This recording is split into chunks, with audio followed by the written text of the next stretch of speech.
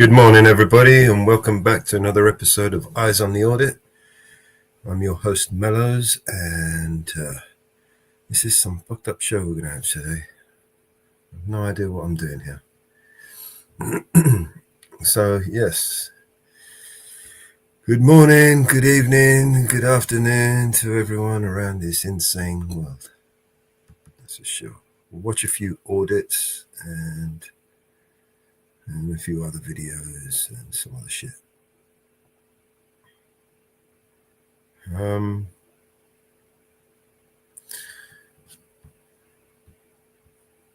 We got this bloody bullshit going on at the moment with this UK EU deal that they've got going on. So let's just listen to this shit. Keir Starmer has called Britain's new deal with the European Union a win-win for both sides after hosting the first UK-EU summit since Brexit. It's a wide-ranging agreement, and here are some of the new measures. A deal to cut red tape and align standards with the EU to allow more farming and food exports. In return, the EU has been given an extension of its existing fishing quotas, with boats having access to British waters until 2038.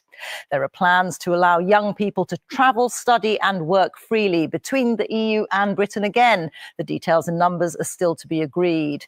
And British travellers will be able to use electronic passport e-gates in the EU to reduce queuing time, although this needs to be implemented by individual member states. The Conservatives and Reform UK have both accused the government of surrendering to Brussels. We'll look at the economic impact and also at what it means for the fishing industry. But first, Chris Mason looks at the politics of the deal. So we got to pause this shit for a minute. Morning, Inferno. Daniel, how you doing, mate? So basically, we got Brexit, we got out because we didn't want him to have all that shit, and then he's just going to give it to them anyway. This guy's a fucking traitor of the highest order, right? He's given them our army, he's given them our food, our fishing, our food, everything that makes us independent from Europe. He's giving it away, right? This moron, this fucking absolute fucking piece of work. Anyway. Cameras, arches, chandeliers. So often the trio of moments of theatrical diplomacy. Good morning, have you driven a hard bargain? Add shouting reporters to the mix and you have a... Have you given a hard bargain? This is the journalists we've got, right? The spineless fucking immoral journalists that we've got with no integrity. Are you going to give us a hard... Please, sir, can I have some more? Summit. This the first ever between the United Kingdom and the European Union. This is the reset moment the Prime Minister's long talked about. Let's now see what the detail amounts to. BBC, good morning, everyone, and welcome dickhead, to London. The sun is just coming out. The sun had long set late last night when the negotiators, fueled by takeaways, finished talking. The deal was given final approval first thing, flanked by two of the EU's most senior figures. The Prime Minister then joined us to sell his deal. Ladies and gentlemen, Britain is back on the world stage, working with our partners, doing deals that will grow our economy. Selling the country out. That's what you just did, you piece of shit. This deal is a win-win. It gives us unprecedented... How is that a win, you fucking moron? You just disarmed us and fucking gave away everything we have. All while sticking to the red lines in our manifesto about not rejoining the single market, the customs union, and no return to freedom of movement. So in other words, we give them everything they want Brexit and no benefit. Normalising a new relationship between the UK and the EU. We're turning a page. We're opening a new chapter in our unique relationship. This is the story of historical and natural definitely unique. That's the one fucking true thing you said. On the global stage, facing most of the same challenges, pursuing the same objectives, like-minded, sharing the same values. Today was never going to be about massive change. Ministers have long promised they wouldn't do that. There is a defence and security pact with the prospect of British arms firms being able to sell their products to EU countries more easily. There's also a deal to cut the queues you may have stood in at It's European about airports, weapons but getting rid of them sales. will now That's be what it's down about. to individual Making countries. fucking money, selling, buying, UK's and controversial controlling agreed to energy. give the EU access And to you UK give away fishing everything we have. waters for 12 years. In exchange, there is in the jargon an SPS deal, which is about making it easier to sell food and agricultural products into the EU. This is a How are we going to do that if you give it to them? Keir Starmer has They don't agreed need all to of buy it this off us concession if you just after fucking concession. gave it to them. What he wants to do is just be able to say we're closer to the EU without working in the national interest. We Liberal Democrats welcome the agreement today because we think it is a positive first step towards undoing the damage caused by the Conservatives' botched Brexit deal. But we are clear that today's agreement should be a first step and a stepping stone, not the final step. A 12-year deal on fishing is completely unacceptable. Likewise, sort of becoming a rule taker of new rules and regulations from Brussels, being subject to the European Court of Justice again. This is unacceptable. Strong views on Brexit are still not far away then, and neither are those difficult trade-offs between making trade easier and where power lies, sovereignty.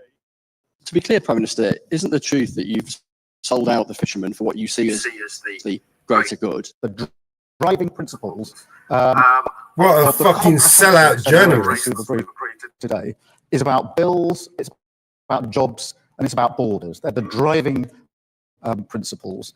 How about you ask him a real question? Cuts away a huge amount of red tape for businesses and the way that we trade.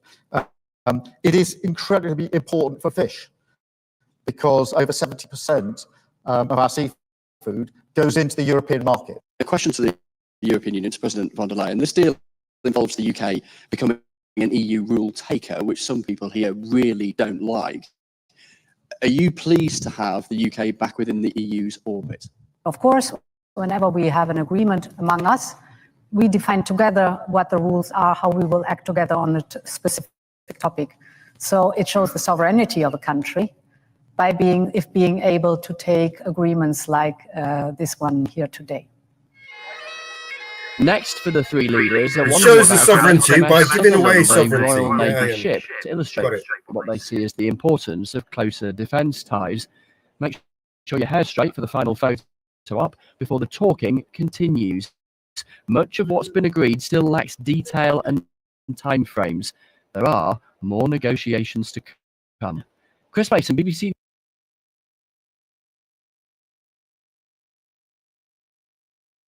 I mean, what the fuck is there more to fucking done? You literally just gave away everything we have and you want to negotiate. You don't do that, mate. You don't just give everything you got and then negotiate after you've given everything away. You tosspot fucking moron, fucking pathetic piece of shit, traitorous motherfucker.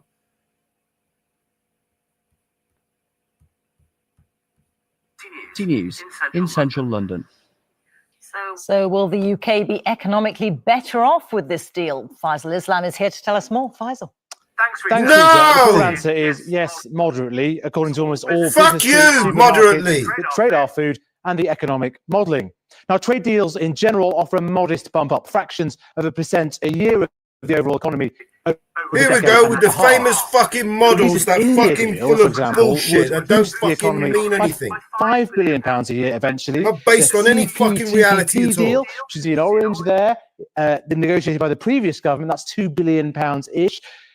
The US deal to alleviate tariffs, well, that was worth hundreds of millions. And the deal for the 6 Gulf nations in yellow there is also imminent. Now, today's deal with the EU is worth £9 billion a year by 2040, but this only really flows from that free-flowing food and farm exports and electricity trading improvements. By with the EU. 2040. Which trades so much with Europe, this bigger boost comes from just those 2 areas. The big rollback of post-Brexit red tape is the eradication. BBC is the worst fucking piece of shit fucking news agency on the planet. They're such fucking costing new hypocrites. barriers to trade, especially damaging to perishable goods. 4 years ago, one exporter showed the reams of forms, the need for a vet to stamp for safe. Hey, Ma, hi, Others, welcome, man. cheese makers and popcorn makers, showed us how they had ceased trading, particularly directly with individual buyers in the EU. Some are now changing their plans after today. This is a great result for us and for every other food business in the UK right now. We've really struggled since Brexit. We haven't been able to ship online orders to our internet customers from all over Europe who want to buy our popcorn. So it's really positive. It's good. It's just a shame that it's taken so long. And maybe I wouldn't have actually sold that my business as I had to at the time. So this turns the clock back towards friction-free trade for often highly perishable food that the UK had in the EU single market before Brexit. In the business community,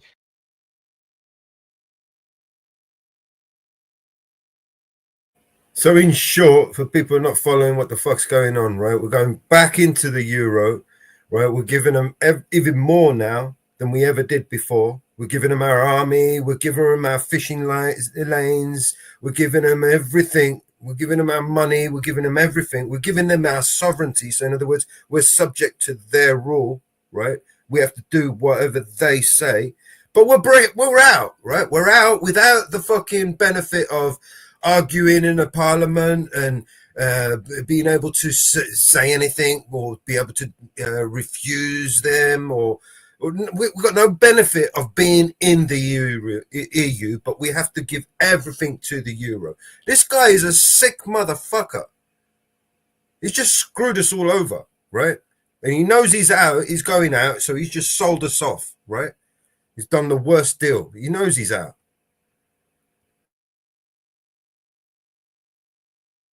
they see similar deals in manufacturing, engineering, and services as the future of this new strategic partnership. There's definitely more that we are looking for that can come. So the VAT requirements for small businesses, I mean, we have a worse situation than Norway, for example, currently, being part of the PEM, getting mutual recognition for our qualifications, professional qualifications. So there's more good stuff. Listen to this bullshit. Now, there are trade-offs here with fishing, as we've been hearing, and another quid pro quo, even now, the UK following EU rules and standards in food and farm trading. This was a red line for the previous government, not for this one. A deal was in the election manifesto. But when Brexit was being negotiated, the then government said a deal like this with Europe would rule out global Britain's trade deals around the world. That is clearly no longer the case, as you can see. It's a big change and leaves the UK with some of the closest deals offered by a number of important trading partners. Rita. Basil, thank you. Fuck you, you lying piece of shit. Today's agreement gives EU fishing boats continued access to UK waters until 2038. The government insists that the industry and the country will benefit because, as Faisal was explaining, in return there'll be reduced checks on food exports to the EU. What the fuck? Claim that fishing has What kind of bullshit deal is that? To secure a deal. James Cook reports now from Fraserburgh. So we give them all that shit, and then they can. What a motherfucking shitty deal that long is. gone. The hustle and bustle has died away.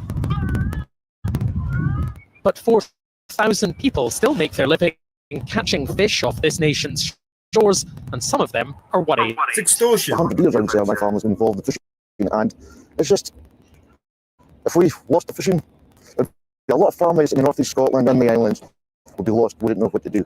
We just reinvested a new boat 2 years ago with Brexit, thinking we turned a corner. Now the future's uncertain. We could be looking at this worst case scenario. This could devastate the fishing industry.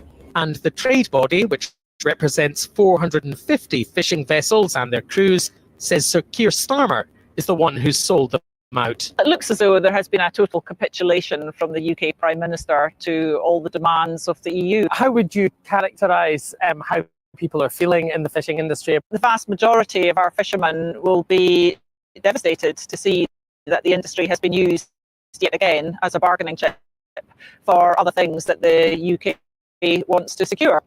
The identity of places such as Fraserburgh is closely tied up with fishing. But the cold, hard economic truth is that the industry is a shadow of what it used to be. And it appears that other sectors, bigger sectors of the economy, have been prioritised in this deal. Those sectors include salmon. It's Britain's single biggest food export. And producers say they've lost £3 million a year since Brexit because of delays and red tape.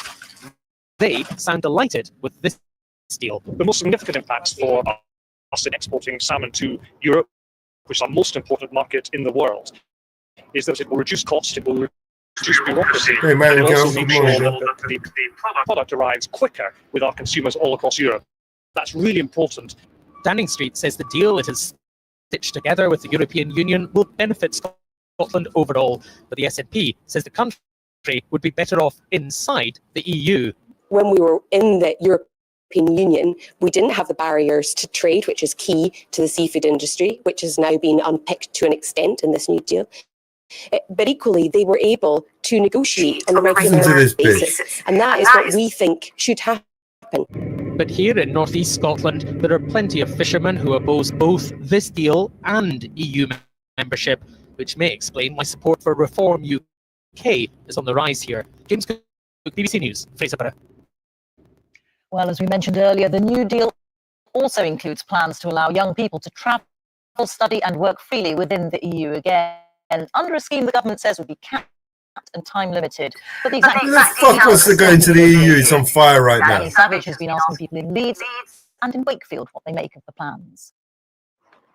Leeds University, a place where traditionally many students do courses that offer time working in the EU, but post-Brexit that became more challenging, as language student Lucy explained to me. There are so many seminars and workshops you go to about getting a visa, and especially for Spain. Oh, I feel so bad for my friends who are going there on my year abroad because there's just so much admin to fill out. This isn't about students and people traveling freely or selling their fish. This is about them joining the EU and giving our army to them so we could continue to fight this never-ending war, because we probably are one of the leading world's arms manufacturing countries in the world. So we manufacture weapons. That's our main asset goal here. This is what we make. This is what we sell. This is what we make the most profit on. Or in fact, this is what they make the most profit on, because they get to spend our money indiscriminately. We get to pay for people to die all around the world, right? Because of their weapons, right? This is what it's all about. Selling more weapons. They want to continue this war. They want to join the EU, make this European army, and they're going to nationally conscript everybody. And of course, we're going to be the first to go, right? These fucking idiots, man. I think we're all stupid. It's me going to offices and trying to get their identity card, get their visa sorted. Get your identity card, go on. How dare you? I think it's a really, really good move. Sasha is a languages professor at the university. Some people will be watching this thinking, oh, I'm not sure about this. More foreign workers, young people coming into this country, not necessarily to go to university. What would you say? Really boost our economy. They don't want us, mate. They've got enough of their own problems. Scheme, so these people are not necessarily here to stay. Fabio runs a nearby restaurant and would love to welcome back young EU workers, but it won't be a return to a pre-Brexit setup. Do you think there's the possibility of a mix between young British workers and people coming in from Europe who want to make a career of it? I would generally say so. I can imagine myself being really pleased and happy to work with a mix. We had a referendum to leave, and now we're aligning ourselves back with Europe and giving away things that we should be having. Down the road in Brexit supporting Wakefield, a future youth mobility scheme sparks some... Wow, they actually allowed him to say that on John, BBC. Dave, Jennifer and Moira. But if your grandchildren will go to Spanish or French, I would love them to be able to do that. Yeah. And I'm sure that families in Europe would love their children to be able to do that. And we shouldn't be restricting them because of political ideas. If more young people voted to remain, young people should be given that opportunity to have at least 3 years of that freedom. Oh, yeah. Young people aren't 35 years old, are they? You know, it's up to 35 years old. They're not young. Why come to this country? The Prime Minister says today will move us on from Brexit rows. Times are changing.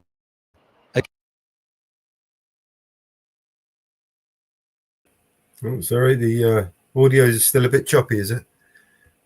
Oh, let's try that again then.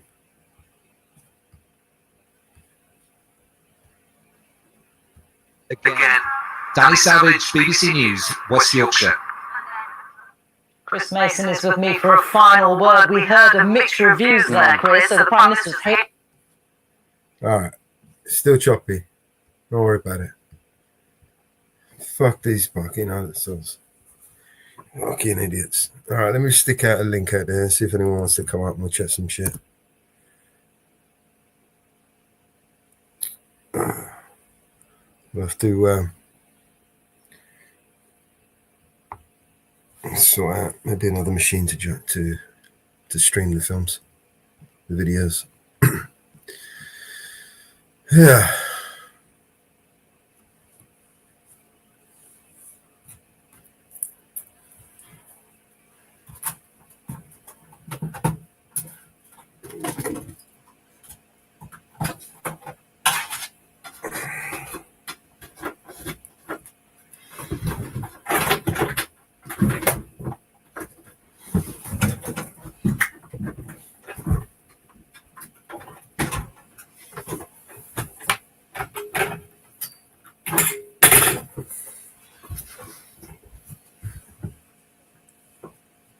Okay, bear with me.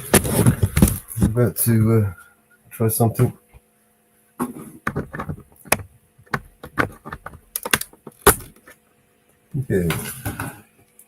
That works.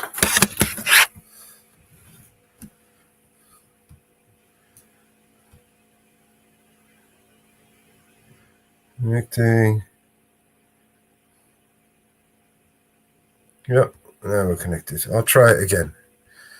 Tell me if it's still choppy.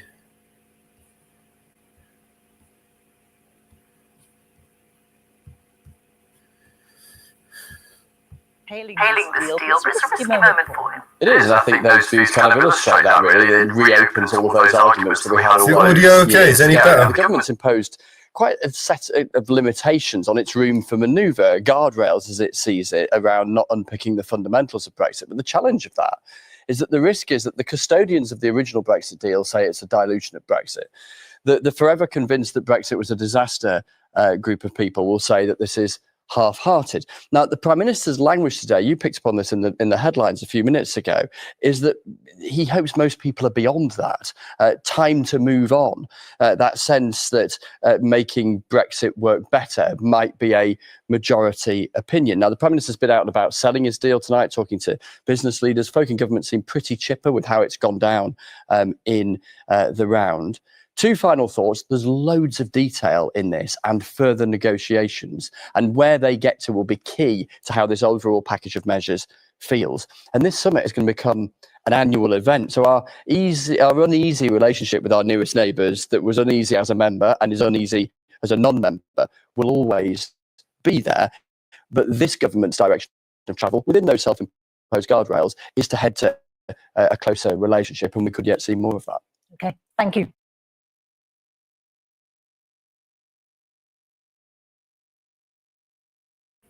He was making sure he was getting his notes out there, wasn't he? He was reading out his notes properly.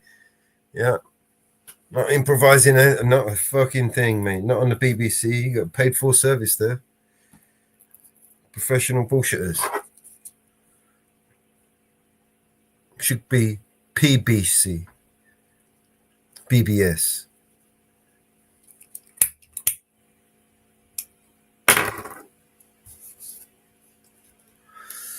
Yeah, fucking sick motherfuckers, man. This is how they try to sell that shit. Fucking stupid, man.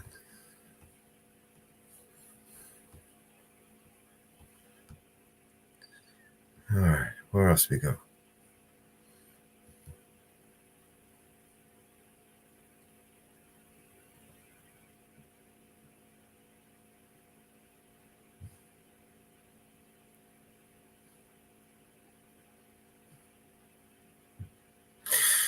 Oh, yeah, all right. I don't know about you, but I don't know about you. No. Let's try this again.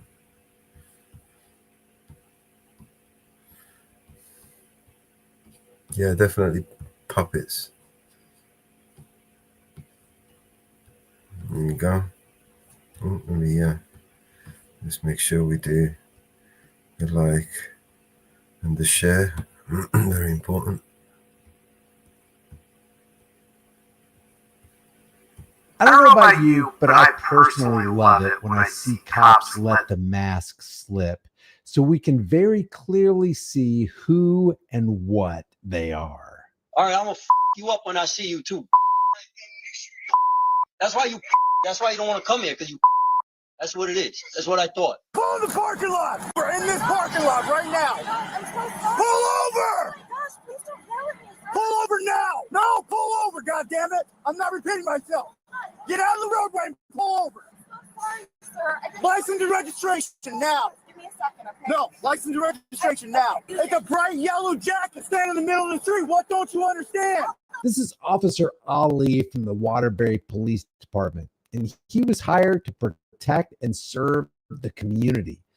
Guess what he did with his power and authority? Our top story right now at 6, the shocking footage of a Waterbury police officer threatening someone while on the job. Officer Sebastian Ali has been placed on administrative duty as the department now launches a full investigation. Your reporter Dylan Fearon live right now on West Main Street tonight with the new details for us. Dylan.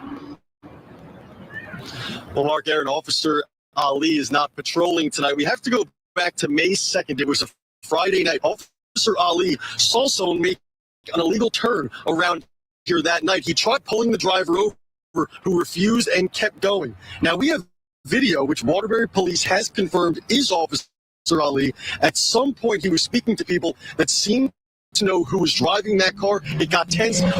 Officer Ali was angry, and we had to bleep out several words as he used disgusting language. Here's the video. I saw your face. All right, bro. I'll see you. Don't worry about it. All right, I'm gonna you up when I see you too. That's why you don't want to come here, because you. That's what it is. That's what I thought. If that car doesn't appear in the next 10 minutes, I will literally make your life a living hell. I am the wrong cop. Now, I agree that what this cop is doing and how he's presenting himself is completely unprofessional. We've seen cops in the past and cops presently. Look at any YouTube video on the platform. They are doing far worse than Officer Ali here, and everybody's outraged about his language. This is who cops are. When they do finally let the mask slip and their smiling face goes away and their fangs come out and their claws start protruding out of their nails, they show you who they are. This guy needs to be investigated. This isn't his first rodeo. There's no telling how many people he's actually abused. If he can't control his temper right here, and everybody pretty much knows if there's a Ring doorbell camera, some kind of camera, and they're operating knowing full well that this video footage could be reviewed and scrutinized later, and yet they still can't control their temper. They're showing you who they are. They're showing you they have a short fuse. They're showing you they have a volatile temper, and they're a danger to the community that they're supposed to be protecting and serving. We see this a lot. The outrage here is warranted because of the unprofessional conduct, but we've seen cops do far worse, and there wasn't even this level of outrage. To take off on. I will be here every day knocking on your door. I will put an APB out on that car right now and make sure that every state trooper, every cop in this city and every other city is looking for that car. And whoever is found in that car is going to get so f***ed up.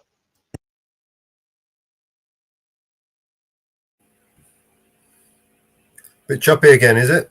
All right, give me a sec. Let me just, I know, I'll put a little tune on and then restart my browser.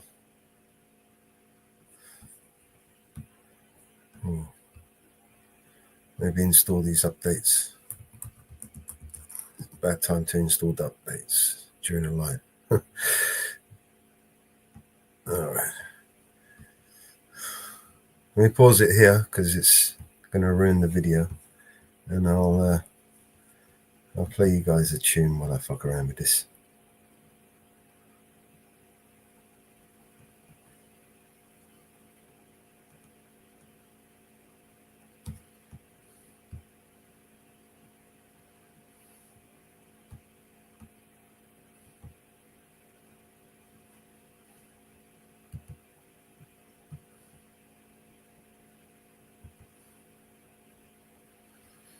Don't worry about all the videos.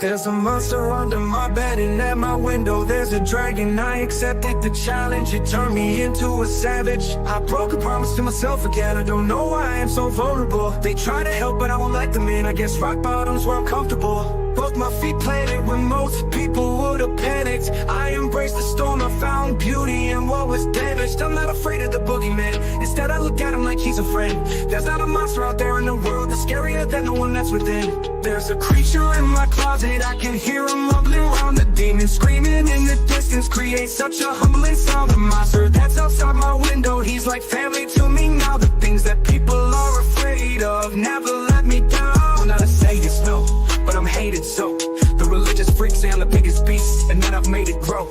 When I spray this flow, I created more. Creatures alike when I heat up the mic, I'm a blade of the night, but I'm tainted though. By the darkness I'm blinded, I spark it and shine it. They find it, this mind is woe. What if they label me a demon seed? Wanna disable, now I see them bleed. Injure me fatally and see them grieve, no.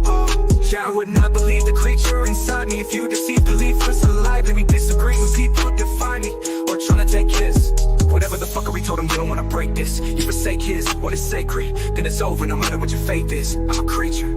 There's a creature in my closet, I can hear him rumbling around. The demon screaming in the distance creates such a humbling sound. A monster that's outside my window, he's like family to me now. The things that people are afraid of never let me down. Yeah, I managed to get myself in trouble, all of this pain. Yeah, I'm down in this double dose and liquor's always to blame. If I could keep myself sober, I keep my hands to myself. I take a shot and it's over, that's how I end up in hell. I do.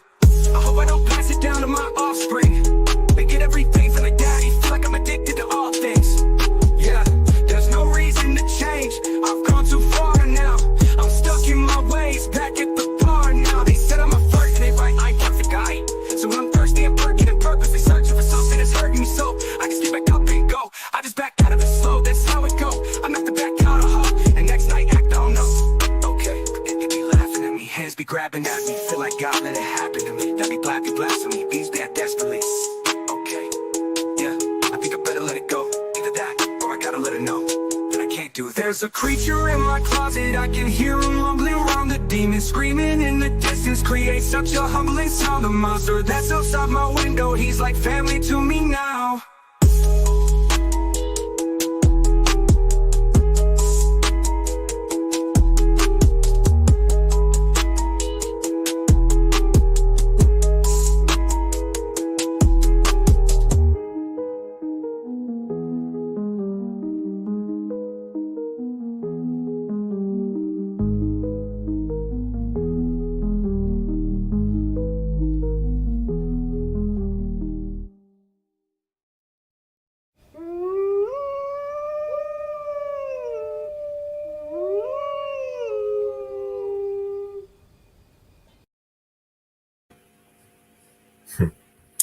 All right, so let's try this again. See if it's still a bit choppy for you guys.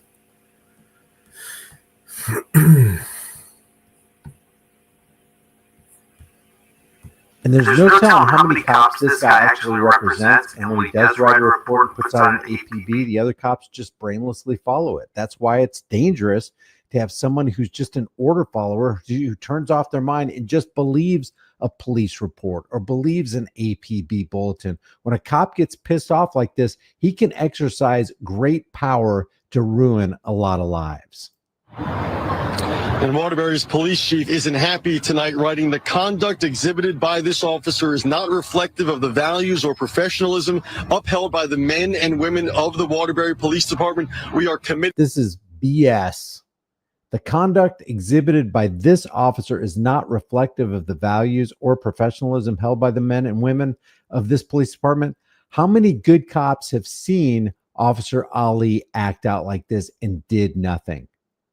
How many abuse victims lie in the wake of Ali? He should be investigated. Every traffic stop he was a part of should be scrutinized, and there should be some serious justice that commences. And we'll get back to this story in a second, but Waterbury may sound familiar to you because of this guy right here. This is Officer Hinkle. And this is the kind of attitude and anger that Officer Hinkle displayed in his community. This is just a couple years ago. Hi, good evening to you both. Yeah, this is the intersection where the incident happened about a month ago, and we just got a chance to talk to the chief about it, who says that Officer Hinkle's actions that day were unacceptable and caused some distrust to the public's trust in the department. Now, they also released a nearly 10-minute video of the whole thing. You just saw some of it now.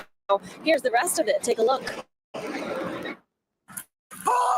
On December 12th, this stoplight at the intersection of Thomaston Ave and Homer Street stopped working. So Officer James Hinkle was directing traffic there. That's when a woman drove through the intersection, and Officer Hinkle can be seen slamming on the driver's side of the car, yelling at her to pull over. So she did. Pull over! Pull over now! Did you not see this bright yellow vest standing in the middle of the street? No, I did. I thought you were leaving. No! This means stop! This means stop! I didn't see that until I was already past. And then you still drove by me! Over the next few minutes, the interaction continues with Officer Hinkle yelling at the driver and her apologizing, saying it was a misunderstanding. He called for backup. At one point, he told the other officer this. Would you mind filling this out for me? My hands are a little shaky right now. That ticket for the driver has since been dismissed, and the assisting officer... He's so mad that he couldn't even write the ticket. He couldn't control himself long enough to make his writing legible because he was so pissed off over nothing. If you look at him, he's not really doing this. He's not giving a clear sign of stop. His hand is kind of down as he's waving the other car on. Can be seen here saying this.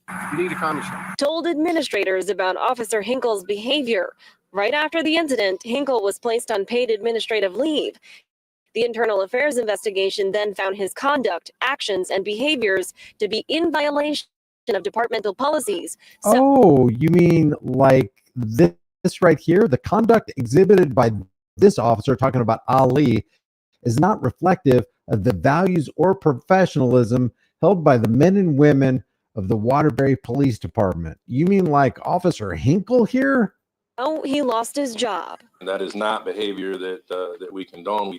Our officers are not trained to act that way. We will not tolerate that type of action or behavior. Chief Spagnolo even says he's never seen a case undermine the public's trust as much as this one. In my opinion, that's what occurred here. Doesn't it undermine, seriously undermine public trust in these other police departments when you tase a Johnny Wheatcroft and terrorize him in front of his distraught family who's screaming bloody murder, and Johnny Wheatcroft gets tased 11 times, including 2 times in the private parts? Doesn't it erode trust in a department when a man saves an entire police department from a mad gunman at the Arvada, Colorado Police Department, and then they turn around and execute the guy who saved them from the other gunman? We're talking about Johnny Hurley here. Doesn't it erode public trust in local police departments when an Officer Jimenez from the Minnesota Police Department offs a Philando Castile simply for trying to show him that he has a concealed carry permit? I can think of far more egregious incidents that erode the public's trust. What is the Waterbury Police Department actually involved in? What criminality? To what extent are they actually terrorizing the people of Waterbury?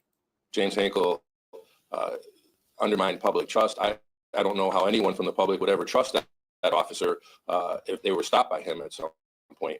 How could anybody trust any officer that, for example, pulled them over and economically terrorized them and took the last $125 that they had to actually feed their families because of a corporate traffic violation? Doesn't that also erode trust? Doesn't that heighten fears within the community?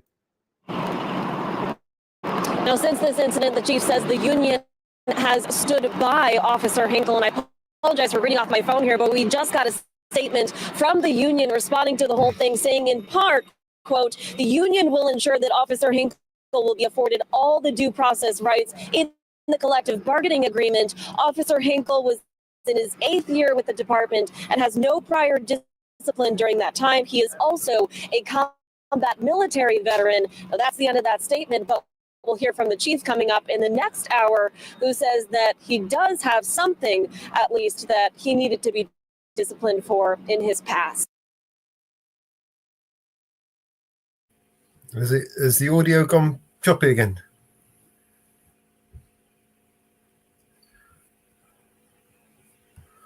Maybe I'll stop sharing and share it again. I don't know what. There's only a few minutes left of it anyway. So Officer Hinkle didn't afford the driver of that vehicle due process, but the police union is going to make sure that Officer Hinkle gets plenty of due process. Back to Officer Ali. Committed to transparency and accountability, a thorough and impartial investigation will be conducted. We know Officer Ali has been with the Waterbury Police Department since 2023. Before that, he was with the NYPD in New York City, but he's on desk duty tonight as police continue investigating.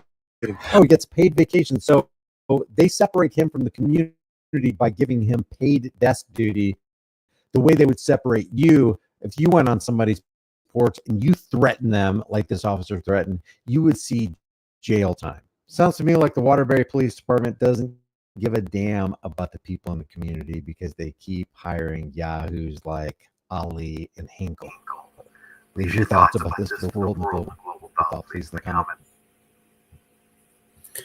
Yeah, he's got to be on desk duty so he can investigate himself, and then, you know, once he has thoroughly investigated himself and his own conduct, he can give us a, you know, I mean, he can't do that. We've got to pay him to sit on the desk and investigate himself.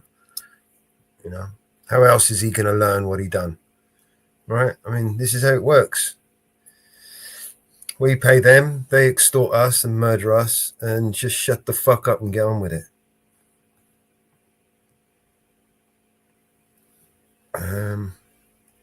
What else is there?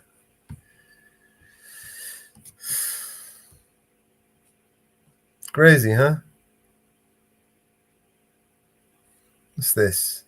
This is a year old. You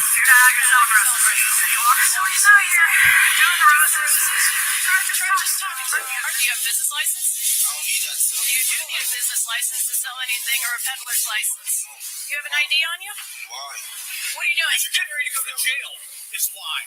This is how police officers treated a 13-year-old kid who was selling palmetto roses in front of a Walmart in Somerville, South Carolina.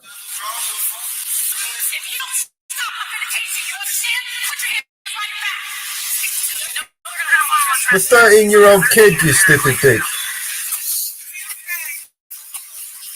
Let's go through the footage and see whether the officers violated this kid's rights. Right off the bat, let's compare this situation to a 3-year-old little girl who was selling lemonade in Kansas City a couple of years ago. Do you want to see a police officer today?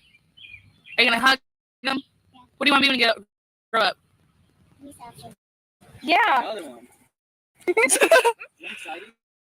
She's been out here since 7, so that energy is coming from somewhere. Oh my gosh, the sheriff! Oh, the sheriff's here! Let me not do the street!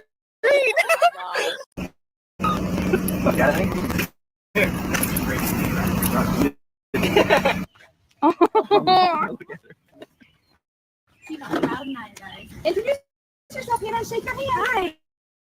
Hi, nice to meet you. Say hi, Hannah. The way the officers treated the 3-year-old girl was great. But you say the 3-year-old girl was nice to the officer. She wants to be a police officer when she grows up. Yes, but would she want to be a police officer if the officers came up to her aggressively and accusatory and in a demeaning way, in a threatening way?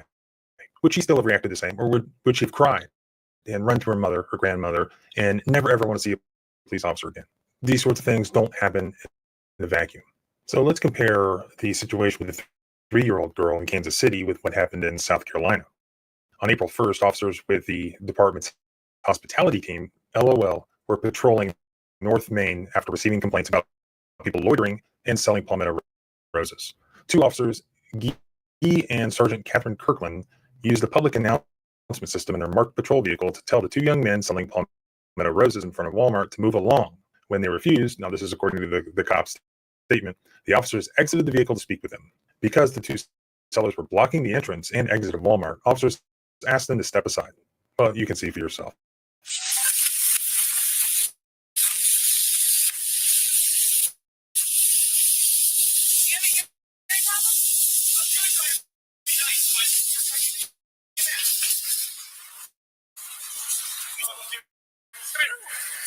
You have an ID on you? Why? What are you doing? Getting ready to go to jail is why. How? How? Because I'm going to put you in that car. So you're not out here selling these roses? Yep, I am. You're not out here selling roses? Yeah. You are? Do you have a business license? I don't need that. Do you have a business license to sell anything or a peddler's license? Yes, you do. Yes, you do. You can go to jail for that. Listen. Do you have an ID on you? Right off the bat, Officer Guy's approach was aggressive and did not attempt to de-escalate the situation, according to State Representative Marvin Pendarvis, who is representing this 13-year-old in the video. He said this was an overreaction. This was an escalation. There was no attempt to try to de-escalate the event from the time that they approached him. The 13-year-old sells the rose-shaped flowers made with palmetto palm fronds quite often, though this was his first time selling them at the Walmart along Somerville's North Main Street. He's on spring break this week. He was spending his time off from school trying to make an honest buck in the spirit of entrepreneurism. It's not uncommon, whether it's Girl Scouts or church groups or Little League groups, to gather in front of storefronts selling cookies, selling lemonade, selling whatever to make an honest buck or to raise money for a particular situation. He asked this question, and it's a good one. If there were Girl Scouts set up there, would the results have been the same? So what you've seen already is how they escalated just from 0 to 100 in no time. And now, just boom, we have violence. Hey, John. Welcome, man. Do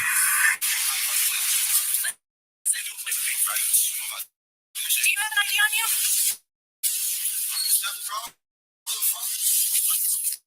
Stop. So Officer Guy chose violence. This was his justification. One of the individuals refused to identify himself and continued to use profanity towards the officers, while customers were attempting to enter or exit the building. Because he was not cooperating, the officers attempted to detain him. According to the police department, Officer Guy grabbed his hand and he immediately curled his arm up to resist. The rose peddler then pushed the officer into a wall. So the officer held him against his body to prevent the individual from fleeing the scene.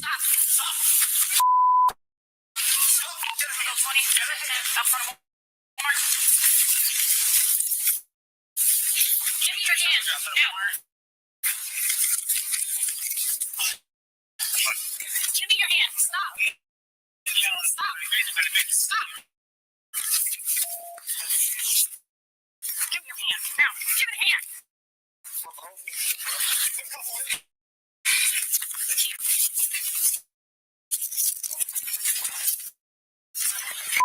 Officer Kirkland then gave loud verbal commands for the individual to stop resisting and secured a handcuff on the person's left wrist. As the officers were attempting to gain control of the situation, the seller struck Officer Kirkland in the face with the closed fist. This statement from the police alleges, though, see for yourself, do you see that in the video?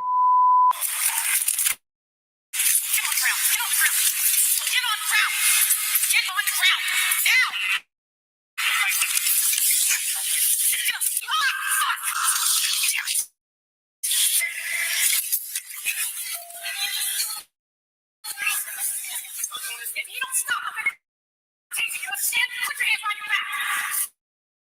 Put your other hand behind your back.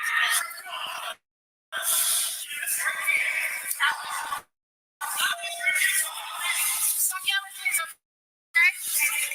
Give me your hand.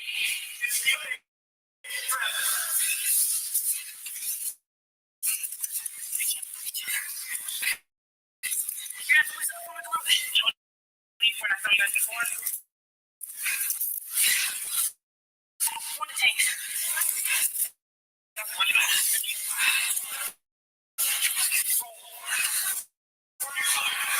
What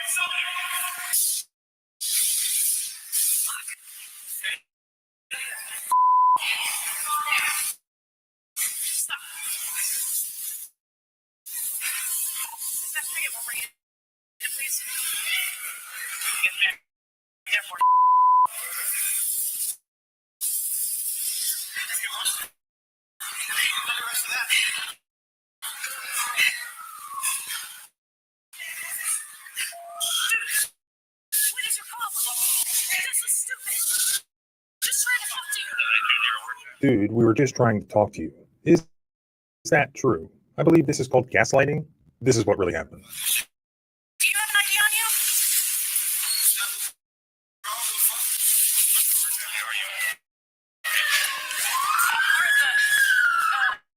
at the regular entrance, not the grocery one, just the doors. 13? You punched me in the damn neck. Don't get it. I got it. Go outside. Down. Yeah, step outside.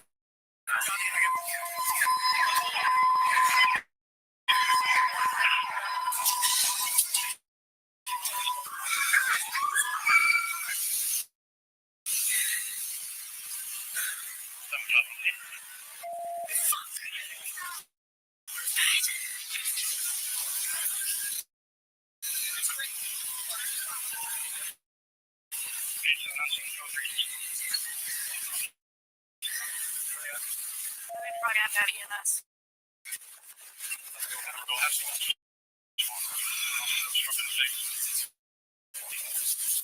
They're inside the door just right there if you want to go see what they need.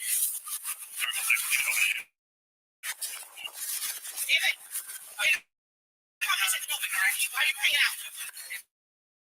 Yeah. So he's out here doing the roses. We tried just talking to him. And he wanted to act like he didn't hear us, so we get out with him. And he starts with like, hey, we need your ID. Because we know we're going to want him on trespass. He's only 13 apparently.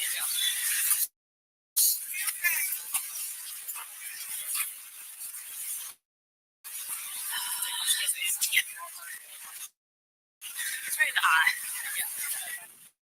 You see the lady out there with her cell phone. Really, that's why you're hearing about this. That is Mimi Rivers, and she originally took the video that went viral off of her phone. This is her post on Facebook where she says, dropping my daughter off first day at work, Walmart in Somerville, and this happened because they were selling flowers. Who baby is this? This is making sure he's okay. That then prompted the Somerville police to post the body cam footage, or the raw body cam footage. And as often happens, they think that the public is going to agree with them, but do you agree? What's the rest of the story? Well, not a whole lot. After the kid was handcuffed, he told the officers that he was only 13. And because he was underage, police will not release his name. He declined medical attention, and the officer who was allegedly punched in the face by him was treated by EMS at the scene, according to the cops. The Rose Peddler, as they referred to him, was charged with assaulting an officer engaged in official duties and released to his mother. The cops also said that the officers determined that the second person who had been selling palmetto roses was on an active trespass notice for Walmart. Police say that they've previously responded to several businesses that have complained about shoplifting by juveniles who were selling palmetto roses. Prove it. We will continue to conduct a thorough review of this incident to ensure our officers followed proper protocols and identified any areas for improvement, the police chief said in an April 2nd statement. Well, let me see if I can help you identify some areas for improvement here. Just give me a few minutes to think about it. I'm sure I can come up with something. In almost all of these videos, the police officers involved could have completely avoided negative exposure to the public if they had just used a little bit of common sense and some compassion. You can't just be aggressive in every situation. I tell people that practicing law, you don't want a lawyer who's just aggressive constantly. 9 times out of 10, you get what you want or what your client wants by being nice to people, by being courteous, by having compassion, by being polite, by having conversations with people. It's almost always time to be nice. That's what's effective until it's time to not be nice. Here, the critics will say, well, that's what happens when you fight with police. You don't fight with police. You don't be rude to the police. Both of these things can be true. When you're a police officer, you're going to encounter children who are not nice to you for whatever reason. There could be 100 different reasons. It's not your job to judge them for that or to punish them. A little bit of being polite, being nice could have gone a long way here. This wasn't a kid who was shoplifting. This wasn't a kid who was standing outside selling drugs. This is a kid who's making roses out of palm fronds. Come on, or out of palmetto leaves, whatever they are. I should know this. How could they have handled this differently? They could have said, well, Walmart called us. They don't want you out here. You have to leave. And then if they don't leave, well, you take it to the next step. Instead, they didn't even bother speaking to them in person. We don't see this part in the video, but they called to them on the loudspeaker, like they're holding hostages or something, and then got out and just got in their face and were rude to them, condescending. How can you expect anything different than the reaction that they did receive? All of this could have been avoided just by being nice. Legally speaking, what are the rights here? Were rights violated? This started off as a consensual encounter. The kid wasn't immediately detained. They started asking him questions. They did not have probable cause to arrest the kid, as far as I know. He wasn't under arrest, as far as I know. They were investigating, which they like to do. They didn't give him any warning, just attacked him with violence. So we went from a consensual encounter where the kid was never told he wasn't free to leave. In fact, he was supposed to leave. That was the whole problem. To boom, not only is he detained, but he's detained with brute force, with physical violence. Should he have not resisted? Should he have not fought back? We don't see him punching, but should he have not resisted them whatsoever? Yeah. But our question here is never looking at both sides 50-50, who was in the right, who was in the wrong. This is an action taken under color of law by the government of the other individual. It's not an equal interaction. Did the government act reasonably? Did they violate the Fourth Amendment by acting unreasonably under the circumstances? To detain him, all they needed was reasonable suspicion. They probably had that. You've seen enough Walmart trespassing cases to know that. But that doesn't mean that they get to do whatever they want with them. Just go automatically use violence. I think they used excessive force on this kid here.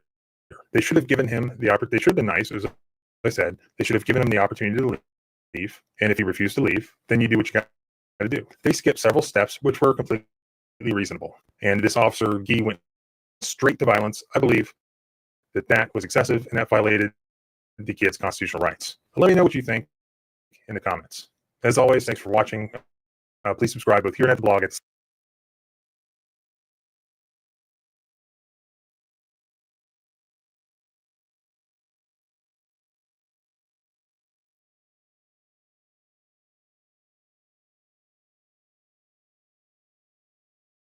Yeah.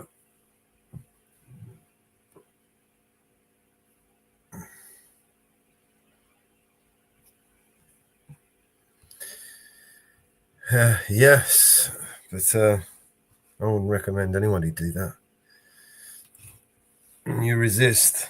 You give them the excuse.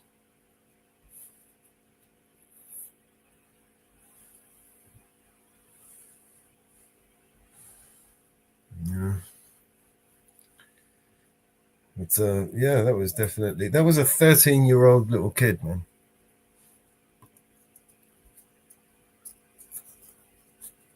That's what they do. It just keeps getting better, doesn't it? After all these, there's got to be millions, tens of millions of videos in the years, of YouTube. It's not getting any better, is it? You'd think it might help, right? You'd think after all those tens of millions of videos from all over the world, you'd think that it might do something, right? Might fucking jog someone's little loose screw. But it hasn't. It's just gotten worse. In fact, they're making laws. They're moving the goalposts to protect themselves even more.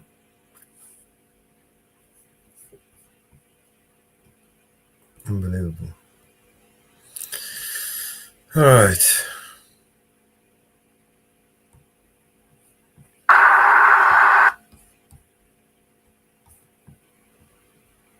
Let's see what else we got.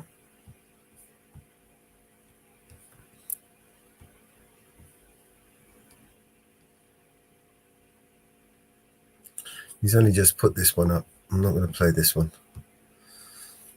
Give him some time.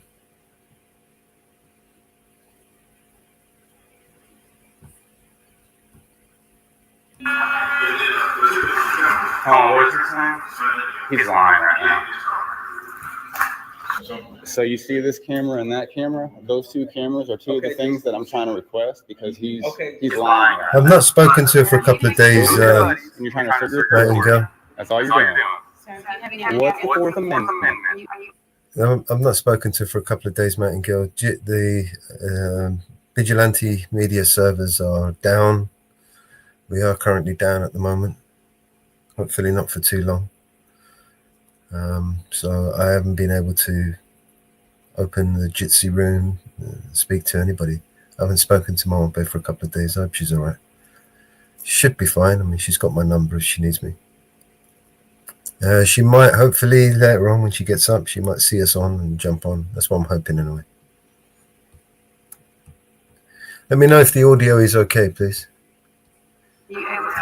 Sir, can you please tell her what the Fourth Amendment is? Because you just said it to me. Did you push that gentleman over there? No, he touched me.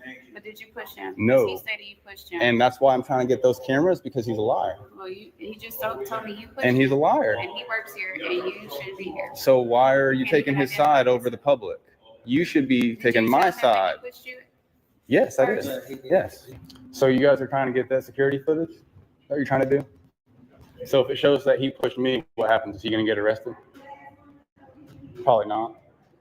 So then why are you even trying to get it? Just arrest me? So you guys are teaming up against me?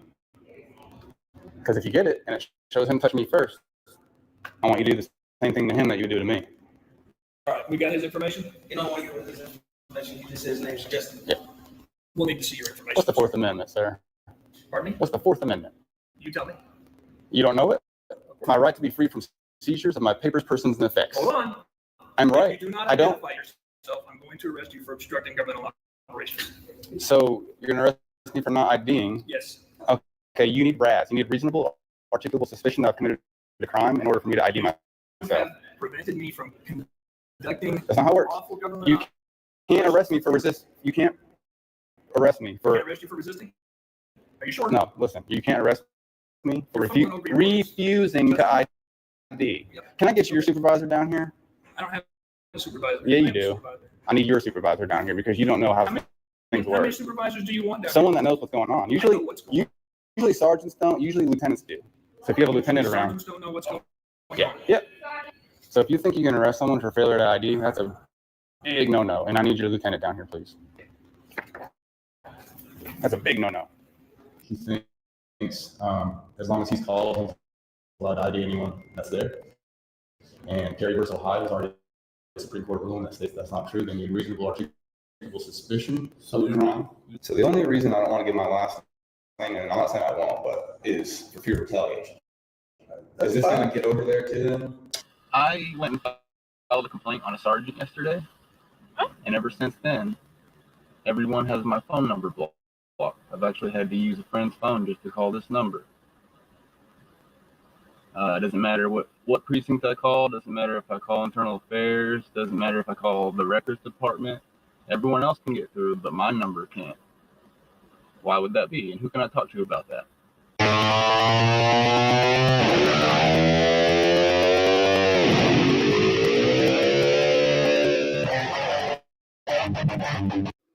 Welcome back. So I want to give everybody a little bit of a recap of what's going on here.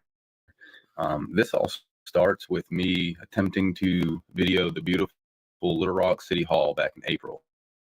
I come in, I'm filming, and I tell the security that's what I'm there to do, and they won't let me in specifically because the mayor's there. They don't want me filming while the mayor's there. Well, eventually the mayor's personal security guard comes down and walks around with me. I don't get to go everywhere I want to, but we do get to go around most of the building.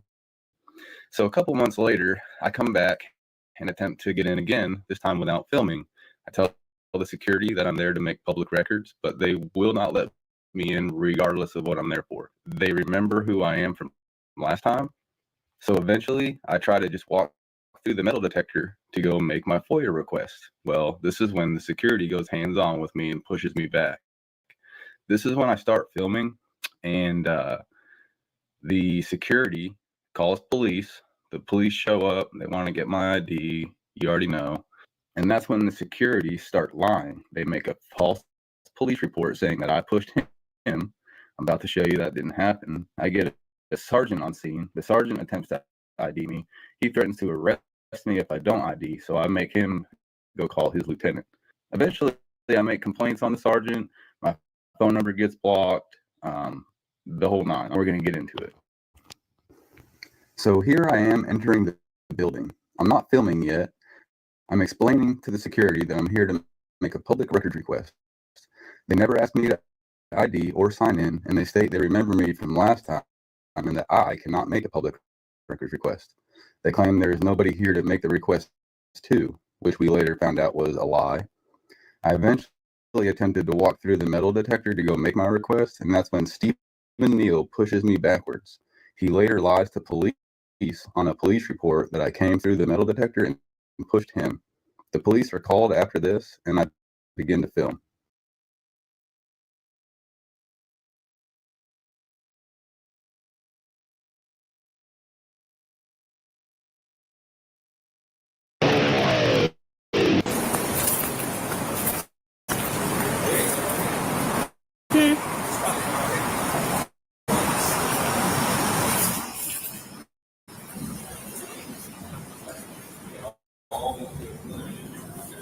Hello.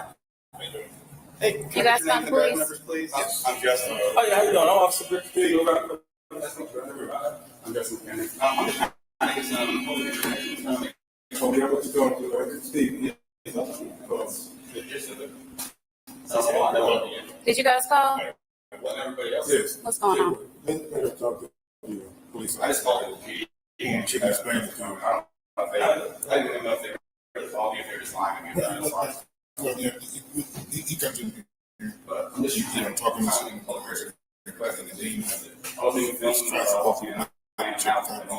came out there, he pushed me, I pushed him back.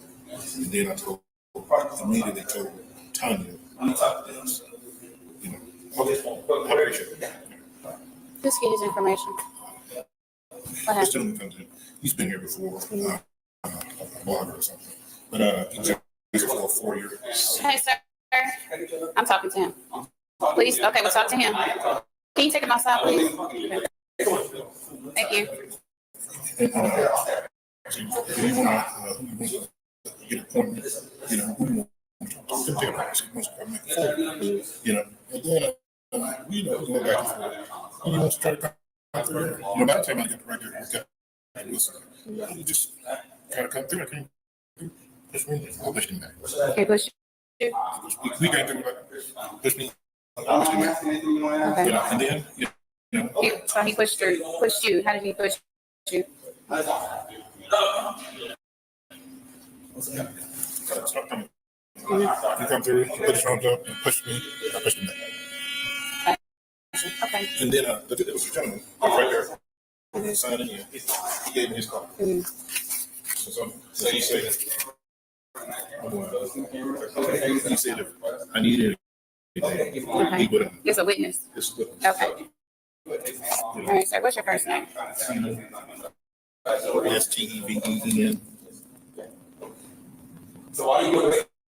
your last name?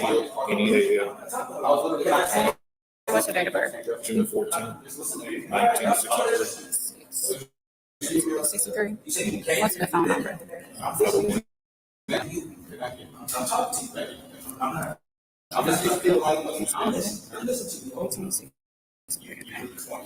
right, so what? He was kind of takes 3 or 4 days before the I'm gonna come up here and talk to you. He didn't want to really have anything to explain to him. He wanted to prove the fact that he could just come in here. We couldn't stop him. That he can do anything in here he wants. There's another guy that does the same thing he did. He actually threatened the boy. There was a case against him. You know, and so I think that's going to prosecution. It should be going to prosecution. You know, and So he threatened somebody here? not him. Okay. There's another guy. But not him. Okay. So did he ever state his business and what he needed done here? He said he wanted to have a nigga for you.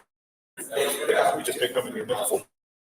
You know, take it online and take.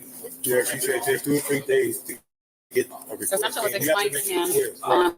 what he needed done.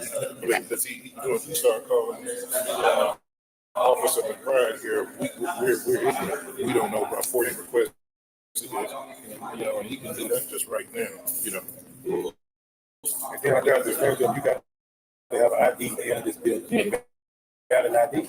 We just keep it to it. You didn't have no valid ID? No, I asked for ID. I ain't got I don't need ID at the end of this bill. Oh, yes, you do. But I'm still taking here and put on there. Loyal patron. He didn't put his real name. You signed in as a loyal patron? Loyal. I did this wrong about that because when I told him he did that, he called another name. He called us.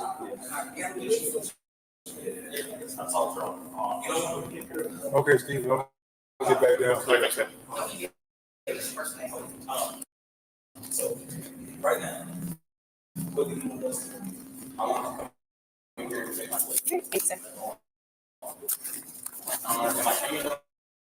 I'm a member of the public from getting photographed. Do you have any identification on you? I don't need an ID. Well, you need an ID to sign into this building or get into this building. Fourth Amendment. Sir, you need identification Ma'am, can you to please get tell me into the this Fourth building. Amendment? He knew the Fourth Amendment. He's smart. Sir. Do you know the Fourth Sir, Amendment? we're not here for this. Did you Do take you? an oath to the Constitution? I don't, Did you you haven't swear even an oath?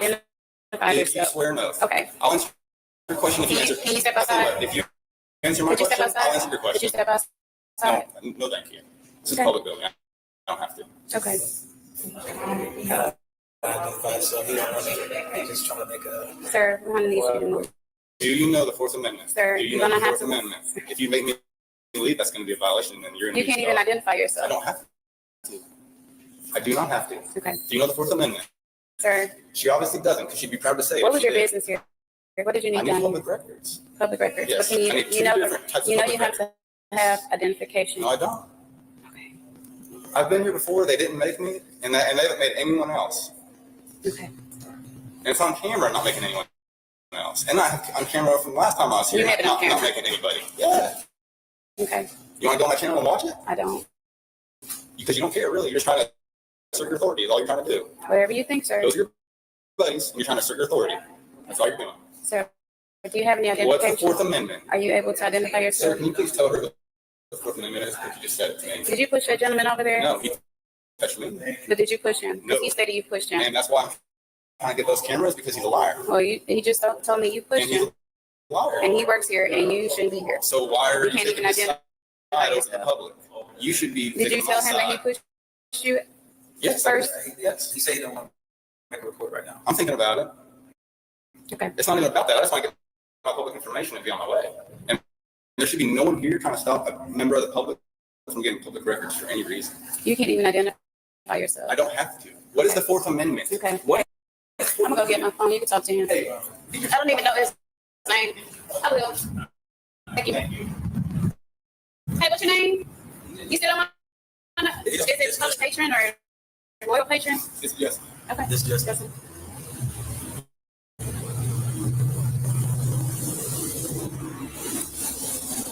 2851, the downtown supervisor.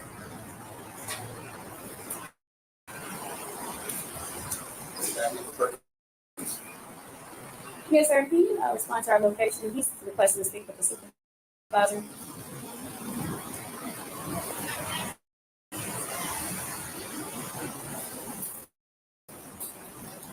I just keyed up him this way. Thank you. You hear me? You won't identify yourself, sir. Your policy. It's a public record, so you can look it up. Okay. I'm just kidding. Okay. I'm a private citizen, and your policy is to identify yourself by act. Abby Baker. Why would you not identify yourself? You're not identifying yourself. You're not identifying yourself. Hey. Would you like to talk to me, sir? Answer my questions? I would like to know your badge number, please. Okay, you're not answering my question, so I gave you the opportunity.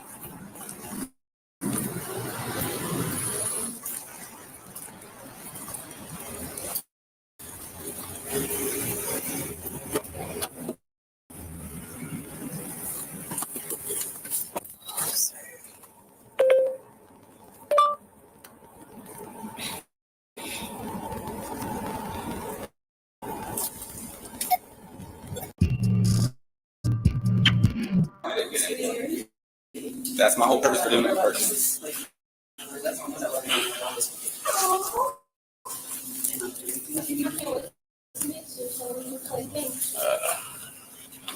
Next time we'll.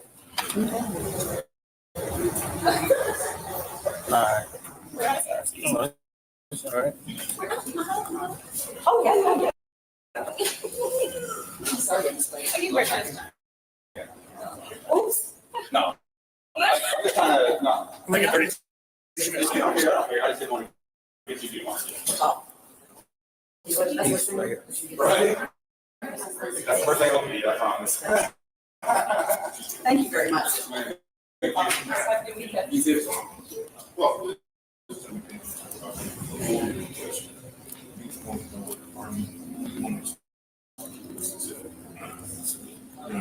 just walk on here, make it $40. Right.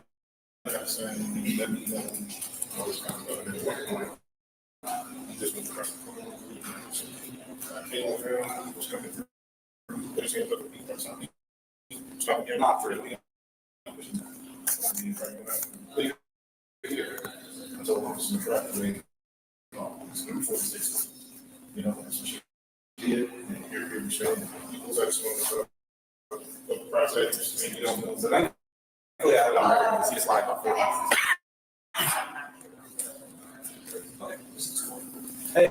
Hey, sir, I'm Sergeant Stanley, Supervisor. Hey, I'm Justin. Nice to meet you, man. So he didn't have a bunch of stuff. So I came in. I got mine signing in, but they never asked me to do that. Okay. They didn't want to let me through because they said I needed to make an appointment. I said that's not like me. And so yeah, they did. Because I was here before, just trying to take pictures of the building, and they called me to. And eventually, the inside. Okay. Just this little spot right here. Okay. And eventually, the security came down and walked around with me, which is awesome. That's all I wanted to do, take pictures. Okay. But they had an attitude with me here that because of that the whole time. So I went in again, they immediately recognized me. I said, hey, I'm not filming today. It's my call. Hey, you're not filming today? Well, I am now, but I wasn't going to. Okay, let's be honest. Okay, you're not listening to what I'm saying. So exactly when I came in, I wasn't filming. I didn't start filming until the police were called. Okay. I was doing many things like walking in the your person. Our interaction out there, interaction with you. I wasn't filming my interaction with them until they spoke. Then I decided they what is it you need? So you mind if I finish my story real quick? So when he put the thing on me first, and that's one of the requests that I'm doing is for those cameras because he's lying saying I touched him. You can do a FOIA request for those cameras. Right, exactly. So all I want to do is that, and I want one more FOIA request, which is the contract between the city for this building and the security. And that's it. That's what you think of. I could have been gone 30 minutes ago. I don't know who would handle that for your request. Really, anyone in this building, I can say it to, and then I can pass it on up.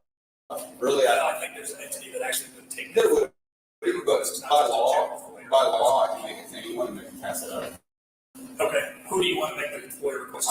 Well, I initially asked to go see public record, and they wouldn't let me. So then I'm not sure if this office is down here. I forget. I just remember that there was one down here last time, and I can make it to them. I already know I can. And I would tell them 8 seconds. Where can we get in to make this FOIA request? The FOIA request is it has to come from the city manager's office. Okay. And we've already. And we'll get forward to them. Office is talking about them there. Right. That'll work. Yeah, so.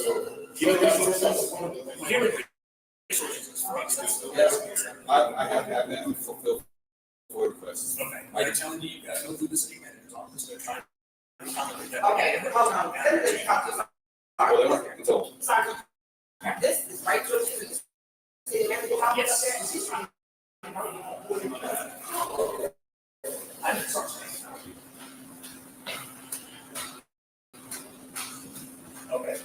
What you request?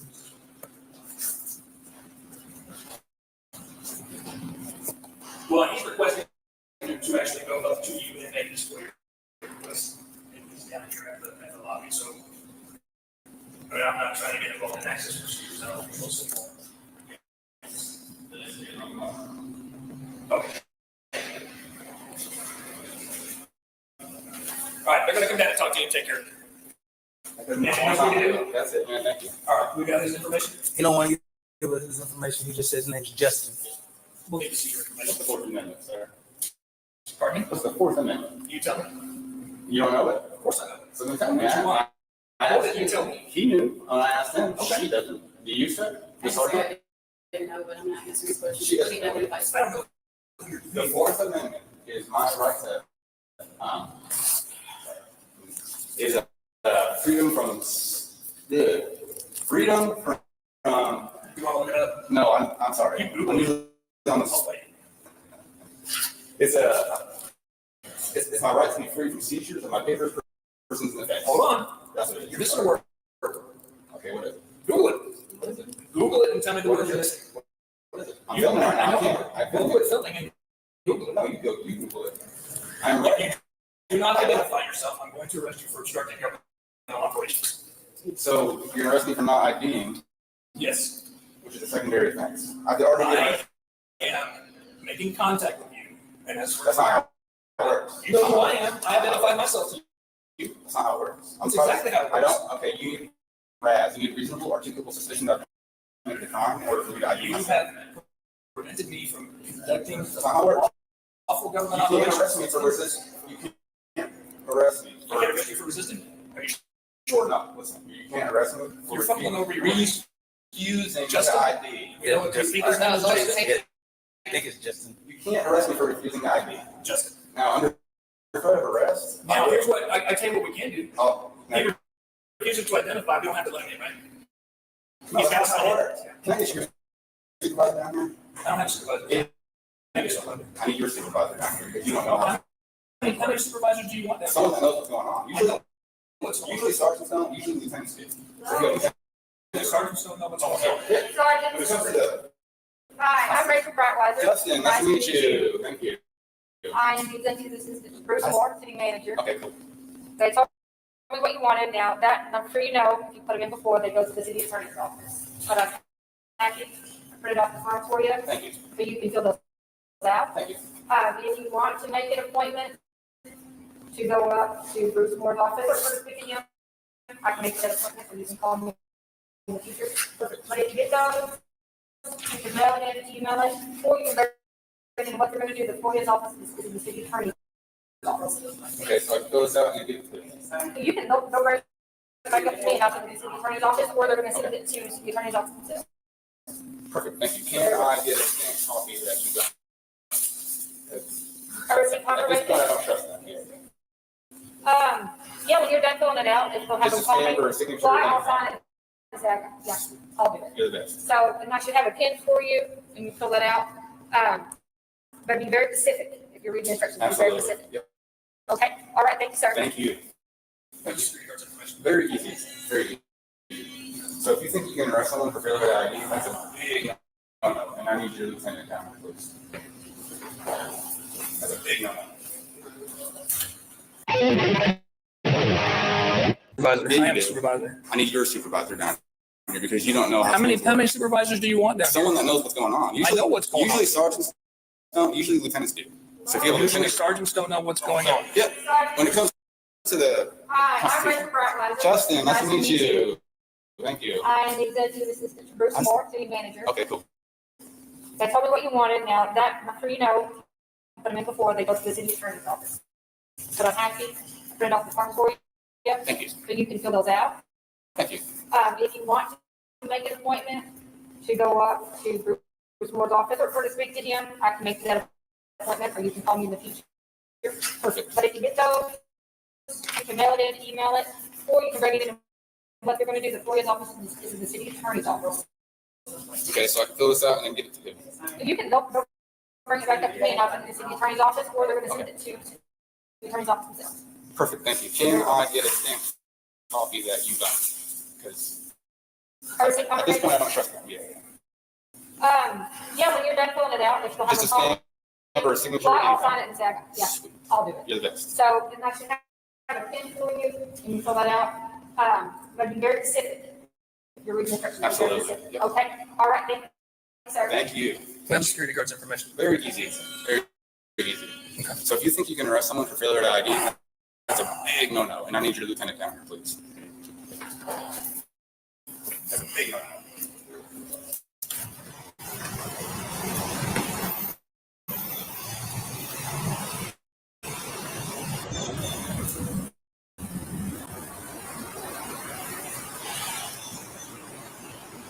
Have Lieutenant call me, please. Thanks.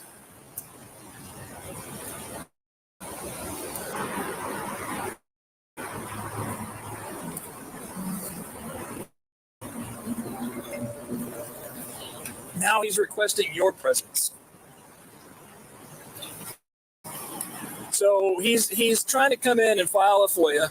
Security was here trying to ask him what department he wanted. He refused to cooperate with them, tried to bull his way through the magnetometers, and the security guard was, "Oh, hey, you can't just walk up in here." So he pushed the security guard back. Then, of course, got in with the officers, and the officers, he refused to identify to the officers, refused to identify with me. I told him, "I need your information. You've caused a disturbance. You're causing public alarm. You can go to jail for disorderly conduct." So now he's saying I'm wrong, and he wants my lieutenant because sergeants don't know what they're talking about. So I only know his name is apparently Justin, and he's filming. I don't know if he's live streaming or filming or whatever, but he's got his cell phone out filming the interaction. As soon as we got here, he started filming. He didn't film the interaction with the security. He waited until we got here to start filming. Yep. Because he wouldn't identify where he was going. You got to sign in to City Hall. He was like, "Well, I just need to go somewhere to do this FOIA request. Any office will do." And they're like, "No, where do you want to go?" And he wouldn't tell them where he wanted to go. He was just going to go anywhere he wanted to in the building. He only signed in as loyal patron, and then tried to bull his way through the security checkpoint. And then that's when we got called. While there's two security folks up here. The male was dealing with him. The female called us. And then my officers got up here, Perkins and Greer, and he worked them over about Fourth Amendment illegal searches and seizures. Of course, he forgot the illegal part. He said that we just can't. The Fourth Amendment says we can't search and seize. Like, that's not what it says. Trying to get him identified, he's refused, and then he asked for my lieutenant because sergeants never know what they're talking about, what the lieutenants do.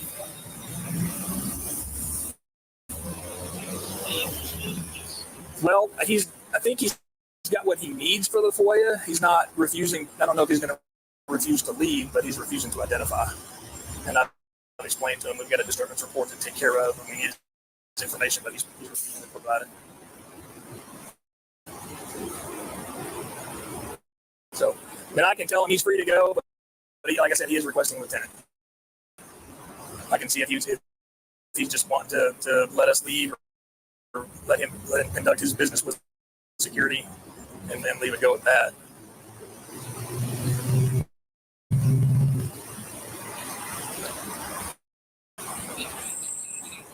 Well, he's got the forms to fill out for the FOIA. They're supposed to go through the city attorney's office, the request he's trying to make. Because I guess he wants the contract for the building and the security company that's working the building up here. I'm guessing this is this stuff out here. I'm pretty sure he's homeless. There's a couple of bags out here, folding chair, whatever that is. But yeah, that's all he wants was to do a FOIA request. He's got the paperwork to do the FOIA request. So I can see if he's just wanting to be left alone and we can leave, and we'll just put him in as Justin and describe him and be done with it. just make it go away. I'll let you know. Okay.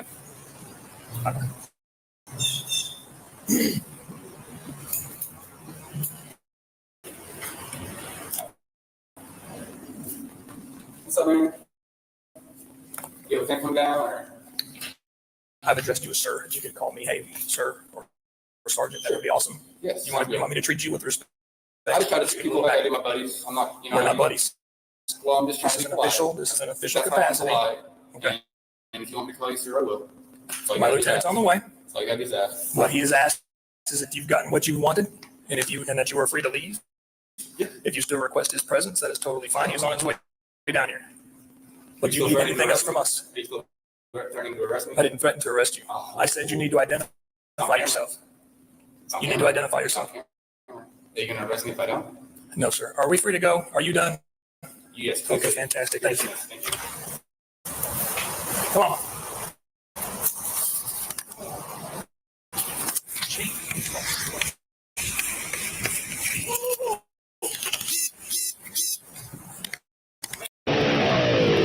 All right, real quick, let's read through the official police report. It is full of lies. This entire thing is completely inaccurate. It's wild. So it says officers responded to 500 West Markham in reference to a disturbance. Upon arrival, officers made contact with Stephen Neal, security. Neal advised he explained to the unknown male the forms he requested were not available for distribution or request, as the personnel over that department was not in the office, which is a lie, because that nice lady Rachel came down with the forms that I needed that same day. So obviously she was there, the forms were there. Neal stated he explained this to the unknown male once more. Neal advised the unknown male was objective to the answer given and refused to leave. Neal advised the unknown male walked toward the metal detector, attempting to pass through it. Neal advised the unknown male pushed him, big lie, attempting to pass through it, but he was able to push him back through. Officers made contact with the caller, Tanya McBride. McBride advised she witnessed the push take place. She's also a liar, and was advised by Neal to contact police before further escalation. Officers made contact with Captain of Security Fred Wilson. Wilson advised he tried making contact with unknown male, informing him that there was no one in the building to grant that request. Lie. Wilson went on to say the unknown male demanded to get past the metal detector and to make a forgery request. What the heck does that even mean? Officers made contact with the unknown male. Officers tried identifying the male, who responded to officers, I did not have to give my identity. The unknown male began to question officers, asking, what's the Fourth Amendment? Officers observed the unknown male pull out his phone and begin to record officers. The unknown male requested to speak with the supervisor. Officers contacted their sergeant, who responded to the scene. Officers made contact with the unknown male, who advised once more, what's the Fourth Amendment? Officers observed the unknown male request the responding sergeant supervisor. Officers observed the unknown male start to make contact with someone who brought down the forms he needed. Weird. Officers observed the sergeant asked the unknown male if there was anything further officers could do for him, as he got the forms he requested, because they were there the whole time. So how many lies did we just witness? This entire police report is lies. It's saying I pushed him. It's saying that I signed in with a name, but I never even signed in at all. It's saying that the people there that make FOIA requests were not there and that I was unable to do it. However, right in the police report at the end, it literally admits a lady came down with the forms that I needed. This entire thing, quality security are liars, and you don't want them at your business. You don't want them anywhere that the public is going to be.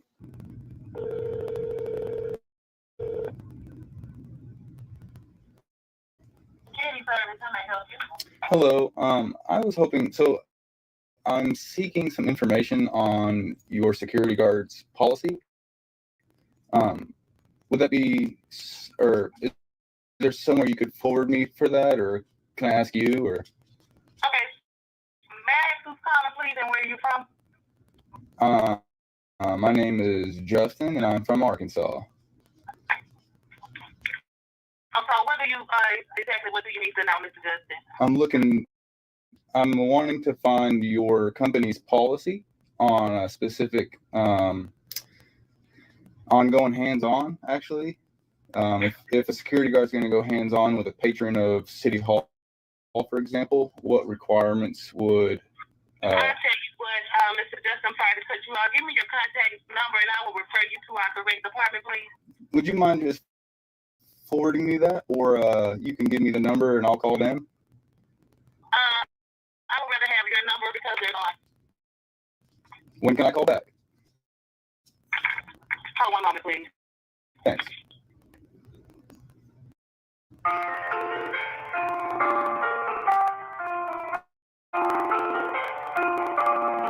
This music sucks. Sorry if you like it, I don't.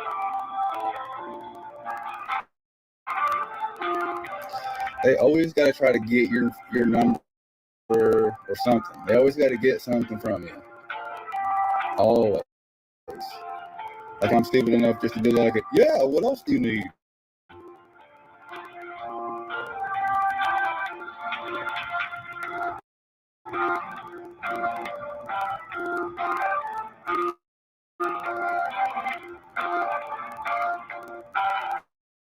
Okay, I kind of like it now.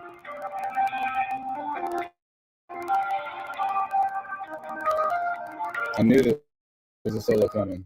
Oh. They hung up.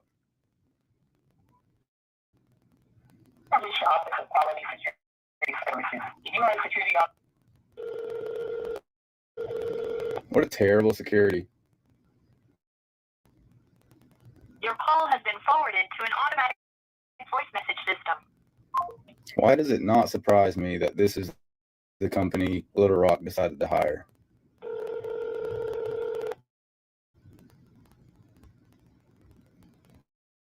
Quality Security Service, how may I help you? Oh, I'm sorry, ma'am. I think we lost connection there. I think so. Is this Mr. Justin? Yeah. Okay, so the person you need to speak with is not in, but you're welcome to call back. Yeah. Is there a good time? I'm not sure of the time. What would you suggest if you were me? Try to call back later. Okay, sounds great. All right. Thank you so much. When I returned to City Hall to pick up the security cam footage, look who's no longer at the front desk. It looks like he's been replaced by a very nice lady. Okay.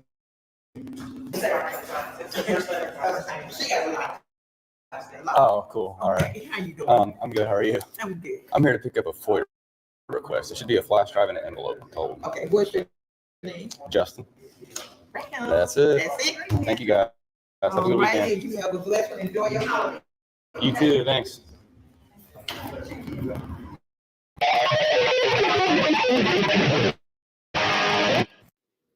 So after about 5 weeks, I reach out to Internal Affairs to ask what the status is on the complaint that I made. I say, hello, Mr. Quiller. I am inquiring about the status of the complaints that were made on August 7th, 2023. I have not received a letter on the results of the investigation, so I wanted to reach out. Mr. Quiller says, Mr. Justin, your complaint is currently under review by the involved officer's chain of command. So then I say, thank you for your response. I mean no disrespect, but isn't that Internal Affairs' job? It doesn't seem right that the police get to decide if the police did wrong. The sergeant is clearly in the wrong here. Mr. Quiller says, Mr. Justin, once you receive the official letter of findings, if you disagree with the findings, there is a review process through the Little Rock Civil Service Commission. The information will be outlined in the letter. And I say, great, thank you for the info. So the response I get to my question of what numbers are blocked and who has the ability to block numbers, the answer I get, the city of Little Rock phone administrator does not restrict or block any internal or external number from having the ability to call any city-owned phone, nor does any individual user employed by the city have the capability to block a number themselves on any city phone. Below are all the phone logs. Now, I know that's what they're claiming, but I have plenty of evidence that shows my number was definitely blocked for at least 24 hours until I got in contact with the chief of police and the mayor.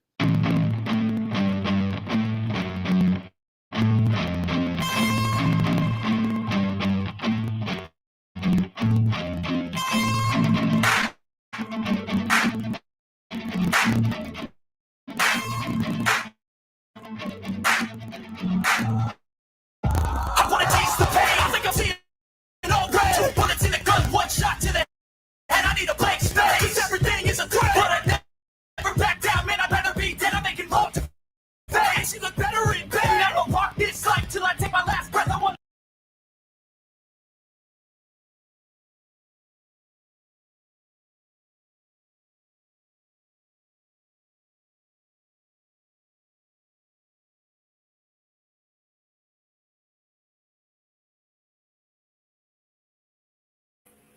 That was the Random Patriot. We just dropped the link over there.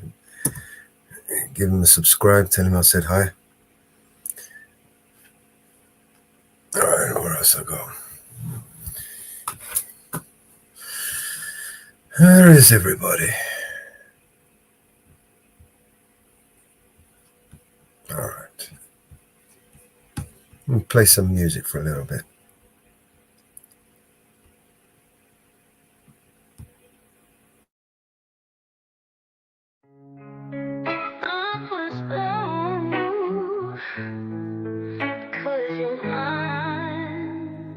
You better stop the things you do. I tell you I ain't lying, I ain't lying. You know I can't stand it. You running around, you know better, daddy. I cannot stand it 'cause you put me down. Oh no, I put a spell on you because you're mine. You know I love you, I love you, I love you, I love you anyhow. And I don't care if you don't want me, I'm yours right now. I put a spell on you because you're mine. You buzz your mind.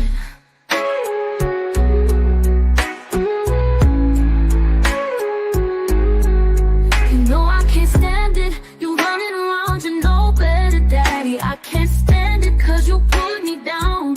Ooh, I put a spell on you because you're mine. Because you're mine. Because you're mine. Oh yeah. Oh yeah.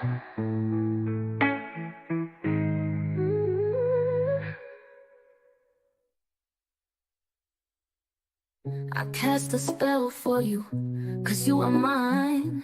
Gonna make you see. Cross that line, you better quit now.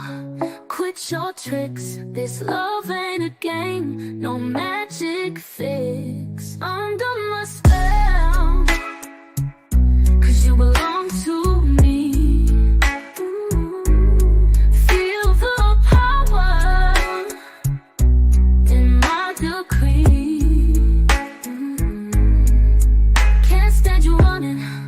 All over this town. See what happens when you get me down. Deep in the night, I love you still. No turning back against my will. Under my spell, 'cause you belong to me. Feel the power in my decree.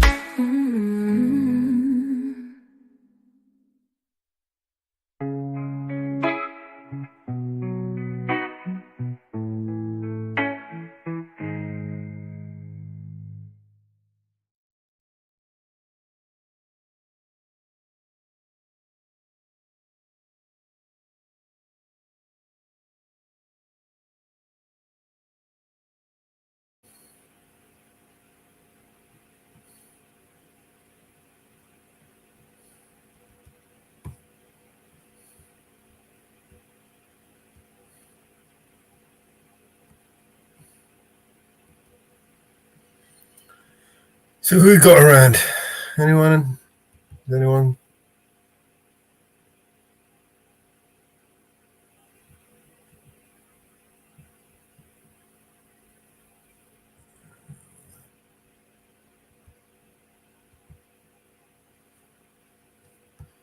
I'll find another video for you.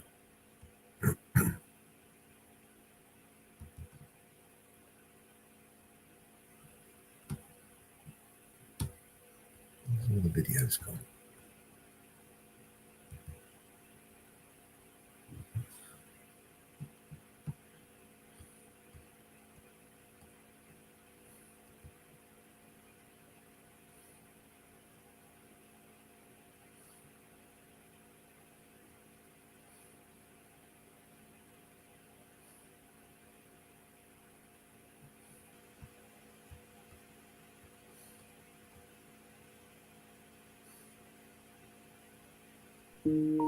Hot bottom at the pain is greater than the suit. Remind them every time it's greater than the suit. Education we defend is gonna save the world. Dreaming reunite together, save the world. I remind them that the pen is greater than the sword. Remind them every time it's greater than the sword. Education we defend is gonna save the world. Dream and reunite, together save the world. I remind them that the pen is greater than the sword. Don't stop trying, we all equally God's light. Education we defend is gonna save the world. Save the world, save the world. Inshallah. Education is not just some privilege, it's a right every child deserves, is God-given. That right comes under threat, it must be defended. You don't think Allah don't see what you're doing to his children? Who's the hell accountable? Who's in charge, mister? These kids don't have nothing to do with y'all business. You should be building more schools, not prisons. They bombed us, it ain't even make the news of y'all city. He could have been a scholar, but he's a child of Gaza. Missile hit his home and crushed and killed his baba. We should be playing soccer or meeting up by our lockers. He wanted to be a doctor, but he didn't have those options. Like the pen is greater than the sword. Remind them every time it's greater than the sword. Education we defend is gonna save the world. Dream and reunite, together save the world. I'll remind them that the pen is greater than the sword. Don't stop trying, we all equally God's lives. Education we defend is gonna save the world. Save the world, save the world, inshallah. The system need to be eradicated. The attack on education has been activated. It's not random, it's intentional, it's calculated. I'll be lying if I said I wasn't aggravated. I ain't smiling cause I ain't happy. Know how many times I pray for peace and peace ain't happy. Still get on my rug and pray for peace, still gotta take actions. And people held responsible for actions. Until then we gotta stay active, we need change that. Change need to be data driven, accurate, comprehensive. And since we are the victims, we deserve a voice in the day-to-day decisions. And we can dig this generation out these great. Remind them that the pen is greater than the sword. Remind them every time it's greater than the sword. Education we defend is gonna save the world. Dream and reunite, together save the world. I'll remind them that the pen is greater than the sword. Don't stop trying, we all equally God's light. Education we defend is gonna save the world. Save the world, save the world. Inshallah, system need to be eradicated. The attack on education has been activated. It's not random, it's intentional, it's calculated. I'll be lying if I said I wasn't aggravated. I ain't smiling cause I ain't happy. Know how many times I pray for peace and peace ain't happen. Still get on my rug and pray for peace, but God take actions. And people held responsible for their actions. Until then we gotta stay active, we need change. That change need to be data driven, accurate, comprehensive. And since we are the victims, we deserve a voice in day-to-day decisions. And we can dig this generation out these grave conditions. I'll remind them that the pen is greater than the sword. Remind them every time it's greater than the sword. Education we defend is gonna save the world. Dream and reunite, together save the world. I'll remind them that the pen is greater than the sword. Don't stop trying, we all equally God's light. Education we defend is gonna save the world. Save the world, save the world, inshallah. Remind them that the pen is greater than the sword.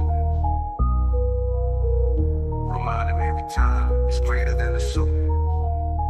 I'll remind them that the pen is greater than the sword. Remind them every time it's greater than the sword.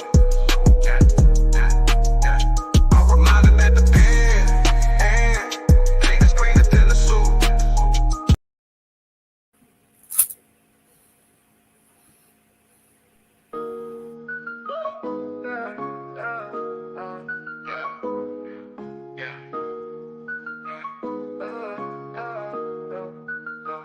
Yeah, I'm stepping out the shadows, real talk, no bravado. I'm masking all the fakes, man. Government's the puppet show, they're pulling strings from above. Got their hands soaking in our blood, preaching peace while they're waging war. Tell me what they fighting for. Eruptions of virus, spreading like an inferno. Preying on our fears, a world of chaos they churn, yo. I'm just a mellow man, but I see through their plans. All these dirty deals sealed with bloodstained hands. I'm raising the voice, gotta make that choice. Stand up, speak out, let's make some noise. They can't control us, they can't ignore. All of us together, loud we roar. Check the headlines, read between the lines. Cover-ups, lies, it's just their design. $1 trillion wars, starving the poor while the rich feast and keep asking for more. Got me questioning who we really trust in. Puppets on a string and morality's rusted. We're just pawns in the game, anonymity's a shame. But I'm breaking silence, exposing the violence. Skeletal secrets in the closet, bones laid bare. Decoding their deceit as a gasp for air. They muddy the truth with their polished lies, but I see clear now, no wool over these eyes. I'm raising the voice, gotta make that choice. Stand up, speak out, let's make some noise. They can't control us, they can't ignore. All of us together, loud we roar. Check the headlines, read between the lines. Cover-ups, lies, it's just their design. $1 trillion wars, starving the poor while the rich feast and keep asking for more. Got me questioning who we really trust in. Puppets on a string, their morality's rusting. We're just pawns in the game, anonymity's a shame. But I'm breaking the silence, exposing their violence. Skeletal secrets in the closet, bones laid bare. Decoding their deceit as a gasp for air. They muddy the truth with their polished lies, but I see clear now, no wool over these eyes. I'm raising the voice, gotta make that choice. Stand up, speak out, let's make some noise. They can't control us, they can't ignore. All of us together, loud we roar. It's a battle of minds, the fight for what's right. They're cloaked in darkness, we're the bringers of light. So gather your courage, let's reclaim our power. This is the moment, it's our final hour. I'm just mellow, what words hit hard, explosive ammo.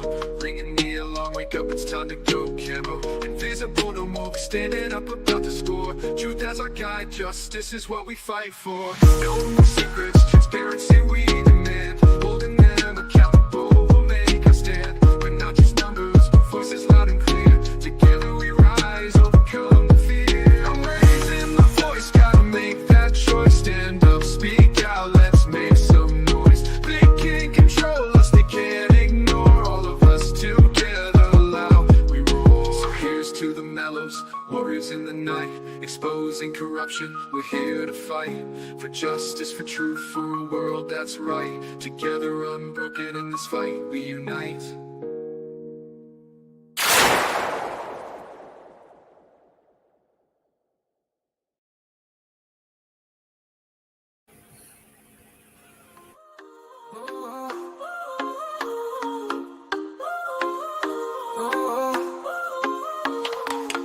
Moonlight high above us, we got that OG smoke. Rooftop party on fire, liquor pouring like hope. Big beats moving bodies, women dancing so free. Booties shaking like rhythms everyone wants to be. Rooftop groove, we fly high. Underneath the starry sky, feel the bass in our soul. Let the good times take control.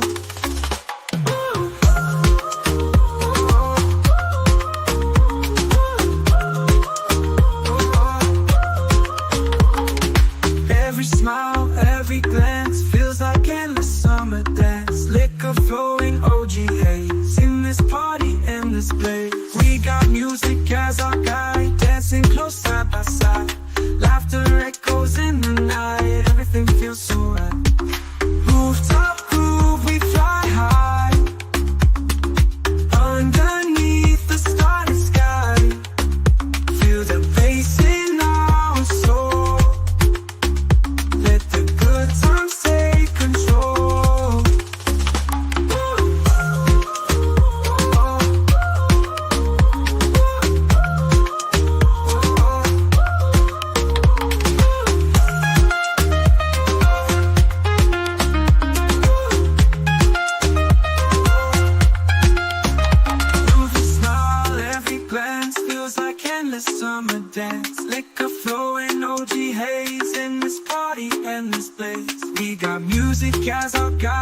dancing close side by side.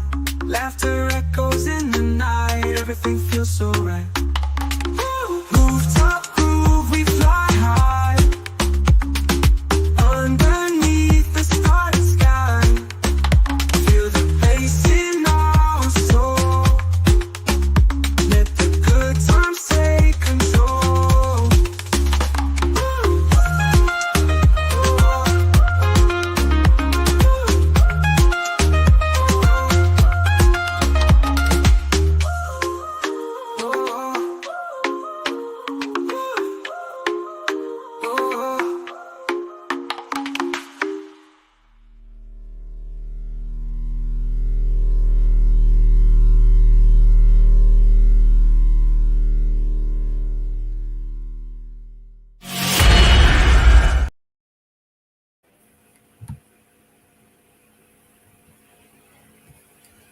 All right. Where else we got? Since no one wants to jump up and join me. A bit early for you guys, I suppose. It's only 10 o'clock for me.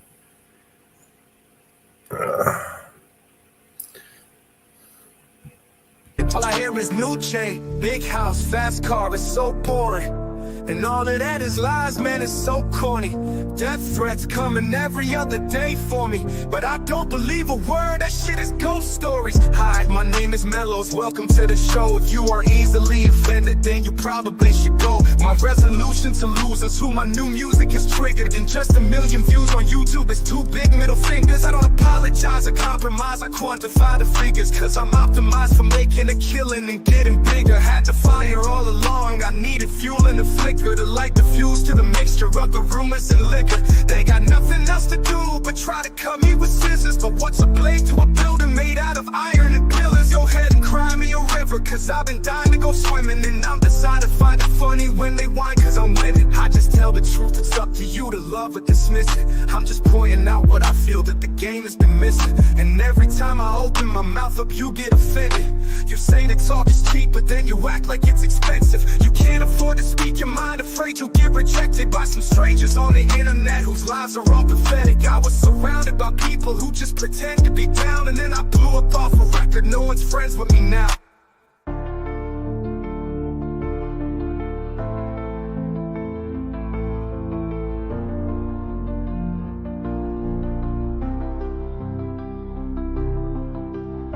But I hear's new chain, big house, fast cars, so bored. And all of that is lies, man, it's so corny. Death threats coming every other day for me, but I don't believe a word, that shit is ghost stories. Hi, my name is Mellows, welcome to the show. If you are easily offended, then you probably should go. My resolution to lose is who my new music is triggered. And just 1 million views on YouTube is 2 big middle fingers. I apologize and compromise and quantify the figures, cause I'm optimized for making a killing and getting bigger. Had to fire all along, I needed fuel in the flicker to light the fuse to the mixture of the rumors and liquor. They got nothing else to do but try to cut me with scissors. But what's a blade to a building made out of iron and pillars? Go ahead and cry me a river, cause I've been dying to go swimming. And I'm deciding to find it funny when they whine, cause I'm winning. I just tell the truth, it's up to you to love or dismiss it. Hey, Colin. Just pointing out what I feel that the game has been missing. And every time I open my mouth up, you get offended. You say that talk is cheap, but then you act like it's expensive. You can't afford to speak your mind, afraid you'll get rejected by some strangers on the internet whose lives are all pathetic. I was surrounded by people who just pretend to be down, and then I blew up off a record. No one's friends with me now. You say that talk is cheap, but then you act like it's expensive. You say that talk is cheap, but then you act like it's expensive. You can't afford to speak your mind, afraid you'll get rejected by some strangers on the internet whose lives are all pathetic. I was surrounded by people who just pretend to be down, and then I blew up off a record. No one's friends with me now. No one's friends with me now.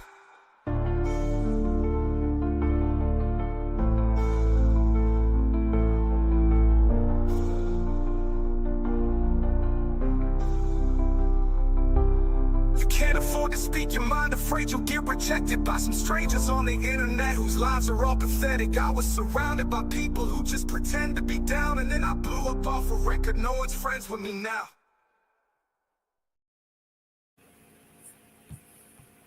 All right, where else we go? got any new songs uploaded or videos made.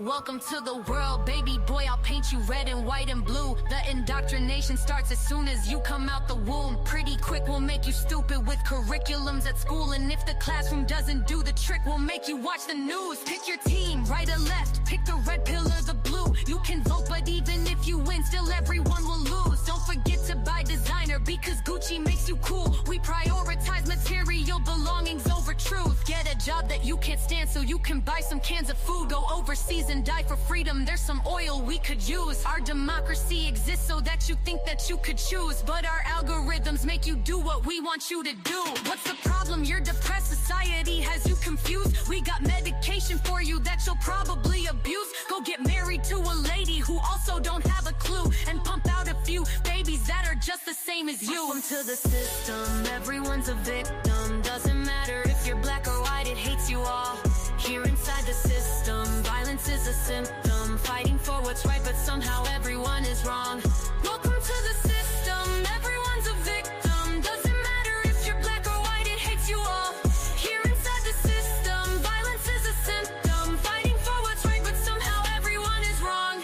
Welcome to the world, baby girl, I'll paint you pink if that's okay. We'll encourage self-destruction through the music that you play. We divided all the men by trying politics and race, and honestly, it's working awesome, so for you, we'll do the same. Never teaching you to love yourself, inject you full of hate, objectify your sexuality, then blame you for the rape, and weaponize the differences that make our men and women great. And just to screw with you, erase the genders, everyone's the same. We'll empower you with rights to vote and fight for equal pay, then have the men turn into women and you'll fight for them again. But you thought you had it figured out, but everything has changed.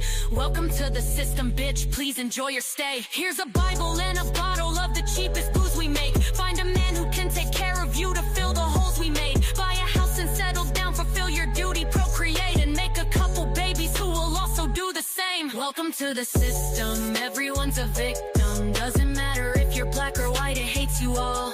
Here inside the system, violence is a symptom. Fighting for what's right, but somehow everyone is wrong. Welcome to the system, everyone's a victim. Doesn't matter if you're black or white, it hates you all. Here inside the system, violence is a symptom. Fighting for what's right, but somehow everyone is wrong.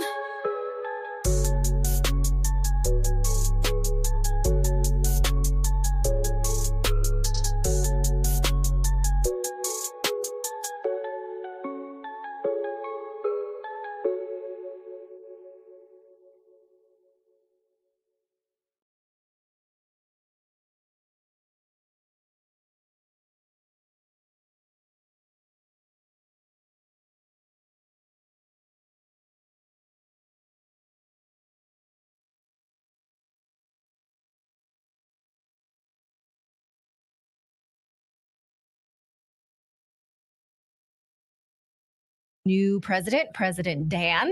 I think it's Nkusor Dan is how you say his first name. But this election is a total sham. They had an election just a few weeks ago. The globalists didn't like who the people picked, so they reran the election until they got the guy they want. And what a surprise. The media is calling this an election stunner, that they got the pro-EU aligned candidate in.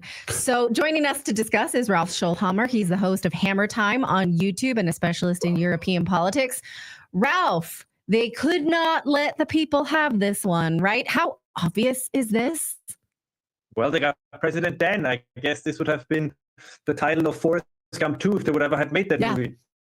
No, you're right. It turns out if you let people vote long enough, at some point you get the results that you're hoping for. Although I have to really kind of top my head to the candidate of the right, Mr. Simeon, who I think from a moral perspective and also for the stability of Romania, in the end did the right thing in accepting the results. Because despite him losing, he performed quite impressively. And I think he as an individual is more impressive than the original candidate who was the reason for the annulment of the election, Mr. Georgescu. So on the long run, I think the tendency, what we see in Romania and the rest of particularly Western Europe, is going to continue. This is a setback for those support the right in Romania, but I don't think it's necessarily the end of the story.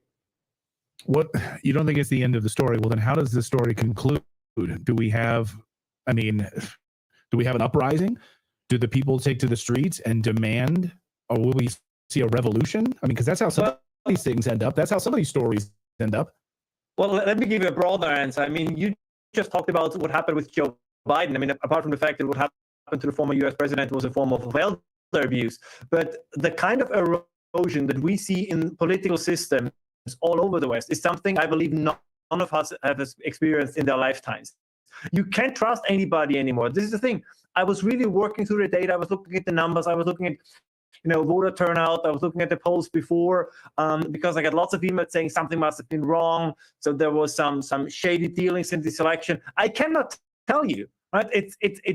Maybe it was on the up and up. Maybe it was not. But the point is that there's a growing number of people whom I sympathize with, who simply say for very good reason that no matter what information comes out, it's not true. And of course, this attitude is absolutely justified, because if the wrong candidate wins, they simply annul the results and send you back to the polls. Or you have a candidate like it was in the United States, who apparently had both cancer and dementia, and they pretended like nothing ever happened and nothing was going on. So this is very, very difficult.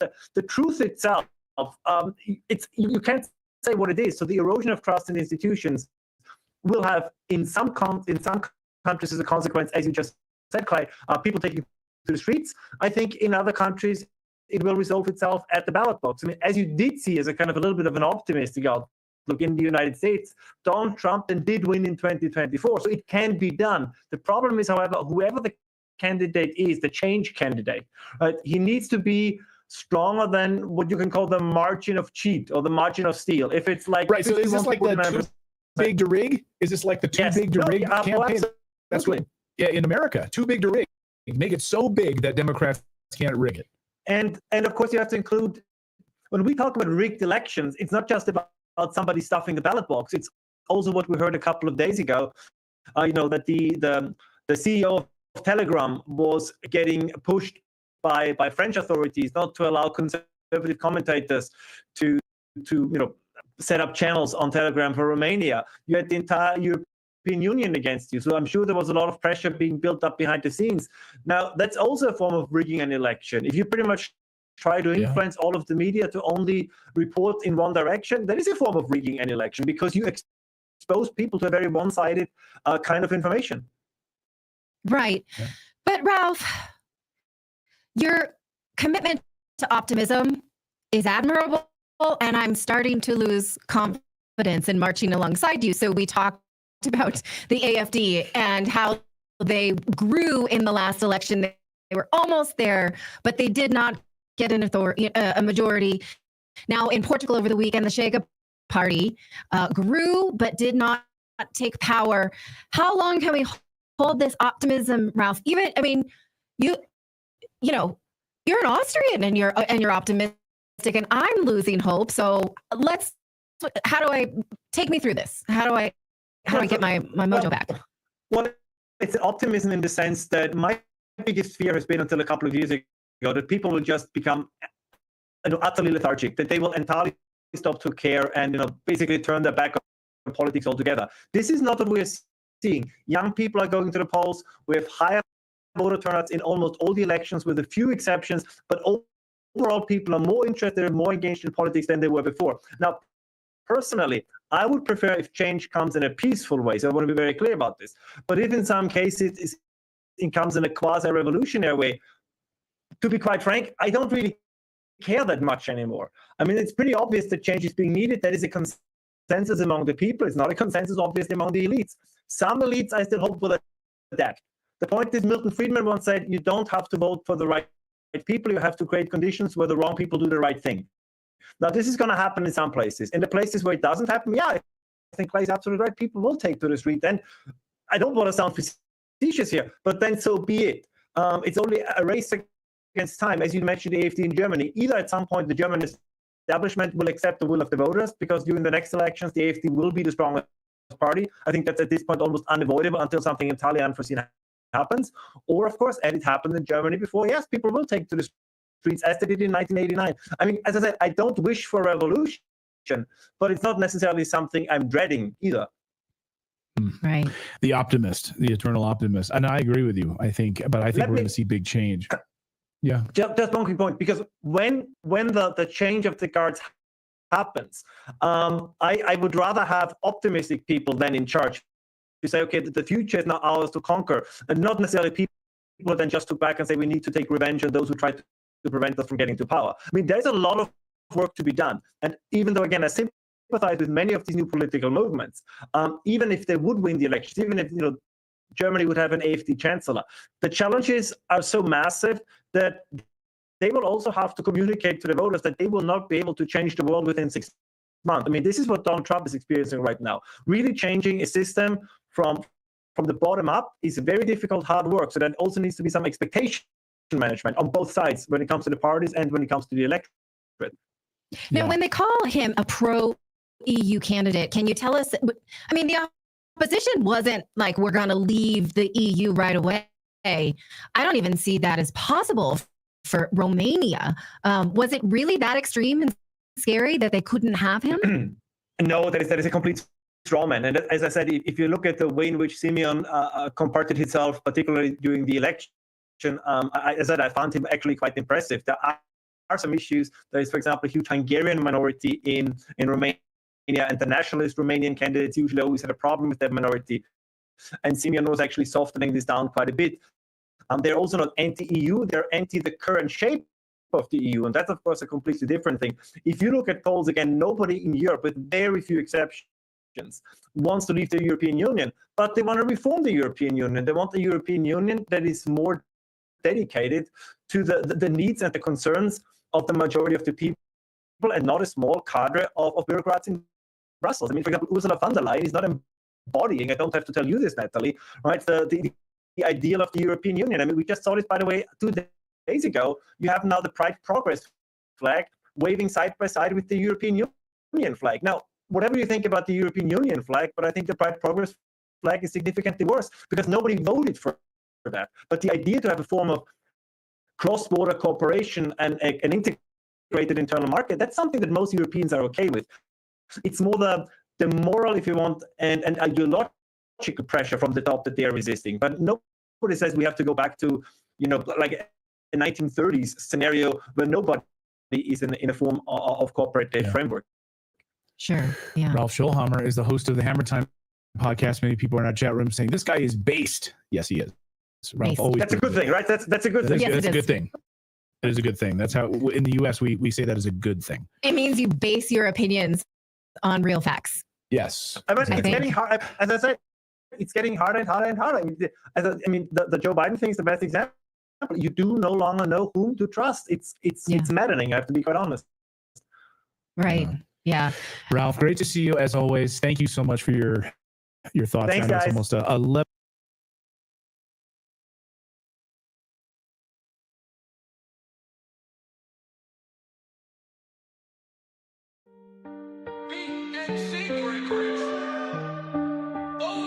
What would your last words be if someone put a gun to your head and said you had 2 minutes before they shoot? Here are mine. Wish I can go and revisit the evil I did through the course of my life. Wish I could go back in time, take the wrongs that I did and reverse them to right. Wish I could take all the pain, the hurt, the struggle and keep them inside. Wish I could say that I'm sorry to people I broke here before that I die. Wish I can go back in time to my father, I didn't really mean it. Wish I can go tell my mom that I loved her and all of this money I got, I don't need it. Wish I could go to the church and I talk the Lord in an effort to conquer my demons. I'm begging and pleading, I'm down on my knees and he's ready to shoot and I'm practically bleeding. So this is my destiny, I finna get death to the G. Somebody please help me, yeah. These are my last words. It's Mellows! Wish I can go back in time and revisit myself just to make me believe. I had these goals and these dreams in my mind that were mine that I'll never achieve. All of these gifts and these talents were given by God, I was blessed to receive. I was too busy worried about bitches and money and all of this shit that you people would think needed help with depression. All of my passive aggressions, I should've confessed them. I learned my lesson, I didn't get nothing but sadness that fucked over all of my blessings. Fucking perfection. I should've walked on my own and I traveled the common direction. Just to be trending. Just to be trending. Wish I would've not held back. Wish I would've not felt bad. Wish I would've hugged my dad. Wish I would've fucked that bitch when I had that chance. Wish I would've sold my soul just to get fame and all. Should've played basketball. My dad was master future full. Wait, wish I would've never put my time into those people who never tried to give it to me back. Wish I would've never put my heart into a woman that would break it, then allow it just to have a second chance. Wish I would've let him see what I was really dealing with instead of trying to hide it on a motherfucking track. I blow a milli just to prove that I'm a legend in the making, just to show him what it looks like when I get it right back. These are my last words.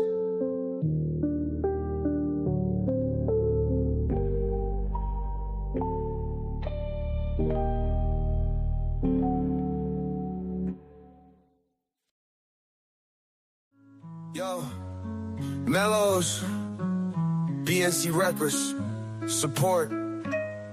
Yeah, she says she wants a real man, one who opens up the door, hold her hands and still smiles when he feels bad. In control of his emotions, wears his heart on his sleeve but don't get mad. One who gives her all his time, puts his dreams to the side and gets a real bag. Yeah, she says she wants a real man, but what she wants is not for real, man. Realest story ever told. Can't have a man who's making money always home. Hard like a truck, that's why he's always on the road, providing everything you need to live the life you say you want. Can't have a man who wears his heart on his sleeve, that won't rip once a while at the seams, especially when you never take the time to look into his eyes and hear him when he silently screams. Yeah, she says she wants a real man, one who opens up the door, hold her hands and still smiles when he feels bad. In control of his emotions, wears his heart on his sleeve but don't get mad. One who gives her all his time, puts his dreams to the side and gets a real bag. Yeah, she says she wants a real man, but what she wants is not for real, man. That Disney movie that she wanted was a dream and not reality, or something that she got. She put the man up on a pedestal to scars, and when she found out he was human and he dropped. He's not perfect, but he tries to live up to her beautiful life. But as time goes by, you'll realize the man he once knew on the inside him died. Yeah, she says she wants a real man, one who opens up the door, hold her hands and still smiles when he feels bad. In control of his emotions, wears his heart on his sleeve but don't get mad. One who gives her all his time, puts his dreams to the side and gets a real bag. Yeah, she says she wants a real man, but what she wants is not for real, man. Love is patient, love is kind, can be evil and also blind. God made man, then said in life you'll find good things when he finds his wife. So as a real man, broken and confused, struggling not knowing what to do, he dove to the bottom of the bottle, drowned in his sorrows and prayed one day she would rescue. But stop pointing out at all his mistakes, be the place he felt safe to express the emotions the world said he can't. He's the rock that she needs, but she hammers away at the love that he has like she wants it to break. Despite all of the pain, twisted and changed, trying to become the whole picture she paints, till she woke up one day, said she's walking away, looked him dead in the face and then screamed. Yeah, she says she wants a real man, one who opens up the door, hold her hands and still smiles when he feels bad. In control of his emotions, wears his heart on his sleeve but don't get mad. One who gives her all his time, puts his dreams to the side and gets a real bag. Yeah, she says she wants a real man, but what she wants is not for real, man.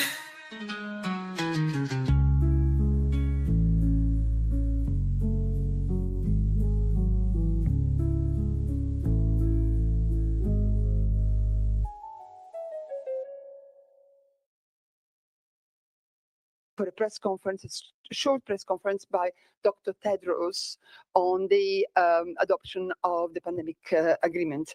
And that will be just after the French press conference. Please be reminded that when we do, as usual, press conferences for member states, it's only in person. So please be in the room for the French authorities press conference. And then we will resume hybrid for Dr. Tedros' press conference. Without further ado, I'd like to give the floor now to Baba, who has brought us Arafat Jamal, who is the UNHCR representative in Afghanistan. He's joining in from Kabul, and then we will go to our segment on Gaza. We have the pleasure, I'll introduce you afterwards, to have a few colleagues here in person. So, Baba, up to you. Thank you, Alexandra. Good morning, dears. Happy Tuesday, if we can say that. I'm joined here by my colleague, UNHCR's representative in Afghanistan, Arafat Jamal, who's leading our humanitarian response there. He's here with an update on massive returns back to Afghanistan of Afghans from the region. We have been alerting you about the situation over there. This is not Arafat's first time in Afghanistan. He has been extensively engaged with the situation there, if I'm not wrong, nearly or more than 3 decades. Arafat Jan, the floor is yours. Thank you. Thank you so much, Babar, and good to see you again, Alessandra, and all the colleagues in the room. Giving you a little snapshot on what's happening in Afghanistan at the moment. 3 million Afghans have returned from neighboring countries since September 2023. This year alone, 380,000 have returned. They repatriate to a nation and a people that is welcoming them home, yet they return to a homeland that is dramatically unprepared to receive them. These past few months, I have traveled to all the main frontier crossings between Afghanistan, Pakistan, and Iran. I have witnessed a host nation that is embracing its long exiled brethren, taking care of them, feeding them, and sheltering them.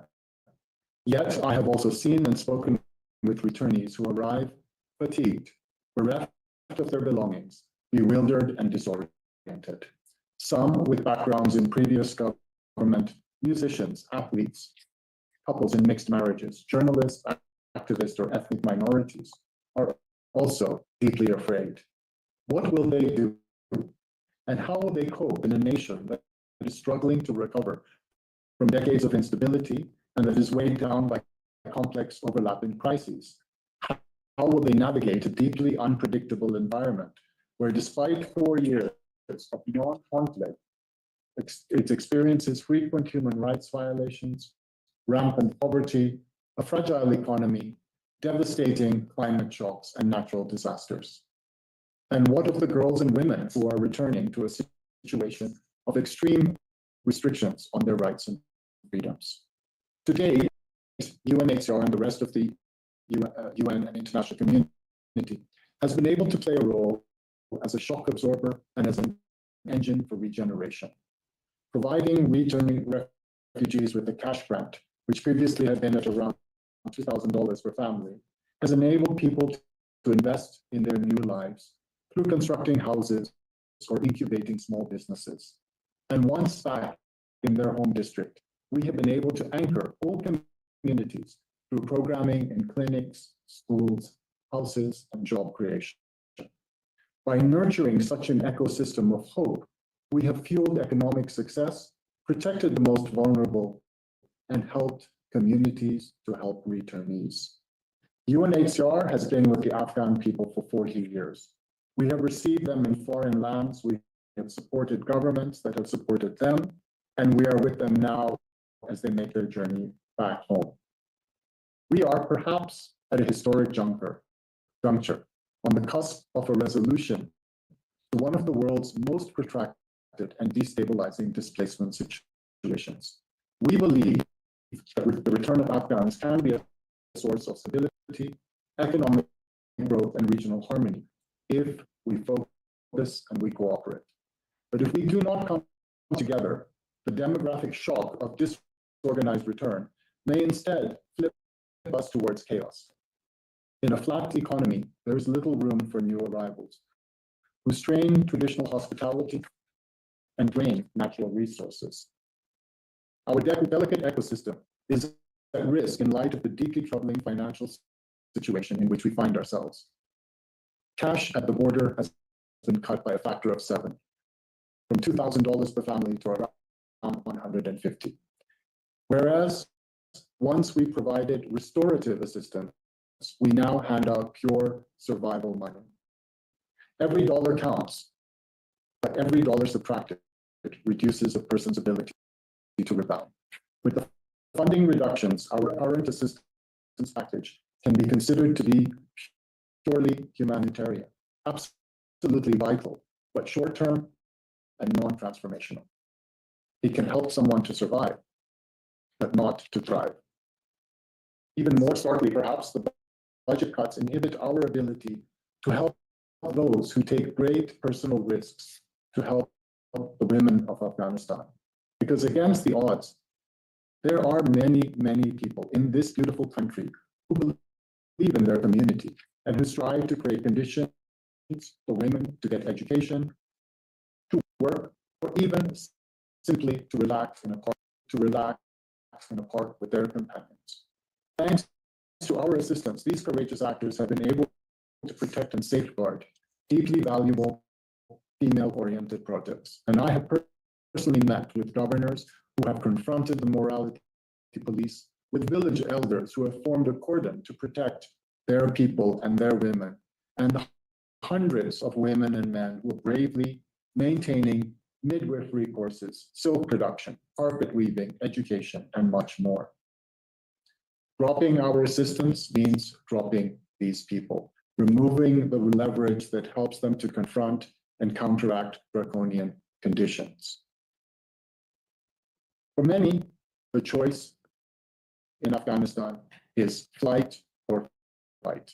In other words, with no prospects in sight, with aid diminishing, do they take the choice to take an onward route of migration?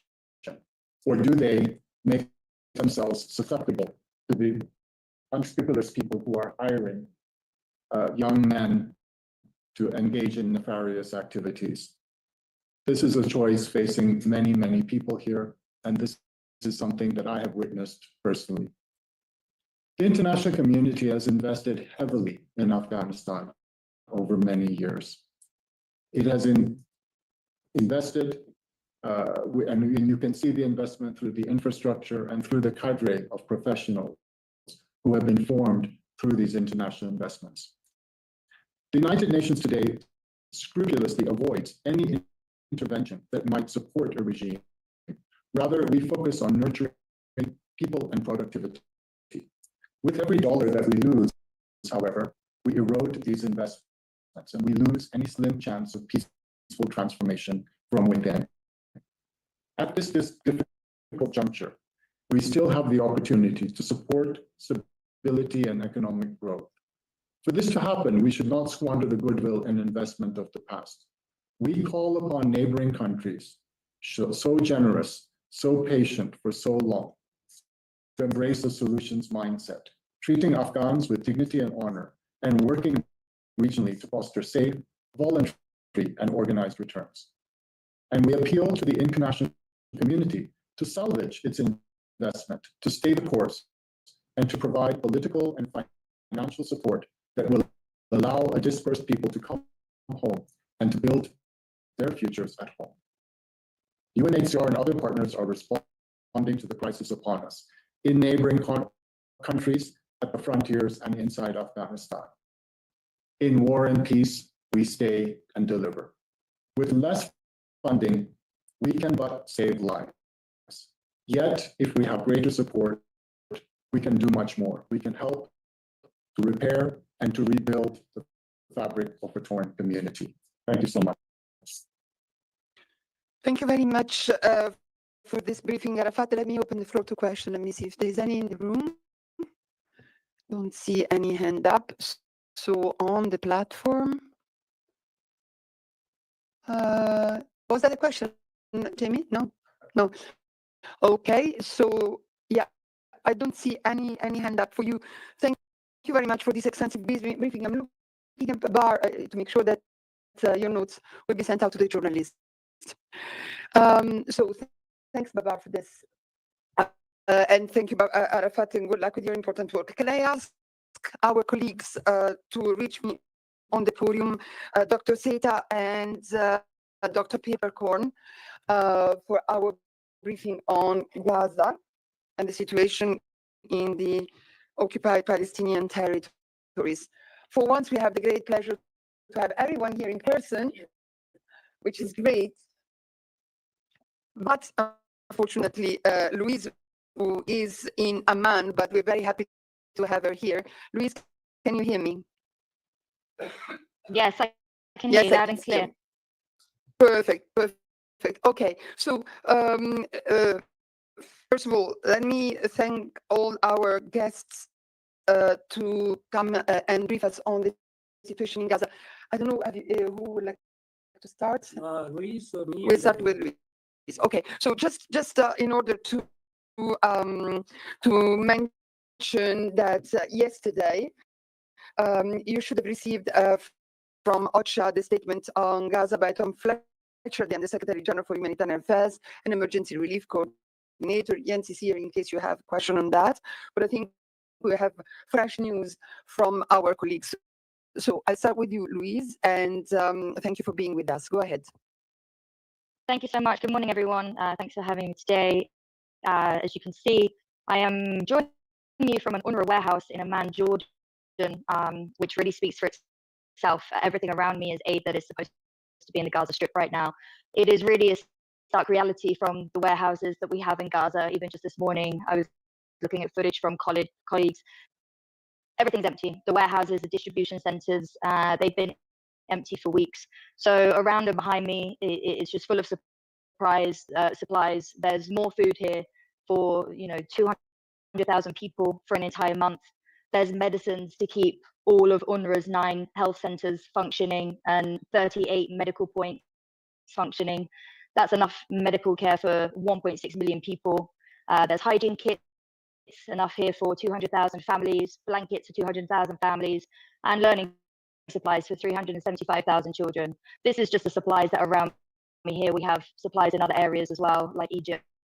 The situation is absurd. It's appalling, and to be quite frank, it's unforgivable. All of these supplies that are around me are literally 3 hours away from the Gaza Strip. They could be there this afternoon. Meanwhile, we continue to see these horrific images of malnourished children. We continue to hear the absolute worst living conditions our colleagues could even imagine facing. Every single basic supply, the basic necessity that a human should have, they are deprived of right now as we speak. The international community and the United Nations have been very clear. These supplies need to be in Gaza now. There is absolutely no time to waste. It has been 11 weeks of siege on the Gaza Strip. It's a deficit. Anything we provide now is trying to undo damage that's already done. For many, it is too late. But let's have this right. The supplies that I'm talking about and the ongoing starvation, this is only one part of the horror that we're seeing every day. There are indiscriminate strikes. Yesterday, we had 2 UNRWA teachers who were killed. An UNRWA school turned shelter in Nusayrat. Initial reports say 7 people were killed, including children. This is one of many attacks on UNRWA facilities that we've had in recent days and weeks. My colleague, my friend Hussein, he's been telling me the last day how he's just buried the remainder of his family. This is aunts, uncles, children's in a strike in Jabalia. And he has spent the last few days trying to dig these child relatives out of the rubble. 2, he tells me, a 10-year-old and a 7-year-old, they still cannot reach. It is appalling. My friend and colleague Raja, she witnessed a very young boy killed in a strike before her eyes. And when I spoke to her, she just said, I cannot take this anymore. She had nothing else to say. She cannot take this anymore. I don't think anybody in the Gaza Strip can take this anymore. Yesterday in Khan Yunis, another large-scale displacement order was issued. This area now covering 23% of the entire Gaza Strip. Where are people going to go? We have been saying this for 19 months. These people are trapped. There is no way out of the Gaza Strip. There are no supplies for them. They're being starved. They're being bombed on a daily basis. How much more does the world need to see before there's action? What else can we possibly say at this point? I really have nothing more. 19 months of talking about these horrors day in and day out. The situation is appalling. It's horrendous. And that's over from me. Thank you. Thank you very much, Louise, which we would like really to send our condolences to the families of your staff, of your colleagues who have been killed. And unfortunately, as we know, this has brought, this very grim milestone of 300 staff members killed in Gaza, which is, of course, atrocious. And the Secretary General said it at this last press conference in Iraq.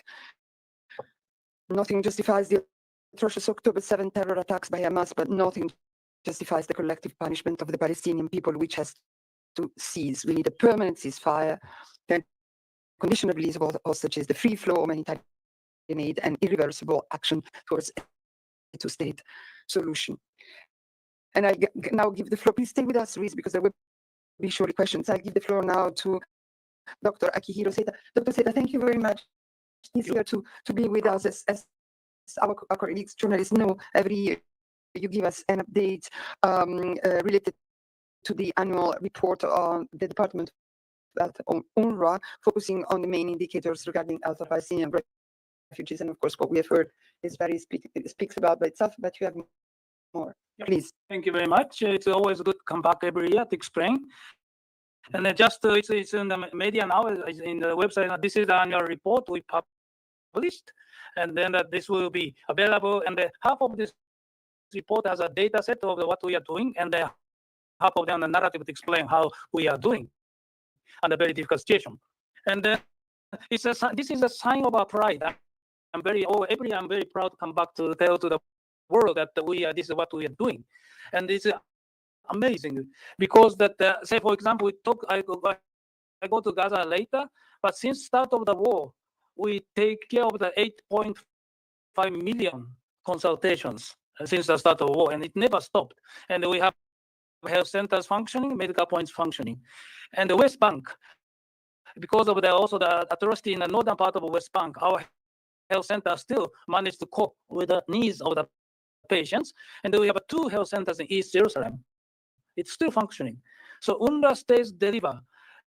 And there's the largest primary health care provider in Gaza and the second largest primary health care provider in West Bank. We still continue to deliver the care, taking care of the pregnant mothers, babies, immunizations, and diabetes, hypertension, anything that they need to seek to our health centers as much as we can respond to them. So I'm very proud of this, and I really appreciate that almost 3,000 health staff, but also 28,000 UNRWA staff. They continue to work under extraordinary difficult conditions. That's amazing. That's truly amazing. At the same time, Gaza is not sustainable. Those who came last year may remember I said that when I went to Gaza, today is worse than yesterday, and tomorrow is worse than today. And unfortunately, this never changed. Rick just left Gaza, so he can tell more. But my last visit in Gaza is the mid of January, before the anti-UNRWA Knesset bill took place. And it's still 3-4 months ago. But I really can't tell I know Gaza. It's totally different from the people. When we speak to the staff who are coming to work every day, they say that when I ask them, how are you? The answer is, I'm not good. Even the greeting level, I'm not good. And what are you thinking? I still remember one of the staff said, I'm thinking only 2 things: how to survive, how to die. This is truly unfortunate, and the shortage of everything, and the famous IPC report came out, and the malnutrition is on the rise. I have data from until the end of April, because May data we don't have yet. It shows the malnutrition is on the rise. It went down when the ceasefire happens, it went down, but now it's on the rise. And then the worry is that if the current food shortage continues, it's exponentially increase, and they're beyond our control. Rick and myself visited Gaza many times before the war. We always enjoyed the nice people, nice food, nice environment in Gaza. It's unthinkable that 10% of kids are malnourished. It's unthinkable that we have severe malnourished children in Gaza, where they used to enjoy the life. And there's no life in Gaza. That's what our staff says so. And this will affect our operations. And then today, Luis mentioned the 9 health centers. Luis, sorry to say that I just heard that we have only 7 now. 2 closed, Man, and then the other Hamad Health Center in Han Yunis closed because they fall into the vacation zone. And so that every day it's different, every day it's getting worse. But even at that time that we continue to provide the services, but we have 2 main problems. The one is security, which Luis introduced, but second is that the restriction of our movement and the transportation of the medicines.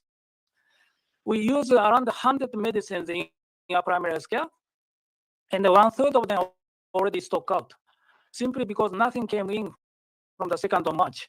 If this continues in Gaza, that we face the almost 50%, half of the medicine will be stocked out by the end of this month and further on. And we have the largest primary care provider in Gaza. Without medicine, what we can do? And then we have that we have a common medicine, but we have a life-saving medicine like insulin for the type 1 diabetes patient. Insulin is lifelines. Same for the hypertension and others. If we run out of medicine, whatever we do, people will suffer more, and it's totally unnecessary. If you go out of Gaza in 1 kilometer, 2 kilometers, you can buy everything without any problem. Inside Gaza, you can't find it. And as you can see in the back side of Louis' photo, we have plenty of medicine in Jordan that could solve, and plenty of food in Gaza, in Jordan, that could instantly solve all the suffering of the Gaza people to a large extent. If the borders are open, and then we can bring them in. And we are ready to bring everything in the pallet, everything in the truck. Once it's open, we can send all the medicines. It's totally frustrating. We see the stock out the medicine, but we couldn't bring in. And we are not allowed to bring anything with the name of ours. So because of the restriction. So that's what we are going to do, and that's the biggest problem. And I tell the world that please let us bring all the medicine and the food to solve the suffering of the Gaza people. Thank you. Thank you very much, Dr. Seta. And as you said, I mean, the annual report is online, so the journalists can access it. If there's a press release related to that, it would be good to send it out. I'm looking at the colleagues, UNRWA colleagues on that. And now let me turn to my right. Rick, it's so nice to have you here. First of all, because you're safe, you're well, and you're with us for the, I guess, for WHO press assembly. And also because we can hear from you in person about this health situation in Gaza, in addition to what Dr. Seta just said. Please. Thank you very much, Alexandra, and also thank you very much, Sita. And it's really indeed good to be here in person, and I especially tied up for you, so that's all good. So I was on another mission in Gaza last week, and difficult getting out, but it's and a little bit, I say, because referring to the former speakers. So every time you get into Gaza, you actually always think it cannot get worse, but it gets worse. So I want to focus a little bit on the general issues, and then I want to focus specifically on the health systems, and I want to close with something on mental health. So first of all, if you look at the figures since 15th of May, the intense hostilities killed many, but displaced close to 40,000 people once again.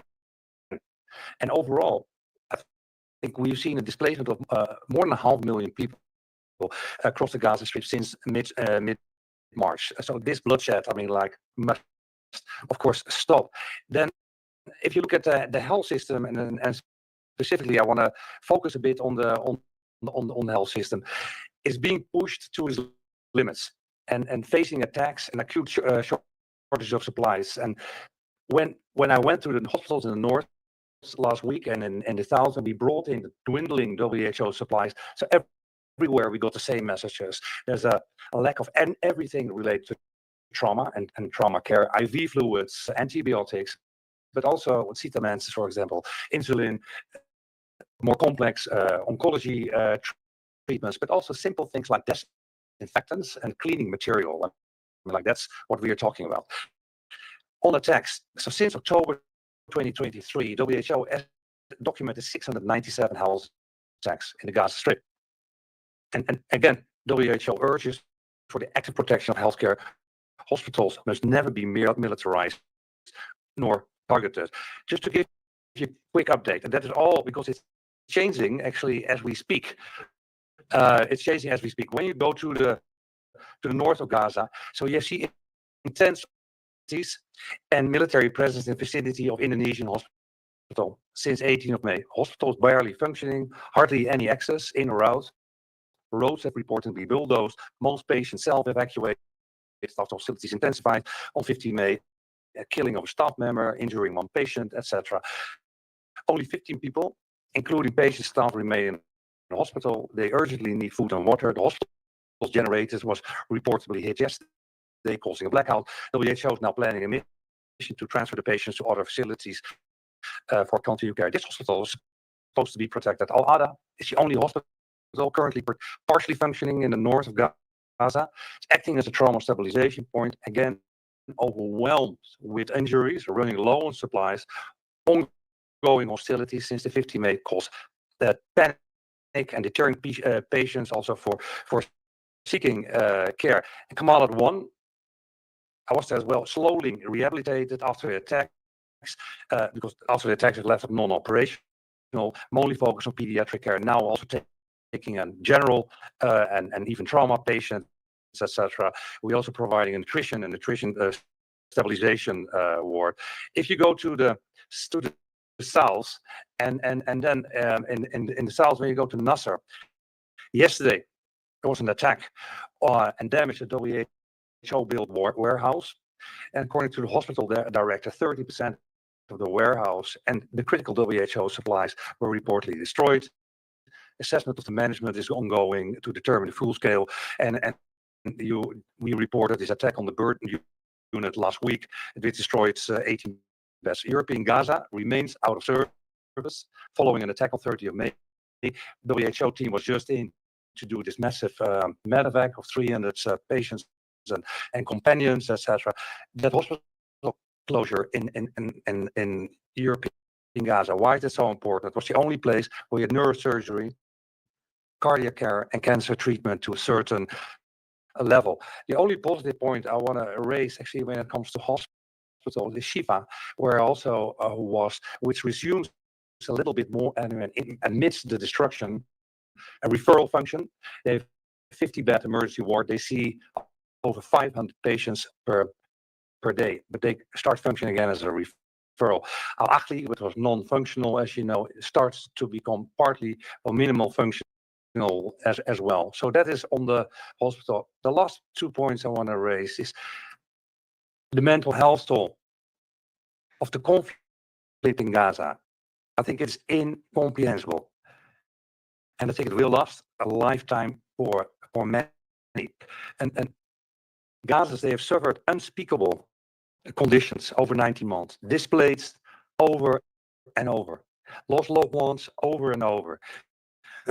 Human beings, we're not built for endless fear, and even the strongest break under the weight of this constant trauma and uncertainty. And a body stuck in the fight or flight, forget what safety flees, and the mind's always on the edge, slowly wears down. We always talk about Gazans, how resilient they are, health workers, how resilient they are. But waking up every day without adequate food, healthcare, shelter, etc. So again, people can be resilient, and they are resilient, but no one should have to do and to be this resilient, this brave, just to stay alive. So WHO, we reiterate our call, first and foremost, for a ceasefire, an unconditional release of hostages, and let the UN and partners do their work. There was a plan, and it delivered. There is a plan, and it will deliver. Thank you. Thank you very much, Rick. Thanks a lot for this update and this call. Sorry, before I give the floor to the journalists for questions, just let me remind you that yesterday, UN Women published new estimates that more than 28,000 women and girls have been killed in Gaza since the onset of hostilities in October 2023. The estimates mean that one woman and one girl on average are killed every hour in attacks by Israeli forces. Among those killed, thousands were mothers leaving behind devastated children, families, and communities. These figures underscore the shattering human toll of the conflict and of lives and futures lost too soon. UN Women continues to work with women-led civil society organization in Gaza and joins the Secretary General in reiterating the call for an immediate ceasefire. The estimates with much more granularity are available on the website. If you have not received the press release, we can send it to you. So I'll now open the floor to questions. I've seen quite a few hands in the room, so I'll start with Agnes Pedero, AFP. Yes, thank you. That's a question for Dr. Peppercorn, Mr. Seita, but also for Jens, I think for maybe a more global view. So Israel has announced that 5 trucks have entered Gaza, and I think 9 have been cleared. So the question now is who will be distributing this aid and how it will be distributed, and more generally, how do you feel? Do you feel that your calls of last weeks have been heard and understood by the Israeli authorities, or on the contrary, do you feel that you are in a more complicated situation now with trucks? Yes, but only 5. Do you feel that you are like trapped? Thank you. Okay, so I don't know. Jens is in the room. Indeed, he will be coming to the podium. But maybe I can already give the floor to whoever wants to answer, or Louise. Yeah, Louise, Rico, Louise. Try to lead. I'm sure Jens will come in as well. By the way, good morning, Jens. Good to see you. So, so first of all, I mean, and I think it's the Women in One UN, and I think I'm sure Jens will be a bit more specific. I think Tom Fletcher have been very clear on this as well. So I think, of course, the UN welcomes that some aid comes in, but we all have raised constantly it's a drop in the ocean, and absolutely insufficient. So that plan and to deliver food and other items across Gaza is grossly inadequate to meet the immediate needs of over 2 million people. And I think for WHO, like other UN agencies, we echo. Okay, I think audio's a little bit choppy, so let me just stop and start it and restart it. Sorry about this, guys.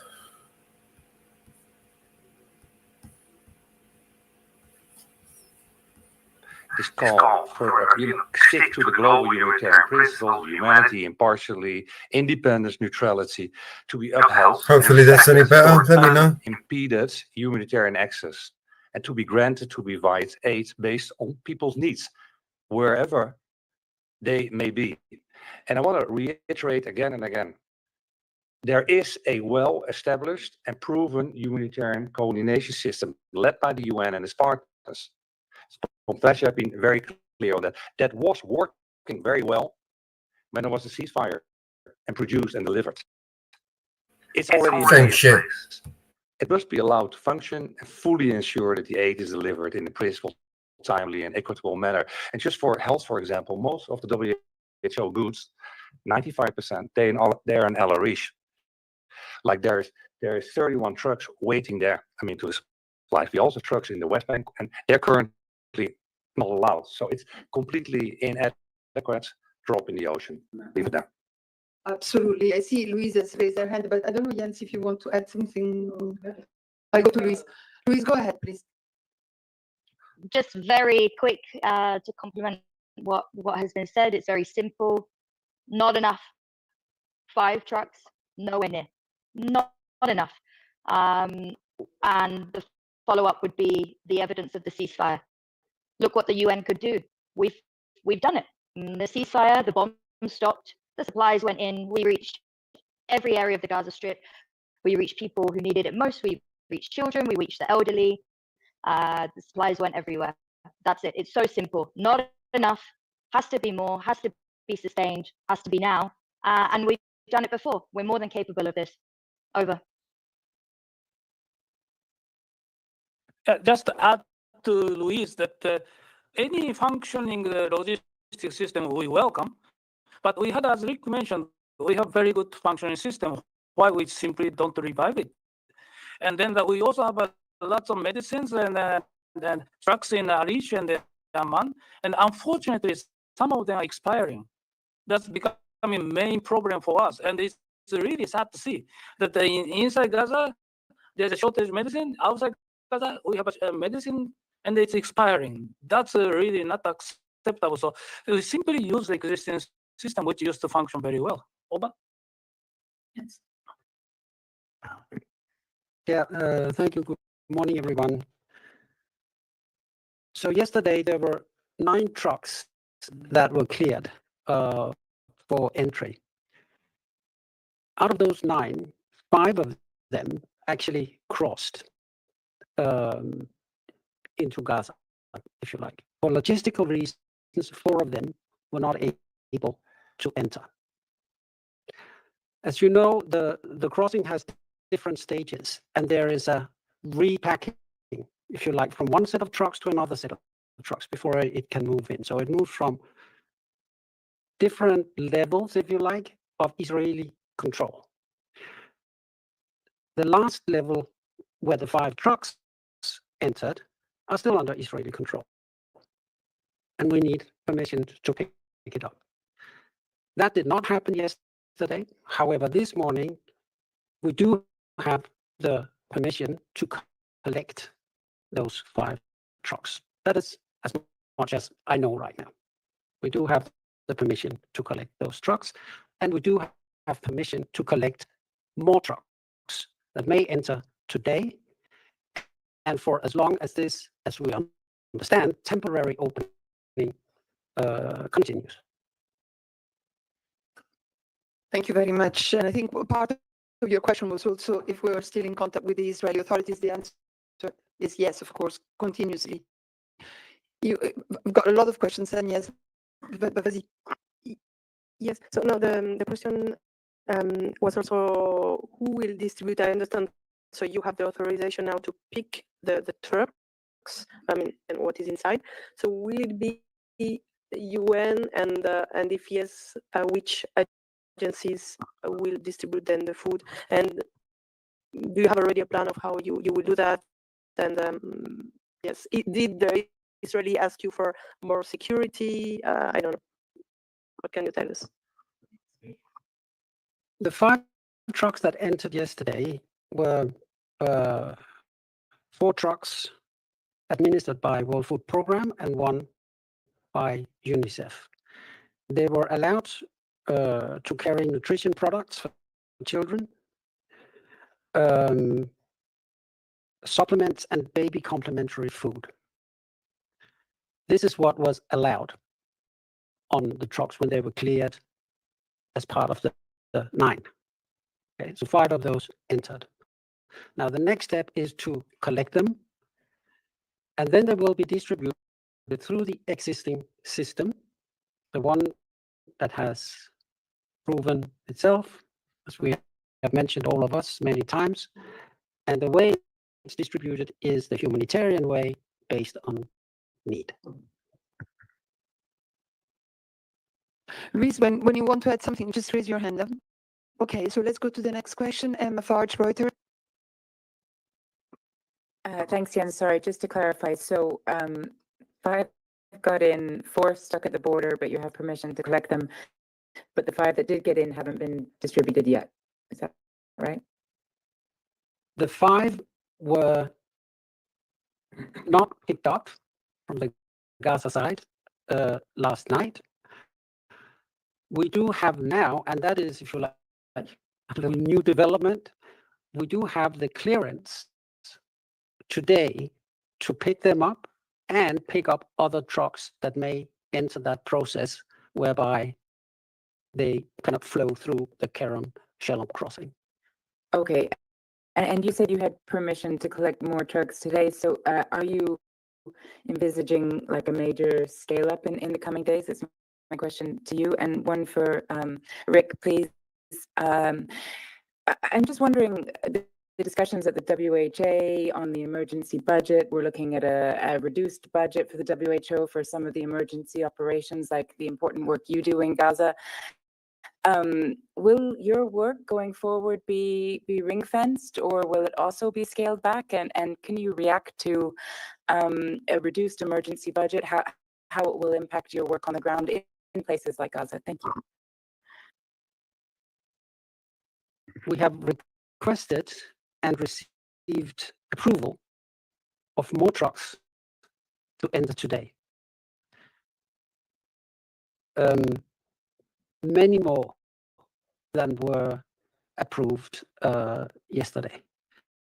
And we expect, of course, with that approval, many of them, hopefully all of them, to cross today to a point where they can be picked up and get further into the Gaza Strip for distribution. Yeah, so 2 points. I think one is actually what Jens was referring to. So the few trucks which come in now, they will be distributed internally using the existing system, which has proven to us. So whether it is Food, WFP, or UNICEF, Health, WHO, etc.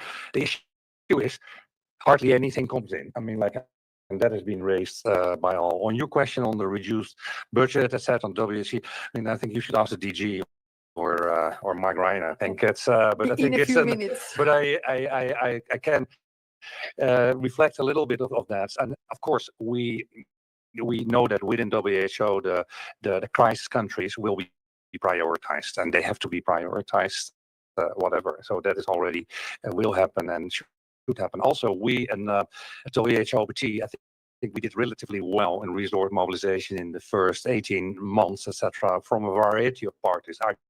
We've had discussions also already with Alexandra, etc., the impact on the US cuts, even, which of course is also affecting us directly in OPT very seriously.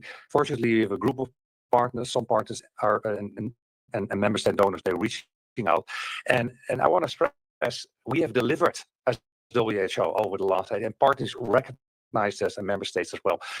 So wherever we go, and we all hope, of course, we will go to a ceasefire, and then let's a peace process and early recovery and rehabilitation, etc. And that definitely health should be prioritized as well. Thanks. Dr. Seita, you want? Just want to join your question that yes, UNRWA is also extraordinary financial crisis, and then that we run the public like services like in say like 140 clinics, 700 student schools in all the 5 years of operations, and then we do not have sufficient fund to maintain this public like services fully in the second half of the year because of the political situation, financial situation, global situation. We so that that is extraordinarily difficult for us. Say we can't think of Gaza without UNRWA, which is the largest public primary healthcare operations.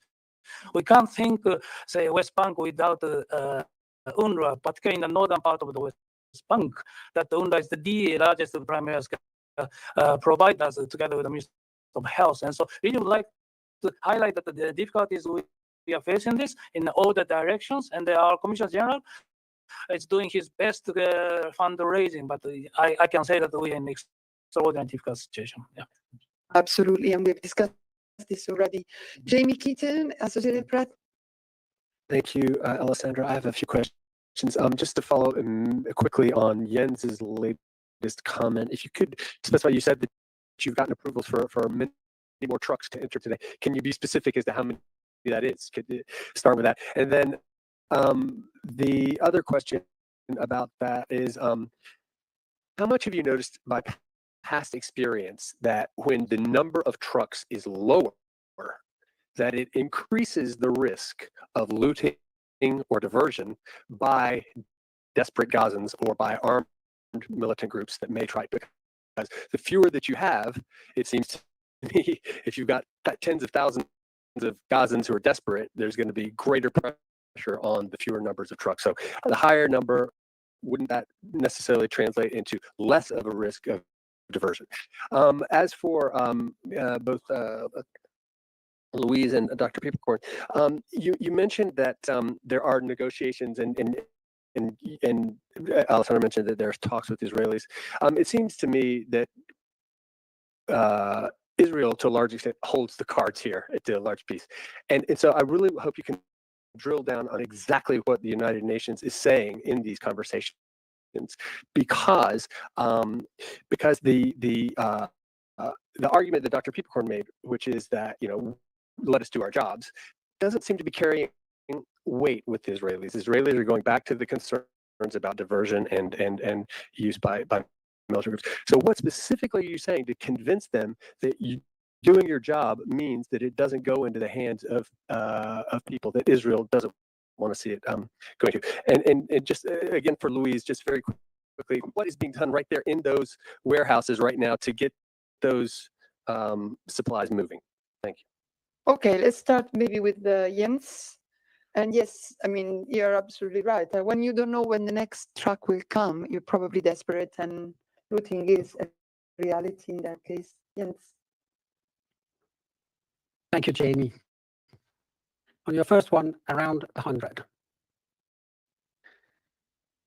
Past experience has very clearly showed that the less aid you get in and the less there is properly distributed in Gaza, the more desperation rises.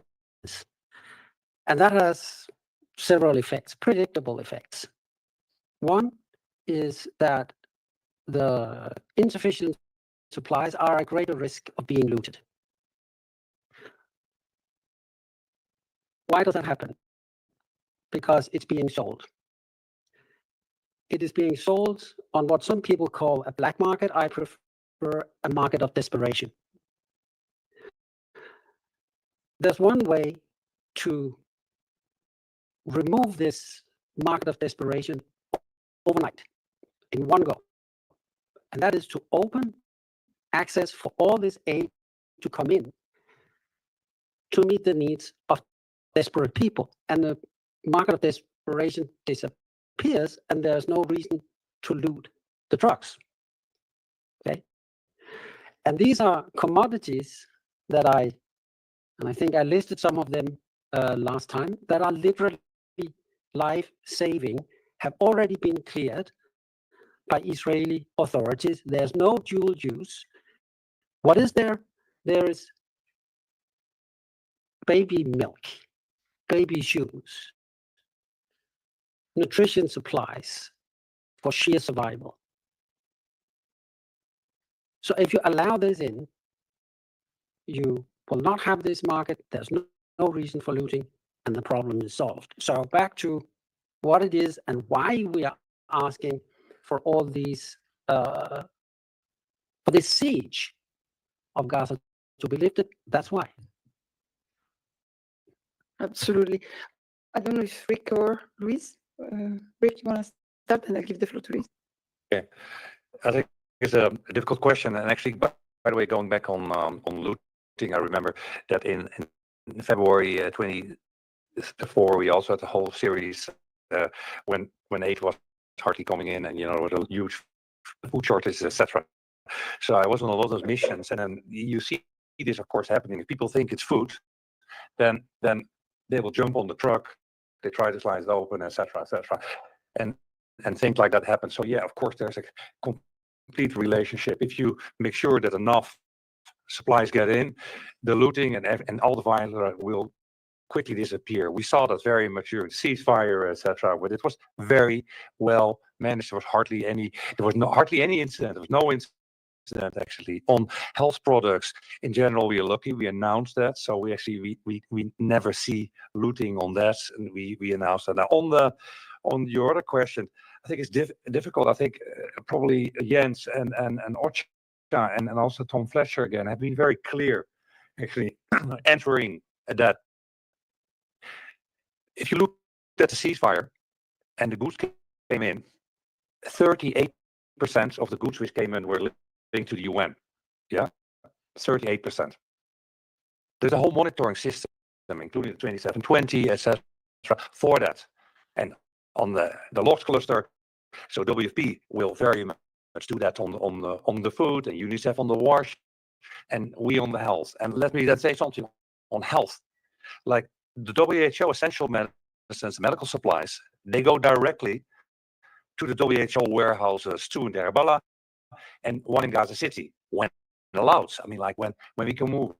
And from there, based on priorities and needs, we directly bring them to respective hospitals, etc., and health facilities for perusal. So this is how it works.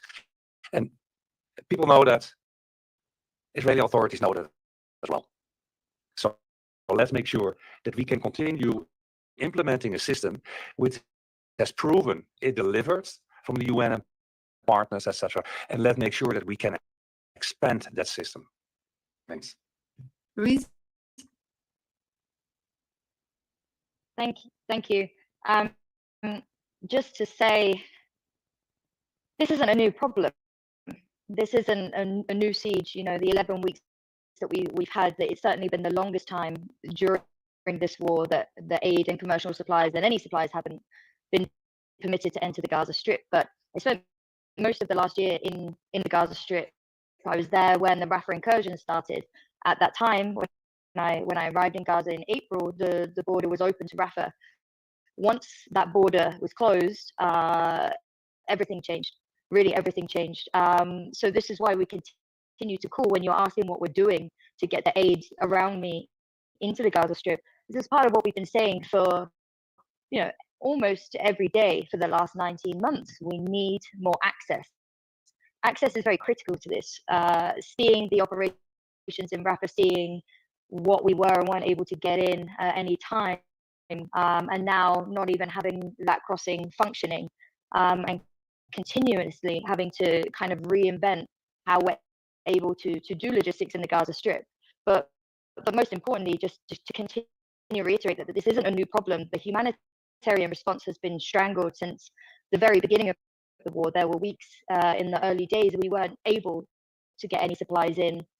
Certainly the 11 weeks now have been absolutely devastating, but we rely very much on the international community and action there for any change. We need more crossings open. We need to get these supplies in. We need a lot. We need more access in terms of being able to reach people in the Gaza Strip. Over 70% of the Gaza Strip now is in displacement orders. It's very difficult for the United Nations to deliver aid when we are denied missions and we are denied access. So all of these things come together to get the aid supplies to the people who need them, and we need political cooperation for that to happen. Over. Thank you very much. Yeah, you have a follow-up? Quickly for Jens. Jens, you said that you've gotten the authorization to pick up today, collect. Any idea when that's going to happen? I mean, it is going to happen today, theoretically. Is that? I mean, are people on the move to pick those up now?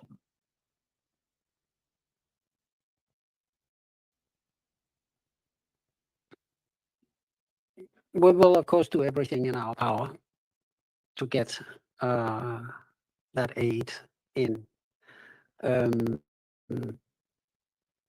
I cannot say if people are on the move right now. It is a developing thing, and we have been, as you know, disappointed in the past.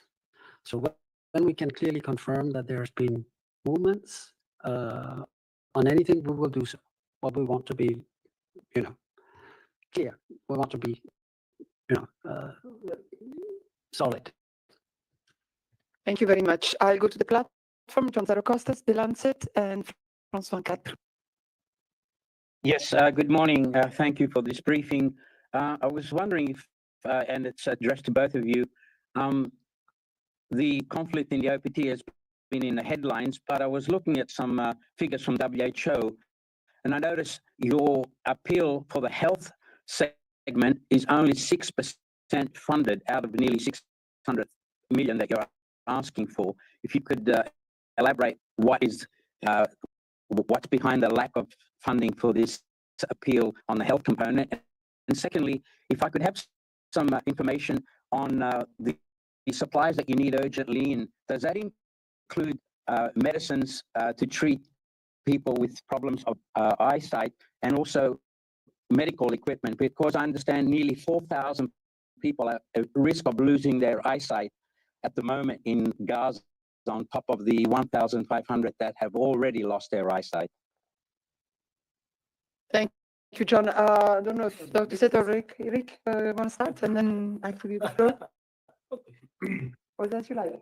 Okay, so thanks, John. I think on the first part, and I see Margaret is there as well. So I think I didn't get so much what you meant with that segment, and then that specific segment which was very underfunded. On the part, let me say this: we constantly, and not WHO, we are leading the health clusters. So we do this with our partners, with all the health partners active. And from the start of this crisis, how we try to prioritize straight away essential medicines and medical supplies was that we looked at the consumption of essential medicine supplies from Gaza before this crisis, and then we try to triangulate and reprioritize because resources are always low, etc., and constantly assess. And this is how we plan as WHO, but also very much I want to say the partners, that cluster partners. There's many cluster partners. I mean, UNRWA is here with us, but there's many other cluster partners, etc., who play a key role on that. On the specific medical equipment, etc., that is, for example, we want to get in medical equipment, medical imaging equipment. There's only one CT scan working, and that's the one in Al-Ahli. It's insane in the Strip. That's the only one which is functional. Now we want to get in, and you can only do that when there is a chance for ceasefire and early recovery, etc. We want to get in this medical imaging equipment, and if you talk about CT scans or MRIs, but also simple X-rays, mobile X-rays, etc., including some of the equipment you were talking about. Yes, it's definitely on our agenda. I also want to allude to that even before this crisis, it was very difficult to get this equipment into Gaza. The so-called dual use discussions constantly on that, etc. I remember the WHO, that me and my team, we struggled for 2 years to get 8 mobile X-rays in, and we had 2.5 years, etc. Like any referral hospitals have maybe 15 mobile X-rays, which you just get to the bed, etc. So that is insane. So even if we get to that phase, that needs to change. It's all on our list. It's all on the priority, etc. But we constantly have to reprioritize based on the top needs and what we are allowed to get in. Over to you. Dr. Seita? Thank you. As you know, we provide primary health care, and we do many things to prevent the eyesight loss, like treatment of diabetes, which is the main cause of the eyesight loss, and the vitamin A as well as the nutrition. We do everything we can do, but we do not have enough medicines. We do not have equipment. But for once somebody has serious effect, like we have no time to do that eye fund screening for the diabetes ones because we do not have equipment. And so that yes, it is very unfortunate that many people cannot lose the eyesight. But this is the entirety of that means entirety of the loss of the medical services in Gaza, and then that results in the eyesight. So it is eyesight loss is very important, serious, but it's one of many problems which is very important. Is preventable, avoidable, and curable if the medical situation is better. Yep. Absolutely. Margaret, can you shed light on the issue of the budget or the funds? So, John, would you mind repeating? I was in the middle of something. Oh, okay. I think it's about okay, John, maybe just repeat the question if you could. Yes. Good morning, Margaret. It's concerning the 4 billion appeal. The health segment was, I think, $596 million. And looking at some of WHO data, only 6% had been funded as of, I think, 6th or 7th of May, which is a very small amount, given that the crisis is in the headlines every day. And I'm wondering what's behind the lack of funding by donors. And so this is the appeal for Gaza itself. It's for all the OPT. Appeal. Okay. So I don't have information specifically on that, but I will check to see if we've got any detail for, and you may find that there may well be more since. So I'll double check that for you. Yeah. Thank you, Margaret. Maybe I just can add one thing specifically for OPT in Gaza. And I think we've raised this in former press conferences very clearly, did well, relatively well, resource mobilization the first 18 months, etc. I think it's not just only affecting WHO currently, the whole of the UN. We see this as well. It's not just the US. I think a lot of other partners, they are holding their cards against the chest. I mean, like they're very much with us and they're very impressed what we delivered, etc. Some reach out. It's not all doom and gloom. Some reach out to us specifically in OPT, and it will continue, but much more is needed. And where I'm really concerned about, I mean, if you talk about, we're the biggest supplier of essential medicine and medical supplies in Gaza. So we will, if it would open up, we can continue that for another 3, 4, 5 months. We will still have funds to do that. After that, I mean, like, if that dries up, we are in massive problems, and the health system is on the brink of collapse, as we constantly say, but it's still partly to minimal functional. That is because of this kind of support. So it's absolutely essential that we focus, and that member states also focus their support on where it really matters, on the key priorities. Thanks. Thank you very much. So I don't see other hands up for our colleagues, which is timely because in 5 minutes we have the French authorities, French minister coming for the press conference. I just have 2 short announcements to make. You want to add something? So just to remind you 2 things. First of all, that the Committee on the Rights of the Child is beginning this afternoon the report to review the report of Romania, which will be followed by Qatar and Brazil. And then I wanted to tell you that on Wednesday, 21st of May, at 10 a.m. New York time, so 4 o'clock here, the Secretary General of the United Nations, Antonio Guterres, will present together with Amina Mohammed, Deputy Secretary General, and Oscar Fernandez Taranco, will present the 2025 report of the chair of the UN Sustainable Development Group. And that will be done, of course, in New York. This report shows that the revitalized resident coordinator system delivers efficiency to improve lives. It will be, of course, in New York in person, but you can follow it on UN Web TV. And this is what I had in terms of announcements. We are still, I'm looking at Tariq, or I don't know if Margaret has an answer, to confirm the Dr. Tedros press conference. I don't know if you can say anything. I think I can. I was certainly advised by his team that he's going to be on his way in the next 30 minutes. So the idea is that the press conference with him about the pandemic accord and about with quite a few other speakers who were involved with the pandemic accord, including Dr. Mike Ryan, Dr. Jawad, Precious Masoso. They're going to be on their way in the next 30 minutes. So I advise you just to stay here. Yeah. Great. The advice is shared, and I would also remind you that the press conference of the French authority is starting now.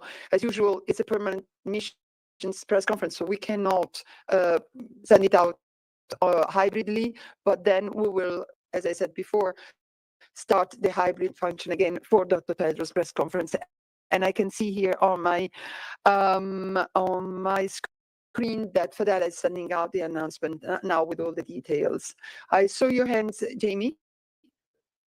Sorry, I just wanted to follow up with Jens. I'm noticing that Tom Fletcher has spoken to some outlets about the number of babies who could die over the next 48 hours if aid does not reach them in Gaza. Can you tell us more about that? Do you have any details as to where that information comes from, that figure, just what the source of that figure is?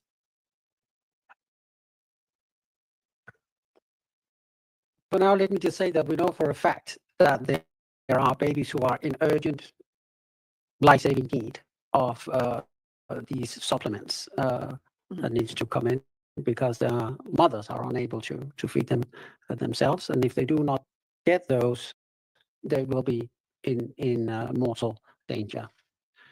So that is as much as I can say right now. If we have more specifics, we'll come back to you on that. Anybody else? I'm looking at the hands. No?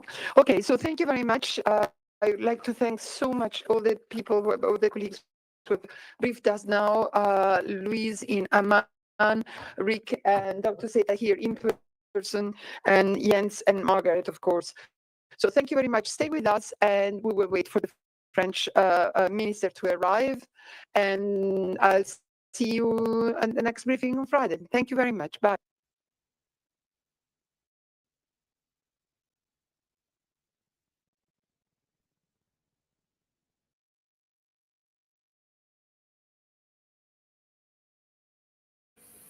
There you go. A lot to do about nothing. There's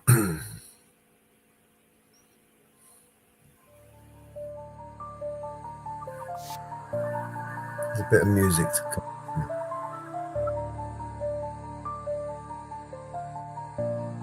If this world were mine, I will have BNC on everything.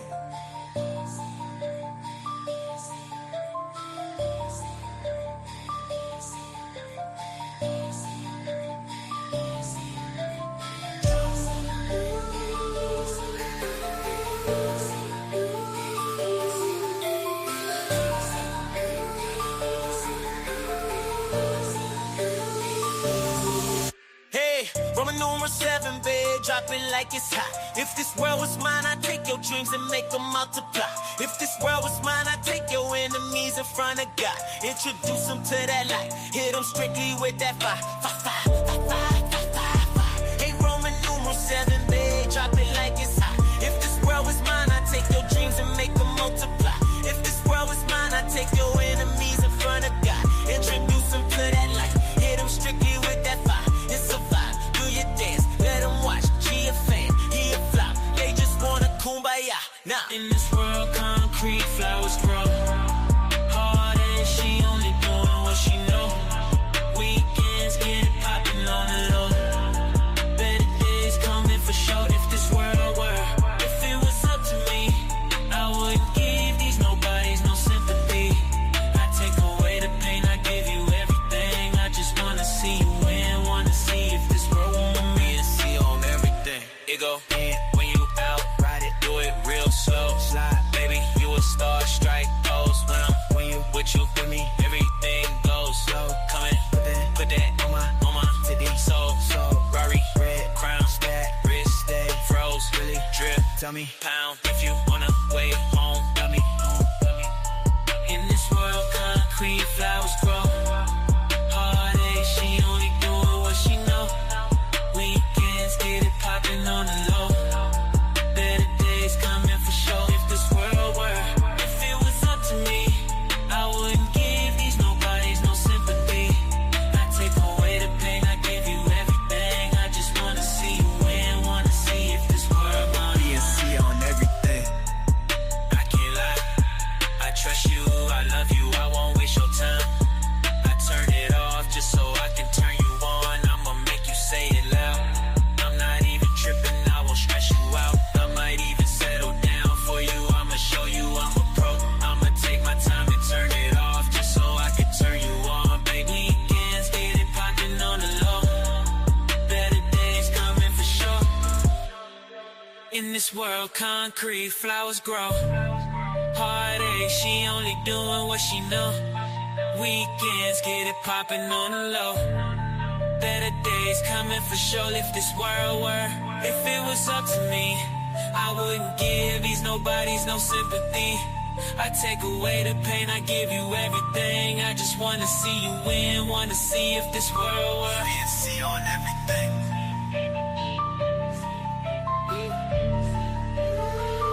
BNC on everything.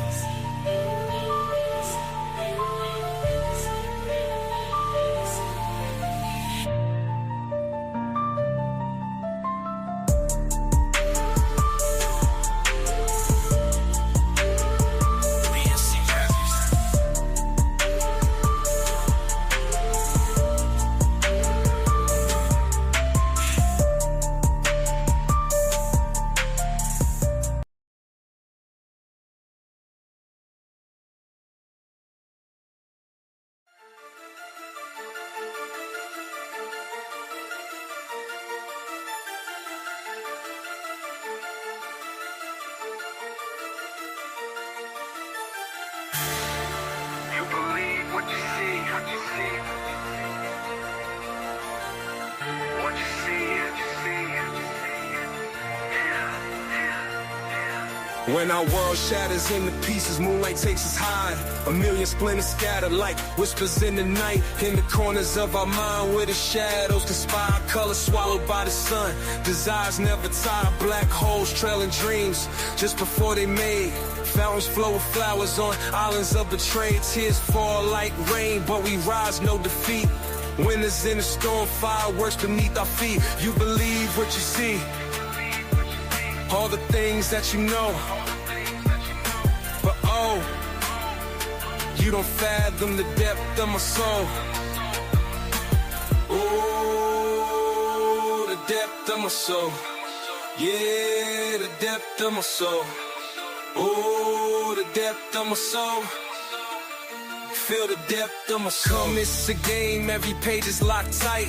Mirrors reflect the path where we must make it right. Sound of hello cuts through the black, it's a spark. Sending the spiral and navigating through the dark. Good vibes in the air, truth dressed for the parade. In the shadows we dance, playing life charade. But here we stand, architects of fate. The truth heavyweight, ready to elevate. You believe what you see. All the things that you know. But oh, you don't fathom the depth of my soul. Oh, the depth of my soul. Yeah, the depth of my soul. Oh, the depth of my soul.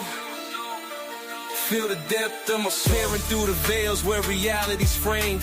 A realm of reflections, nothing remains the same.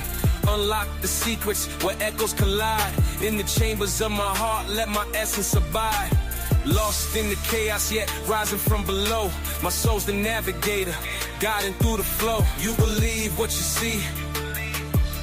All the things that you know. But oh, you can't grasp the depth of my soul. Oh, the depth of my soul. Let the rhythm roll. Oh, the depth of my soul. Yeah, my soul's on patrol.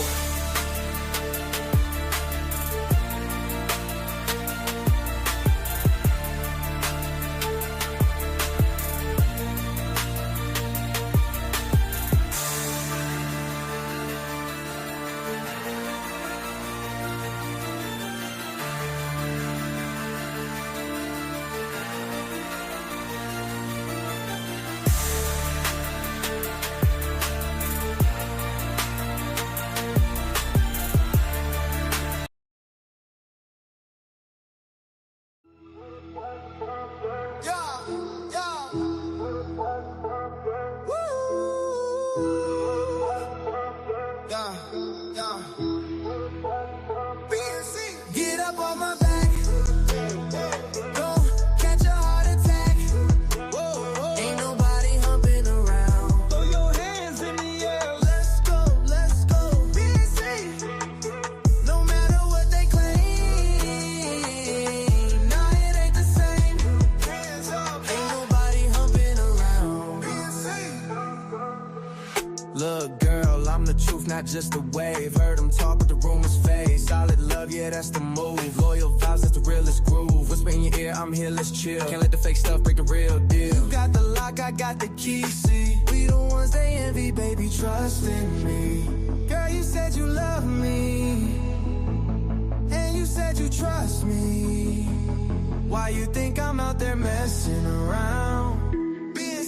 Pressure's heavy, but we rise above. Yeah, you know I'm yours, my one true love. Ain't nobody fooling around, girl. Get up on my back. Don't catch a heart attack. Yeah, ain't nobody humping around. Let's go, everybody keep it moving. No matter what they claim. Now it ain't the same. Ain't nobody humping around.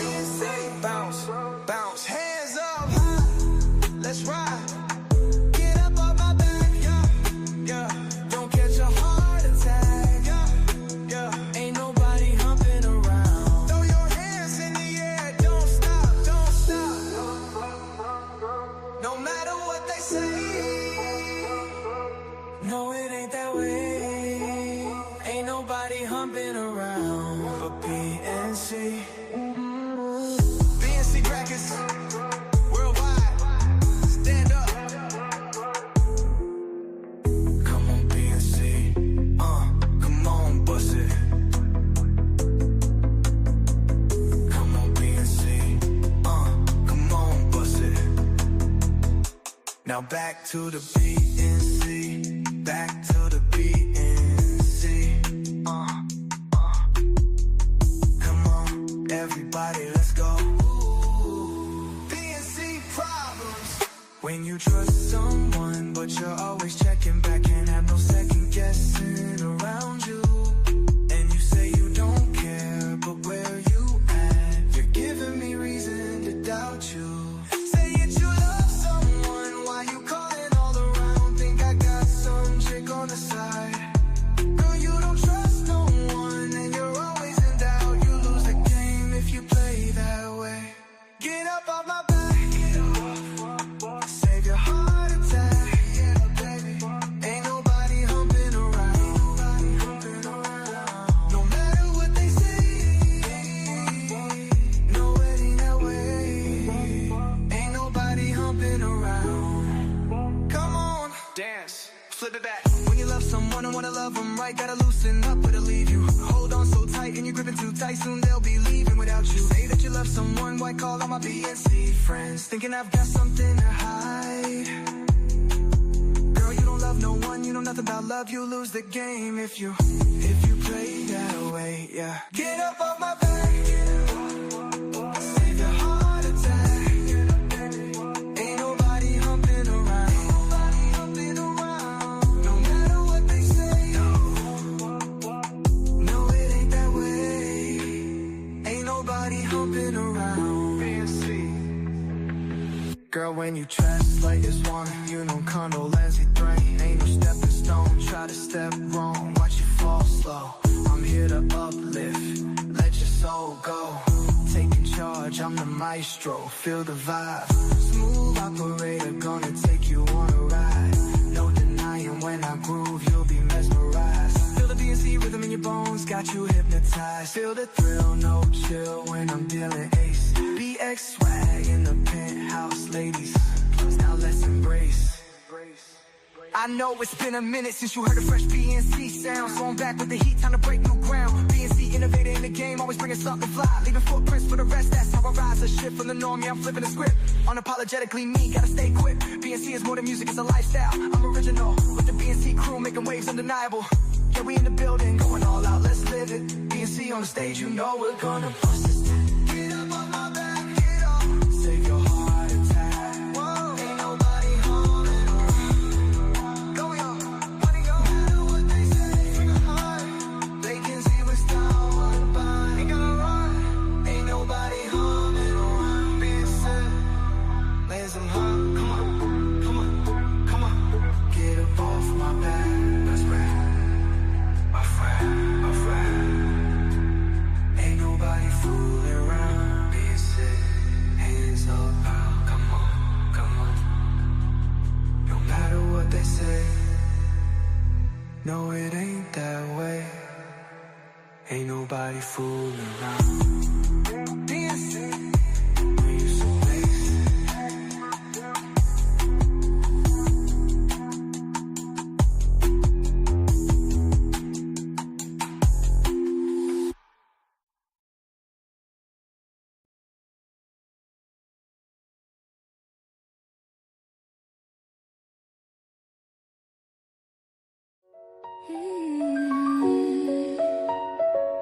Captured in the moonlight, stars scattered above.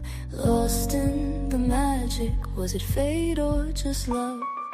Your touch like a whisper, soft as morning dew. In that fleeting moment, all I saw was you. Caught up in your heartbeat, breathing in your air. Falling without warning, losing all my cares. Night turned into daylight, dreams began to weave. Holding on to moments, never want to leave. Lost in the rhythm,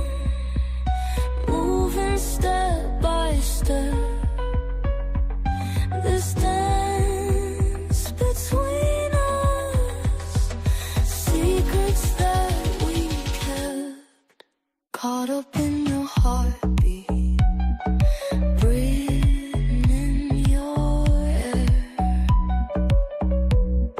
falling without warning, losing all my cares.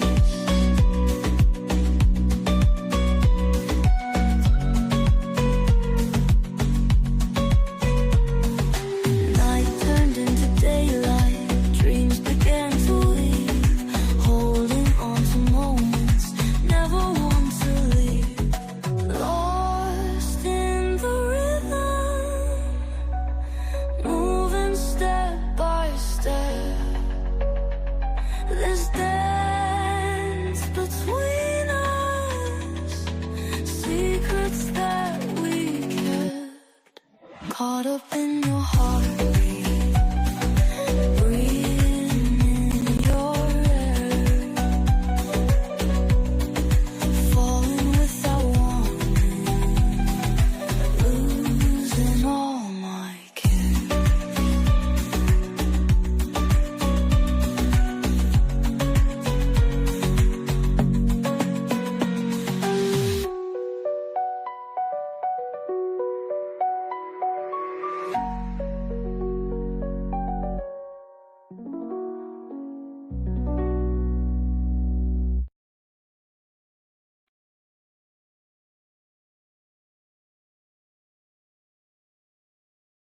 Cooking up a feast like nobody else can. Got the BNC crew rolling in one by one. Mellow Grim Reaper and Mrs. Reaper under the sun, yeah. Support's pleading, come on mama, just a slice of bacon. But Mellow's trying to spark it up, now he's mistaken. Mama Bear's eyes are fierce, she points to the shed. Wait there boys till the table is set, she said. Wanda and DJ Paco filling up the dance floor. Mountain Girl in Northwoods yelling woo fucking woo encore. Miguelito stands guard, making sure we're all secure. No EA off the film his rights, cause you know he's for sure. Oh Mama Bear, you're the heart of the show.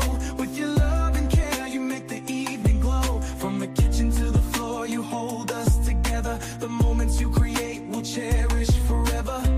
Swag is on a mission, Kiwi's calling his name, while DJ Paco spins the record, keeping up the game. Maria and Cad share a toast with Shamrock. Tommy V and Vince engage in deep talk around the clock. The vibe is electric, the air is filled with joy. Support still dreaming of that piece of bacon, boy. Wanda's heels click as she grooves with the beat. Mama Bear watches smiling as she takes a seat.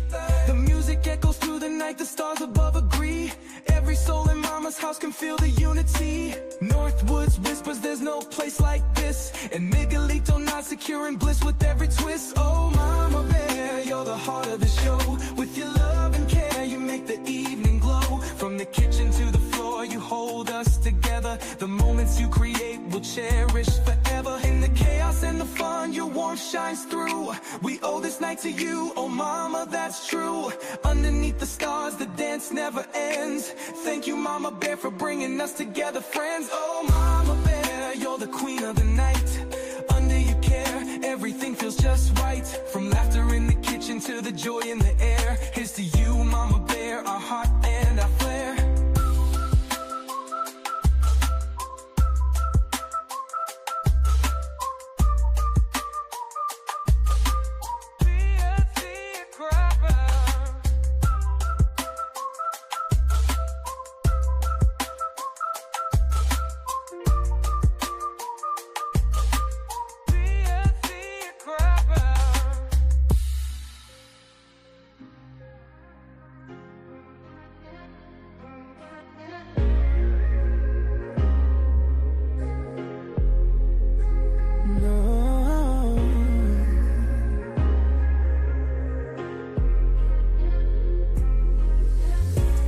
Calm of the evening glow, a heartbeat starts, a love we know. Through the windows whispers around, a gentle love in every sound. Ooh, mama, ooh. Ooh, mama, ooh. Yeah. Oh, Mama Bear's got a heart so wide, in her embrace there's no place to hide. She's in the kitchen spinning love like gold, preparing a feast, a story to be told. Mello's asking for the rules to bend, but Mama Bear knows where her patience ends. Support's out there pleading for Bacon's grace, while laughter lights up the whole dang place. Miguelito stands guard, a watchful night, no harm comes through on this shining night. No weapons. BBA's off with his rights, out to explore, and in Mama's house we're wanting not but more. Mama Bear, you're our melody, filling hearts with tender harmony. In your arms, we find our peace in a night that feels like sweet release. Wanda and DJ Paco stirring up the floor. Mountain girls calling woo, flucking woo, wanting more. Northwoods raises a toast to the stars up high, as BX swags in the fridge just trying to get by. Kiwi. Mama Bear, oh, with eyes that gleam in her presence, every heart redeems. Her laughter, her love lighting up the sky, a warmth in her heart that money can't buy. While DJ spins that BNC sound, we're all dancing in love, all safe and sound. Miguelito's vigilance, BBA stands for rights. Mama's arms hold tight through the restless nights. Mama Bear, you're our melody, filling hearts with tender harmony. In your arms, we find our peace in a night that feels like sweet relief. Mama Bear, with strength so rare in your gaze, we find our cares to you. We raise our glasses and cheer for Mama Bear, who holds us dear. Mama Bear, you are a song. In your love we all belong. Mama Bear, you shine so bright. In your love we take our flight.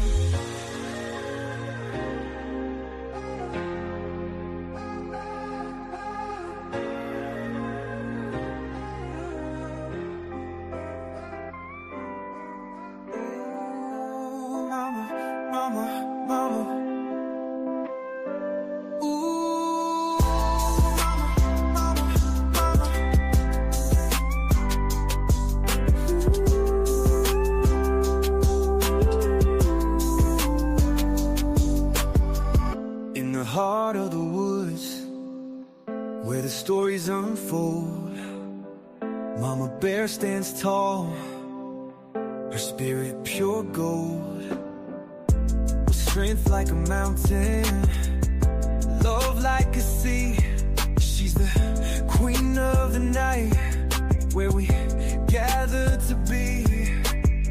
The table's set, the laughter's near. She's the legend, the one we all revere. With the B&C crew gathered round, Mama Bear's feast is the finest sound. Oh, Mama, Mama, Mama. Oh, Mama, Mama, Mama. Oh, Mama Bear, her love's a glowing flame. In her embrace, we'll never be the same.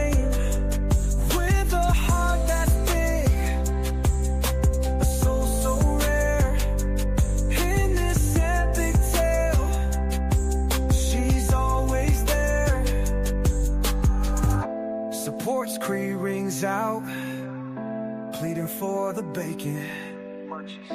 Mello's bold inquiry got him lightly shaking. Joints. Wanda spins with DJ Paco, sparks ignite, while Mountain Girl and Northwoods light up the night. Miguelito God's ever so true. BBA's filming, capturing views. BX swags, treasure hunting the fridge, oh so sly. Kiwi's the goal with the determined eye. Oh, ooh, Mama, Mama, Mama. Ooh, Mama, Mama, Mama. Oh, Mama Bear, her love's a glowing flame. In her embrace, we'll never be the same.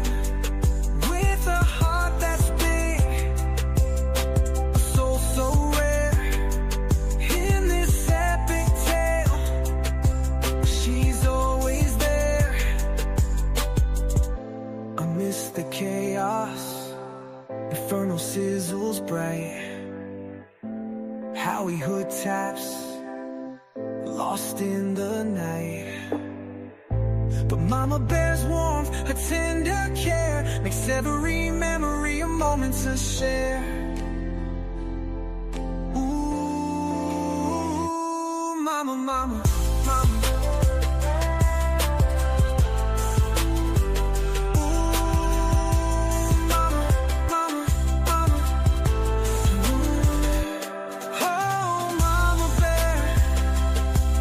Love's a glowing flame. In her embrace, we'll never be the same. With a heart that's big, a soul so rare. In this epic tale, she's always there.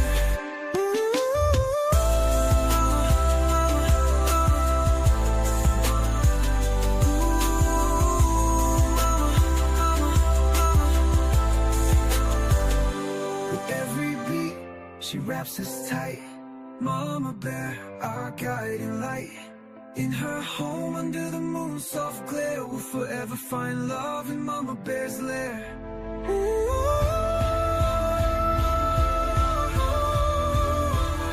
We love you, Mama.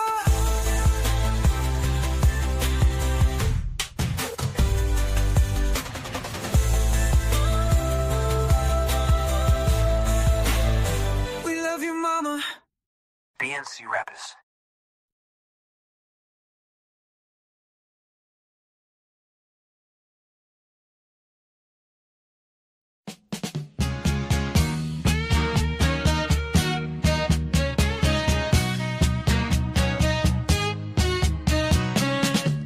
In a moment soft and true, caught up in a lovely haze.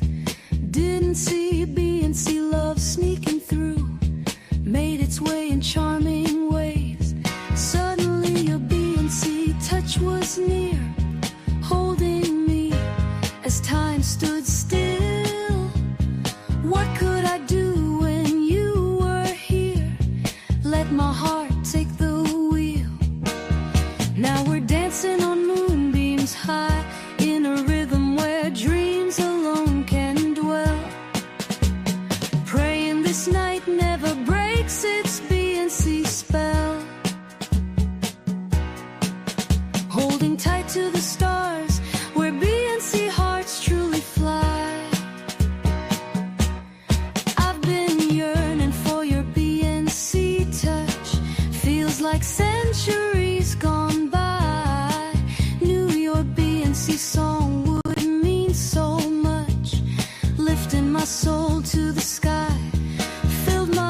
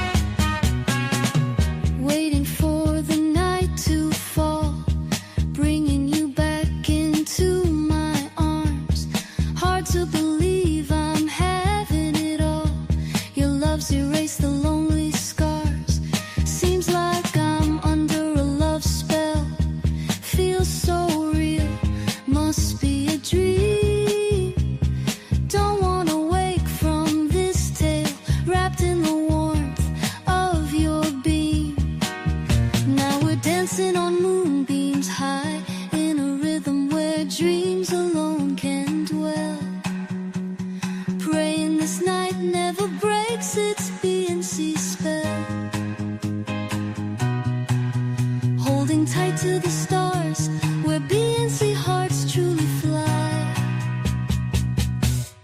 Ain't nobody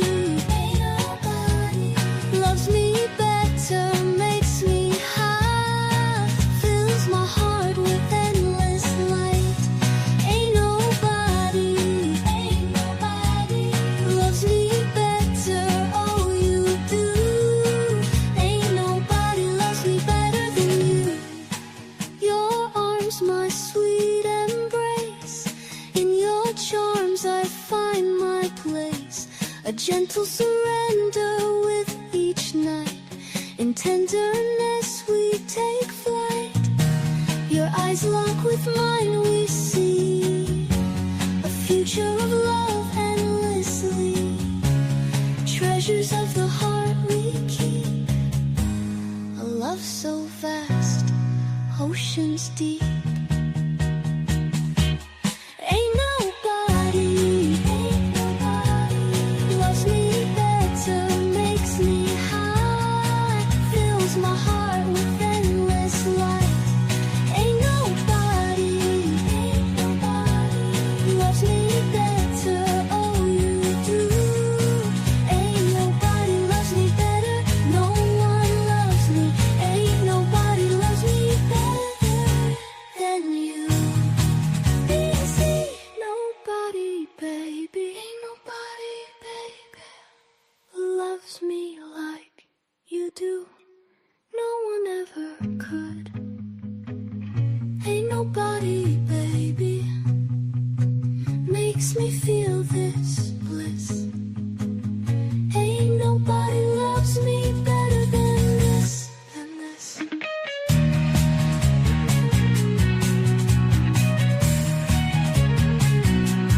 BNC.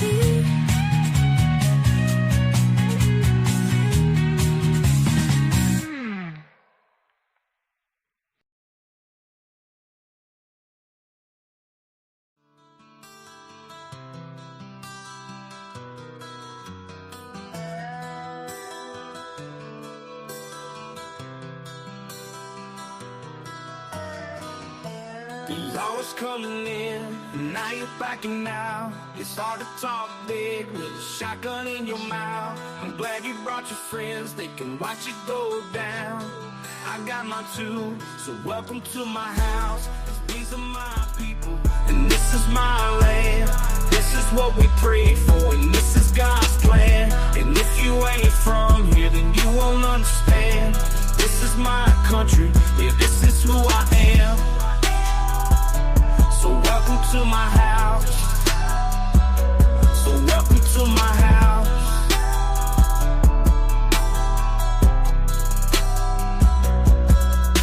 I'ma stand up for mine, you better believe it, cause today won't be your day, I can guarantee it. You should turn and walk away and get to leaving, or I'll let this 12 gauge do all my speaking. Don't push me on the edge, boy, cause I'm aiming for your head, boy. And all I see is red, boy. I told you not to cross that line. I'm giving you a chance, boy. You see the devil in the glance, boy. Shotgun knock you out your pants, boy. I told you not to fuck with mine. Lord have mercy. Lord have mercy. The law is coming in, and now you're backing out. It's hard to talk big with a shotgun in your mouth. I'm glad you brought your friends, they can watch it go down. I got mine too, so welcome to my house. 'Cause these are my people, and this is my land. This is what we prayed for, and this is God's plan. And if you ain't from here, then you won't understand. This is my country, yeah, this is who I am. So welcome to my house. So welcome to my house. Baby girl inside this house right now, she's sound asleep. So it's probably best for the both of us if you just turn around and leave. Cause if you come in this fucking house, then you two gonna go to sleep. I promise you, boy, don't play with me. I pray to God my soul to keep, especially in this day and age. Gotta handle shit our own way with a 30-30 or a 12 gauge. Behind this door, yo, hella waits. My old lady, she rides too, picking up every shell case, moping up these blood stains, but she ain't seen a damn thing. Most of my people are convicts, hard-headed, no nonsense, so please approach with caution. You never know who's watching. You never know what's on the other side of that front door, and you knock it. My like motherfuckers get the dropping. All the neighbors heard was the dogs barking. The sun was down, it was getting dark, and I told the sheriff ain't no problems. Like them bobbers.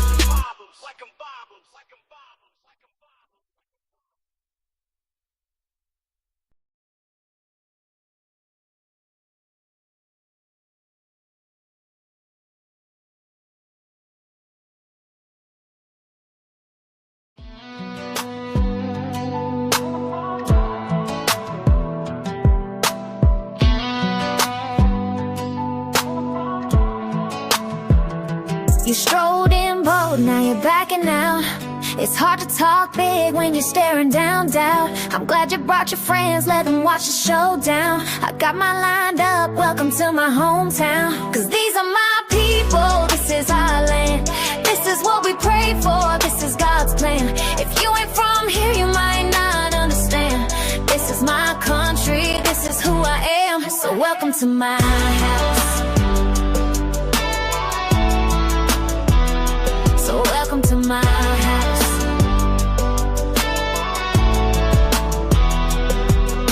I'll stand up for mine, you better believe it. Today's not your day, mark my words, I mean it. You should turn and walk away.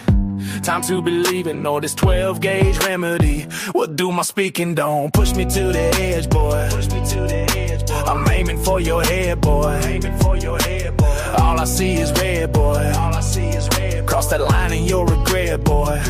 I'm giving you a chance, boy. See the devil in a glance, boy. If I knock you off your stance, boy, I told you don't fuck with mine. Lord have mercy, Lord. Strolling bold, now you're backing out. It's hard to talk big when you're staring down doubt. I'm glad you brought your friends, let them watch the showdown. I got mine lined up, welcome to my hometown. Cause these are my people, this is our land. This is what we prayed for, this is God's plan. If you ain't from here, you might not understand. This is my country, this is who I am. So welcome to my house. So welcome to my house.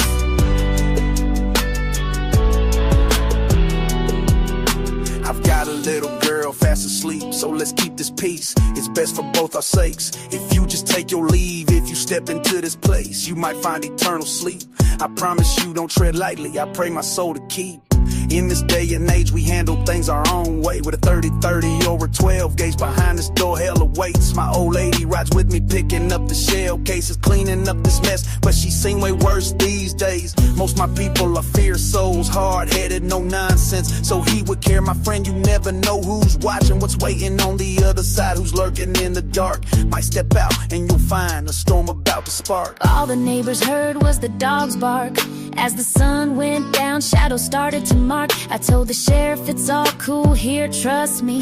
Just taking out the trash, nothing to see. If you wouldn't mind, please excuse the scene. Just with my family, living the dream. I'm sure you've got better things to pursue, so I'll let you go. Get back to what you strode in bold, now you're backing out. It's hard to talk big when you're staring down doubt. I'm glad you brought your friends, let them watch the showdown. I got mine lined up, welcome to my hometown. Cause these are my people, this is our land. This is what we pray for, this is God's plan. If you ain't from here, you might not understand. This is my country, this is who I am. So welcome to my house. Lord have mercy, Lord have mercy, Lord have mercy, Lord have mercy. So welcome to my house.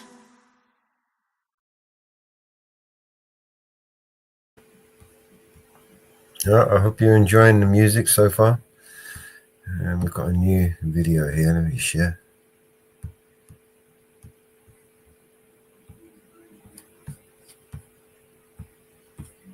More propaganda. Israel's Prime Minister has condemned the leaders of France, Britain and Canada after they called for an end to his country's renewed military offensive in Gaza. Benjamin Netanyahu called their remarks a huge prize for Hamas and insisted Israel would continue to press for what he described as a total victory over Hamas. Well, the joint statement signed by Sir Keir Starmer, Emmanuel Macron and Mark Carney says while they have always supported Israel's right to defend Israelis against terrorism, the current escalation is wholly disproportionate. And it warns if Israel does not cease the renewed military offensive and lift its restrictions on humanitarian aid, we will take further concrete actions in response. Well, Israel eased its complete blockade of the territory on Monday and let in a handful of aid trucks, but the UN says far more supplies are needed. The bombardment of Gaza has continued overnight with reports of deadly airstrikes. This comes not long after the UN's humanitarian chief has called the first delivery of aid into Gaza for 11 weeks a drop in the ocean. We'll speak to our diplomatic correspondent Paul Adams in a moment, but first let's hear from Yolande Knell in Jerusalem. Yolande, first those comments then from the UK, Canada and France and the reaction from Israel. Talk us through what's been happening. Well, we've had the Israeli Prime Minister condemning that joint statement, saying it's a huge prize for Hamas and that it will invite further atrocities of the kind that was perpetrated on the 7th of October 2023 and the deadly attack on southern Israel that killed some 1,200 people. He also said that Israel would continue to defend itself by just means until total victory. But I think, you know, this won't be so easily brushed off by the Israeli leader, because these are important allies of the country, the UK, France and Canada, that have come out with this very harshly worded statement. Really some of the strongest criticism that we've seen so far of Israel's handling of the war and threatening concrete actions Harshly worded. as well, without going into what those might be. Now, this all happening as we continue to see Israel's deadly bombardment, this intense military offensive going on in the Gaza Strip overnight. The Hamas-run civil defense is saying that at least 44 people have been killed, most of those within the space of about half an hour, we understand from local sources, when there were Israeli strikes that hit a school being used as a shelter for displaced people in Gaza City. In the southern part of the Gaza Strip, there was a fuel station that's disused, being used as a tent city for displaced people that was hit, a residential building of 3 stories as well. And, you know, still we're waiting to see what aid goes into Gaza in the course of the day. Lots of safety and logistical issues given the ongoing Israeli military offensive. But now that Israel has eased this blockade, it's been a total blockade of the Gaza Strip for 11 weeks now, with no food, no medicines, no fuel, no shelters going into Gaza. There's really a dire humanitarian situation. And we've heard that only 9 lorry loads of aid were cleared for entry into Gaza 1 day ago. A senior UN official has told the BBC this morning that there are this clearance has been given for 100 or so lorry loads. But of course, this is being seen as a drop in the ocean, given the huge needs of a population of 2 million people. Yolande, for the moment, thank you very much. Yolande now in Jerusalem. As we said, we'll speak to Paul Adams in just a moment. But Yolande was referring now to the aid situation in Gaza. Well, the UN's humanitarian relief chief, Tom Fletcher, a former British diplomat, has been speaking to the BBC in the last hour, saying just 5 aid trucks were cleared to enter after Israel's blockade was lifted, but are stuck on the border. Well, that's a drop in the ocean. And let's be clear, those 5 trucks are just sat on the other side of the border right now. They've not reached the communities they need to reach. And, you know, let me describe what is on those trucks. This is baby food, baby nutrition. There are 14,000 babies that will die in the next 48 hours unless we can reach them. This is not food that Hamas are going to steal. No, we run the risk of looting. We run the risks of being hit as part of the Israeli military offensive. We run all sorts of risks trying to get that baby food through to those mothers who cannot feed their children right now because they're malnourished. Tom Fletcher. Well, let's speak to our diplomatic correspondent, Paul Adams. And these comments from these 3 allies of Israel, Paul, I mean, how significant are they? It feels pretty significant. I mean, some of that language that was used in the statement issued last night was almost unprecedented. You know, the level of human suffering in Gaza is intolerable, they said. They described the Hamas attacks of October the 7th as heinous and said that Israel had the right to respond, but they described the escalation as, in their words, wholly disproportionate.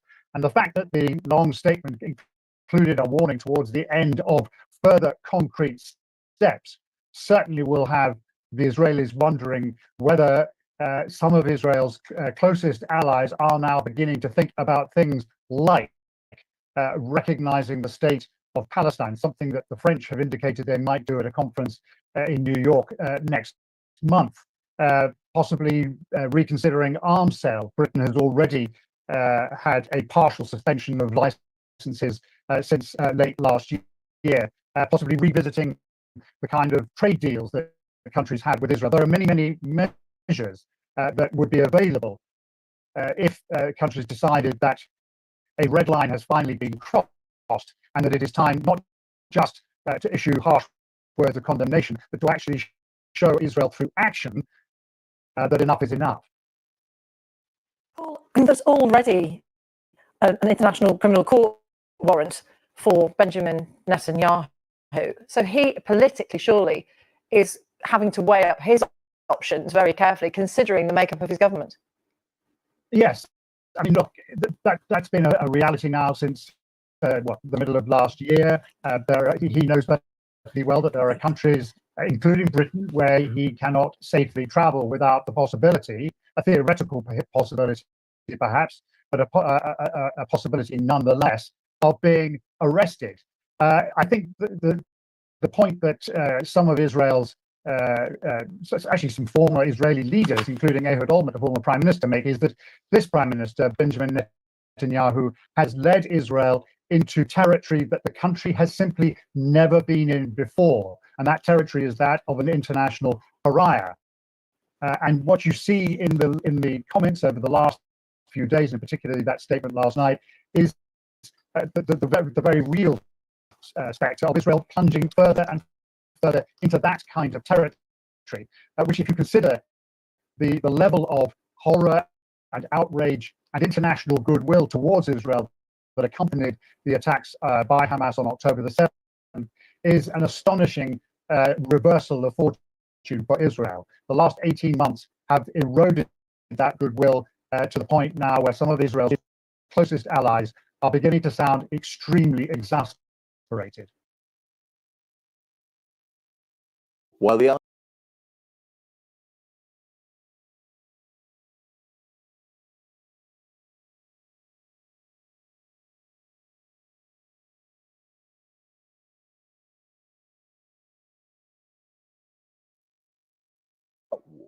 overseen by extremist ministers in the Israeli government is being waged against Palestinians on the occupied West Bank.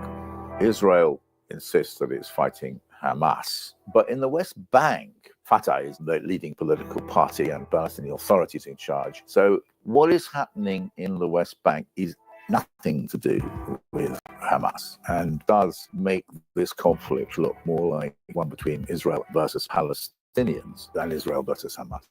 I've just got back from the West Bank, having spent the best part of a month talking to people who almost every night were being visited by settlers who would come in and destroy their cars, or beat them up, or often hit their wives. The children were traumatized by this. And the message really was get out or die. It's lawless. Kind of reminded me of Mad Max 2, if you've seen that nightmare film.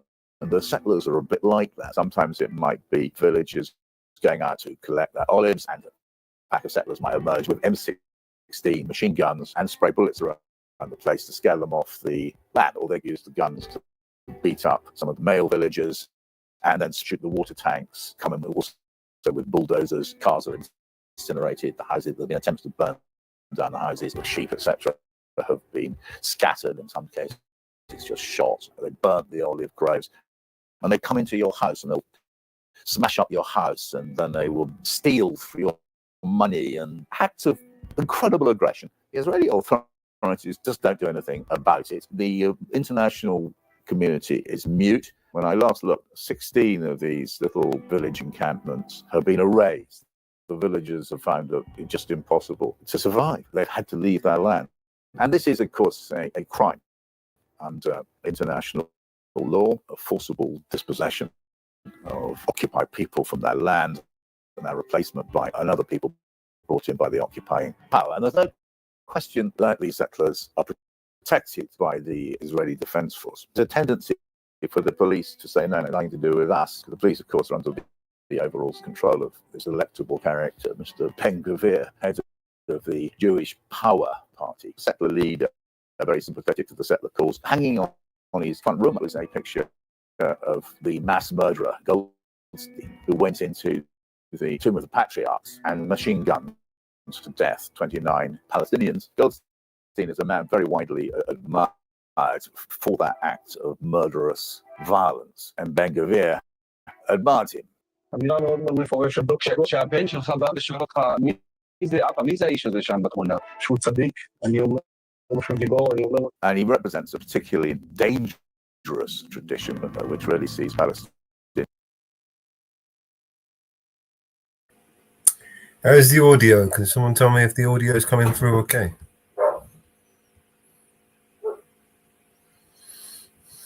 Maybe I'll stop it and start it again.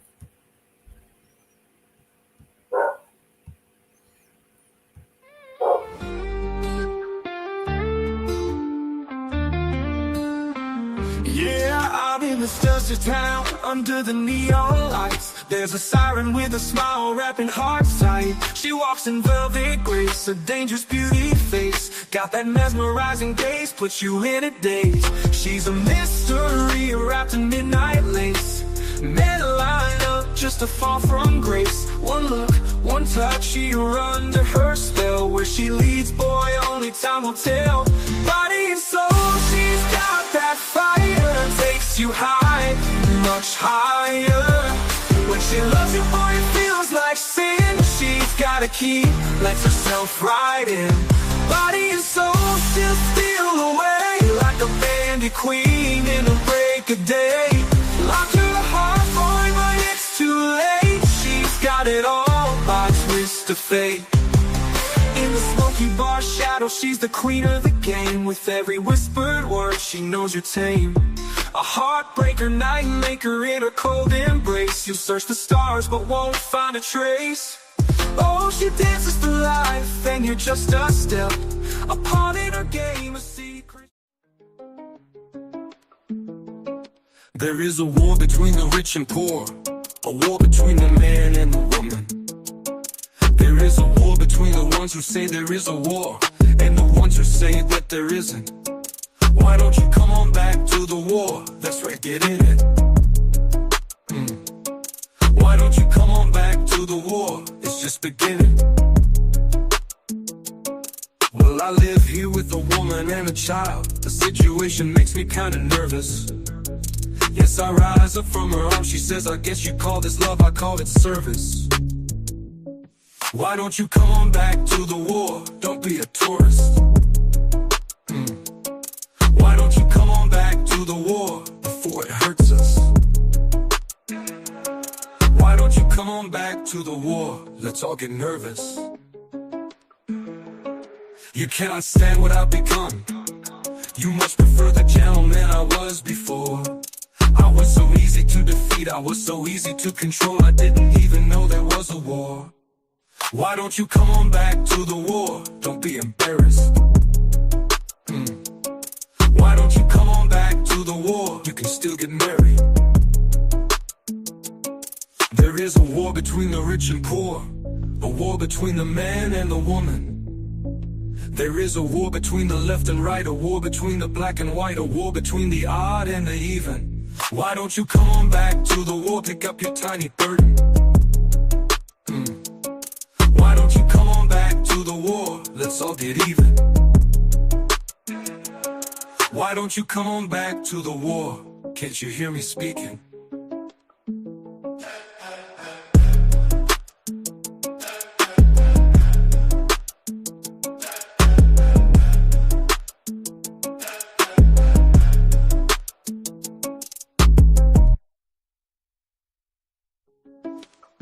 Yeah, you came here with a woman and a child.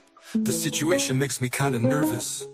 Yes, I rise up from her arms. She says, I guess you call this love, I call it service. Why don't you come on back to the war? Don't be a tourist. Don't be a tourist. Why don't you come on back to the war before it hurts us? Why don't you come on back to the war? Let's all get nervous.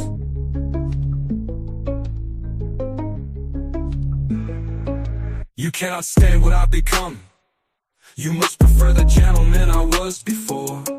I was so easy to defeat, I was so easy to control, I didn't even know there was a war. Why don't you come on back to the war? Don't be embarrassed. Don't be embarrassed. Why don't you come on back to the war? You can still get married. There is a war between the rich and poor, a war between the man and the woman. There is a war between the left and right, a war between the black and white, a war between the odd and the even. Why don't you come on back to the war? Pick up your tiny burden.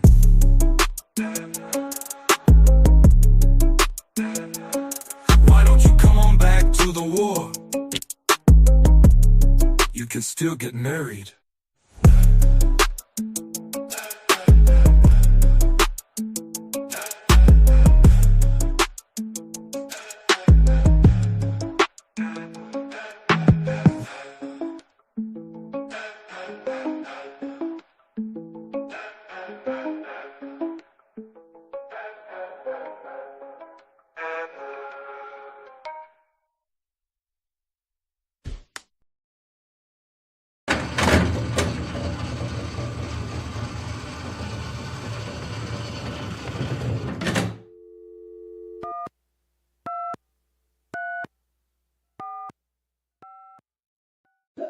Tune up, ting on the confident low show. I'm on a low show. So that means the man's is down low and a confident brother, but it never would show. You understand that? Talk shit but never know. But hey, I got man that never would know. So people ask questions about me, I don't mind that. Fucking that's how it made me hot that. So fuck hey, brothers on his ass, never would pass. Bro, confident about me, I'm confident about myself. Yeah, I wouldn't drop you on that pass. I wouldn't put you on your fucking ass. Bro, a man to a man. You don't even need to show that, Dan. You know what I mean? It's that way. I'm a confident brother and I wouldn't show. Because I wouldn't fucking drop you, though. I didn't low, show low, show that means man lol with them. But never show understand that talk shit but never know.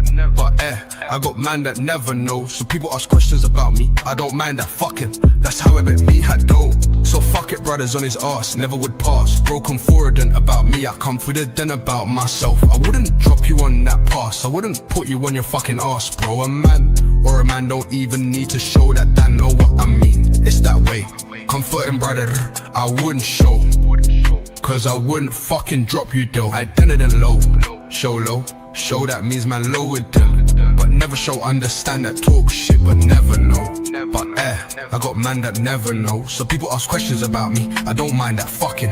That's how it make me have that. So fuck it, brothers on his ass, never would pass. Broken forward and about me, I confident then about myself. I wouldn't drop you on that pass, I wouldn't put you on your fucking ass, bro. A man don't even need to show that they know what I mean. It's that way, a comforting brother, I wouldn't show. Cause I wouldn't fucking drop you though.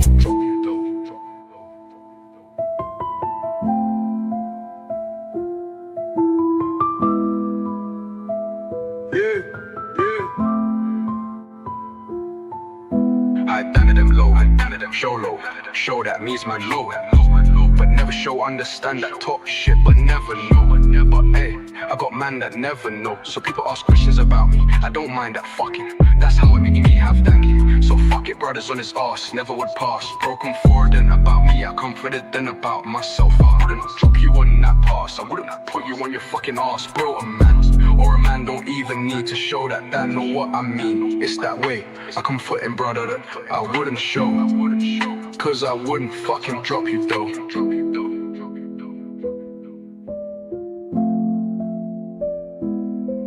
Yeah.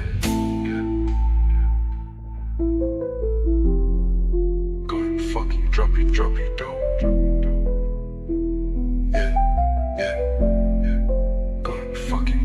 I dent it low, show no, show that means man low with them. But never show understand that talk shit but never know.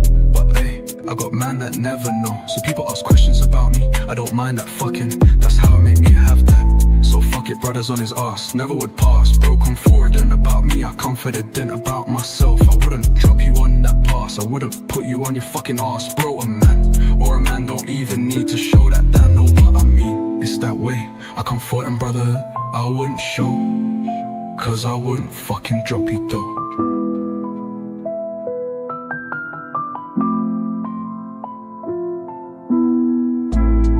I wouldn't show,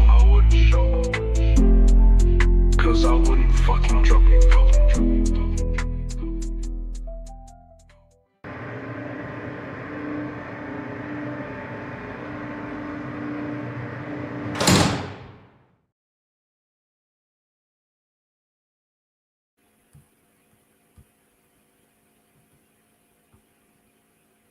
Hey, Mama Bear. Good morning. Good morning. Welcome to the show. Good morning, everybody. I was hibernating. It's freezing here. The temperature dropped. Oh, yeah. We had frost warnings last night. Oh, that's shit. Well, I'm glad you're okay. Mountain Girl was asking about you earlier.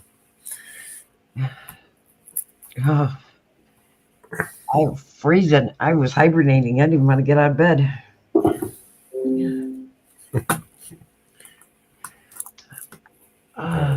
with us now. That's good.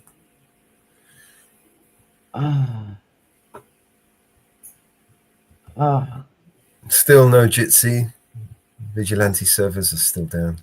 Yes, Nick messaged me last night, asked me what that money was for, so just put it in private chat.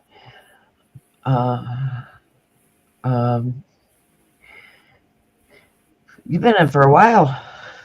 I have. I did. I didn't know what else to do with myself, so I just played a few videos and played some music. Everyone's gone to bed. Got a couple of people watching. Yeah.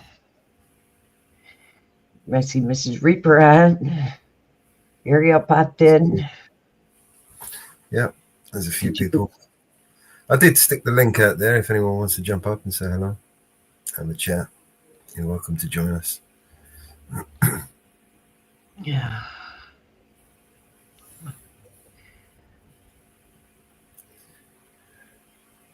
I was just playing some music. Didn't know what else to do. It's getting kind of boring with listening to all that bullshit propaganda. Oh, it's been going on for quite a while.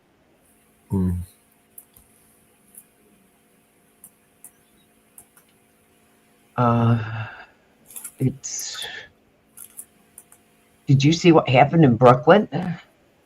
No. The Mexican ship hit the bridge. No. Yeah. Let's have a look. Yeah, ship hit the bridge. Yeah.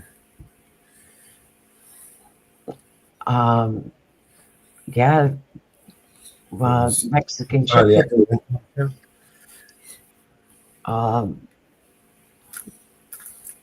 This weekend, I think it was Sunday, 2 were killed. A bunch of them were injured.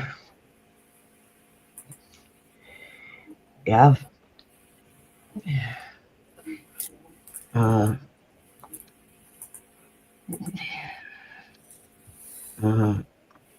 Totally accidental, I'm sure. Yeah. Yeah. There you go. Nothing to see here. Yeah.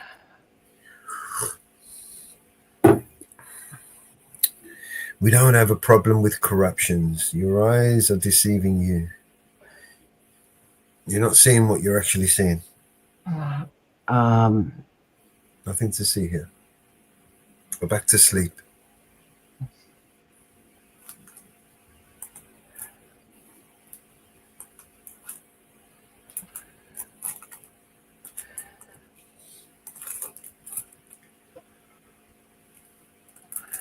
They actually stand on this ship.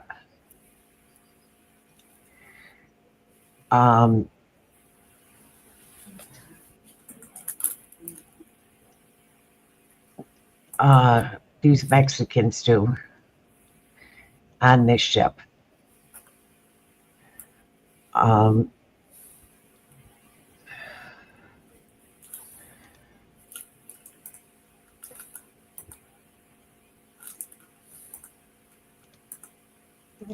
This was one of the updates they just gave. To probe into the collision of a Mexican Navy tall ship and the Brooklyn Bridge. In a news conference today, NTSB investigators said information that they have is preliminary. Fox's Alexis McAdams has more from New York, where the ship is docked. Federal officials are investigating how a Mexican Navy tall ship struck the iconic Brooklyn Bridge on Saturday. This is the start of a long process. The question pertains to a possible cause of the bridge strike, possibly as an engine failure. We will look at the status of the engine. We'll look for any failures. We'll look for engine inspections. The Mexican Navy training ship was on a global goodwill tour and was scheduled to visit 22 different ports over the next year. The ship was leaving New York City and heading to Iceland. But in what looked like the scene out of a movie, you can see the boat traveling in reverse at a high speed.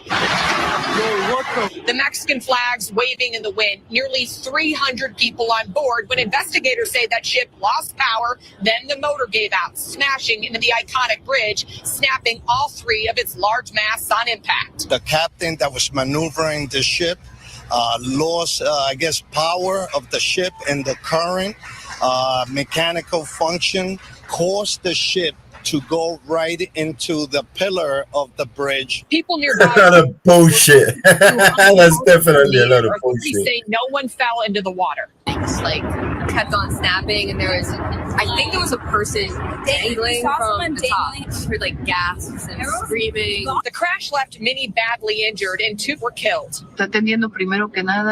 First and foremost, and our solidarity always goes out to a cadet and a sailor who died, and we are going to be attending to them. Right now, the NTSB is investigating this crash, and it could take a few months to figure everything out. Reporting in New York City, I'm Alexis McAdams, Fox News. That smells like a lot of bullshit. Have I ever heard bullshit? That's bullshit.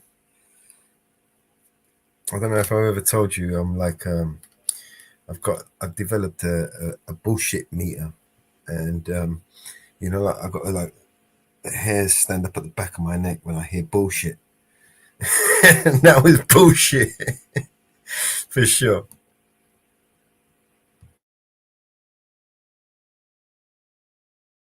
I'm talking and I'm muted. Didn't we hear this story once before? Not too long ago. when the bridge took out in New York City, in Washington, D.C., or was it New York City? Where's that bridge taken out? Washington, D.C.? Could it be possible The engine failed. Could it be possible that there was someone that died who fell off, or what happened? What was that? 2 were killed.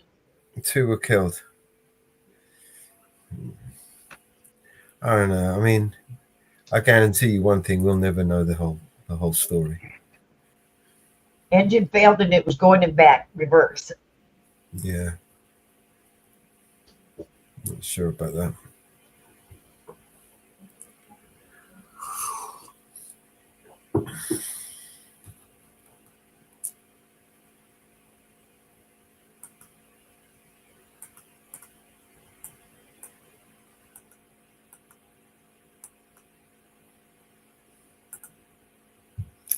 I'm not sure about that. The scenarios in my mind are just going wild right now. Oh, fuck that. Everybody knows. Yeah, it's a good song.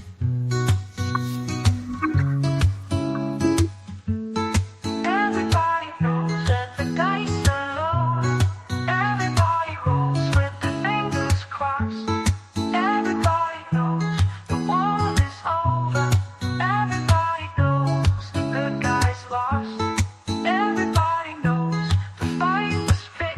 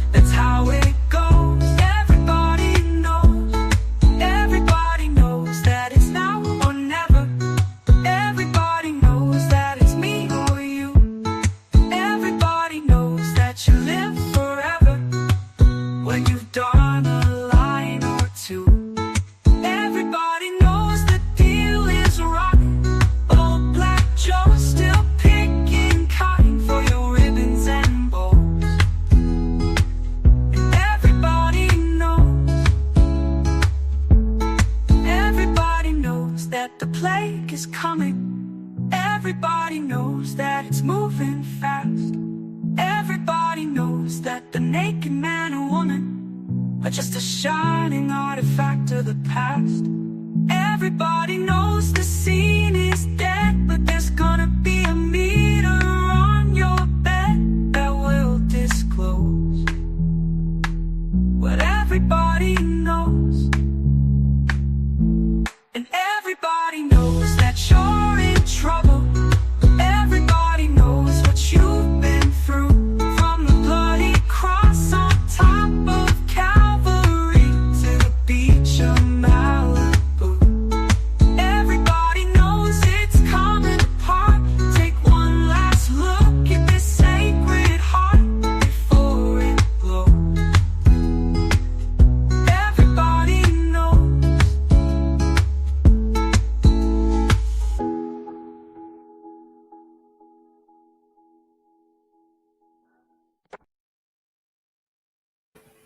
Thank you, Mama Bear. Yep, panel link is there in the chat if anyone wants to jump up. Welcome to join us. If not, just sit back and listen to some music. It's up to you.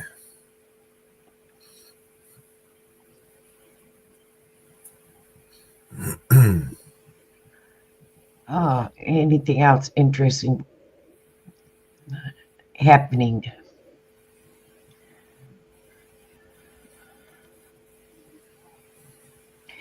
Oh, did you see Long Island's video yesterday? So,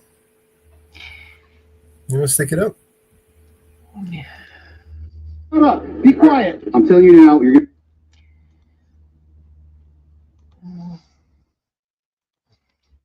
That was a good one.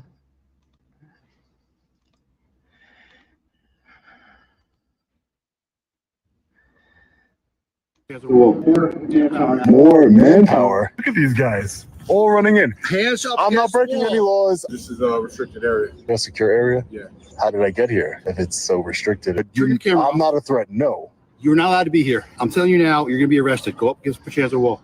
I'm telling you, I'm not going to put my hands against the wall because I haven't committed a crime. Look at these guys running here. This is not. I'm telling you, put your hands up against the wall. Look at these guys, all running in. Hands up. I'm not breaking any laws. I'm not. Don't do it. Don't violate my rights. What authority do you have to tell me to put? Shh, I'm talking to the supervisor. Okay? Excuse me? Shut up. Be quiet. You don't tell me what to do. None of you tell me what to do. What is wrong with you? You Long Island order?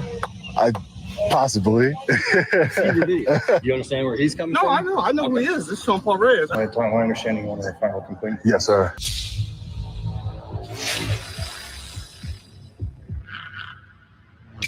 Hey, what's up, guys? Long Island Audit here, back again with another video. Today we're at the Ulster County Correctional Facility here in Kingston, New York. We're here today, as always, to peacefully exercise our First Amendment right to film in public and publicly accessible areas, to promote transparency and accountability within our government, and to ensure that our public servants recognize our rights and treat us with respect. Let's get into it. All right, ladies and gentlemen, let's take a look around the outside of the facility. We always have to be mindful of any restricted area signs, especially when dealing with a correctional facility. So let's make sure we don't go into any restricted areas. You all right, Bob? Who are you, sir? I work for the sheriff's office. And your name? My name is Johnson. Johnson? Yeah. No, Johnson, I don't need any help. Thank you. Well, you can't be around here. That's all I'm saying. I'm sorry, hold on. I can't really even hear you. Let's walk towards Johnson. Sorry, I can't hear you. What'd you say? You just can't be around here. That's all I'm saying. Why is that? Because this is a restricted area. This is a restricted area, a secure area? Yeah. How did I get here? I don't know. If it's so restricted and Are you secure. okay? Yeah, I'm good. All right. I'm good. Deputy Johnson? No, I'm a correctional officer. Correctional Officer Yes. Johnson. Okay. Yeah. Do you have a badge number or anything like that? Why do you need my badge number? Just, I like to know who I'm communicating with. That's all. 605. Okay. Thank you. That's it. My name is Sean. But they said that you were out here walking around. Yeah, I'm just taking a look at the vehicle. Yeah. Just taking a look at them. You just can't be back here looking at the vehicles, though. Oh, why is that though? Because it's a restricted area. But it's not. It is. Why do you say it's restricted? Well, you can't be around our vehicles, is what I'm saying. So your vehicles are restricted? So, I mean, do you have a purpose for being here? Well, yeah, I'm taking a look at the vehicles right now. Why are you taking a look at the vehicles? I find them interesting. Thought it was interesting to look at. That's all. All right, so are you done here, or are you going to continue to wander around? Wander around. I don't think I'm wandering around. Wandering around means like you don't have a purpose or anything. I definitely have a purpose. Well, you don't have a purpose for being here is what I'm saying. But I don't have a purpose according to you. But you're looking at our vehicles for what reason? I just told you I think they're interesting and I wanted to look at them. All right. So are you going to leave, or you're going to continue to stay? I'm going to continue to stay. Yeah, thanks. So that's Correctional Officer Johnson here. I hate it when they say, you're just going to wander around the facility. Wandering implies that I don't have a purpose. I do have a purpose. I have a constitutionally protected purpose. These are taxpayer vehicles here, and we're just taking a look at them. Hands up against the wall. Excuse me, sir? Put your hands up against the wall. You're on private property. It's the sheriff's office. I'm not breaking any laws. Who are you? I am the officer working here. You're going to tell me to put my hands Put up your hands against up the wall? against the wall. I am not breaking any laws. You have no authority to detain me.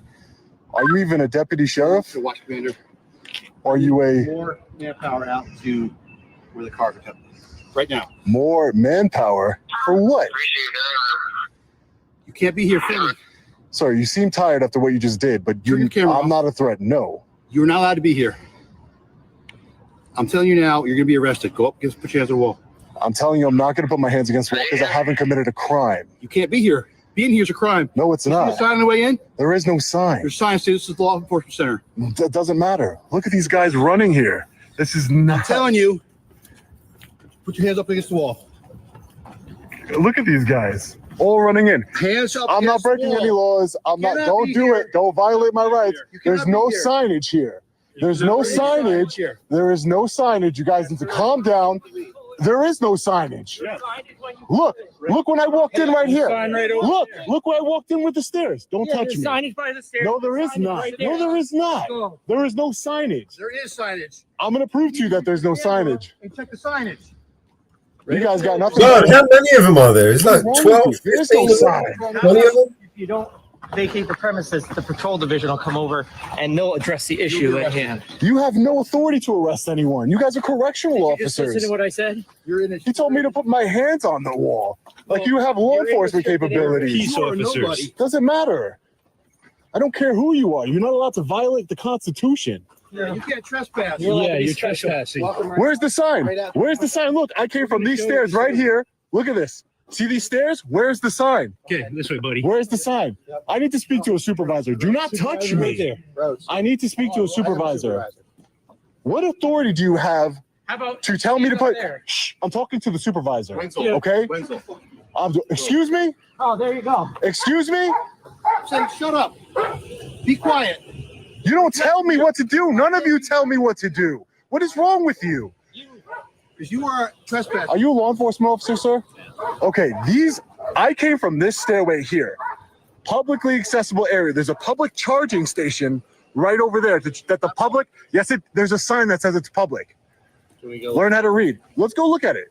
There's a public charging station right here. And this Officer Blum told me, put your hands against the wall. Turn off your recording. I have a right to record in law enforcement and correctional officers. Which pump are you talking about? There's an electrical right here. They're saying that this area is restricted. Are you talking about where the Right, but there's a sign. There's a sign that says, and there's actually a civilian vehicle there, officer. Deputy, excuse me. But there's a sign that says this is public. There's no restricted area signs here whatsoever. Okay.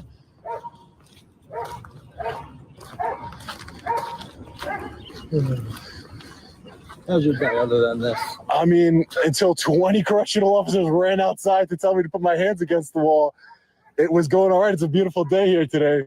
Checking out the cars. Do you understand their concerns, though? But they could have asked, okay, deputy, whatever concerns they might have, they could ask about their concerns. They don't have to say, turn off your camera, put your hands against the wall right now. They're correctional officers. I'm not an inmate. Right here. So this sign right here, this looks like a civilian vehicle to me. I don't know whose vehicle this is. But again, it says this charging station is available for public use. So this is a public area. There's no signage, as you saw, that this is a restricted area. It doesn't say restricted area, do not enter, nothing like that. You're right. It does say for public use. Right. So if the public can be here, it means it's obviously not restricted. So This is not what their concern is you see this road right here where the stop sign is? right. I came from the stairs, just so you know. I know, Okay. I heard that. Okay. I just want to tell you. So that road right there beyond the stop sign, Right. that's a public highway. Okay. Right. So if you came down here and you pulled up to this, I would think that that's more reasonable. You know what I mean? But Instead of walking down the stairs. giving the fact walking down the stairs over there, because that's where the corrections division is on that side of the building, Right. it caused a little bit more concern. I think it'd be more. But sir, I also have a right to record correctional officers, law enforcement officers. It's called the New York State Right to Monitor Act. There is a law in New York State that gives me the right to record on public property, law enforcement, and correctional officers, peace officers. So that's all I'm doing. I'm checking on the cars. I thought it was interesting that they have electric vehicles as cars. And again, he just ran up to me and said, put your hands up against the wall. Instead of asking me, hey, what are you doing? You know, can I help you with anything? Just put your hands against the wall. It's ridiculous. And when there's no signage saying this is a restricted area, we just walked from the stairs right down here. There is no signage saying, hey, you got to leave. You're right in that regard, but like when There's got to be notice. Right. When you come down the roadway that I just showed you there, and you come into you see where our police cars are right there? Right. That's where you enter into the Sally Port Food jail. There it says restricted area. So you missed it. Well, I You didn't. did walk. If there's no sign, truly what you're saying up there where you came down the stairs, restricted area, there needs to be a sign there. Right. Again, there's no notice. I walked down I just walked down, and then for them to just come up and say, put your hands against the wall, it's ridiculous. Do you mind if I get your badge number? Yeah, actually, it's 7-5. Okay. I'll give you what's called a right to know card. I'll have my name on it. All right, thanks. And your name and badge number, sir? Deputy Benziger, badge number. Thank you, Deputy. I appreciate it. Are you from the area, boss? No, I'm not from the area. No, I'm just an independent journalist. My first name is Sean, and You Long Island order? I possibly.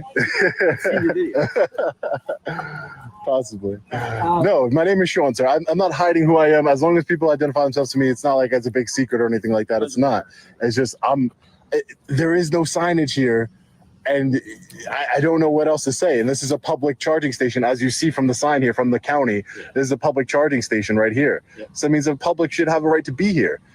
Yes, down that way. That's All right. I mean, and is it that big of a deal that I walked from another place that has no sign to get here?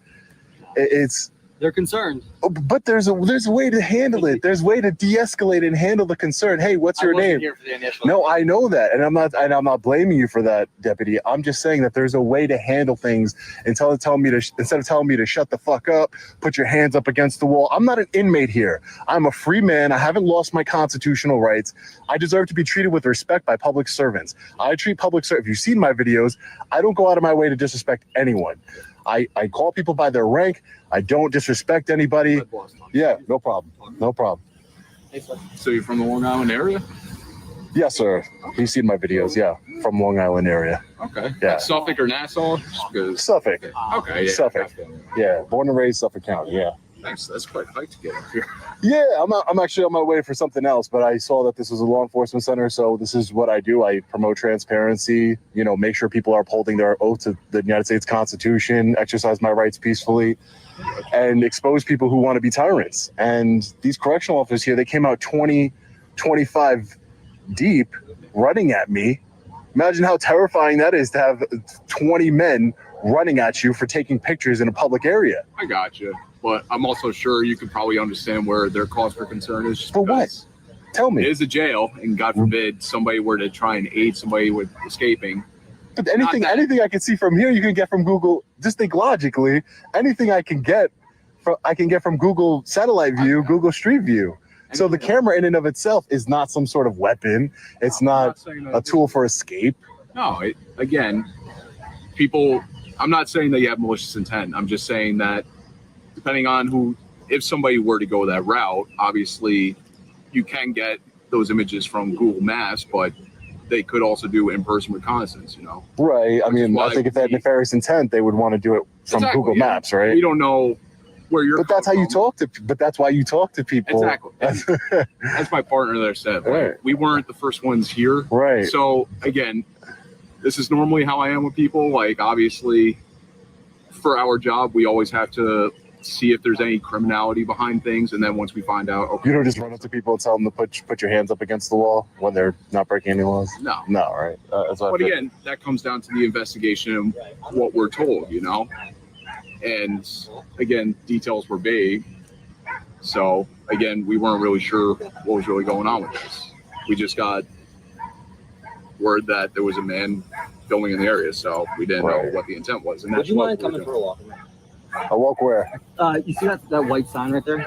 I just want to take a look at that. Sure. And I want to walk back to where you came. Sure. We can do that. That's fine. Yeah, that's fine.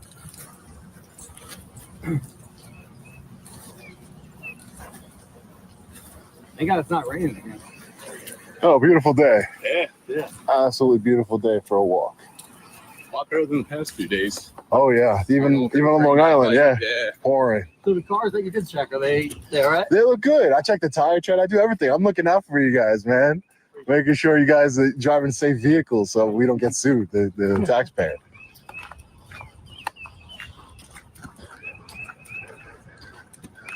Oh boy, oh boy.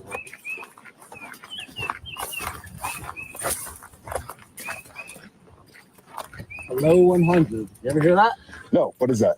Saving officers' lives. You know, like wearing your seatbelt on the drive and stuff like that. Paying attention on the drive. Right. So they do have a restricted area sign here, but there's a public charging station over there that the public has access to use. So that's weird. I'm trying to get the big. I'm trying to get the big picture. I'm trying to get the big picture. A public charging station in a restricted area. Okay. There's some questions I may not be able to answer to you. Right. No, I'm just getting the whole picture. That's all.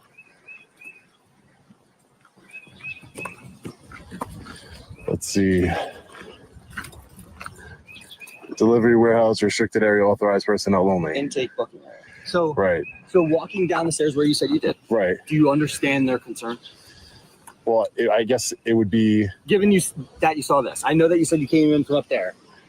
right. But again, I'm not saying that everybody could be concerned. It's subjective, right? Anybody could be concerned about whatever. I was just explaining to the other deputy here that if they were concerned about people getting reconnaissance, you can get that from Google Earth, right? You can get that from Google Street View. You can get a whole layout of this facility. It's actually 3D printed. I was looking at it before. You know, it doesn't seem rational to me.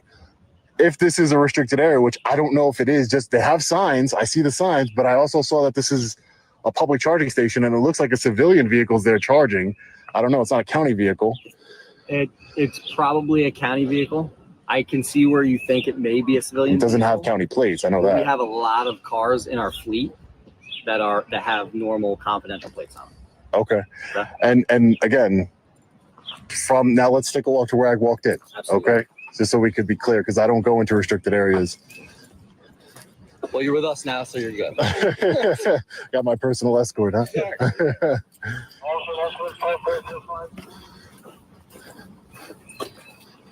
And again, man, just de-escalation and asking questions and saying, "Hey, listen, this is a restricted area. Let me show, like you did. Let's take a walk. Let's look. Yeah. You know, I came from up here. That's where I parked my vehicle. This is where I came from. I'm all ears and all eyes to see every aspect of it. You know. Yeah. So I walked down these stairs over here into this area and walked to the public charging.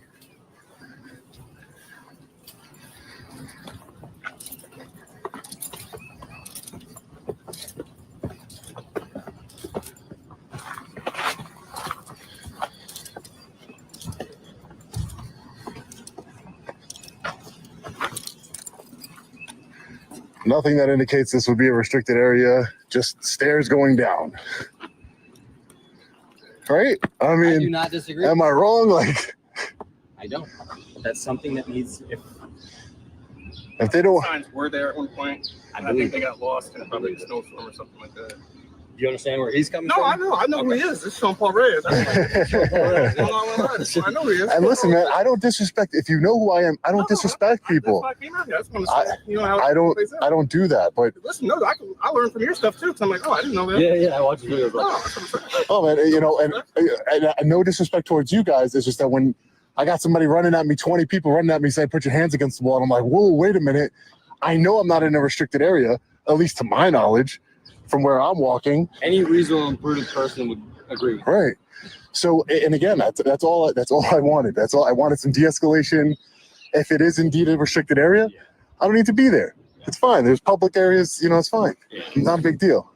It is a restricted area. Okay, then I won't go down there if it's restricted. I will bring it to the attention of my bosses.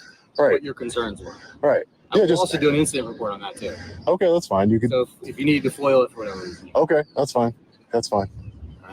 Yeah, that's pretty much it. Listen, no disrespect to the correctional facility here or the sheriff's department whatsoever. I was just taking some pictures and things got escalated really quickly, man. Saw that one. Yeah. Whoa, what's going?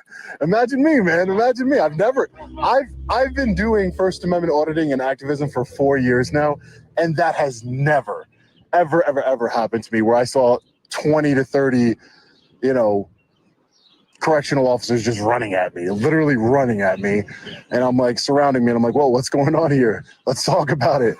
Let me go get you that card. Yeah, thank you. I appreciate it. Thanks. Yeah, if you have like a CAD number or something. Yeah, incident number. Gotcha. So how long have you been doing this for? 4 years. 4 years. Yeah, I've done trainings with law enforcement agencies across the country, New Jersey, Ohio. I have an upcoming one in Georgia.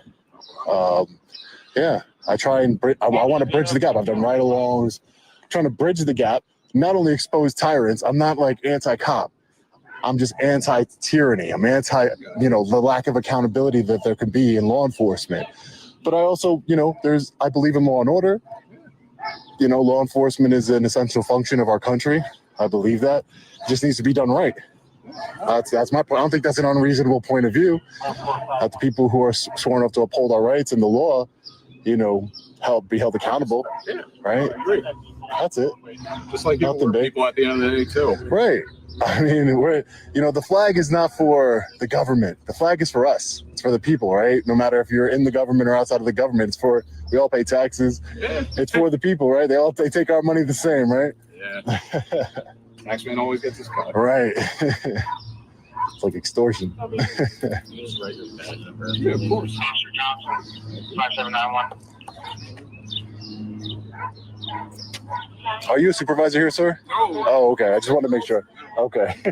You go, sir. This Thank is the you. right to know card. Okay. All their names are on it. Very cool. Okay, very cool. Thank you, guys. I appreciate you being professional and not jumping on me as soon as you saw me. I was like, oh man, today's the day I'm gonna get beat up. Like I said, I will bring that to the attention. Okay, sounds good. Yeah, if it's restricted, and then maybe also bring to the attention that if you're gonna have a public charging station that says specifically this is maybe it's supposed to be a public charging. Maybe the only reason it got installed was to make it available for public use. For people, maybe that's how they got the money to do it. I don't know. Maybe I'll somehow look into, but maybe that's why that's there. And then you can't really have it. It kind of defeats the purpose to say, hey, this can be used. Maybe it comes up on people's maps, right? Maybe, and then they come in here and they're like, oh, restricted area. And then they got 30 guys jumping on them, right? So, we don't want that to happen to somebody who's not going to. Well, anyways, guys, I'll let you get back to work. Take care, all right? Thank you. You too. Nice meeting you, man. What brings you here? I was on my way. I actually have an appointment in Albany, and I was just on my way, and I saw this when I was driving, and I was like, hey, let me go check it out. I've never been here before, so I just wanted to check it out. That's all. No, I'm just curious. Yeah, that's it, man. There's nothing. I enjoy your videos myself. No, I appreciate that. Thank you. Yeah. My girl, guess who's just here? Yeah, I don't know. I said she watches the videos too. No, that's usually what I hear. It's always the guy. You learn stuff. Yeah, I mean, I love to learn, man. I learned things in the last 4 years. I've learned a lot myself, and I try and apply it in my everyday life and in my videos, and de-escalate. And sometimes it works, sometimes it doesn't, man. reached out to you a couple times. Oh, really? Listen, all knowledge is good knowledge, man. Yeah, man. We really got to learn. We got to come together, right? We're New Yorkers. We're all residents of New York. We're all citizens of the country. We got to come together, man. It's not you against me just because you have a uniform on. That's not the way it's supposed to work. Do you guys have complaint forms in here? If we did, this is the correction side. Okay. Other side is the control side, so they probably have something more. All right. Towards that. All right, perfect.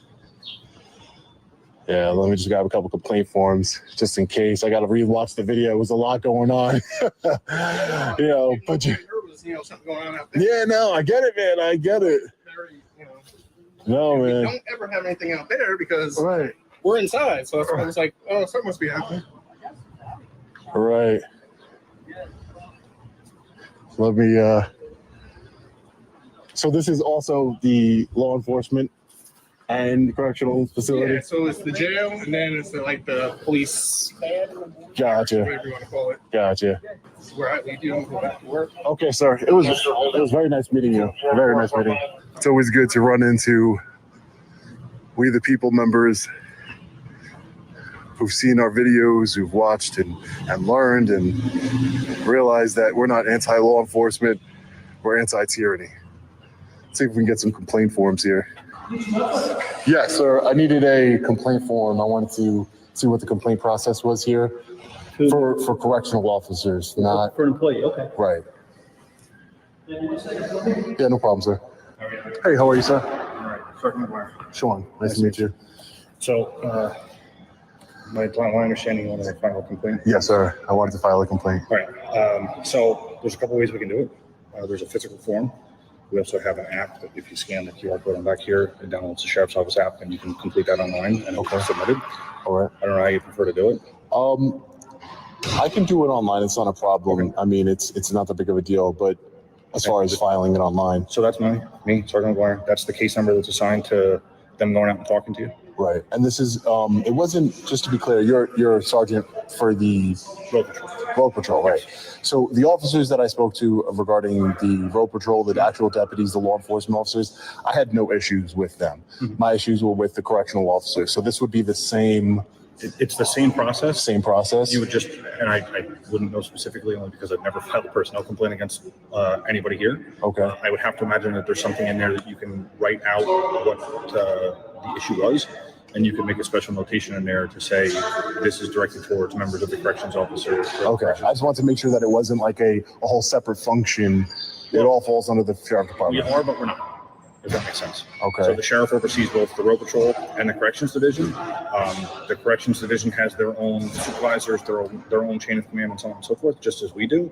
I'm only coming out and speaking to you because you had interactions with some of my deputies. Right.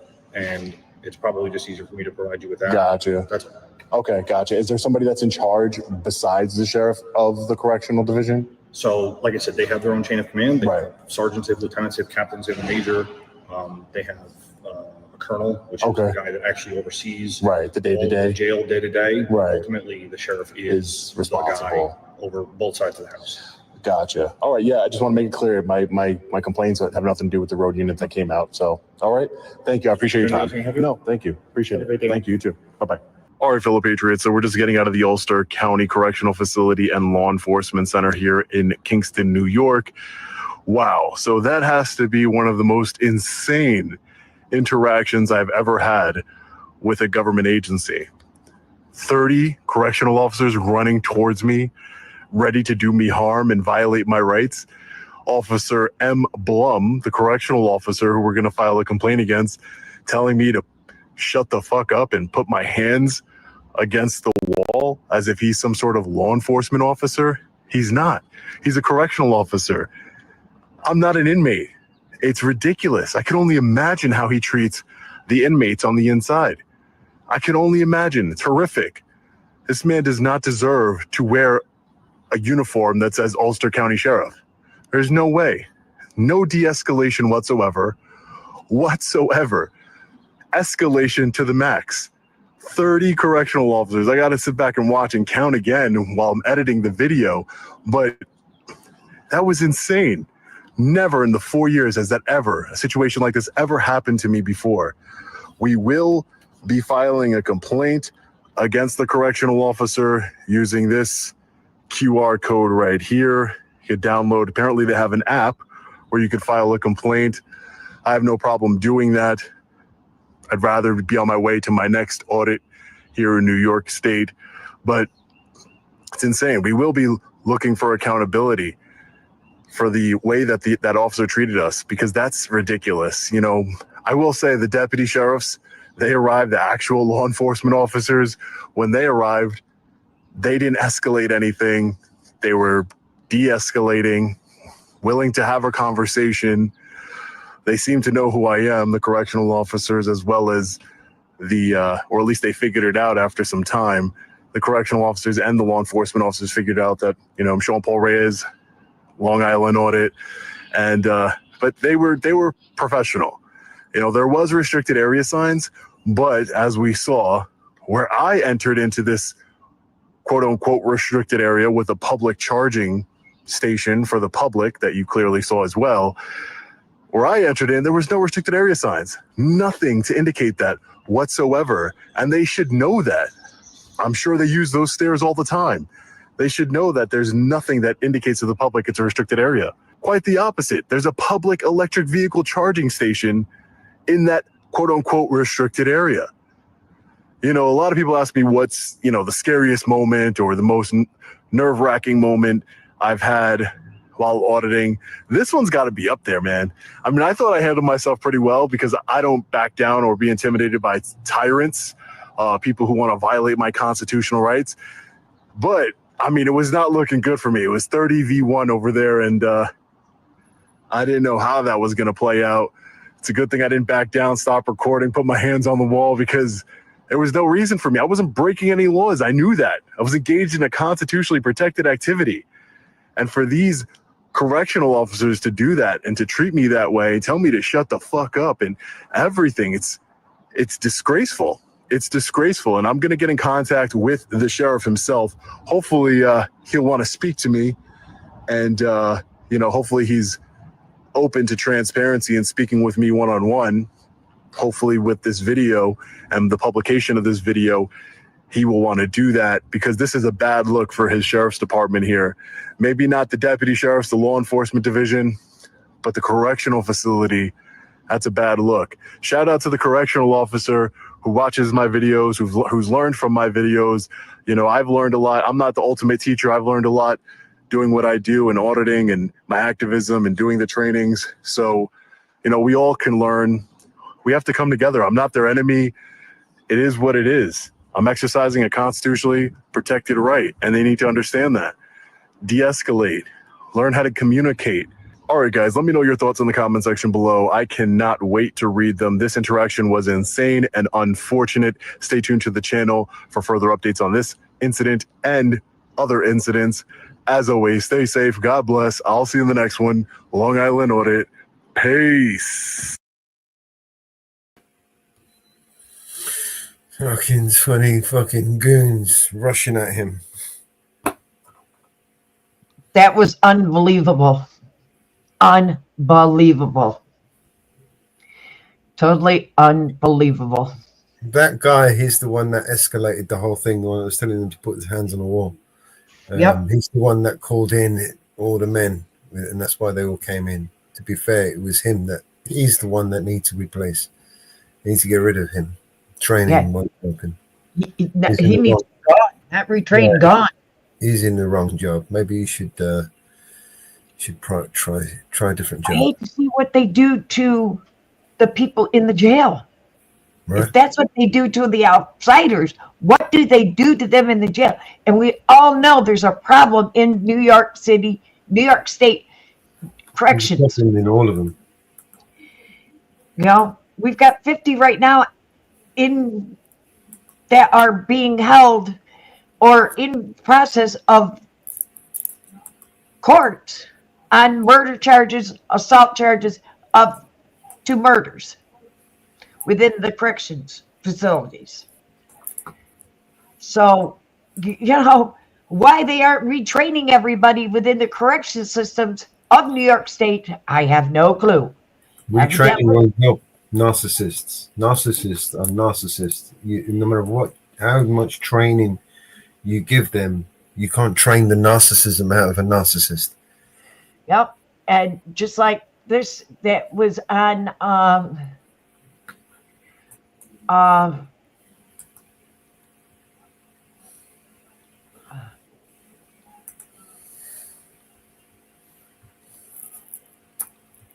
the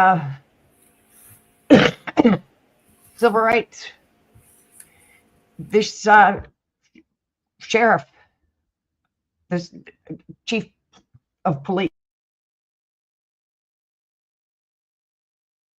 A police department in Pennsylvania reported to the public and the media that they had arrested this guy, Benny, for resisting arrest, assaulting an officer, and then fleeing the scene. Benny was in a lot of trouble, but fortunately for him, he was able to obtain surveillance footage that showed what really happened was that Benny was just headed to work on his motorcycle, and he ends up getting attacked. I played this one earlier. Well, it's all right. We can play it again.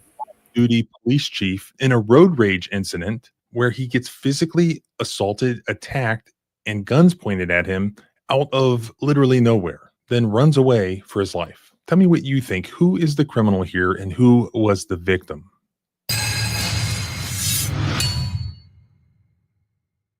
Welcome back to the Civil Rights Lawyer channel, where my mission is to protect and defend your constitutional rights. Please help by not only subscribing, but liking, commenting, and sharing this footage so that what you see in this video and other videos that I do don't happen to other people.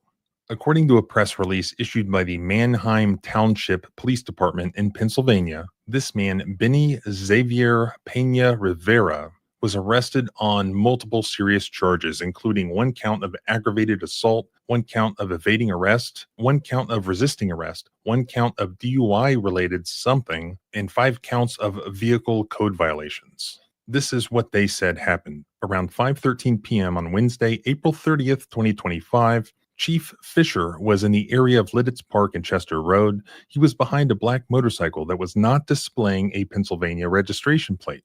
The motorcycle ran a red light on Lidditz Pike and York Road, passed vehicles on the right, rode up onto the sidewalk, weaved between vehicles, and did not use a turn signal. Chief Fisher attempted to stop the motorcycle in the area of 1900 Fruitville Park. Chief Fisher was in an unmarked police vehicle and identified himself as Manheim Township Police. The rider started the motorcycle as Chief Fisher attempted to stop him from leaving. The suspect, later identified as Benny Pena Rivera, ignored orders to turn off the motorcycle, shoved Chief Fisher, and attempted to drive away. Pena Rivera got off the motorcycle, and it was between him and Chief Fisher. Pena Rivera used the bike to push Chief Fisher and make an escape on foot. A search of the area ensued. Pena Rivera was identified as the rider by police investigation. So that was the official police narrative as of their press release dated May 2nd. But Benny knew that's not how it happened. Here's what he told the local TV news. I actually saw him on the road, on the traffic light that he said that I ran, but he actually waved at me and everything, like, you know, hello, and everything just went normal. So as far as he knew, he saw a guy not in a police car, not wearing a police uniform, wave at him. He thought he was saying hello. Then he arrives at work, he parks his motorcycle, and as he prepares to get off to go inside his place of employment, the guy he thought was saying hello earlier in traffic pulls up and jumps out of his not police car in his not police clothing, but pointing a gun. All I heard it was underground, I will shoot you. And I'm like, oh my God, what's going on? You know, what's the reason for all this to be happening at all? And all of a sudden, I just have a gun on my face, like, literally on my face, and then on top of that, he's wrestling with me with the gun and everything. If it wasn't because I actually flee out of the season, I don't even know what would even happen. This surveillance footage that was later obtained shows the police chief, Dwayne Fisher, exiting his car that has no lights on it, no emergency lights at all, no indication that it's a police car, get out of his car wearing shorts, short sleeve shirt, clearly not a police uniform, no indication that he's a police officer, aiming a pistol and approaching Pena Rivera, who's sitting on his motorcycle, then physically grabs Pena Rivera by the shoulder, pushing him. And after a few seconds, the police chief holsters his gun and the two continue to grapple until Fisher pulls Pena Rivera off the motorcycle and eventually out of the camera's view. Pena Rivera told the TV news that he fled the scene and then he ran back to his house. Chief Fisher would only turn on his police lights after Pena Rivera left the scene.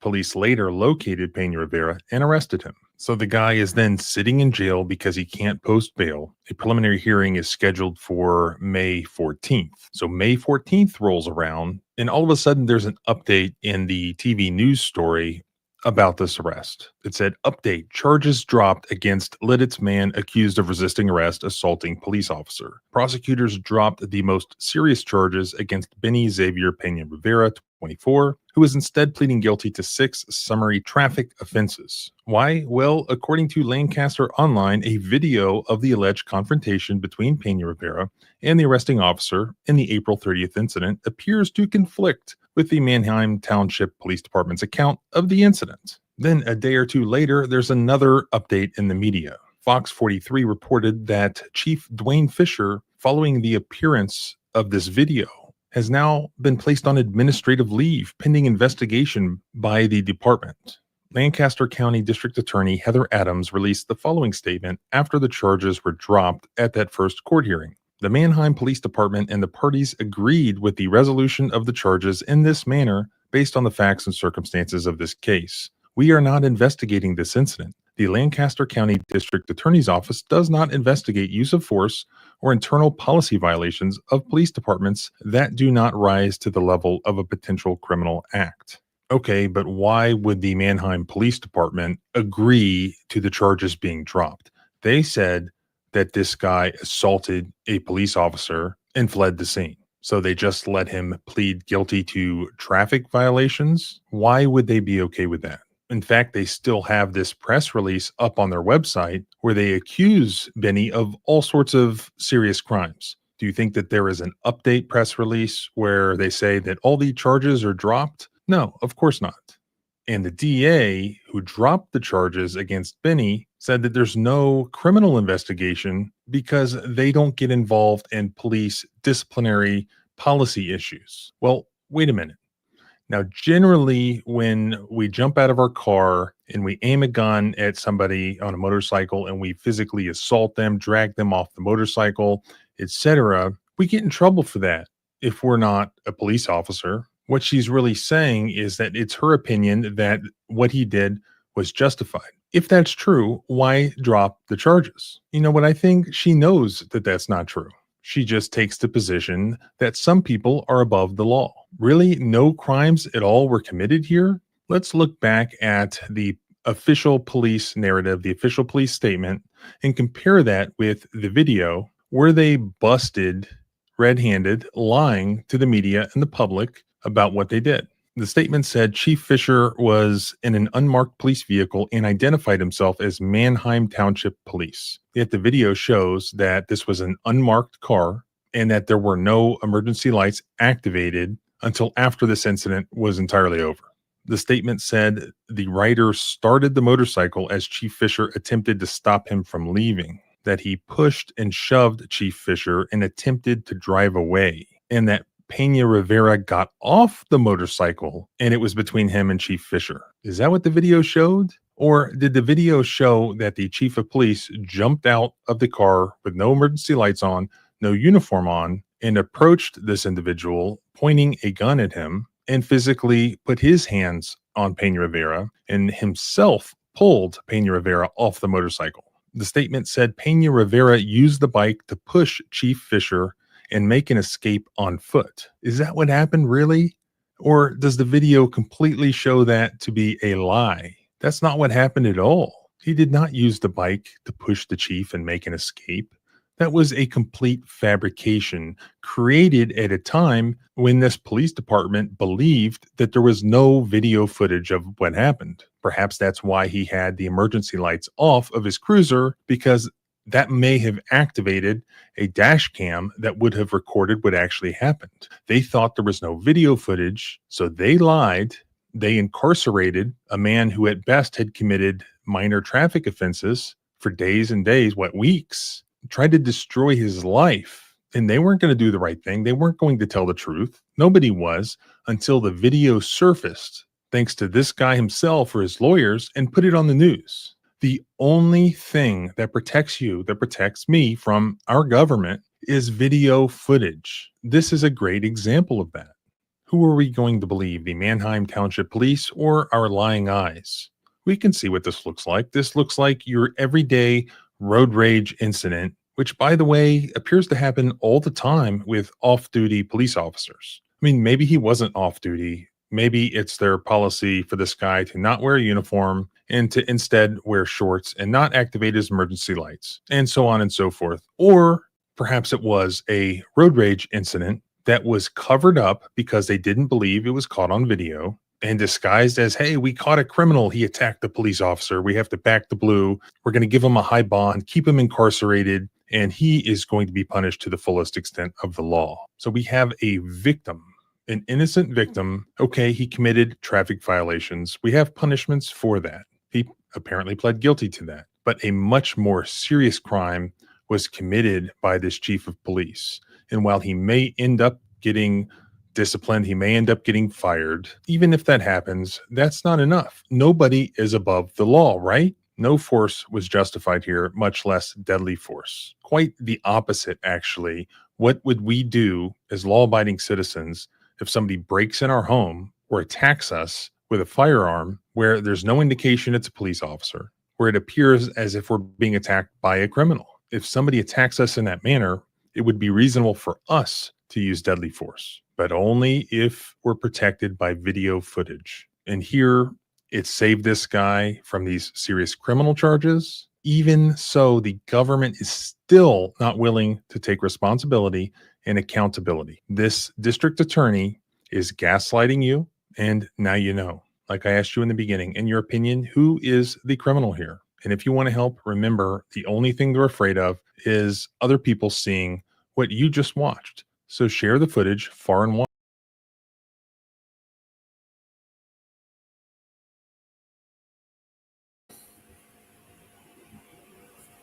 You're muted. Hey, BBA. Hey, BBA, how you doing, man? Unbelievable.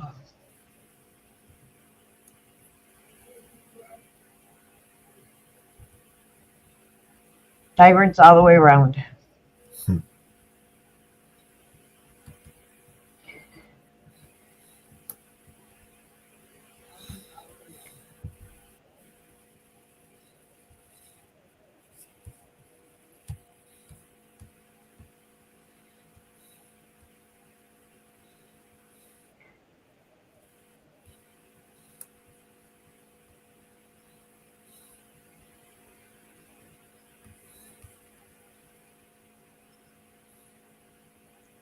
Tyrants all the way around. Unbelievable.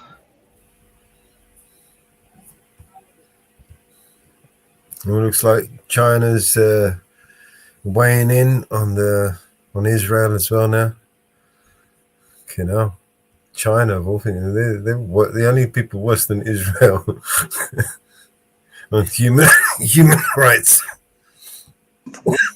Interim agreement and enacting legislation to prohibit UNRWA operations. Israel clearly violates its obligations under international law. As set forth above, such action contravene a fundamental principle of international law. No state may invoke its internal law to justify non-compliance with the international obligations. While differences may exist regarding the implementation of the interim in this case, the Chinese agreement, calling the kettle black. Israel is required to consult and negotiate with the UN in good faith to resolve these matters properly. With respect to Israel's obligation concerning UN peacekeeping operations and their personnel, I wish to make the following observations. The UN peacekeeping operations play a vital role in restoring and maintaining international peace and security. As subsidiary organs of the UN, these operations enjoy all privileges and immunities accorded to the UN. For the UN officials and experts on mission in peacekeeping operation, their privileges and immunities are guaranteed under the General Convention and the relevant international practices. Personnel serving in the national armed forces under their standing states command and control are protected through status forces agreements between the host state and UN. Where no such agreement exists, customary international law provides these forces relevant immunity afforded to all state armed forces. The Security Council and the General Assembly have adopted a series of resolutions strengthening the importance of ensuring the privilege and immunities of UN, its agencies and bodies, and their personnel, as well as protecting the safety of UNRWA. UN peacekeeping operations and their personnel. These resolutions reiterated the international law obligation that Israel shall fulfill in good faith. As a final point, general international law imposes two obligations on Israel in relation to the third parties in the OPT. First, Israel shall respect sovereign immunity of states, immunity of state officials, and the diplomatic and consular privileges and immunities of third states.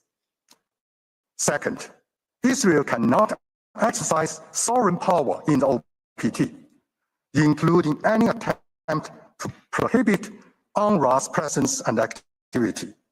Such sovereign powers rest exclusively with Palestine. Mr. President, the Palestinian people face no greater urgent threat than deprivation of humanitarian assistance. While the court advisory opinion of July 2024 still echoes, the reality of occupied Palestinian territory remains grim. Occupation continues and starvation persists. The desperate eyes of Gaza's children pierce our conscience with two burning questions. Will international law surrender to the brute force? Will the pillars of civilization yield before the law of jungle? China respectfully calls upon the court to issue an advisory opinion that upholds the integrity of international law and stirs the conscience of international community. Only by safeguarding fairness and justice through the rule of law can we build a community with a shared future for humankind. Mr. President, distinguished members of the court, that concludes China's statement. On behalf of Chinese delegation, I wish to thank you for your patient attention. I extend my appreciation to the registry and the staff for their kind support. Mr. President, distinguished members of the court, it is a great honor and privilege to appear before you on behalf of China. For over half a century, Palestinians in the occupied territory has endured persistent suffering, with many communities dependent on humanitarian assistance for basic survival. Following the October 2023, the escalation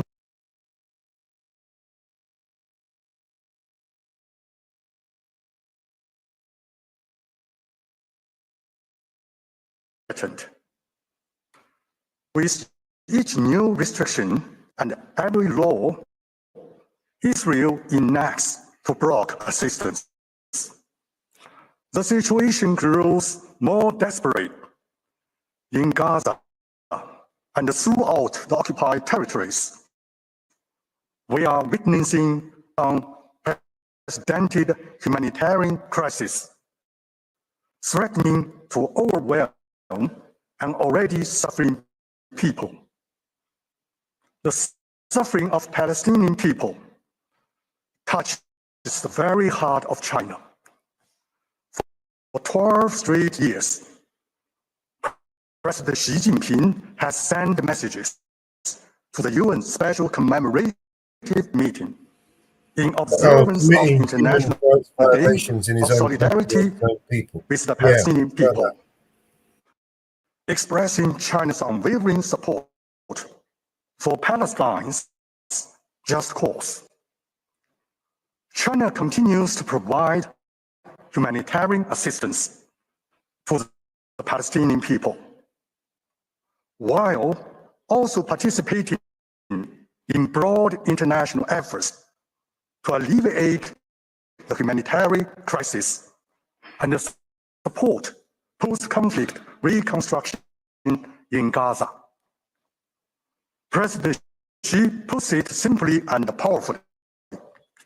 I quote, "The humanitarian cause is humanity's shared mission," end of quote. This principle guides China's position that the United Nations, as the cornerstone of multilateralism, should play both a central and unique role in leading and coordinating humanitarian assistance. As the stakeholders in this humanitarian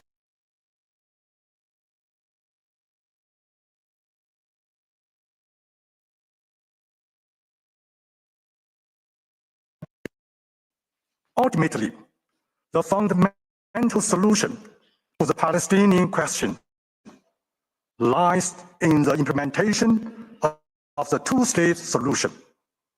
This addresses the core of this conflict: Palestinian people's fundamental right to self-determination.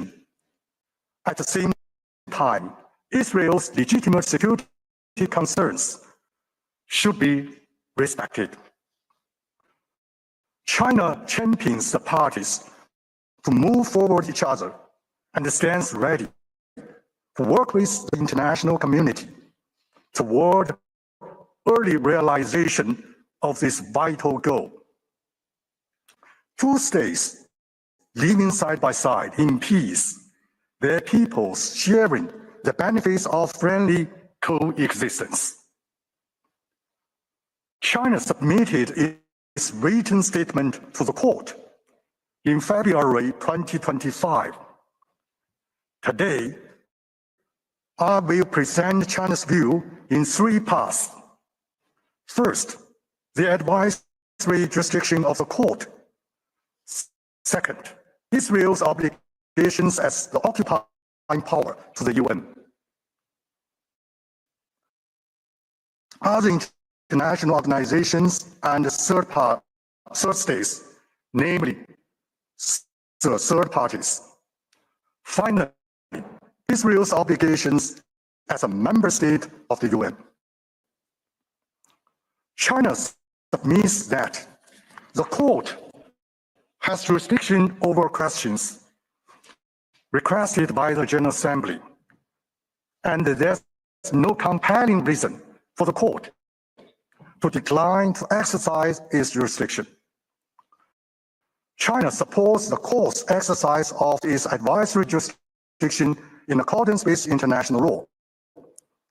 China hopes that the court will focus on the specific legal questions requested by the General Assembly, building upon its advisory opinion of the July 2024 to provide legal guidance on relevant issues. The guidance will serve to promote lasting peace, stability, and development in the Middle East. Moreover, it will safeguard international peace and security by upholding the authority of international law and advancing international justice and fairness. Mr. President, I now turn to the obligations of Israel as occupying power in relation to the third parties.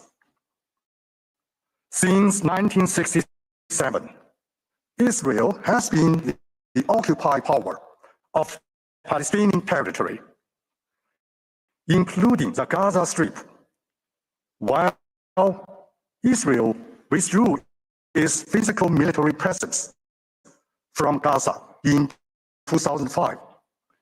This did not change the status as occupying power, a position this court affirmed in its OPT advisory opinion. In armed conflict, particularly in the situations of occupation, Israel's obligations as occupied power, specifically in relation to the third party's presence and activities, derive from two fundamental sources of law: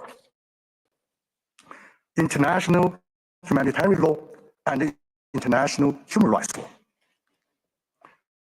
In terms of obligations of Israel as occupied power under international humanitarian law, four fundamental sources should be noted: the Hague Regulations, the Fourth Geneva Convention, the First Protocol, and the customary international law. From these sources emerge five principal obligations, which I will examine in turn.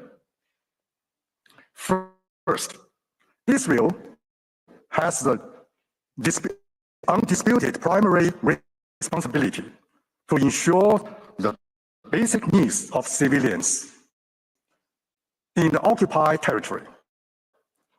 The obligation explicitly required by Article 55, paragraph 1 of the Fourth Geneva Convention and Article 69, paragraph 1 of the First Protocol. These provisions require Israel to ensure to the fullest extent all supplies essential for civilian survival in the OPT. Second, Israel has obligation to agree to humanitarian assistance from third parties when the population in the OPT is inadequately supplied. This is not a discretionary choice.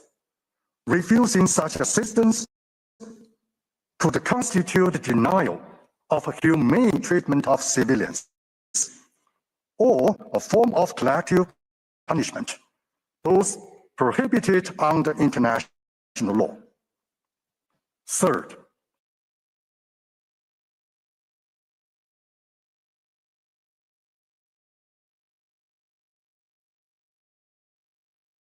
specific ways, Israel shall ensure rapid and impeded passenger of the humanitarian assistance, enable humanitarian personnel to perform their tasks, and facilitate the distribution of relief materials. Fourth, Israel has obligation of respecting and protecting humanitarian assistance personnel and materials provided by the third parties. This entails a negative obligation to refrain from causing harm to them and the positive obligation to take active measures to protect them. We are deeply concerned about casualties among humanitarian assistance personnel in the OPT. We call on all parties to comply fully with their obligations under international humanitarian law to ensure the safety of humanitarian assistance personnel.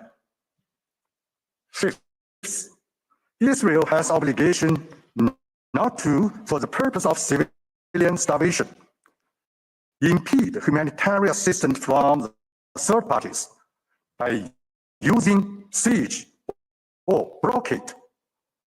When siege or blockade are not prohibited per se as a method of warfare under international humanitarian law.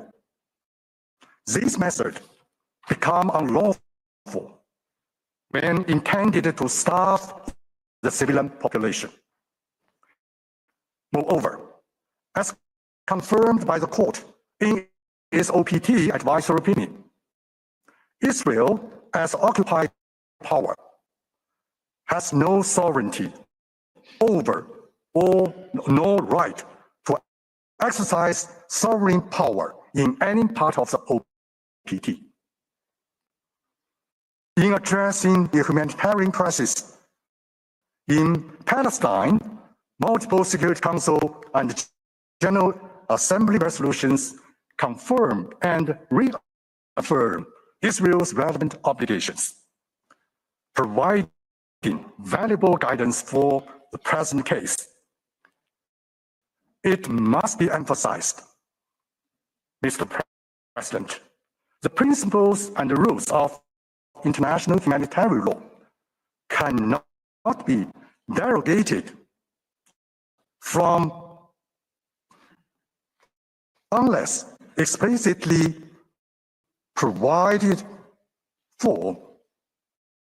In practice, the occupying power may impose appropriate restrictions on the presence and activities of humanitarian assistance only under specific circumstances, which I will now outline.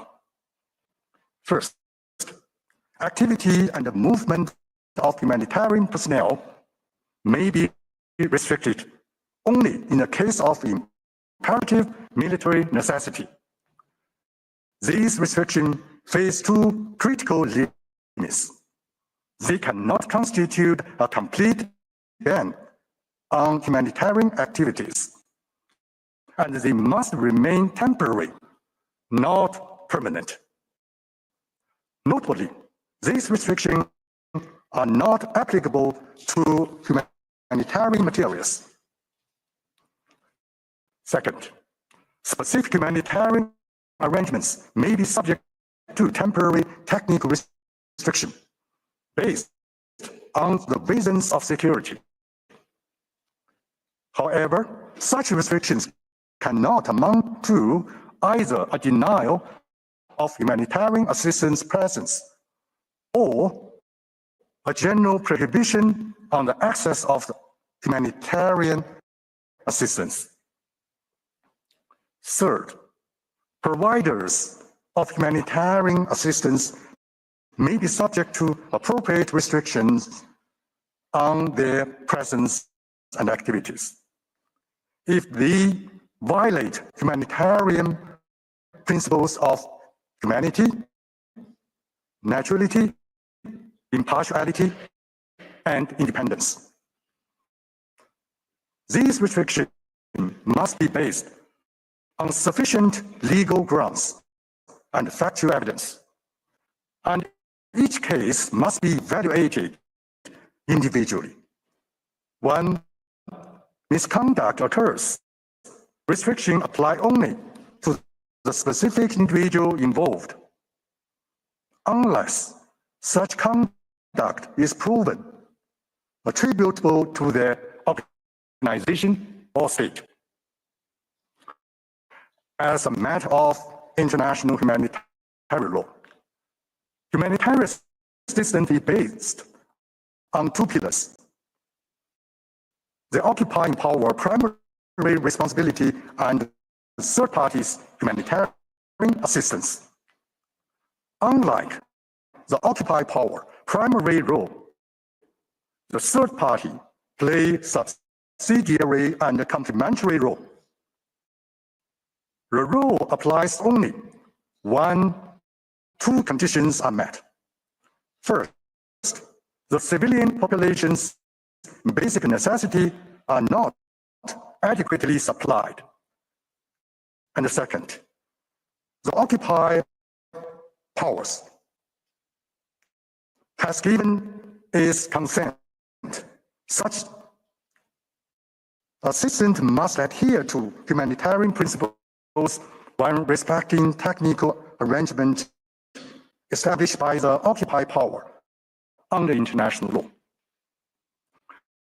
China knows that. A few recent statements assert that the occupying power has a broad discretion to accept or deny the presence and activities of the third parties that provide humanitarian assistance.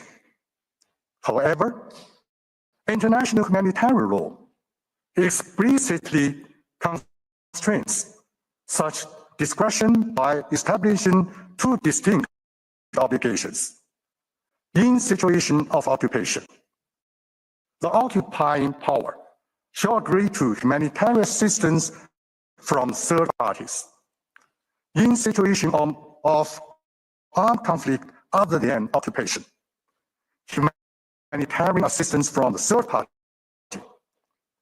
shall be undertaken, and the parties to the conflict shall not arbitrarily withhold their consent.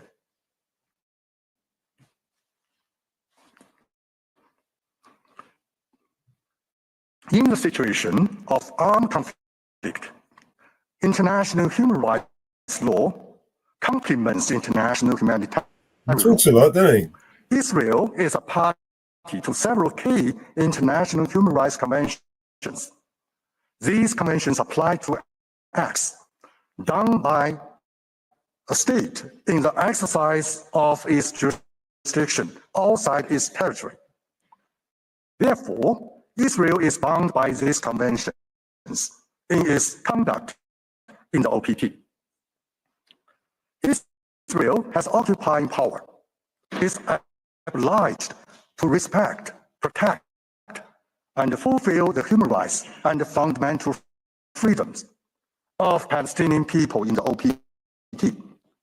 These obligations include a full spectrum of rights, including Palestinian people's right to self-determination, life, work, and adequate standard of living, as well as the right to food, health, and education.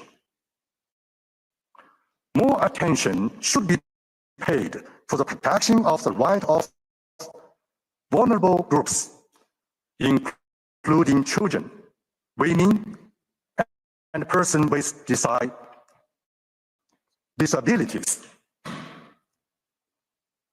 With respect to the humanitarian and developmental assistance, Israel is obliged to cooperate with the third party to ensure fulfillment of these human rights. This entails both positive and negative obligations.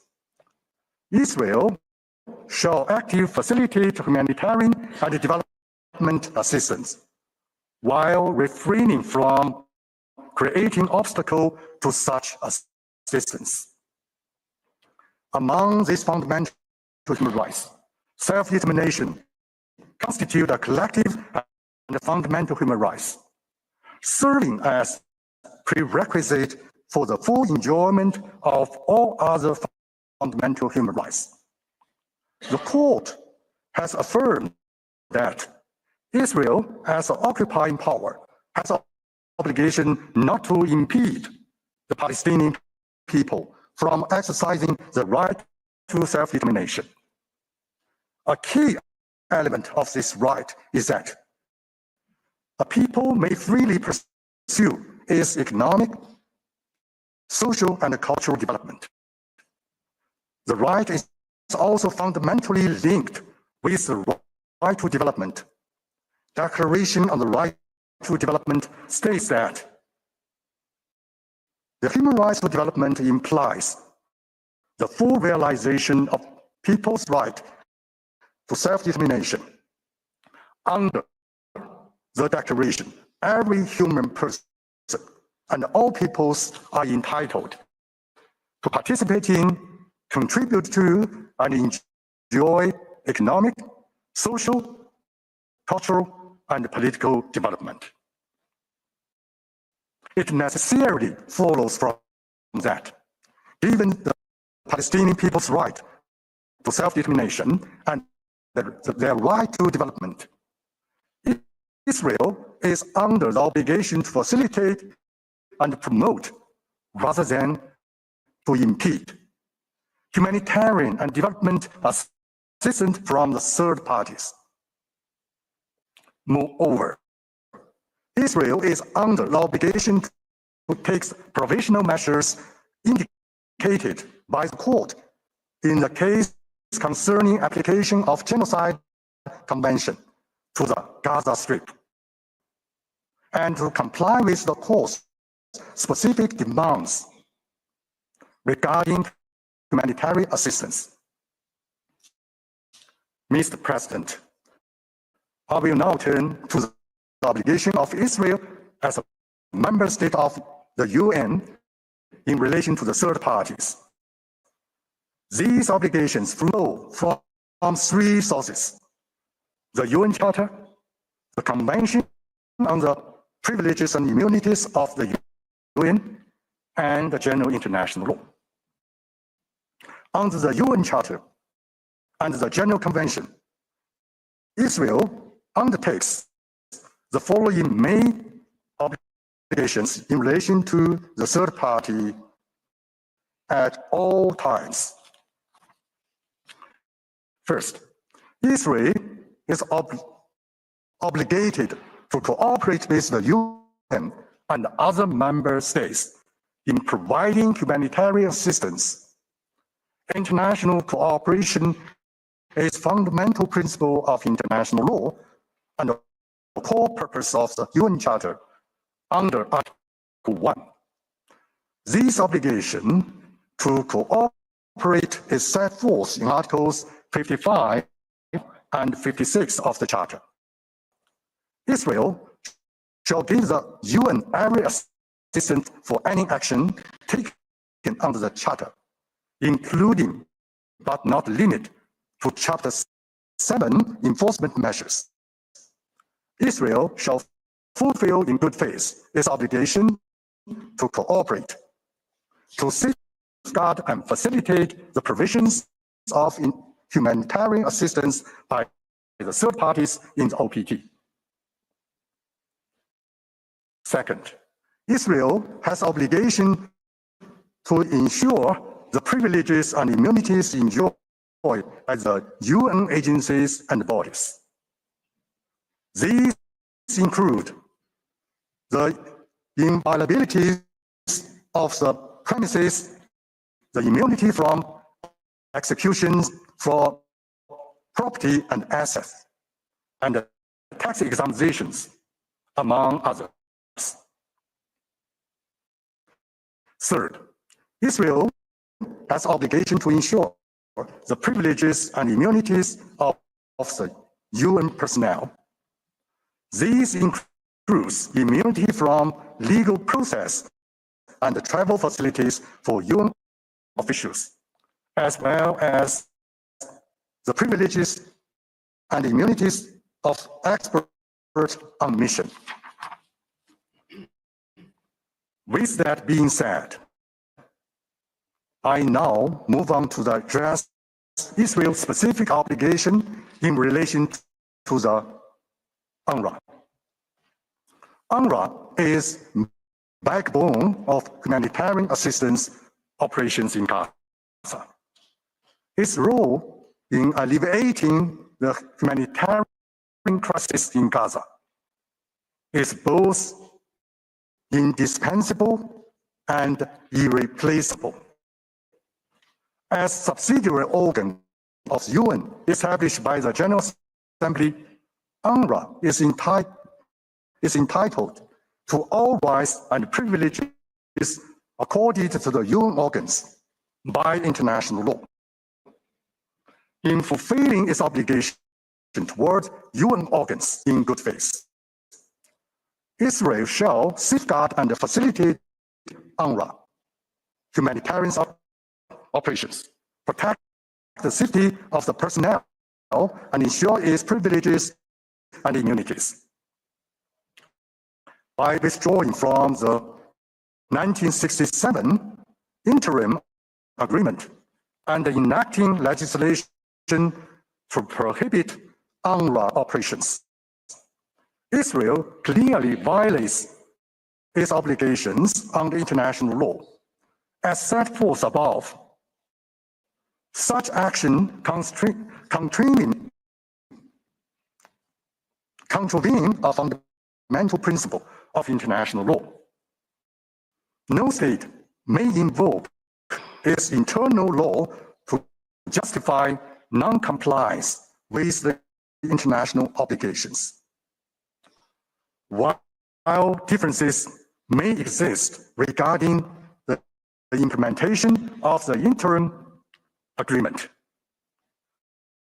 Israel is required to consult and negotiate with the UN in good faith to resolve these matters properly. With respect to Israel's obligation concerning UN peacekeeping operations and their personnel, I wish to make the following observations.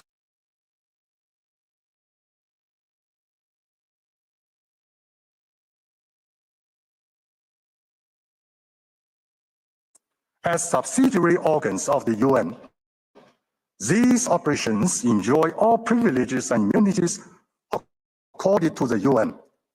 For the UN officials and experts on mission in peacekeeping operation, their privileges and immunities are guaranteed under the General Convention and the relevant international practices. Personnel serving in the national armed forces on their sending states' command and control are protected through status forces agreements between the host state at UN. Where no such agreement exists, customary international law provides these forces relevant immunity afforded to all state armed forces. The Security Council and the General Assembly have adopted a series of resolutions strengthening the importance of ensuring the privilege and immunities of UN, its agencies and bodies, and their personnel, as well as protecting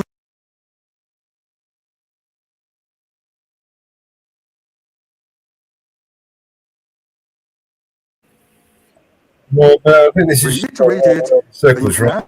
international law obligation that Israel shall fulfill in good faith. All right, enough. Well, enough. You just better swallow enough of that Wow. Wow. But the only people on the planet that could actually say that they're just as bad as Israel with their human rights violations on its own people are condemning Israel for. It's just the hypocrisy is beyond imagination, right? You know, so there's that. Well, I can't believe this. New York State Comptroller's Office has no records of no records to justify $41,807 in our taxpayers' funded jet travels by our Attorney General's Letitia James' office. Funding a private jet used by her.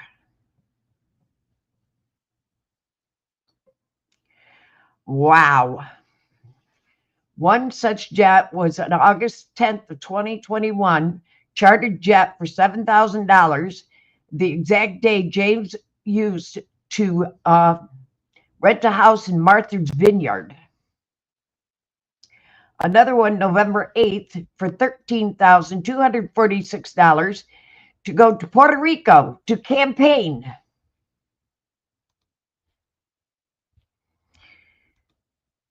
Ain't that interesting?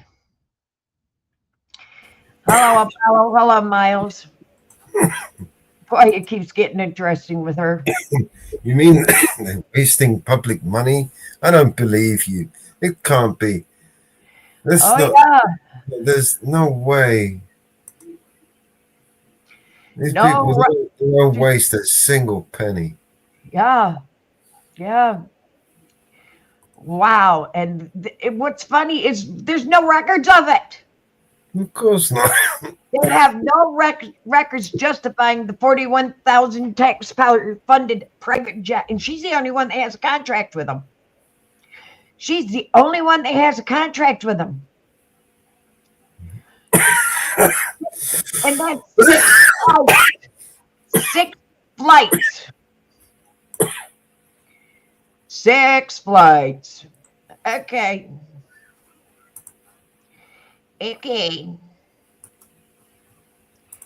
And everybody is aware that we in New York State are paying $10 billion. $10 billion for her attorneys to fight Trump.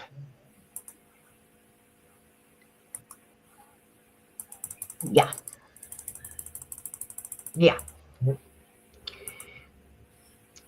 Money well spent. Yeah, my tax money is paying for her attorney. Yeah, I'll chip in. I'll chip in for that. You know, it's got to be worth it. Yeah. Yeah. Love being a homeowner in New York State. Oh, I love giving my government my money. I just love it. It's and by the way, guys. Oh, by the way, anybody that's in the U.S. that sends money, that pays taxes in New York State, in the United States, actually, in the United States, because New York State gets federal funding. Because we get federal funding. You're paying for her too. Oh, by the way, you remember Bear did a video the other day about some Romanians voting for their new president. Yes. Yeah. Well, funny thing is they've only just had an election prior to that, but because the powers that be didn't like the selection, right? So they just kept voting, right, until they got the one that they wanted. That's why they spent all that money to open up these centers all over the place to get these people to go in there and vote, because they've got a vested interest in getting those votes. I wonder if they can vote here in the United States. Sorry? I wonder if they can vote here in the United States. Well, if the need called for it, if they needed to swing the vote, and they would use every trick in the book. Miles, get money back to the taxpayers here in New York. It goes back to the taxpayers, but you got to pay New York State taxes. You got to pay. Senior citizens, we're in a lower tax bracket, and we don't have to pay New York State taxes. We don't do our taxes because we're in a lower tax bracket, so we don't pay taxes because we get nothing back, and it says you do not have to file taxes. So we don't get anything back. We don't we're giving $500 to everybody in New York State. We don't get that $500. Well, we're giving $1,000. We're giving $1,500. We don't get it. A lot of the senior citizens do not get it, even though we pay the tax money. We pay taxes. So we don't get any of this money back. Even though we're paying it, we don't get it. And the senior citizens and us in this lower tax bracket that we are homeowners, we're pissed. We are pissed. We are getting fed up with it. I pay school taxes, I pay county taxes, I pay state taxes.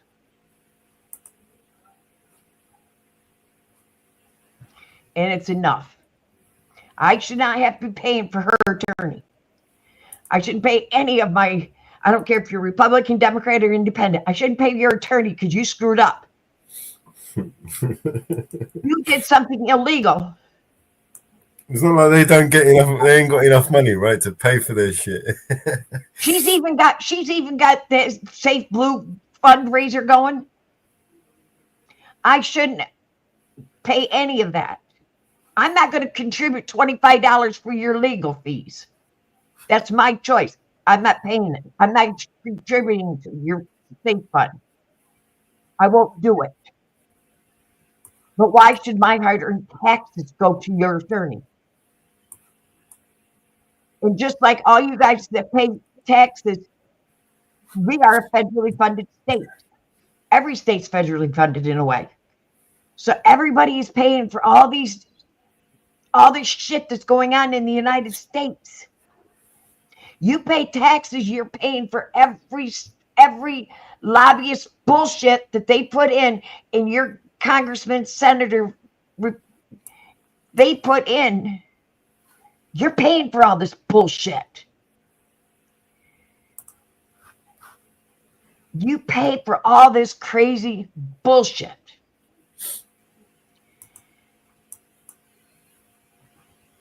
And for all these guys to fly all over the world in this bullshit, you pay for it. And for their kids, the lobbyists pay for their kids to go to high-end classes, high-end cars, high-end jewelry. Now I get it. Because the lobbyists give it to them. Look up how much lobbyists pay to politicians. Look it up. Google it. You'd be amazed. You would be amazed at how much money they get. And do I believe Johnson should be removed as the head? You betcha your ass. He's done shit. He's done shit. Get him out of there. Let's get somebody in there that's going to do something for the people. He ain't done shit.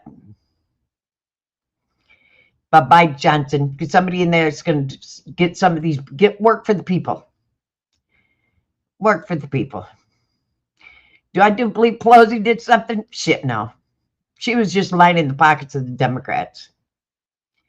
The Republicans ain't done anything yet either. So who's done anything for anybody? Nobody. Donald Trump's done all of that. All of that. Trump signed nothing but executive orders, but they ain't law. He's done all of that stuff. We have not gotten laws. Yeah, we've got laws passed on some things, but we have not gotten true laws down to. I don't want to hear anybody say anything bad about Donald Trump. He's a hero. Did you hear Biden's got cancer now? Yeah, prostate. It's got prostate and bone cancer. It's a 9 out of 10 on the bone 9 out of 10. Has he had it for a yes? They knew this. For it to be a 9 out of 10, he's had it for a while. It's not nothing. Yeah, they just they covered it up. It's been covered up. Allegedly.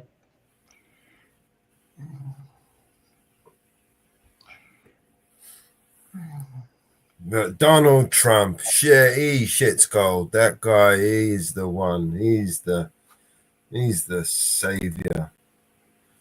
He's gonna save us. He's gonna do it. Well, you better start doing something because right now I ain't seeing the Republicans He's doing it. He's doing shit. Done everything.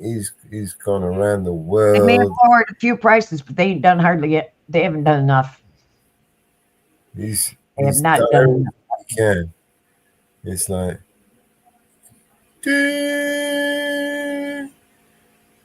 I wonder what happened to what's his name? Oh shit! They have not done enough yet.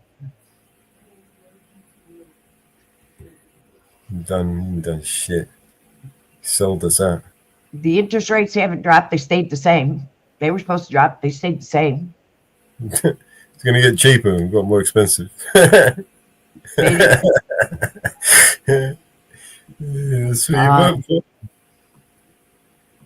Oh, you got what you wanted. You got what you deserve. You know,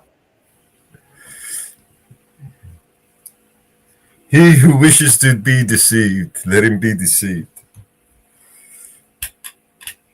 do I think it would be worse under Harris? Yeah. Yeah. Yeah, I do believe it would have been worse under Harris.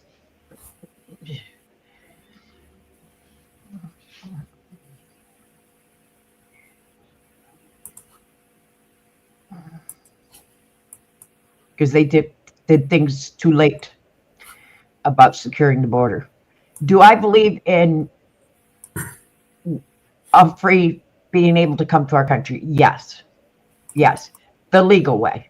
If you want to come to our country, do the paperwork, wait your turn, and do it the legal way. I don't believe in crashing the border. I don't believe in crashing the border. Do it the legal way. What they did was wrong, letting everybody and anybody in. Because look what's happened to a lot of families. They don't have their children. They don't have their moms and dads. That's wrong.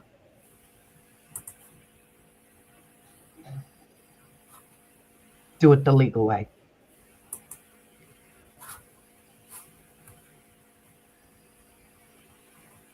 Because I know people that have been waiting for court dates to get in, and their court dates are pushed back, and they're worried that they're going to get deported because they haven't had their court dates yet, and they've been waiting 10 years to get their court dates. That's wrong. And they got pushed back because of all this that's going on in our country. They walk around with files of their court papers proving that they're waiting for their court date.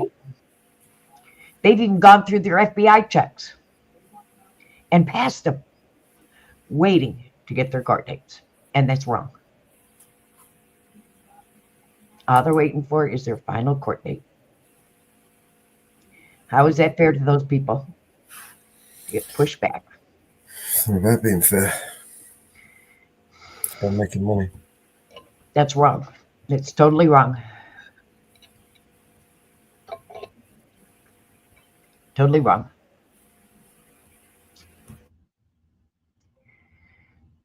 Totally wrong.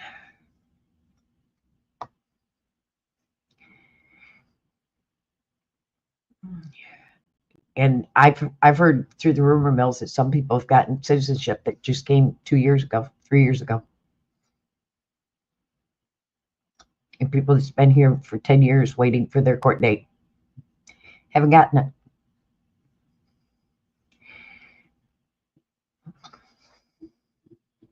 It's wrong. Oh, let's find an update on Diddy here. Diddy case. Let's see.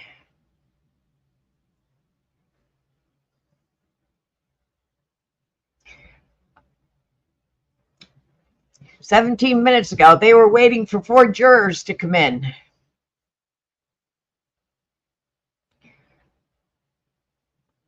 They were missing jurors. Finally, all the jurors have been, and so all the jurors have finally arrived.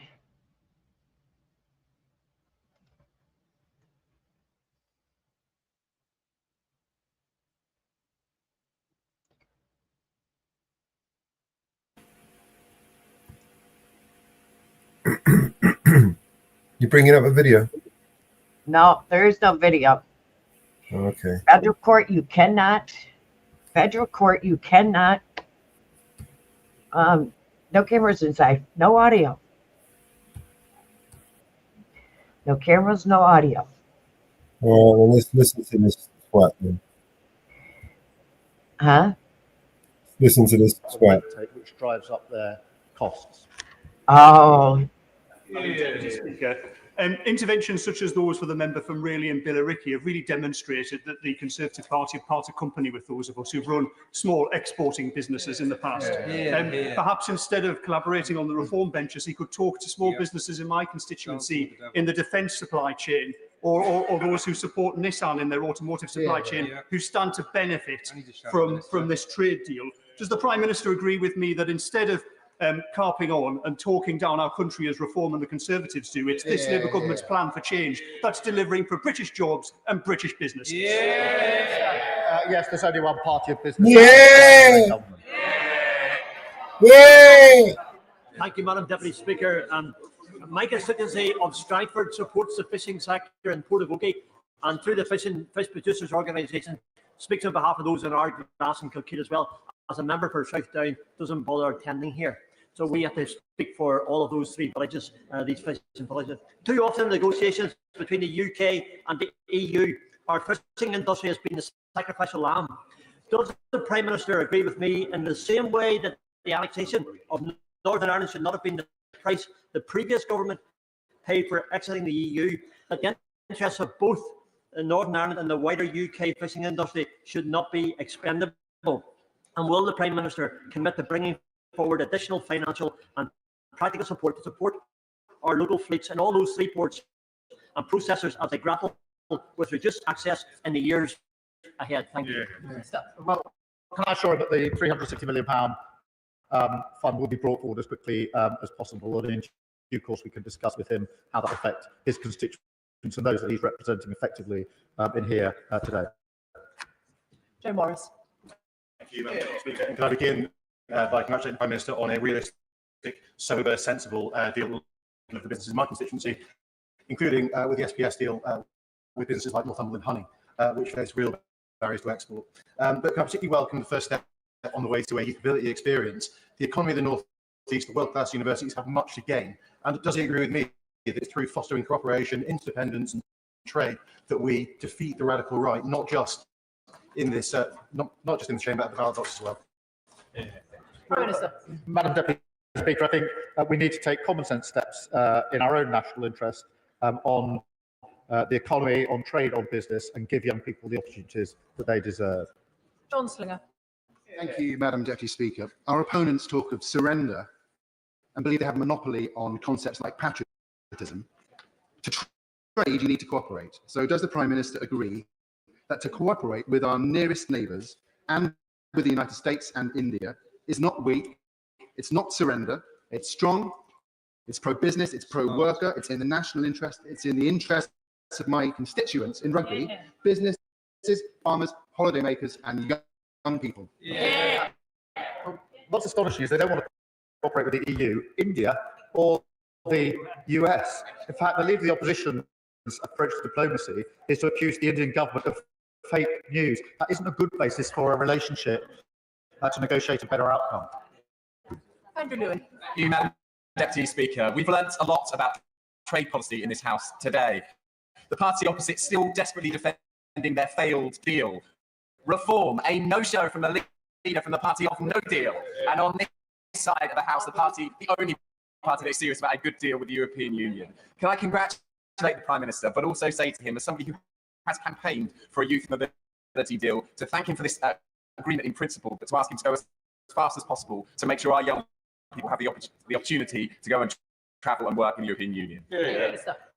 Well, I thank him, and we will move at pace on all fronts, and it's very important that young people have those opportunities. Chris Vince. Madam Deputy Speaker, can I thank you for getting everybody in, because it was quite a mammoth session today. And can I thank the Prime Minister for his statement. I notice many businesses are in support of this deal. My constituent Harlow is home to many great businesses, from manufacturing companies pharmaceutical companies, defence manufacturers and food exporters. Can I ask the Prime Minister to outline how this deal will benefit my great businesses in Harlow? Because it massively reduces bureaucracy and red tape, making it easier for them to do business, opens up opportunities for defence and security, and that's why it's been so welcomed by the business community. Point of order, Mark Francois. Thank you, Madam Deputy Speaker. I regret that in an earlier exchange, the Prime Minister, who is still in his place, may inadvertently have misled the House. The point of contention is the arbitration mechanism on an SPS deal, on dynamic alignment. This is what the text literally says. The SPS agreement should be subject to a dispute resolution mechanism with an independent arbitration panel that ensures the Court of Justice of the European Union is the ultimate authority for all questions of European Union law, which of course this is. So when the Prime Minister said the court goes back to the arbitration panel, they do that to convey their binding decision. So he's guilty of sophistry at best and potentially something worse. Can I thank the honourable gentleman for his point of order, which he will know is not a point of order and not a matter for the chair, but he has put it on the record. The Prime Minister. I won't descend into silly language like he did, but this is an important point. He and I get on, and I don't think his dissent. Well, it was his language, not mine. But this is an important point. There's an independent arbitration, as there is for all this. Where an issue, and that can settle most issues, as it does. Where an issue of European law arises, which won't be the case in all cases, there's a point. Order.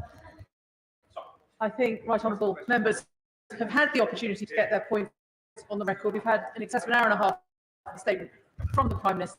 I think we should move on to the next business and allow the front benches to swap over.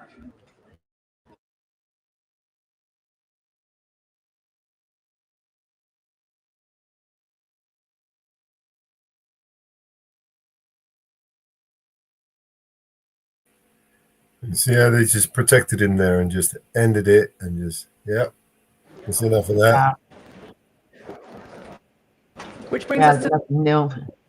a statement from the Foreign Secretary on How come Israel that's so scratchy? territories. David Lammy.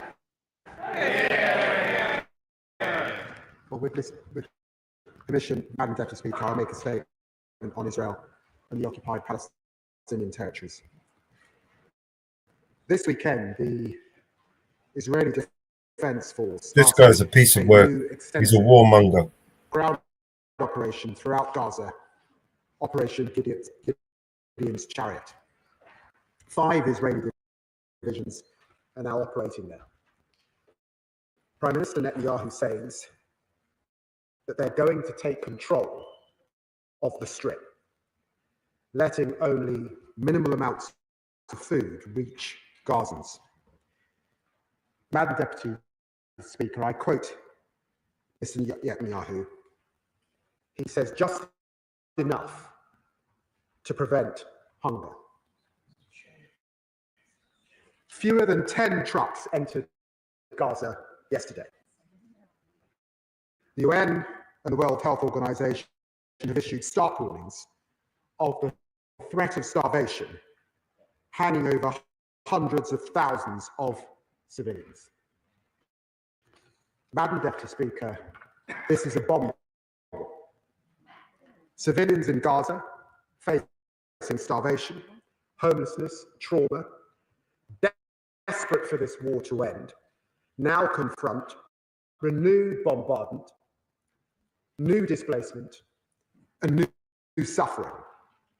And the remaining hostages, kept apart from their loved ones by Hamas for almost 600 days, are now at heightened risk from the war around them.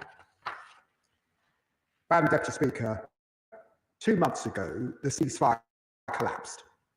Since then, the humanitarian catastrophe has rapidly intensified. For 11 weeks, Israeli forces have blockaded Gaza. leaving the World Food Programme without any Morning, Northwood. How you doing, man? remaining stocks. Israel has repeatedly struck hospitals, with 3 more hospitals in northern Gaza ceasing operations this weekend. Yet more aid workers In Northwood. and medical workers have been killed. After last year proved the deadliest year on record for humanitarian personnel, the diplomatic deadlock between Israel and Hamas has sadly also hardened.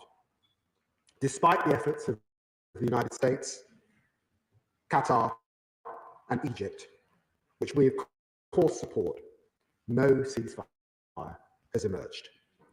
We repeat our demand that Hamas release all the hostages immediately and unconditionally, and reiterate that they cannot continue to run Gaza.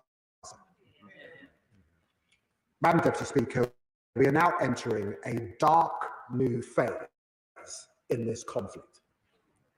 Netanyahu's government is planning to drive Gazans from their homes into a corner of the Strip to the south and permit them a fraction of the aid that they need. Yesterday, Minister Smodrick even spoke of Israeli forces cleansing Gaza, destroying what's left of residents, Palestinians, being relocated, he said, to third countries. We must call this what it is. It is extremism.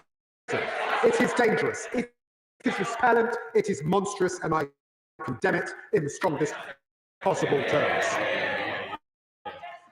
Madam Deputy Speaker, Israel suffered a heinous attack on October the 7th, and the government has always backed Israel's right to defend itself. We have condemned Hamas and its abhorrent treatment of the hostages, and we have stood with families and demanded their loved ones being released. It's morally unjustifiable, it's wholly disproportionate, it's utterly counterproductive. Whatever Israeli ministers claim, this is not the way to bring the hostages safely home. Nearly all the hostages have been freed through negotiations, not military force. And that is why hostage families themselves and many other Israelis oppose this plan so strongly. Nor will this plan eliminate Hamas or make Israel secure. This war has left a generation orphaned and traumatized, ready for Hamas to recruit, as we learned in Northern Ireland, to defeat terrorists and their warped ideology. You cannot just rely on military might. You have to offer a viable political alternative. Opposing the expansion of the war that's killed thousands of children is not rewarding Hamas. Madam Deputy Speaker, since entering office, we've taken concerted action in Gaza. We restored funding to UNRWA. We supported the independence of the international courts. We suspended arms export licenses. We provided food and medical care to hundreds and thousands of Gazans. We worked with Arab partners on a plan to ensure a reconstructed Gaza. And you sent them F-35 so they could bomb the shit out of them. Thank you very much, Mr. Lammy. You hypocrite lying bastard piece of shit. Privately, in my conversations with Foreign Minister Saab, the Strategic Affairs Minister Dermot, publicly in repeated joint statements with my French and German counterparts, we've made clear that Israel's actions are intolerable. We have raised our concerns in the UN Security Council and before the International Court of Justice. Yesterday, the my honourable friend, the Prime Minister, joined leaders from France and Canada strongly opposing the expansion of Israel's military operations. And the UK led a further statement with 27 partners criticising Israel's proposed new aid delivery mechanism, and defending the essential humanitarian principles of the international system that the UK did so much to establish in the first place. Our message is clear. There is a UN plan ready to deliver aid at scale, needed with mitigations against aid diversion. There are brave humanitarians ready to do their jobs. There are over 9,000 trucks at the border. Prime Minister Netanyahu, end this blockade now and let the aid in. Regrettably, Madam Deputy Speaker, despite our efforts, this Israeli government's egregious actions and rhetoric have continued. They are isolating Israel from its friends and partners around the world, undermining the interests of the Israeli people, and damaging the image of the state of Israel in the eyes of the world. I find with your help, deeply painful as a lifelong friend of Israel and a believer in the values that were expressed in its Declaration of Independence. As the Prime Minister and fellow leaders said yesterday, we cannot stand by in the face of this new deterioration. It is incompatible with the principles that underpin our bilateral relationship, rejected by members across this House, and frankly, it's an affront to the values of the British people. Therefore, today, I'm announcing that we have suspended negotiations with this Israeli government on a new free trade agreement. We will be reviewing cooperation with them. But you will continue to send them parts for F-35s, right? The Netanyahu's government's actions have made this necessary. Madam Deputy Speaker, today, my honourable friend, the Minister for the Middle East, is summoning the Israeli ambassador to the Foreign Office to convey this message. I say now to the people of Israel, I want a strong friendship with you based on shared values, with flourishing ties between our people and societies. We are unwavering in our commitment to your security and to your future, to countering the very real threat from Iran, the scourge of terrorism, and the evils of anti-Semitism. But the conduct of the war in Gaza is damaging our relationship with your government. And as the Prime Minister has said, if Israel pursues this military offensive, as it has threatened, failing to ensure the unhindered provision of aid, we will take further action in response. The UK, Mr. Speaker, will not what, give you on a two-state fat-ass? solution. Israelis living in secure borders, recognised and at peace with their neighbours, free from the threat of terrorism. Palestinians living in their own state, in dignity and security, free. Oh, I know. You're going to give him some harsh words. State solution remains the ideal framework, indeed the only framework for a just and lasting peace. But as the House knows, its very viability is in peril, endangered not only by the war in Gaza, but by the spread of illegal Israeli settlements and outposts across the occupied West Bank, with the explicit support of this Israeli government. There are now weekly meetings to approve new settlement construction. Settlement approval has accelerated, while settler violence has soared. Here too we have acted, repeatedly pressing for change in this course and direction, sanctioning 7 entities in October and signing a landmark agreement to bolster support for the Palestinian Authority when Prime Minister Mustafa visited London just last month. But here too we must do more. Today we are therefore imposing sanctions on a further 3 individuals and 4 entities involved in the settler movement. I have seen for myself the consequences of settler violence, the fear of its victim, the impunity of its perpetrators. Today we are demonstrating again that we will continue to act against those who are carrying out. How's my audio? Is it still choppy? Madam Deputy Speaker, Despite the glimmer of hope from January's ceasefire, the suffering from this conflict has worsened. But January showed another path was possible. We urge Netanyahu's government to choose this path. The world is judging. History will judge them. Blocking it, expanding the war, dismissing the concerns of your friends and partners. This is indefensible, and it must stop. I commend this statement to the House. Shadow Foreign Secretary, Speaker, and I'm grateful to the Foreign Secretary for that. How you doing? Here, Harry. Here. Here. I know you hate it, but it is kind of comical. It's fucking ridiculous. That's what it is. It's like fucking watching a bunch of kids, grown kids, arguing like a bunch of fucking tosspots. I mean, they're clowns. They're clearly clowns, and they think that. Yeah, they're all clowns, Mello. Every last one of them, buddy. They all think that they're so important up there. Look at them, standing all upright, doing all their fucking Masonic rituals, thinking they're all fucking Jack the Lad. Look at them. Every single one of them. Fucking clowns. Well, Trump talks about all these cuts and stuff like that. I feel let's cut political welfare. You know what I mean? Using our tax dollars for their benefit.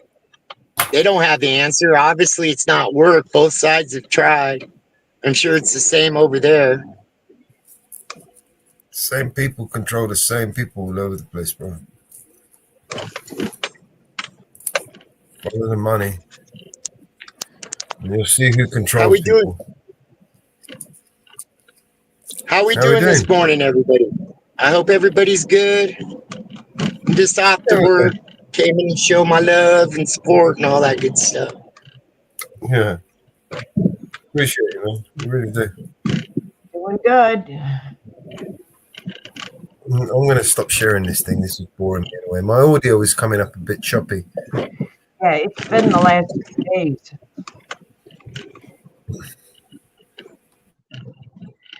I think I forgot to put my headphones in, so I'm kind of listening. I got everything off. But again, I just wanted to say hello and all that good stuff, man. That's it. Hope everybody's good.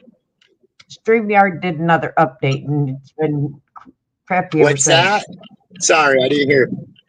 StreamYard did an update, and it's been crappy ever since. Okay. Yeah.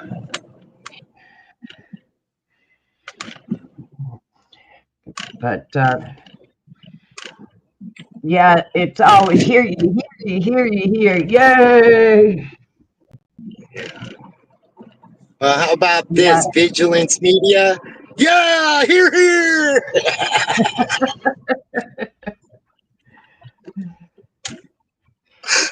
Oh. But yeah, I see you're nice and clear. Yeah, I took your advice, Mama Bear, but sometimes it still doesn't work. I'm getting better at it though, so practice makes perfect. You know? Yep. It's all about that autofocus. It's also your speed, how fast you're going. Yeah. Yep. So yeah, I've been taking your advice and everybody's, and I really appreciate it out there for sure. Yeah, that autofocus is bad. Hey, Nathan. How are you? Yeah.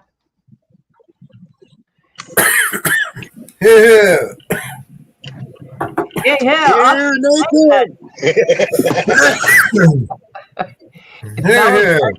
If Mello started doing that all the time, I'd mute him.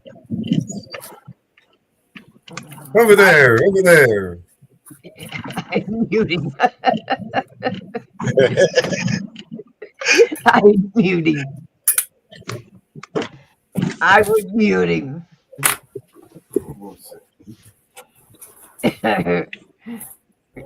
Oh God! They all go like boo, so we'll give the government a boo.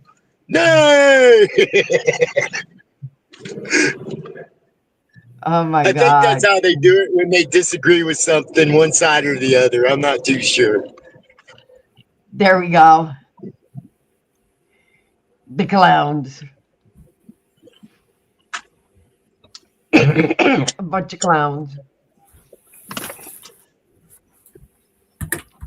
They're nothing but a bunch of clowns. Here. Hey, Elsie. They're nothing but a clowns there, just like ours. Well, some clowns get a bad name, really. You know what I mean? Like, The circus it's clown. kind of a thing. You know, it's kind of insulting to the circus clowns, isn't it? I mean, we keep calling all these Yeah, clowns. it is. Clowns, this, coppers are clowns, and the judges are clowns, and politicians are clowns. It's not fair to the clowns, man. I mean, all they wanted It's to do not. was just make people laugh, right? Now, everyone's a clown. You got fucking clowns coming out of the fucking woodwork.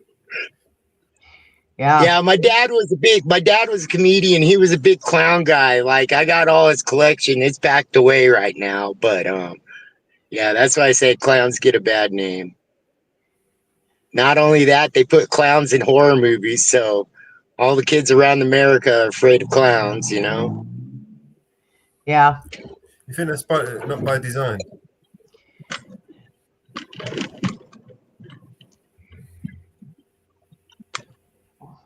It's conditioned programming, right? Yeah. That's what it is. The Hegelian What else dialect. can we use for them? It's best. No, they are not back running yet.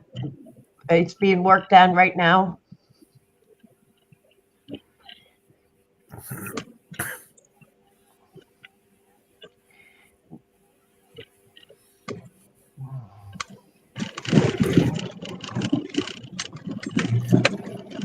Oh gosh. Here. Here. Over I've there. been in contact with Nick. I can see the pump from here. I've been in contact with Nick, and he is working on it. A lot of things crashed the other day.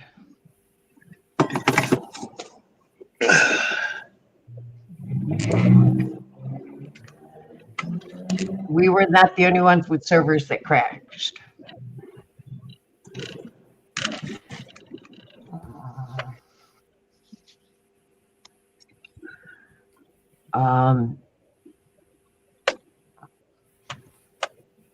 Some of the big servers crashed too.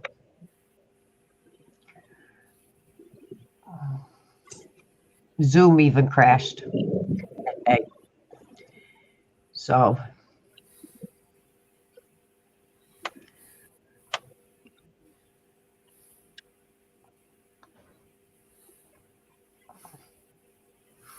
I've been really practicing my FOIA skills, which in Colorado is called Cora. And next time they tell me, well, you could go online and file that request, I'm going to tell them, well, your job's not needed here then, huh? If we could do everything online. Cool. It frustrates me. It does. Well, you seen what happened Long Island audit, didn't you? Yeah, at the sheriff's station where 11 came ganged up on him. Yeah. Yeah, I saw that one. You know, what's really sad, though, and, you know, I respect Long Island audit, don't get me wrong. But if I was to go do that, or somebody else, or even somebody that never even filmed before, they'd get that treatment. Can you imagine what would happen to them? You know what I mean? Like, I'm not like putting the blame on Long Island audit. I'm putting the blame on the government. It's really sickening. You know what I mean? Like somebody would have been in cuffs. He's lucky they recognized him and he's got a big platform. Yeah. And they knew enough to not press ahead with it. But you're right. If it was a smaller channel and they didn't know who they were, they would abuse the system, guarantee. The only thing that saved him was the fact that he was recording. The fact that one or two of the guys recognized who he was.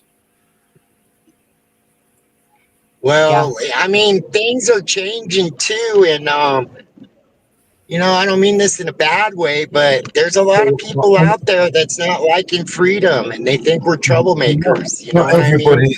I've noticed Not everybody. that a lot of Not everybody's just being privileged to have vocal. hundreds of thousands of viewers to be able to expose this tyranny. You know, not people don't have Well, that. even if they are exposed, it still happens to be, you know what I mean, that people are out there just leave them alone, don't bug them. But they're at their dinner table bitching about the government, going, boo, here. Yeah, absolutely. You know? Yeah, well, people are brainwashed, and it's not really their fault. Even though it's annoying to listen to them sometimes, it's not actually their fault. They're victims, right, of government mental programming, conditioning. They've spent a lot of time and money in investing in making people believe this bullshit, you know, whatever the bullshit may be, you know, left, right, center, far right, far left.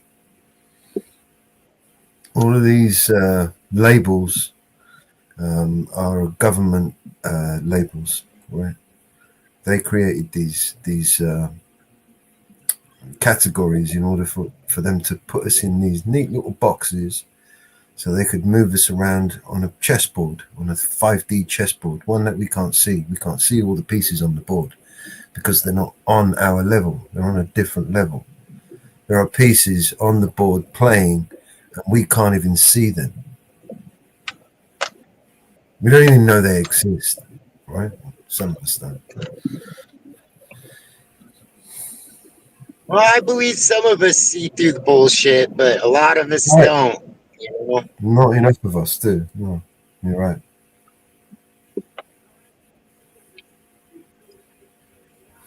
Be right back. Then Just we gonna get condemned as terrorists or whatever the case may be. You know what I mean? Like, I just don't understand it.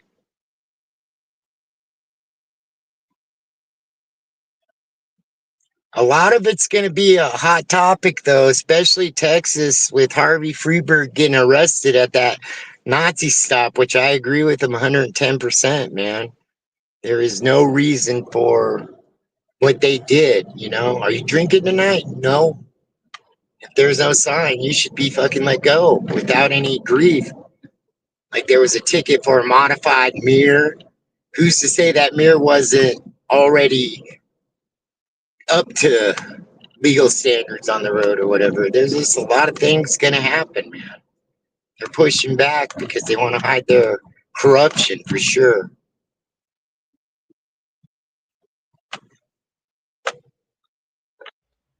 And even though we're a liberal city, Colorado's really bad at it. Sorry, Mama Bear. Yeah, I just said, yeah. That's why these core requests are so hard. And when I get off work, I should be off early today, but that one I did in Durango to find out for Press for Transparency, I have not got no response back. So I'm going to call them down there and see what's up. There's no way I could go down there, but at least I could get on the phone with them and say, hey, what's up with my core request?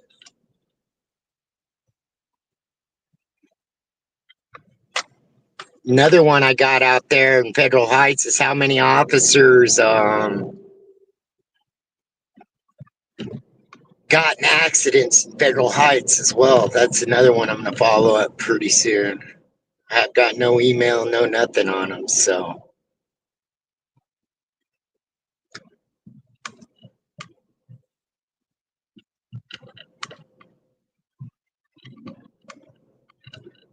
Yeah. Yeah, sometimes they don't like to follow back up. Yeah. At all. Well, with me too, unless if it's layman and black and white, like the court requests, the stuff they make you go through is kind of BS. You know what I mean? Like, it's public record anyway. So what are you hiding? Like they always say, well, you won't let me search? What are you hiding? You know what I mean? Like, it's bullshit. Yeah.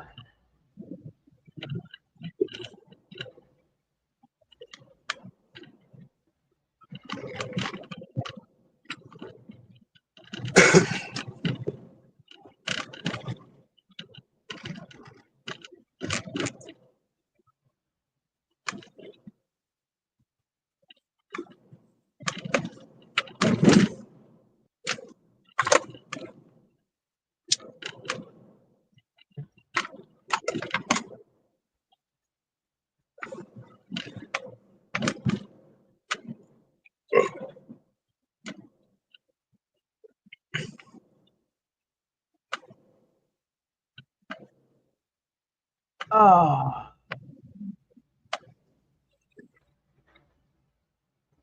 Yeah. They, you know, it keeps getting, it's looking to see if they did a press interview this morning. Evidently they're not. Must be they're doing one this afternoon. The White On House. which bullshit story? Oh, White House. Yeah, they didn't do one this morning. They've been doing them in the morning. This morning they didn't do one. Unless I missed it. They usually do one at 9 o'clock, but they didn't do one. Yeah, personally, I know I gotta watch the bullshit news, but I've been avoiding it lately because, no offense, Mellows, I'll end up mad and start raving. You know what I mean? Like, fucking, it's just I can't do it sometimes, so to speak, just because of that, my own personal peace. Well, some of it's totally bullshit, as we all know. Yeah. Well, they dropped the charges on the mayor of New Jersey, but then they arrested the New Jersey representative, McIvers, charged with assault over the ICE clash at the detention center. That didn't make sense. Yeah. That didn't make sense at all. Why are you dropping charges on one? And, you know, what makes sense of that? You know, that didn't make sense. Yeah, it don't make sense at all. Well, this is the thing too, and you know, some things we probably disagree on immigration, but like the South Africans that got left over here there's a lot worse places in the world going on than South Africa, in my opinion, anyway. And what gives them special privileges to come over here? You know, it just didn't make sense to me, you know? And we all know the apartheid ruled South Africa for a long time. You know what I mean? Like, so Yeah. I don't understand that one either. So if we're not going to let these other people in, then we shouldn't let them in either, especially their problems. I mean, I don't know for sure, but it seems like to me their problems are a lot less than other countries in the world, you know, for sure. I haven't looked into that. But I just heard about it the other day, and I haven't looked into what the reason why they let them in. But, you know, I know people, you know, rushing the border the way they did was wrong. Oh, yeah, I agree 10%. And You know, I our know border people. needs to be protected. I know people that have been waiting for years, and I'm not talking 5 years, I'm talking 10 plus years. You know, they've done all the paperwork, and a lot of them have even done their FBI checks, and they've passed them.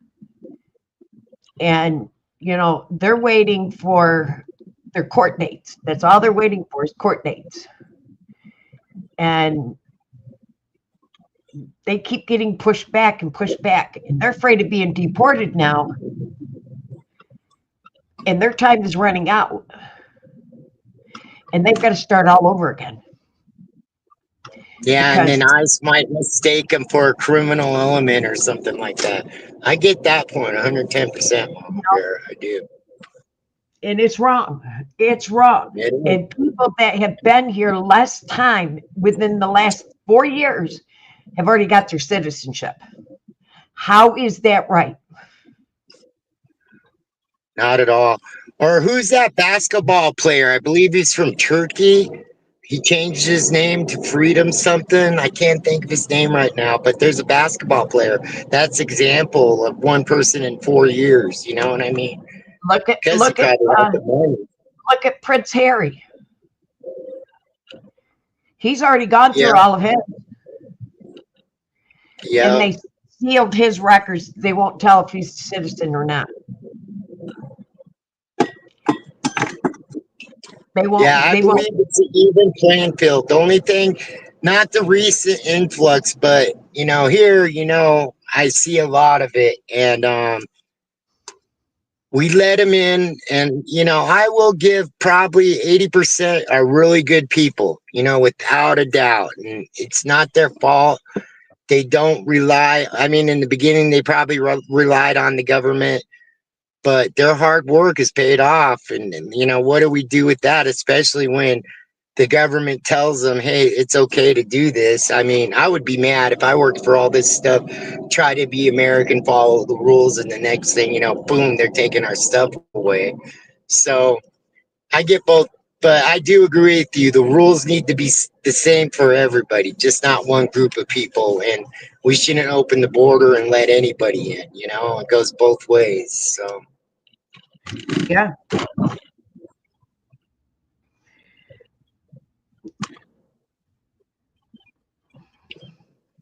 It's getting totally ridiculous. They're not being fair to everybody. Only their political agenda. That's why I'm saying, I don't know why more people doesn't say and political welfare. Stop giving these guys all the extras. You know what I mean? Where is it being fair to everybody?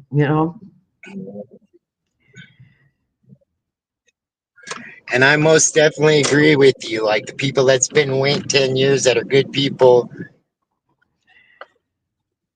pay their taxes. Where's their cases? You know what I mean? Especially if the FBI check is done and everything else. Yeah, their papers should be pushed through for sure.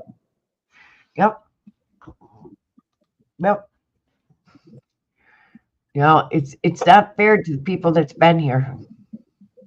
Yeah.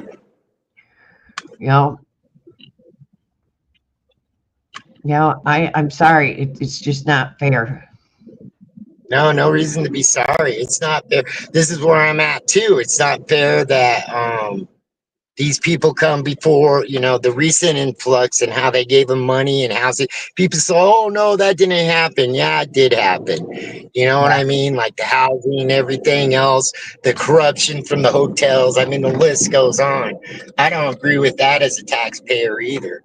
It kind of pisses me off. Not saying that I hate these people for doing it. I'm just saying that I have to pay my taxes, and I don't file for Medicaid. But what if I filed for Medicaid if I really need it and worked hard all my life and my Social Security's in there and stuff like that? What? Yeah. And especially vets as well. Vets should be the most important thing. You know what I mean? In my book, anyway. I'm not a vet, but I stand for it for sure. I'm not like kissing ass or anything like that, but I'm telling you, they should get the woes of everything. Because even if it was wrong, they followed order. They fought for our country. They should be, taken care of, man. Oh, I stand with the vets. And It's not happening. No, it's not. It's a whole bunch of bureaucracy, funding going other places to the immigrants. You know what I mean? Stuff like that.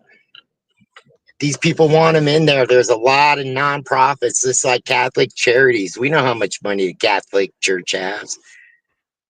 Yep. And if they want that, that's who should have took care of them, period. Well, it wasn't just Catholic Charities. No, I know. I was just putting that for example. There's a bunch of them, you know what I mean? But Catholic Charities is one of the bigger ones, for sure.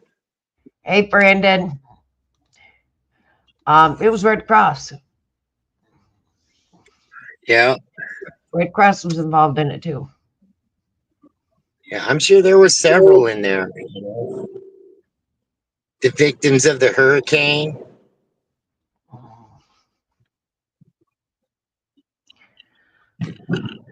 All that. The list goes on, man. The list goes on.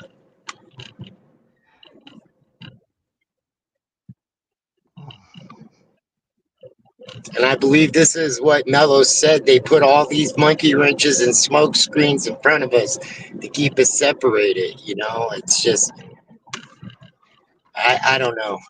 I don't know where it ends. I don't know where it stops. All I know is I can be vocal. That can't be true, can it, Outlaw King? Seriously? That can't be serious.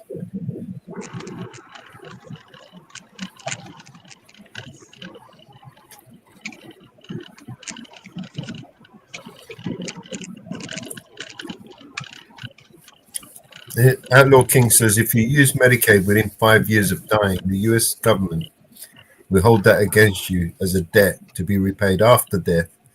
And if you pass property, etc., onto your kids, they seek repayment from them. Is that true? I don't know. I've never heard anything like that. Like I said, I've always had insurance, stuff like that. So I really don't know how the system goes on that. Okay.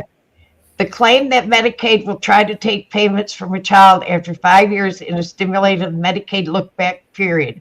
While Medicaid does have a 5-year look-back period, it primarily applies to assets transfers and does not directly target children's inheritance.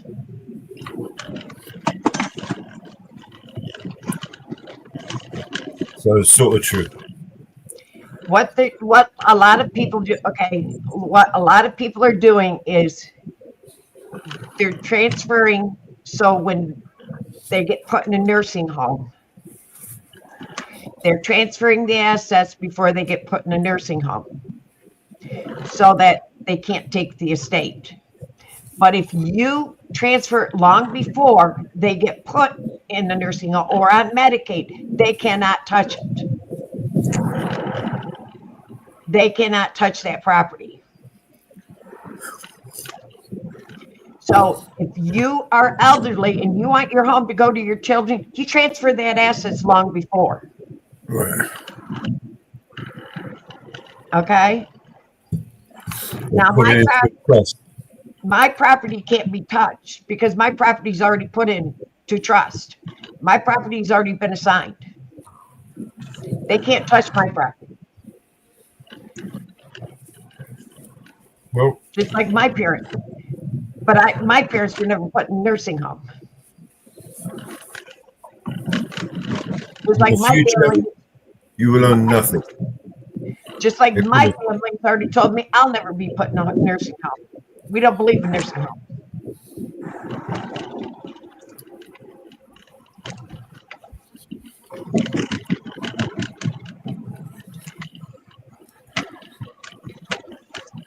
Yeah, it's really sad the way I look at it. I would hope that I would pass away before it even got to that point, just because I wouldn't want to put the burden on my kids and stuff like that. I mean, a quick one, I guess, kind of helps the situation. It might be an initial impact, but in the long run, it would be better. For sure. I'll be honest, I have a DNR. Once I become incapacitated, that's it, nothing. I don't want Yeah. nothing.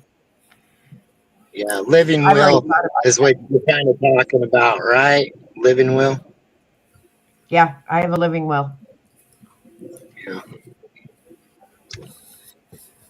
I thought about this long ago. I thought about it when my son went in the military. Yeah. Because of my son being in the military, I thought about that. Because my son thought about it. That decision had to be made when my son was in the military.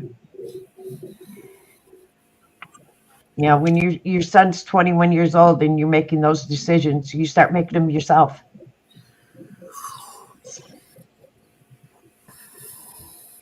Yeah, that's hard, Brandon. That's hard. That's hard. That's why my estate's all settled. My estate's all settled. It's all settled.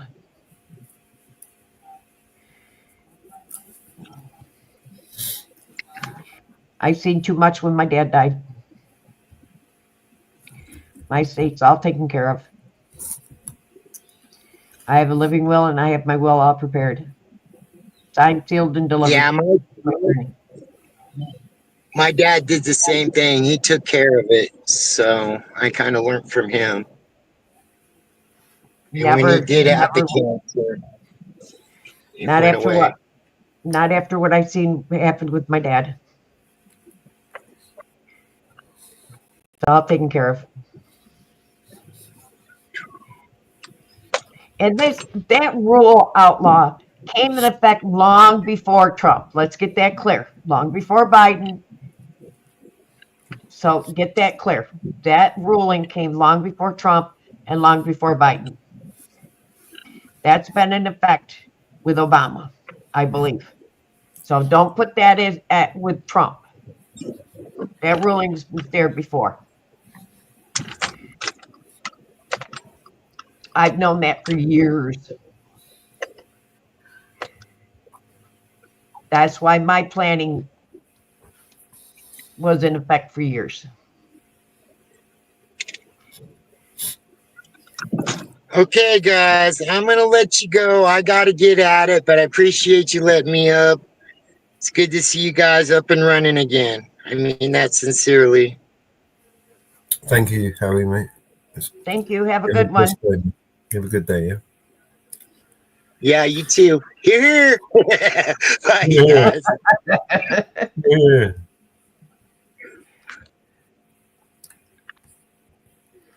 Yeah. Yes, outlaw. I've known it for quite a few years.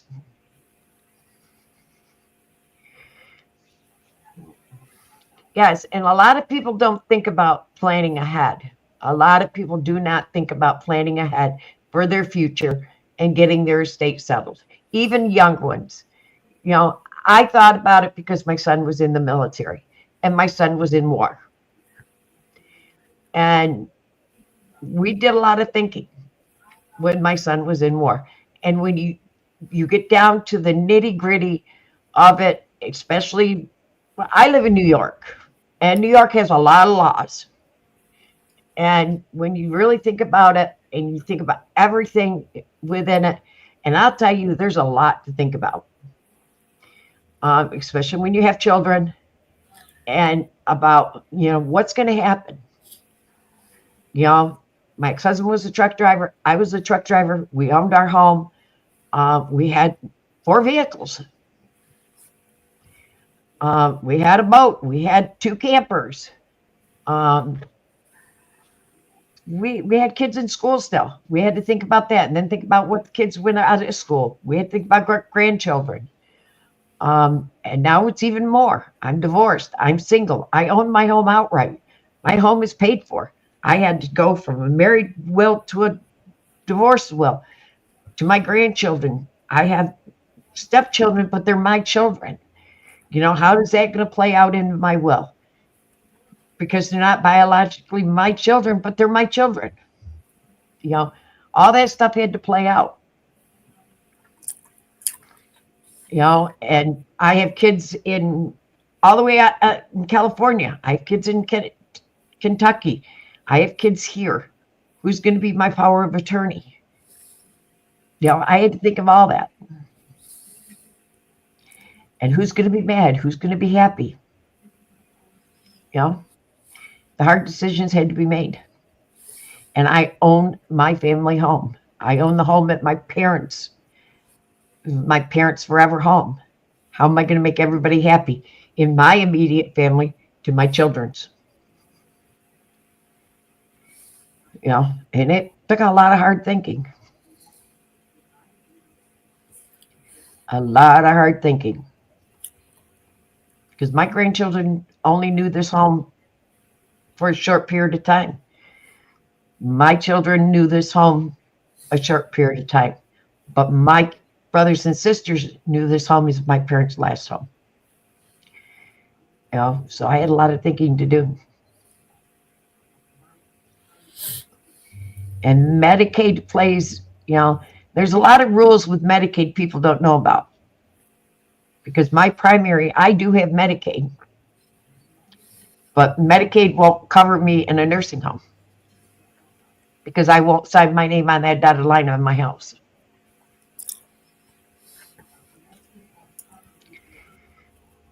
Because I won't relinquish my home. Because I signed my home over to the trust. So I can't ever go into a nursing home. On top of my family won't ever let me anyways.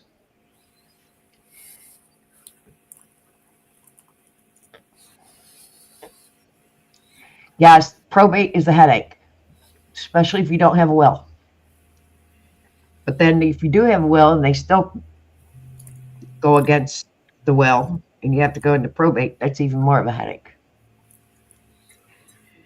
Because somebody can test the will. Believe me, I know.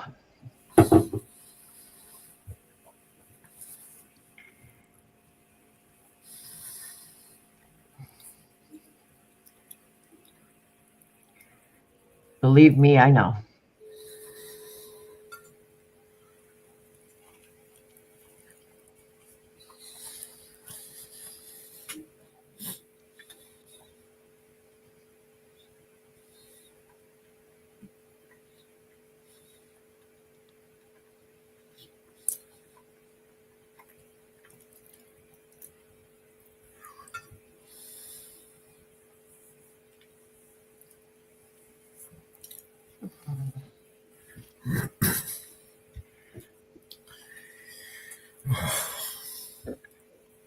But the court systems are always full of shit. Because somebody always loses.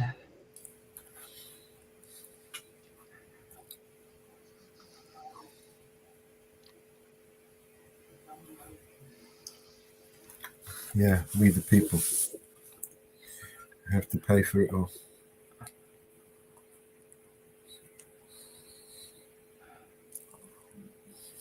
Yep.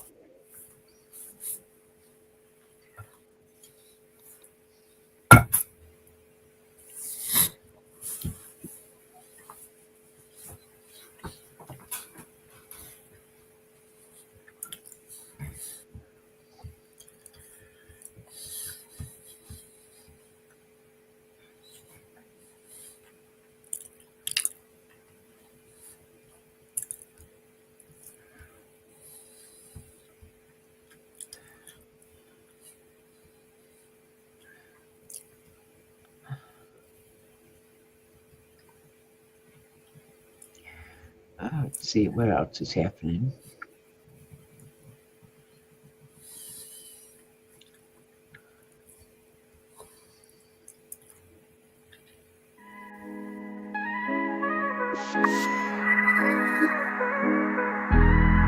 Yeah.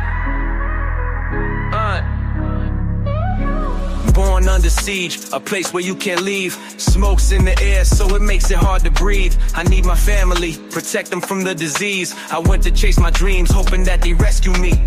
Made it out the maze, God's been blessing me. First time in LA, got Gaza next to me. It's in my heart, it's in my veins. I've been smiling at the pain. The bombs lit up the night sky and turned them into day. It's hard to come up with the right rhymes. I don't know what to say. I start to cry when I write mine. It happens every day. A lot of death in my lifetime. All I do is pray. This is my story from the sideline. This life is not a game. I wanna call my mama. I hope she charged her phone. Hope my brother's not alone. Hope that one day they'll be grown. This is genocide, but this time it is televised. Don't believe all that you see, cause they'll be telling lies. I count my blessings, not the problems.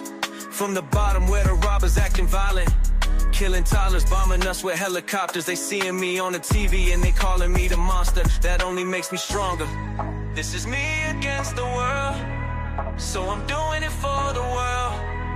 This is me against the world, so I'm doing it for the world. I was in the studio chopping up samples.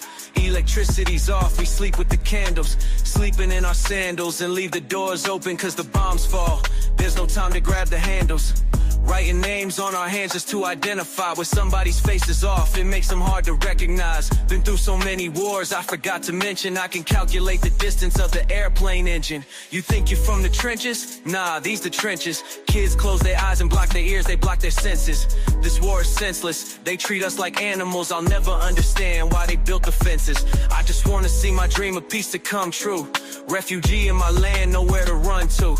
I keep the hope when there was no sunshine. They cut the water off, so God let it rain sometime. This is me against the world, so I'm doing it for the world. This is me against the world, so I'm doing it for the world.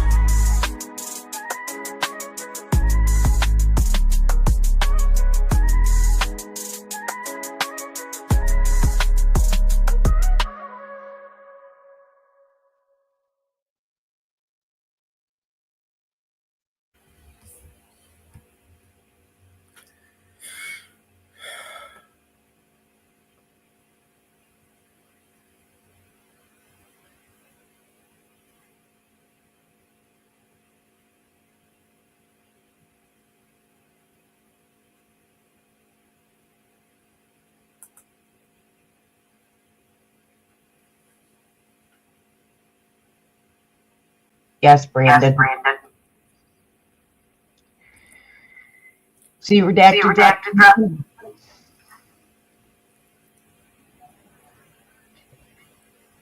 That me or you?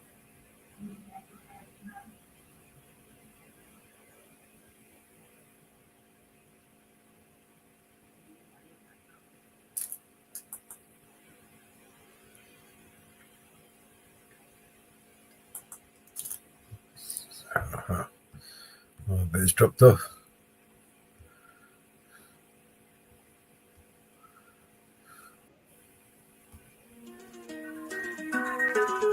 There you go.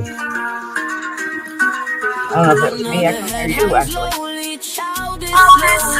It dropped off for some reason. And the violence caused such silence. Who are we mistaken?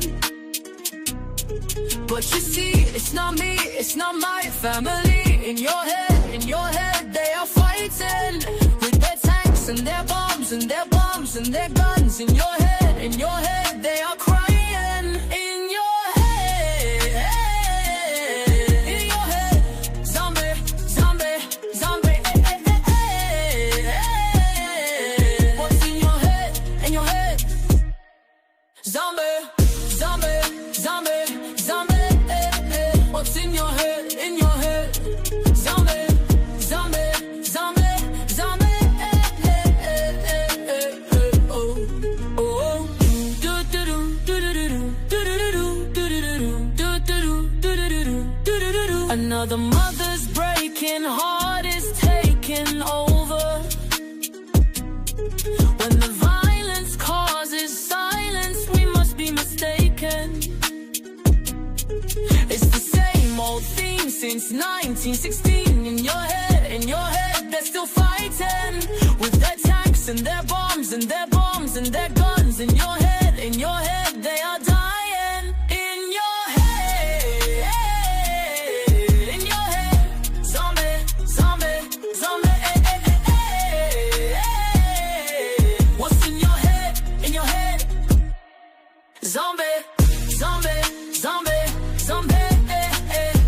your head, in your head. Zombie, zombie, zombie, zombie. Oh, oh, oh, oh. Yeah, yeah.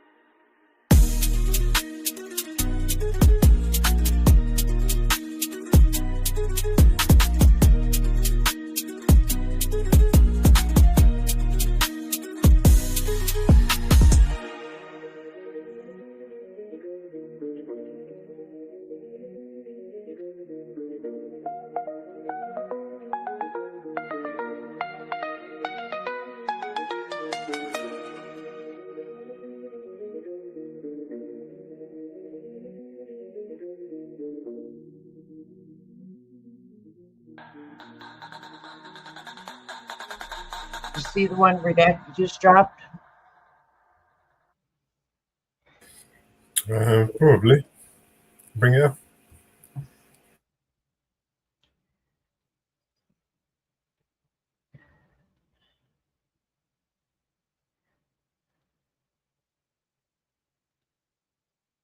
All comes down to this. It was always going to come down to this. The millions of lives lost, the endless gravestones, the corruption, the lies, the trillions of dollars wasted in taxpayer money.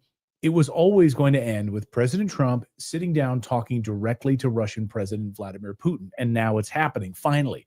Started yesterday with that 2-hour phone call between Trump and Putin, the first, hopefully, of many phone calls. And right on cue, of course, literally moments after the phone call ended, the European Central Bank issued an alert, a warning that they might have to take away your gold because things are about to get bumpy. So peace in Ukraine is a major threat to these globalists. Unbelievable. And the Brits are already calling Trump's call with Putin a failure for Trump. The question is, how can this be spun by Donald Trump as anything other than a U.S. president who has failed? So you see how the European narrative is unfolding, right? You see how Europe feels about it. So we've got a lot of news to get to, and there's so much at stake. I can't begin to overstate its importance. The world order is hanging in the balance right now. The media is panicking. You saw it overnight because they know this was never about Zelensky. It was never about democracy. This was always about who controls the future. Will it be the globalists that run the EU, or will it be Trump, or will it be Putin, Xi Jinping, and the BRICS nations all coming together? Well, just last week, President Trump said it bluntly. There will be no peace without me. Not Biden, not NATO, not the EU, certainly not Zelensky. Trump made it clear that the Ukraine war ends when he walks into the room, not before. Okay, maybe. Remember, Putin holds all the cards here, not Trump. And J.D. Vance, in a kind of way, acknowledged that last week, that really the only choice the U.S. has is to walk away entirely from Ukraine if both sides can't get to the peace table. If Russia's not willing to agree on a ceasefire, then we're eventually just going to have to say this is not our war, said U.S. Vice President J.D. Vance, referring to the impasse. I mean, he's right. Or we just keep endlessly funding this boondoggle and we go further and further into debt. But last night, the warmongers and neocons like Ben Shapiro did not like J.D. Vance saying that we'd walk away from Ukraine, their brains melting down. You mean we just let Russia win? If what J.D. Vance means is something else, namely that we'll walk away from the negotiating table and then we'll continue to support Ukraine sufficient so they are not overrun by the Russians, agree. If what he means is we're going to walk away and basically just abandon Ukraine in the face of the Russians, that would be a bad policy. I've got news for Ben Shapiro. Putin isn't desperate for Trump. He's not begging for talks. He already won.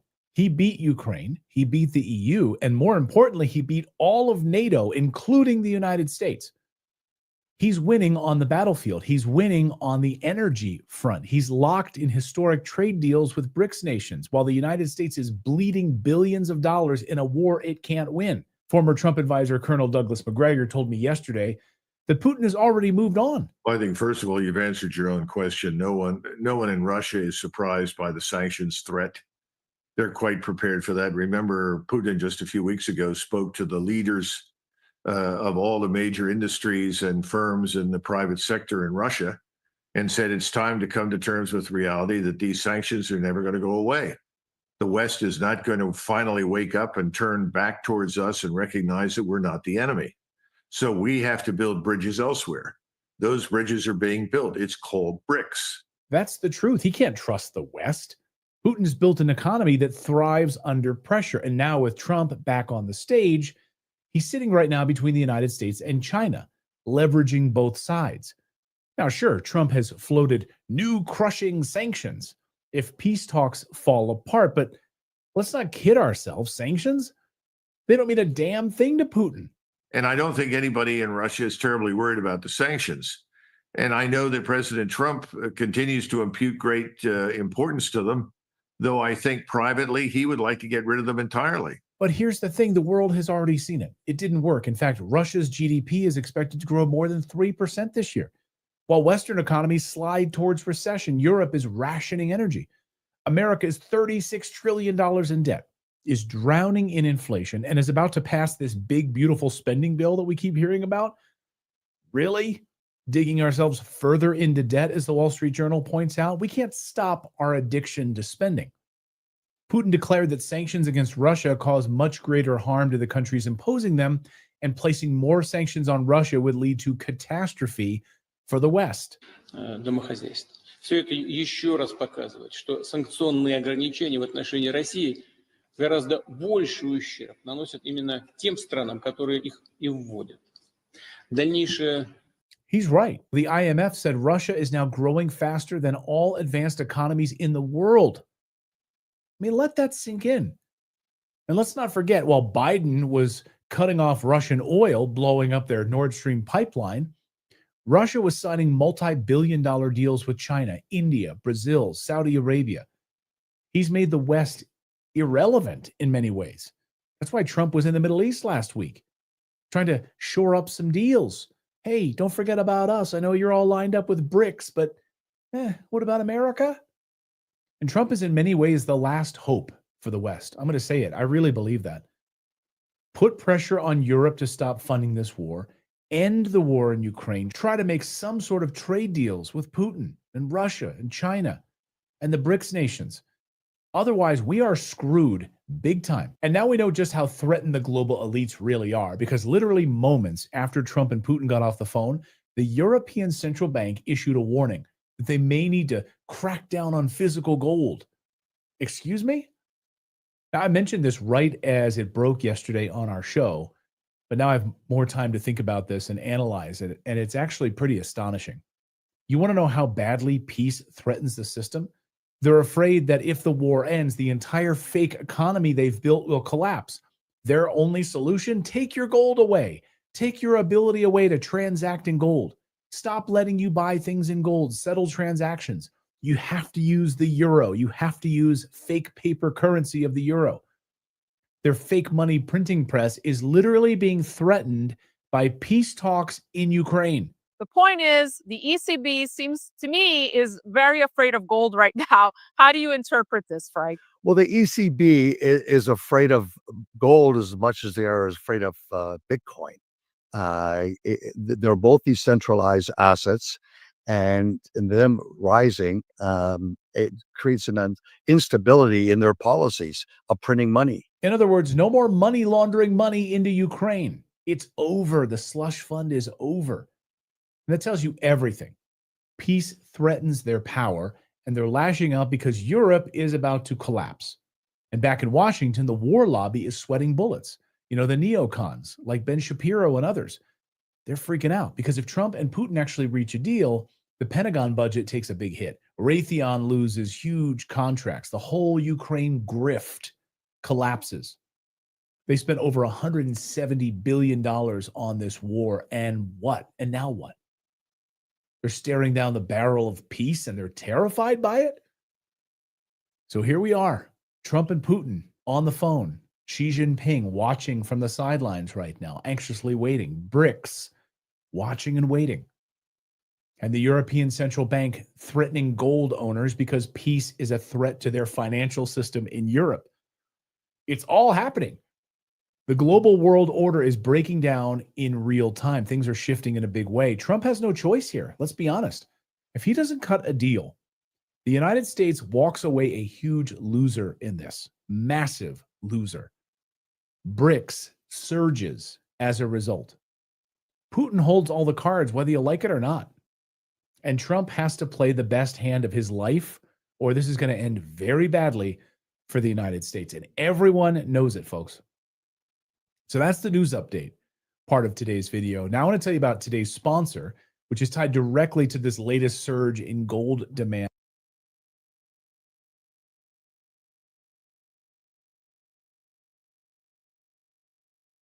Insiders were buying stock. Well, yes, insider purchases.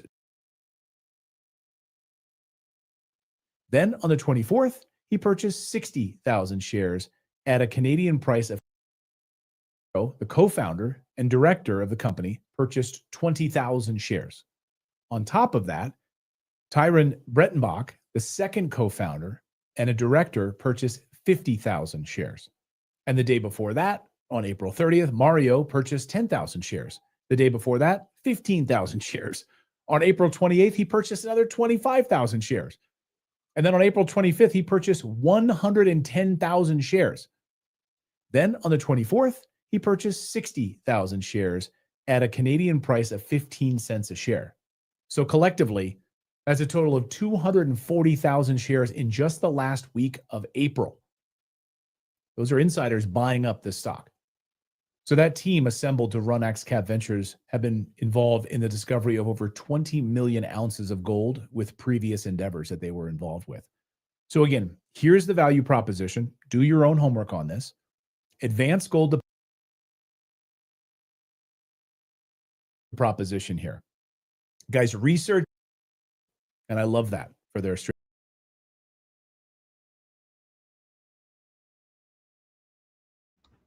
Interesting, huh? Well, there's a surprise there. Nope.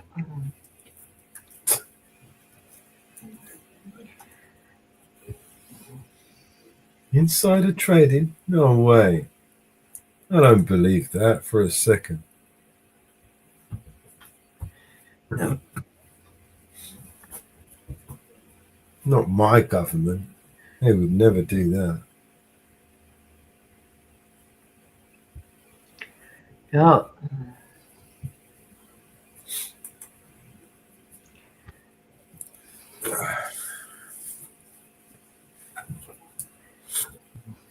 Yeah. Yeah.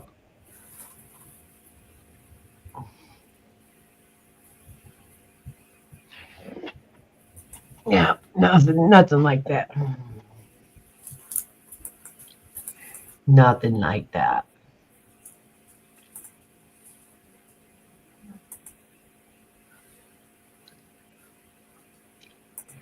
Nothing like that.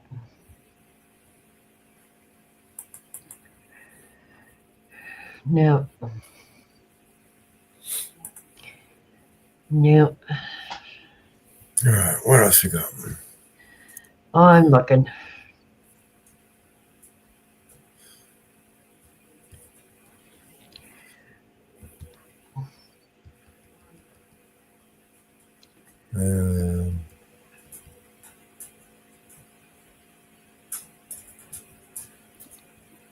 Oh, House appropriation is it? It's live. What do they got going on?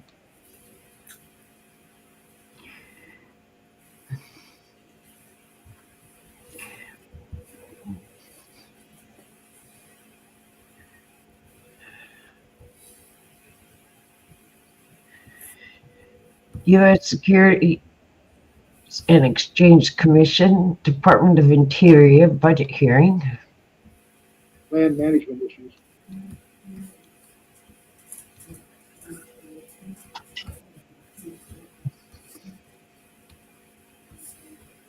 I do want to put Fifth Avenue, just blocks away from MSNBC's headquarters in New York. An aging 41-floor skyscraper that Trump's son-in-law and top advisor, Jared Kushner, bought in 2007 for $1.8 billion. Now, experts said he overpaid, and that was before the Great Recession dropped the property's value by a lot. Jared Kushner, his big pet project was that 666 Fifth Avenue, that big office tower. He's going to tear it down, build something new. It's notably, it's a nice skyscraper and a name that, or an address that is as memorable, we should say. They had big plans for it. At one point, they were talking about demolishing it and doubling it in size. And as you say, this was Jared Kushner's really ambitious project. It did not go the way that they thought it would. Presidential family member and White House aide Jared Kushner broke his silence today in his first extended TV interview since Trump was elected, a 43-minute discussion that was often boastful, sometimes defensive, and at several points, honestly, bizarre. Now, for context, before I break this down, here are some of the questions Kushner was presented with. How did you get this job? I mean, it's like you have like the dopest job in the world, like the secretary of everything. The buggy would then call it secretary of everything. Are you having fun? Because all we hear about is the chaos and the destruction. And as President Donald Trump prepares for his first major foreign trip next week to the Middle East, his administration is privately turning to a familiar face for help navigating the region, Jared Kushner. Now, the president's son-in-law was the chief Middle East negotiator during the president's first term. Now, we're learning that he's informally advising some of the president's top administration officials, people like Steve Witkoff, on help with navigating how to talk to these Arab leaders. Now, one of the key goals for the president next week is to return home with economic agreements from Saudi Arabia, Qatar, and the United Arab Emirates. But we're also learning that one of the more quiet, private goals that they're plotting behind the scenes is to try and expand on the Abraham Accords. The Abraham Accords were hammered out during the president's first term that essentially normalized diplomatic relationships between Israel and a number of Arab nations. Now, all of this comes as Jared Kushner does not want, we're told, a formal role in the Trump administration. Instead, he prefers to operate more behind the scenes in a quiet role. I don't make a lot of noise. Noise is sometimes made about me, but I try to keep my head down. Now, Jared Kushner is powerful but rarely heard. So it is revealing to hear his own assessment of his work so far, whether you agree with it or not. So here is how Kushner grades himself on the assignment of achieving peace in the Middle East. The president asked me to do the Middle East peace process, which is something that I think we've made a lot of progress on. I'm as optimistic as you can be about that. I was given the Middle East peace process between the Israelis and the Palestinians, and I've dealt with a lot of the other regional partners in that effort. In light of the attack, the Abraham Accords are more important than ever. Clearly, this is one of the hardest problem sets that's existed probably in geopolitics, but the end state has to look something like this, and it has to have two elements. Number one, Israel has to have the security to not be threatened by its neighbors and to be able to protect its citizens. That is absolutely crucial, is non-negotiable. And I do think a lot of the world agrees that that's something that should exist. The second element is that the Palestinian people have to have the opportunity to live a better life. And I think that if you go through the element, it's not just saying let's create a state. It has to be a state that can function and thrive, because if you don't create that, then the people will, again, find ways to blame other people instead of the leadership that's putting it there.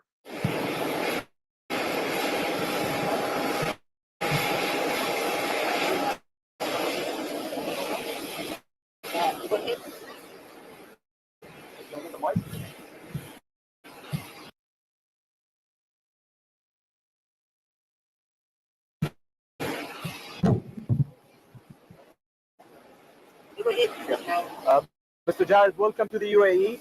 How does this peace accord support peace and throughout the region?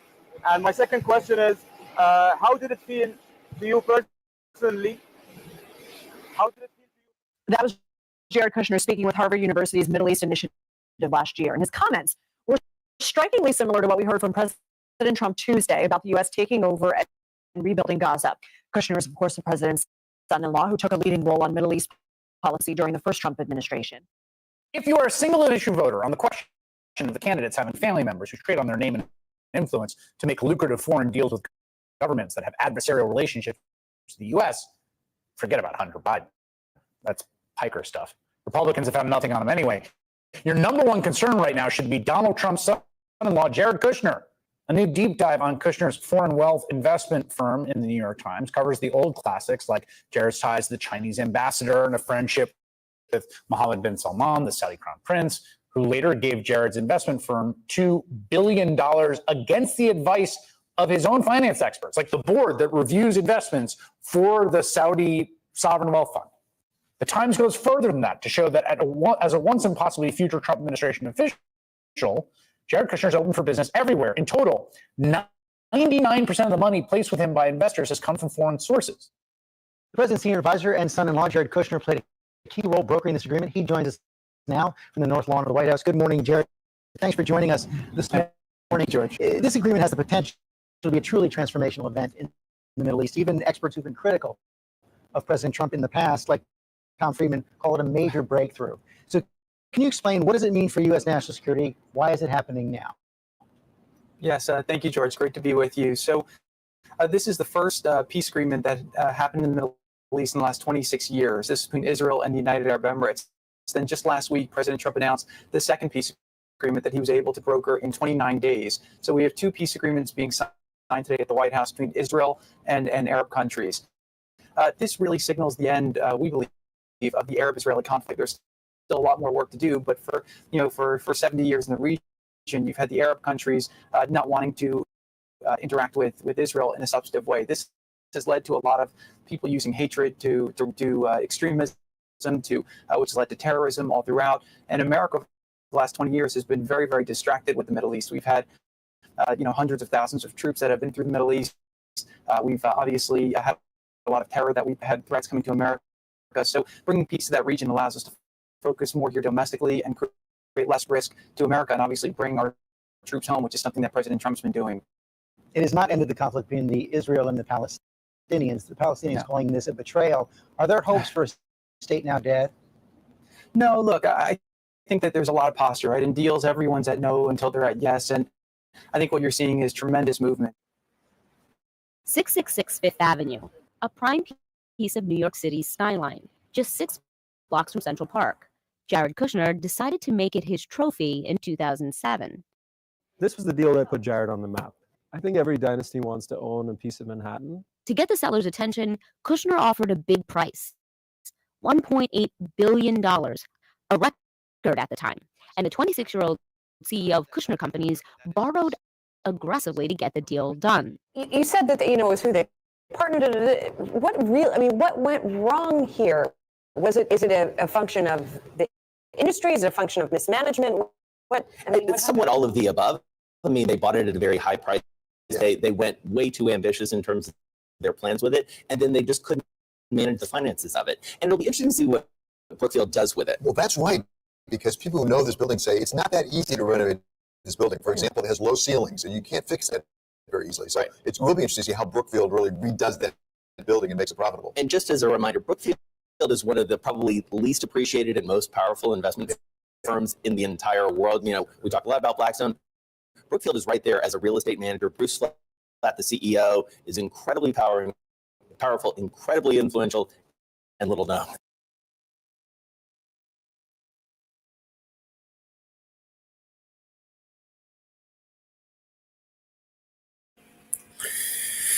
Yeah.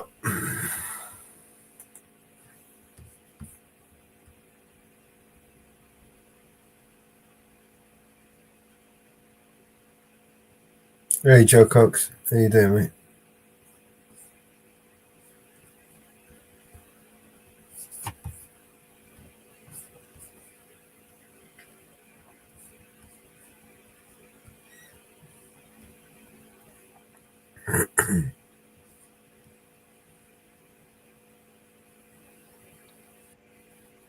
Hey, Joe.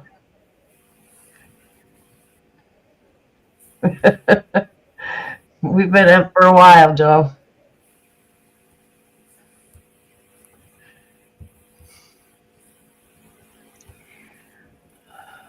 Here you go. Some breaking news for you, Albert. What? Hi, everybody. Ezra Levant here outside the Royal Courts of Justice in London, England. What a gorgeous, unseasonably warm spring day. Moments ago, inside that building in courtroom 15, Justice Jeremy Johnson ruled that Tommy Robinson can go free. He's been in prison for 7 months in solitary confinement in a maximum security facility full of murderers and terrorists called His Majesty's Prison Wood Hill.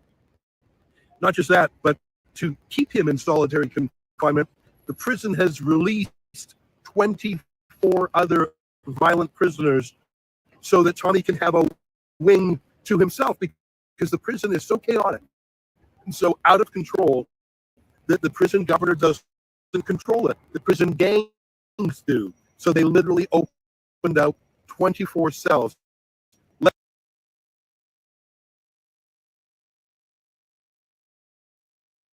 It's cutting out. Prison, but he.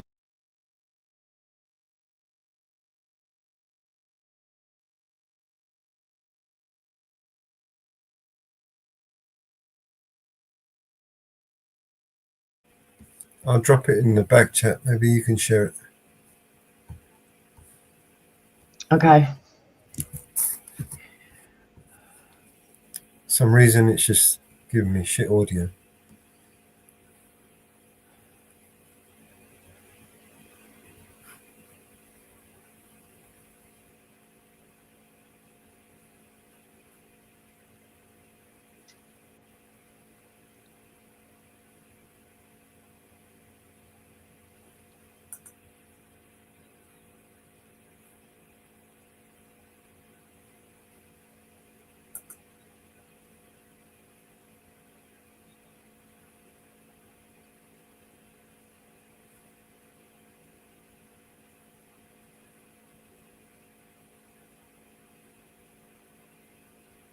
Tommy Robinson can go free. He's been in prison for 7 months in solitary confinement in a maximum security facility full of murderers and terrorists called His Majesty's Prison Wood Hill. Not just that, but to keep him in solitary confinement, the prison has released 24 other violent prisoners so that Tommy can have a wing to himself, because the prison is so chaotic and so out of control that the prison governor doesn't control it. The prison gangs do. So they literally opened out 24 cells, let those prisoners go just to hold Tommy.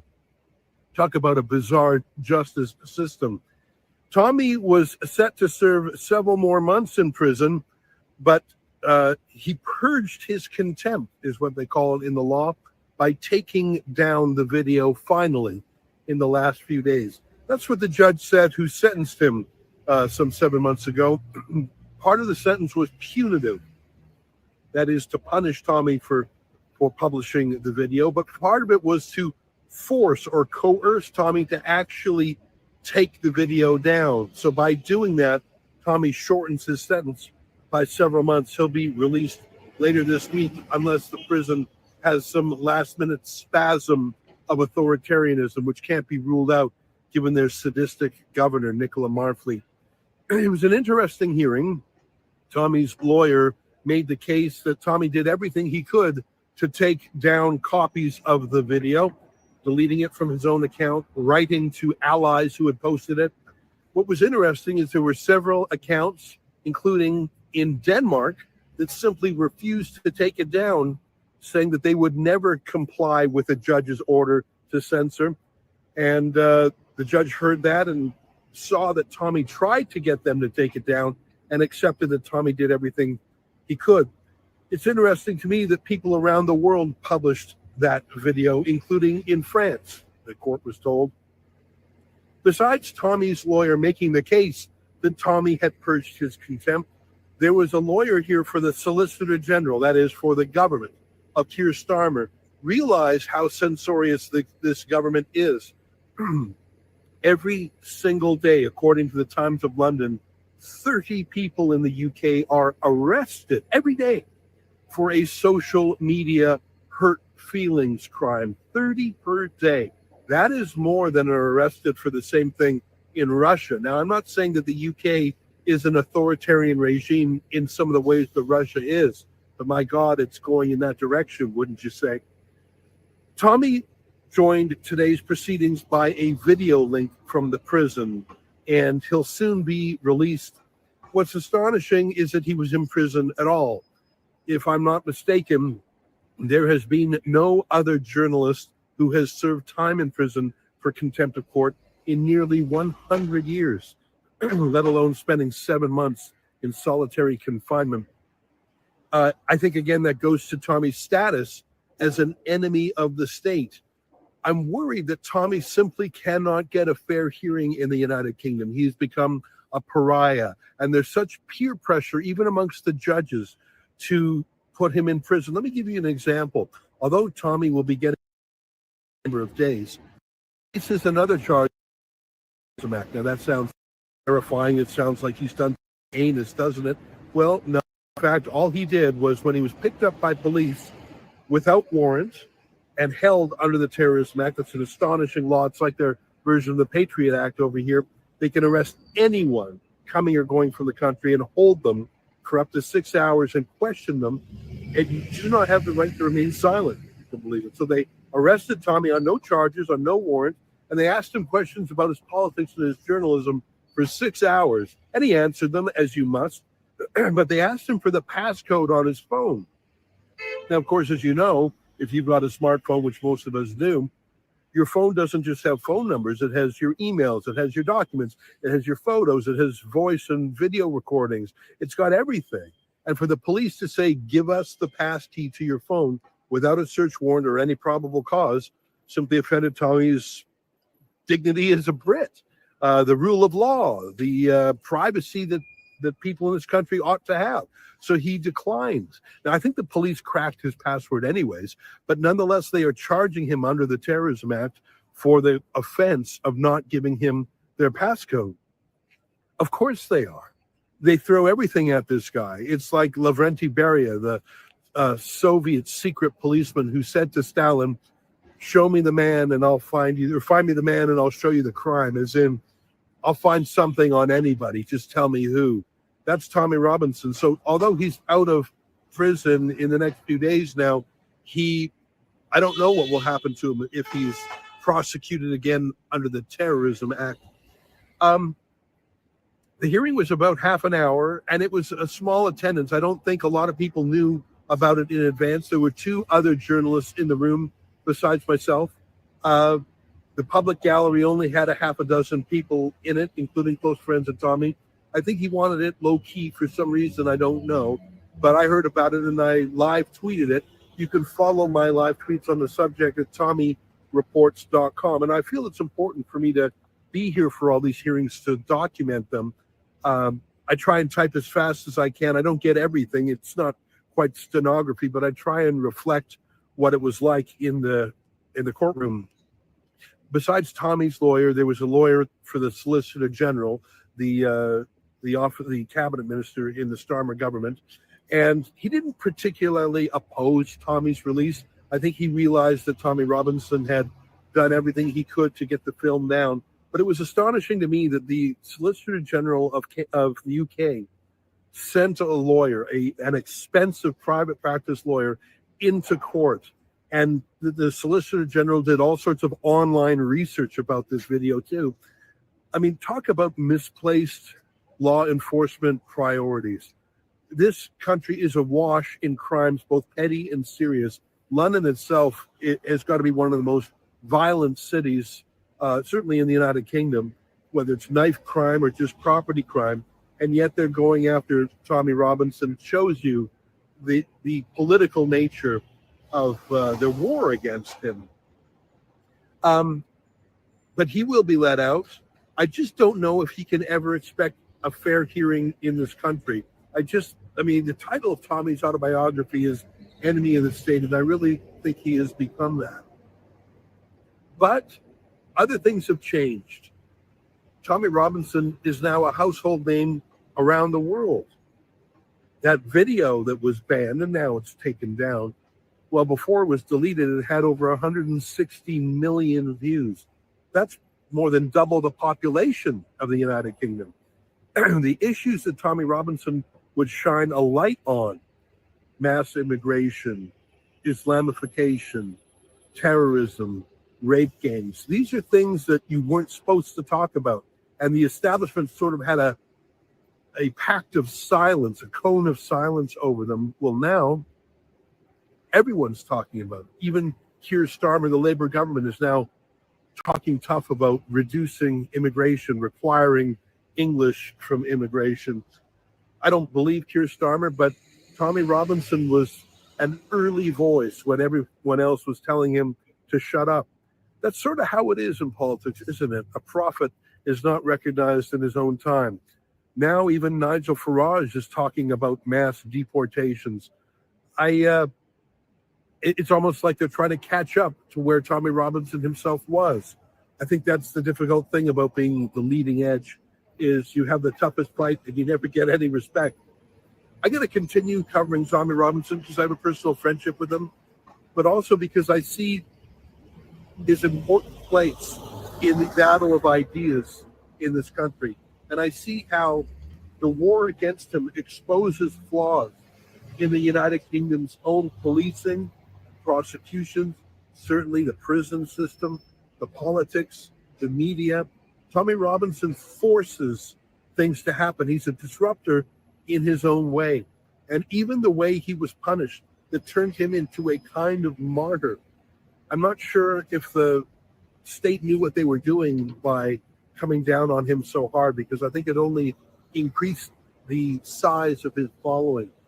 I understand that they're going to have a big public rally later this year when Tommy is out, a free speech rally. It'll be interesting to see how that goes, and if the government tries something to arrest him before that rally. They did that the last time they arrested him. They arrested him just a day before one of his big rallies. It couldn't be clearer that this is political. Every time I come to the United Kingdom, I myself, by the way, am slightly surprised that I'm not detained under that same terrorism act and asked questions, because I know 5 other people who have been detained under that rule, under that terrorism act. Anyways, those are my thoughts from being outside the courthouse. There's just one more thing I want to say, and it was interesting. The judge went through the guidelines, sort of the list of the rules for someone purging their contempt.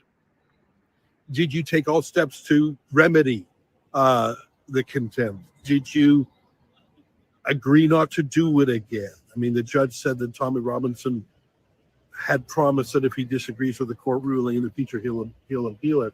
But there was one thing the judge noted, that Tommy Robinson did not show remorse or contrition. He did not say he regretted doing what he did. He said he'll change his ways in the future, but he doesn't regret doing what he did. Now, that was not reason enough to be kept in prison, said the judge. But that's the nature of Tommy Robinson. There's a principled stubbornness to him. Some people might call it irrational. Some people might call it foolish. But it's that nature, that essence of him that has made him so effective. I think most people would have deleted their video months ago to get out of prison much sooner, but Tommy Robinson endured the punishment and his video racked up 100 million extra views. The law doesn't know what to do with principled, conscientious objectors. I spoke to another journalist today and I said, you know what? It might be a bit disproportionate, but there is something about Tommy Robinson that's similar to what Mahatma Gandhi and Nelson Mandela had within them, a willingness to suffer unfair laws and to personally take on physical and mental pain and suffering in the service of a larger goal. Now, I'm not comparing the scope or the scale of Tommy Robinson to Nelson Mandela or Mahatma Gandhi. I'm not. But I'm saying that that trait of civil disobedience, that willingness to sacrifice oneself, knowing that in the long term the battle could be won, and acting as a non-violent symbol for a movement. That's one of my favorite. I like the man. Yeah, you know, fucking I burn also some feel smoke like right now. the issues he's fighting in the UK today are the issues that we're going to fight in Canada and other places around the world. Well, those are my thoughts on the steps of the Royal Courts of Justice. I think Tommy should be out of jail in the next few days. I'm going to stick around London and try to find out when he's being released. And through the family, I've spoken to them, and I believe I'll be able to interview him when he's out of prison. I'll have a one-on-one conversation privately with him, but I'll also catch up with him for his public thoughts and for the details of his prison that I was forbidden to find out because I myself was banned from visiting him by the sadistic Governor Nicola Murphy. Well, that's my report. That's about as much as I can listen to that shit. Oh, God. It's exhausting listening to bullshit all day.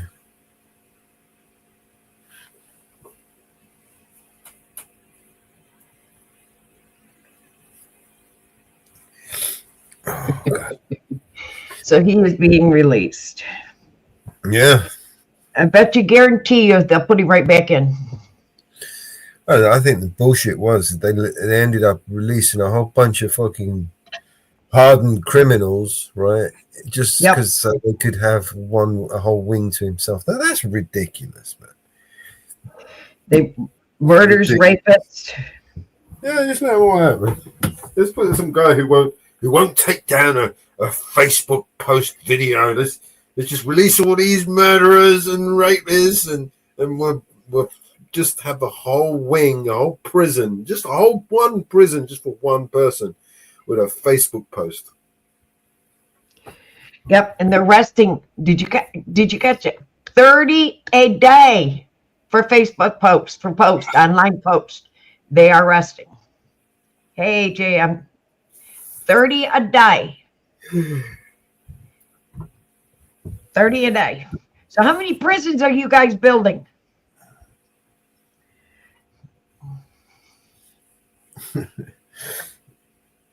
As many as it takes, Marvin. As many as it takes. And then they let them all out, and then they released him. That makes even more common sense. They're going to go and get him back and put him back in there. Yeah. Oops, we made a mistake. You're coming back with me. Yep.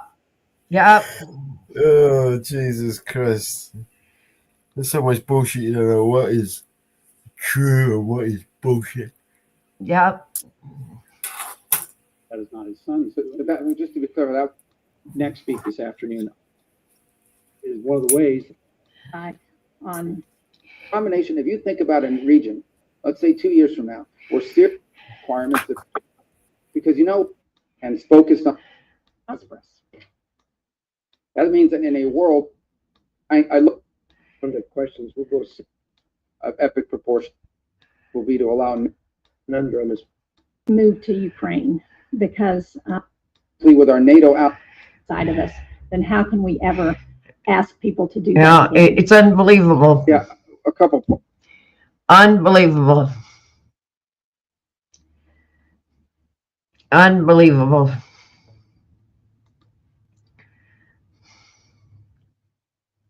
Potholes, for example, it's always gets worn into the right lane of a freeway. Oh, they're talking about potholes at the house. That's interesting. Let's talk about potholes at the house. Hey, guy. Let's talk about potholes at the house. That makes a lot of sense, don't it? You know what we could do with more potholes? What we should spend the money on is more bombs to Ukraine. Here's a new one, Mama Bear. Do you realize all that weaponry, the hundreds of billions of dollars that we sent to Ukraine is now popping up all over Europe and Africa and all over the world. Weapons that we sent for Ukraine to fight a war has been sold on the black market, and it's ending up in gangsters' hands, in villains' hands, all across Europe. Okay, even in the UK, right? These weapons are turning up in the UK. We're sending them to Ukraine. They're turning up to be used against us in the UK. That's how ridiculous this has got. Now I just tapped in. Now they're talking about softball games. Okay. Okay. We've been from potholes to softball games. They've talked about teachers, but they do nothing. The House is doing absolutely shit about our economy. Absolutely nothing. Somebody just posted, let's go, President Trump, pass this big, beautiful bill. They've already passed the bill and the Senate rejected it. Ding dongs. People don't pay attention to what's going on.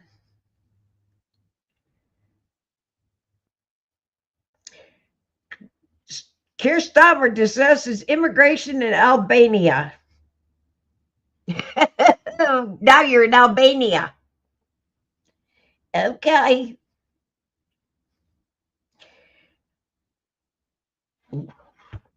Okay. Keir Starmer's in Albania. Ding dong. Hey, ding dong. Why don't you go back home and just shut your dang borders?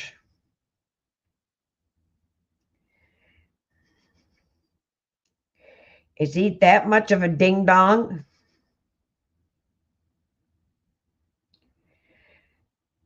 Then I was watching, seen the news report that if we have a 9.0 earthquake in California, we're going to lose a lot of California. And LA is in a bad spot. That's the plot. I mean, isn't it going to? It's going to become an island, isn't it? It ain't going to become an island. It ain't going to sink.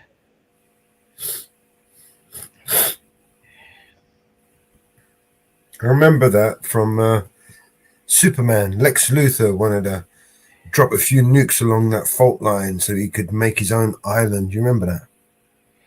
Yeah. That fault line that runs there runs all the way straight up through Washington, Oregon. That fault line is a big fault line in California. Good. That is a big fault line.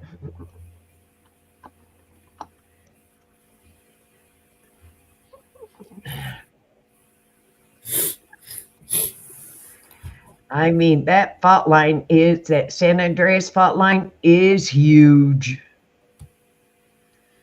Yeah. I think we should send some more weapons to Ukraine. No, my tax money not going. No. No. You You've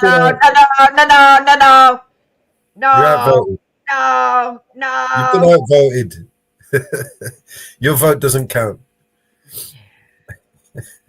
Thank you for your consent, though. Excuse me.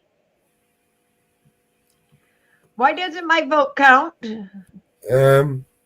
Because it's not relevant. Huh?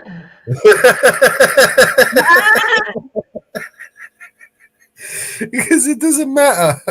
Excuse me. Hey, Mello. See that? Why doesn't it count? Because I'm the government and I said so. You send your tax money because my tax money stopped. Oh, I love giving my money to my government. They just Your take money's it. going, mine stopped. You know, they don't even say thank you when they take it. I know. You know, because it's all going right there. Yeah. Did you see that Facebook post I posted a few days ago? Yeah, I did. It's all going right up the nose. All those little spoons. And they got the best stuff as well. They ain't stepped on. Straight Bolivian gold, mate. I'm telling you. You know, those little spoons are quite the spoons. You know that. I wish I Yeah. would those spoons. Well, God. they're posh, you see. You know, like the lowly fuckers, they have to roll up the little notes, the 5s and the 10s and the 20s if they're lucky. You know, them motherfuckers, they ain't got no notes in their pockets. You know, it's just, what notes? They ain't got notes. It's a novelty for them to carry cash. They got golden spoons, you know? I bet you they are gold too. Yeah, golden spoons, mate. I bet you they are gold.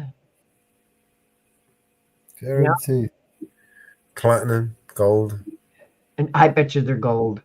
Probably got diamond tips on it as well. Probably. I didn't see the gold. I didn't see diamonds. I just they weren't silver, so they're not platinum. They're gold. Nothing will shock me with these people. You cannot shock me with anything they do. Nah. That was floating around Twitter. Oh my God. And some of the things that were posted afterwards. Oh my I God. love the one where they were dancing and getting their hair off and having a party. That was brilliant. They were hilarious. I didn't go on TikTok to see what that just Twitter was enough. Just Twitter was enough. That was hilarious. What was floating on Twitter was hilarious. Oh shit. I don't know if you've seen it, AJM. I don't know if you've seen what was going on. It was hilarious. They were caught red-handed. I don't think they expected the press to come walking right in. They didn't expect them. No, I think they just ambushed them. And they were caught red-handed. Yeah. They were caught red-handed with it.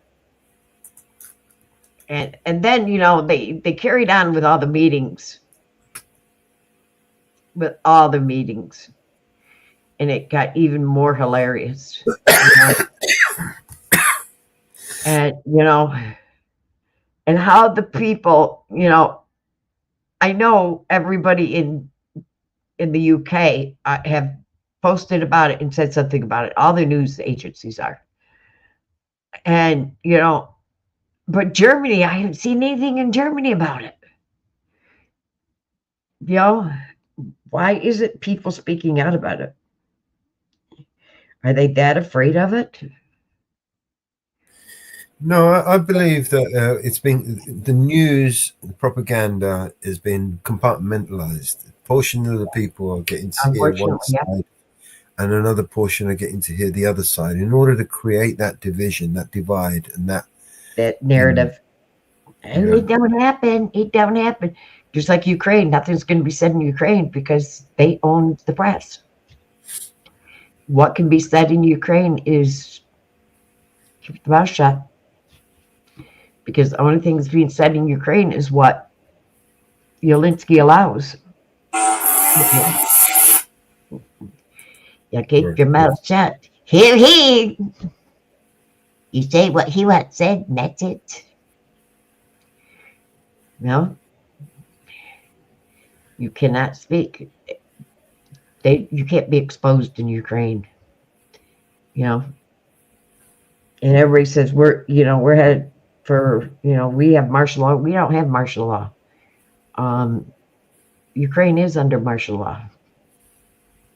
They are under martial law because he won't even allow elections to happen over there. He stopped elections. And I think they ought to have elections. He would be out of power. He would be out of power.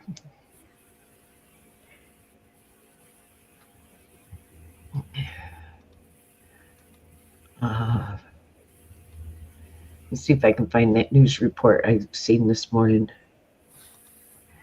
about that fault line.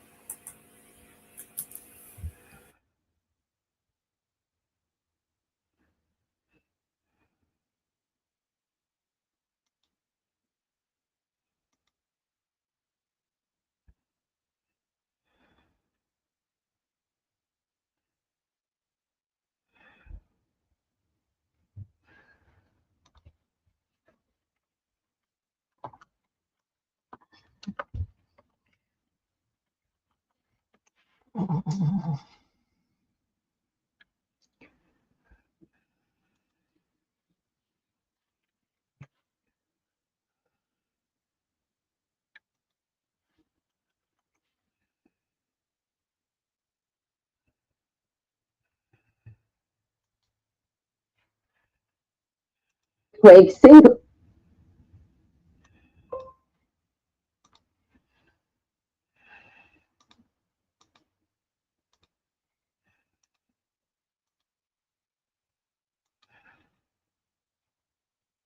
Earthquake Singapore portion of Northern California. A new study addresses that very question and whether we could see impacts here at home. Meteorologist Brianna Ruffalo joins us in studio with some answers. Brianna. Yeah, well, when you see that study, it can look pretty alarming. So I spoke with Dr. Lucy Jones, and she said this possibility has actually been known for a few decades. Now, this new study calculates the risk of where and how much land could sink. But the bigger concern is not a monster quake for the Pacific Northwest. It's actually closer to home.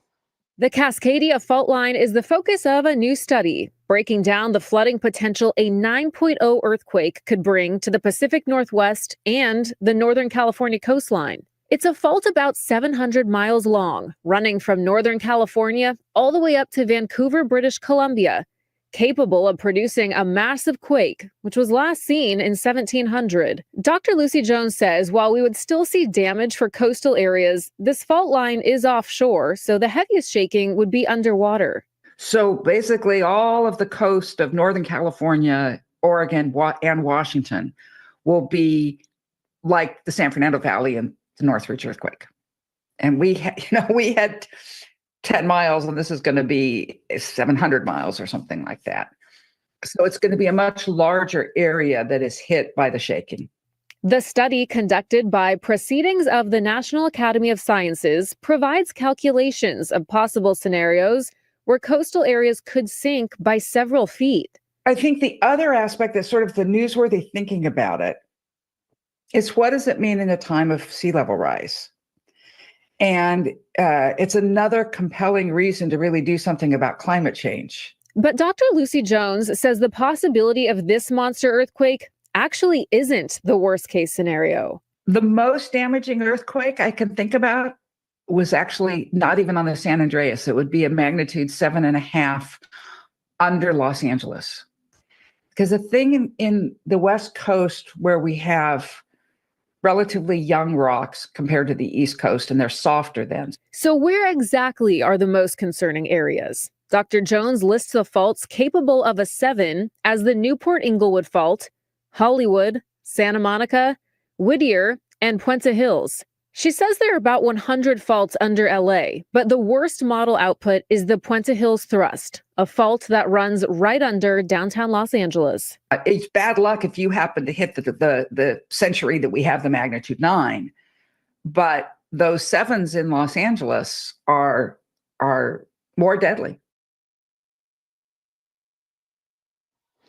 And of course, there's no way to know when we could see any of these scenarios, but the moral here isn't to worry when these studies are released as much as we want to. Dr. Jones added, it's possible we don't even see the Cascadia Fault 9.0 in our lifetime, but it's important to understand the impacts of rising sea levels and how this could create double the impact.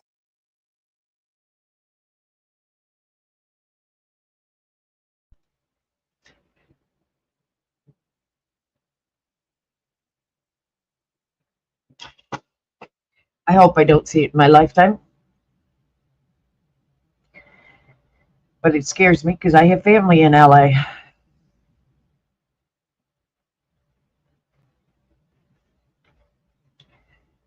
Don't want to be alive if it happens.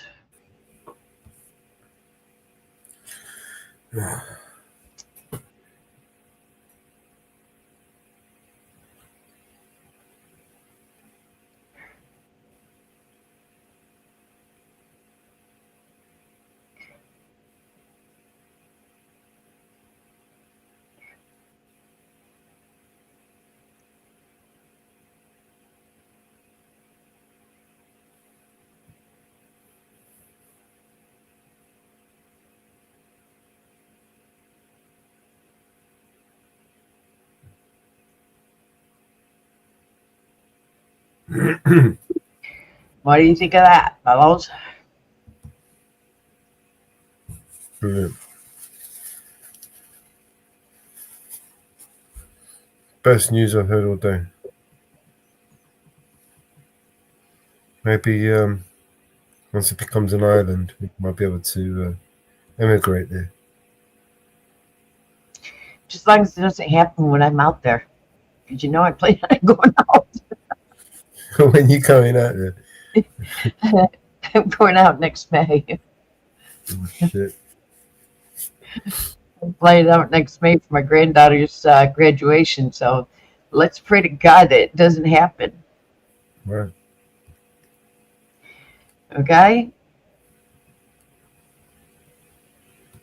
And I'll be in LA. Let's pray it doesn't happen. Okay?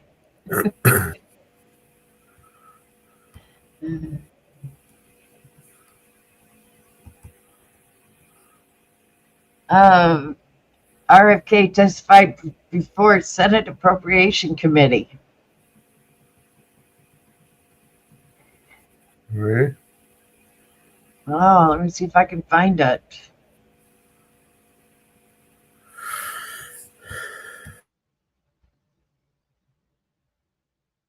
You know, I hate bringing up somebody else's feed. You know, I'm tagged in the Senate.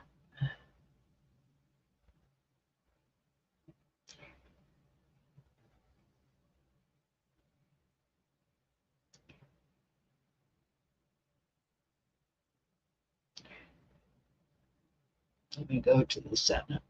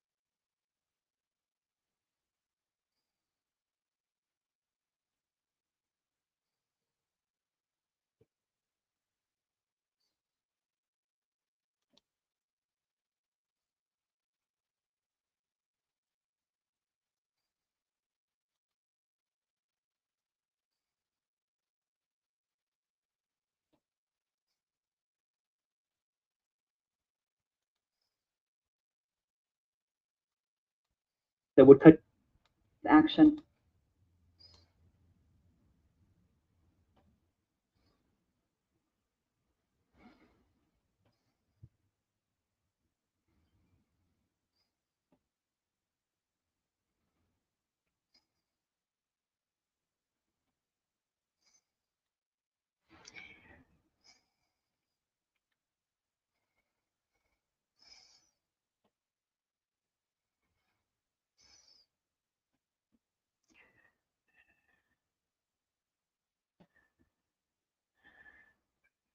Oh, that was 5 days ago. Testified. He testified 5 days ago. Hello, Halo.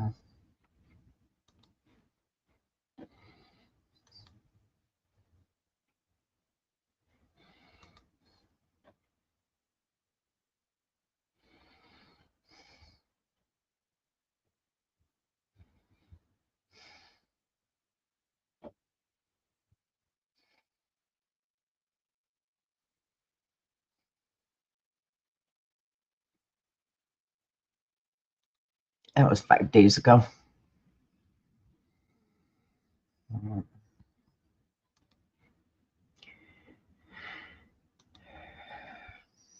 Oh, what's going on today in the house?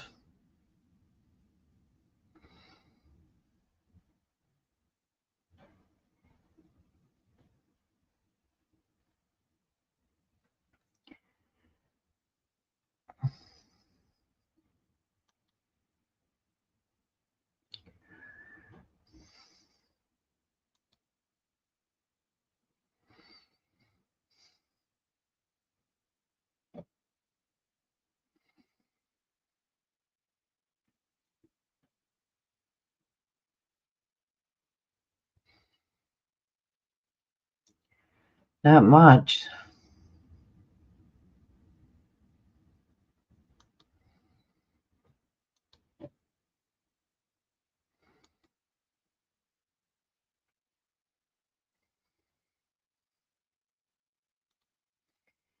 And everything went quiet.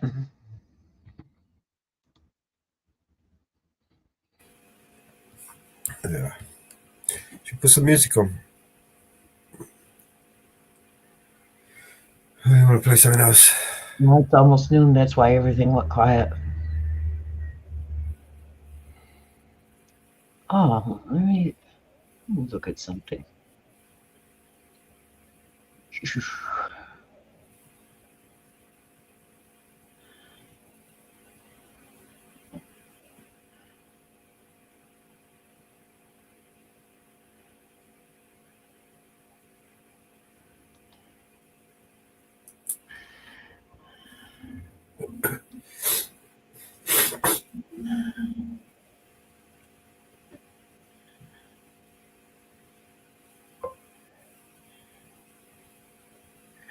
Ah, body cam footage. This is an officer-involved shooting. This is raw footage of Louisville Metro Police Department. They put this up on their website, and this is an officer-involved shooting in Louisville, Kentucky. Okay. I have not seen this, so I don't know what happened, but this is an officer-involved shooting. So we're going to look at it together. Okay? I'm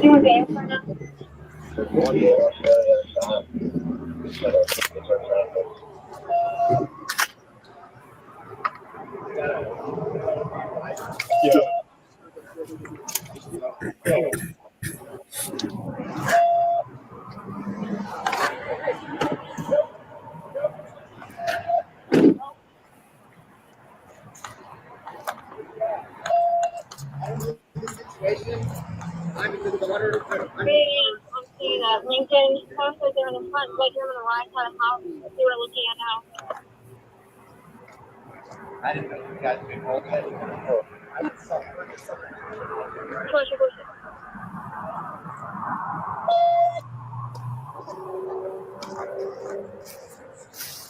Hey, living in the White House. Front bedroom on the right side of the house. Should be 2 down, right? It's 11-14, right?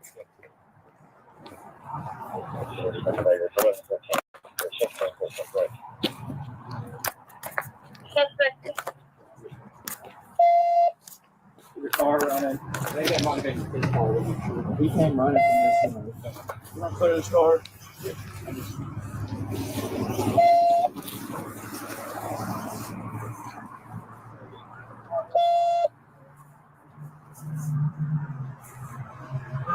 Putting on scene at Lincoln. Caller was not sure what father is with the gun. Hey, show your hands, please. He's on Baker at 2247. Put your hands out the window. Hey, I got it. Hey, fuck you.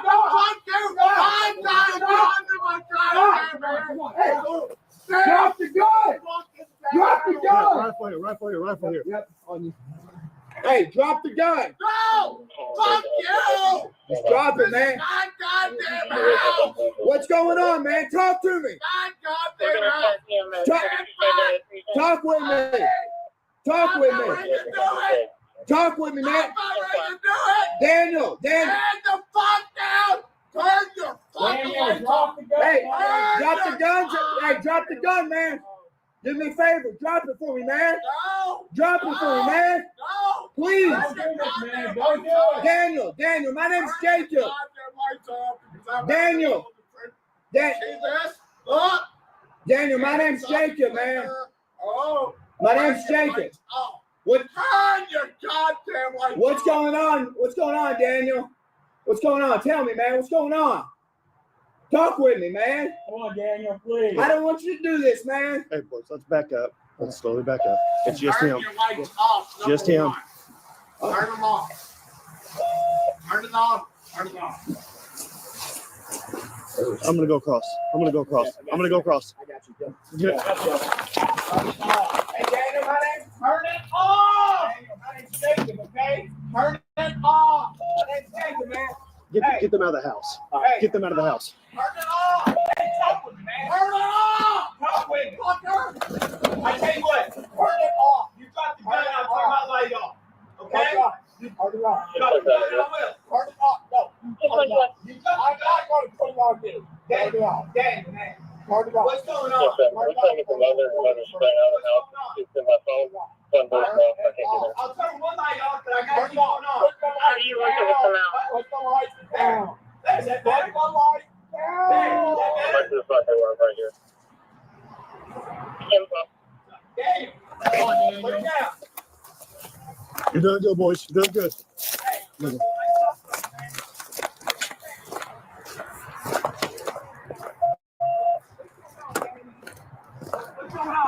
629 to all units. Listen carefully. I'm going to go around to the full side of the house. Secure them up.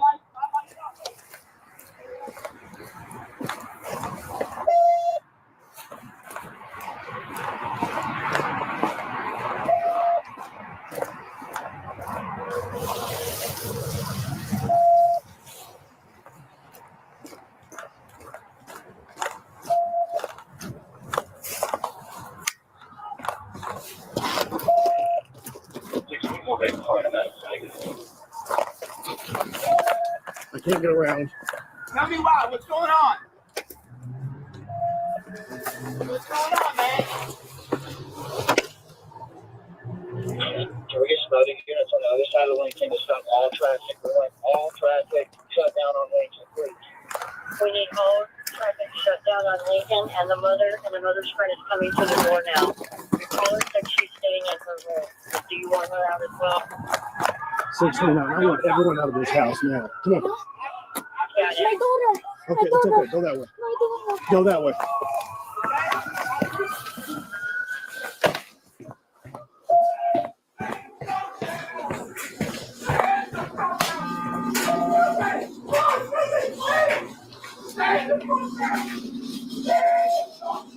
$629. Be advised, I am in the house.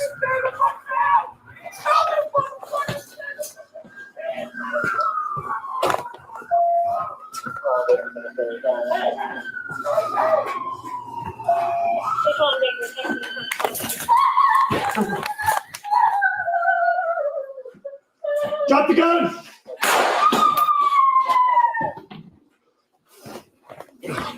Fuck! Show me EMS code 3, shot fired.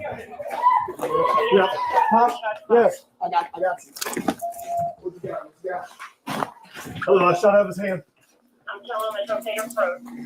This is what Stop. Find it. Find it.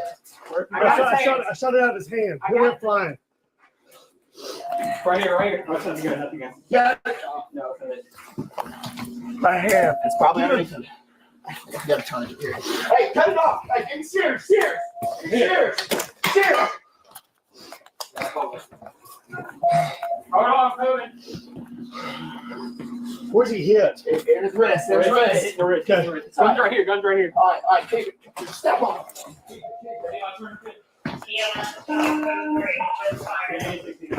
6, we're not going to cancel tones, just so it cuts out on the chaos. Start at 6:20, please. 20 to the location, please.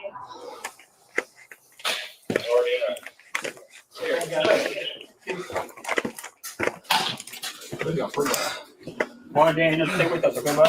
So, I want to die. That's what I do. You okay? Sorry, we're trying to let you know. It's okay. Good? I was trying to get the girl out and he came in. Are you good? You might be shot.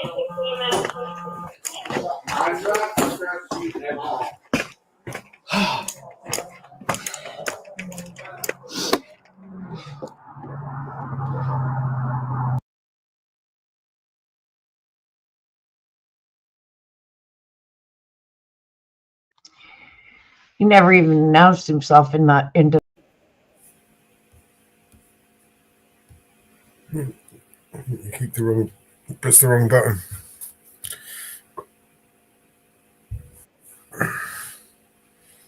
You keep doing that. He never even announced himself into the house. No. And they said he had a gun, but I actually didn't see in the body cam that they provided. I didn't see him with the gun. Even though they said there's a gun, I didn't see it. He just walked out of the room. Body cam doesn't show anything. No, it didn't.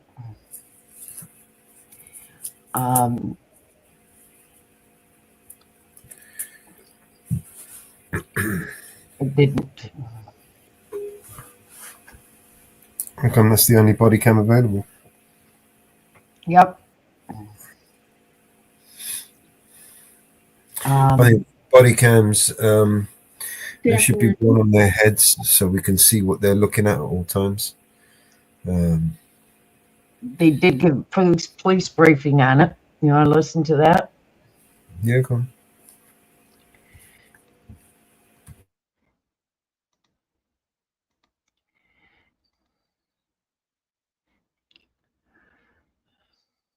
Is Emily McKinley, the Deputy Chief for Louisville Metro Police Department.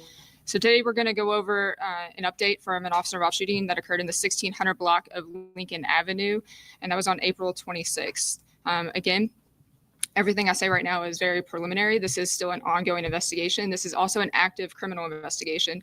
There were charges that were placed on an individual based off of this incident. So this is active in court, and everything that we say right now is preliminary, and there is still an ongoing investigation. So things can change.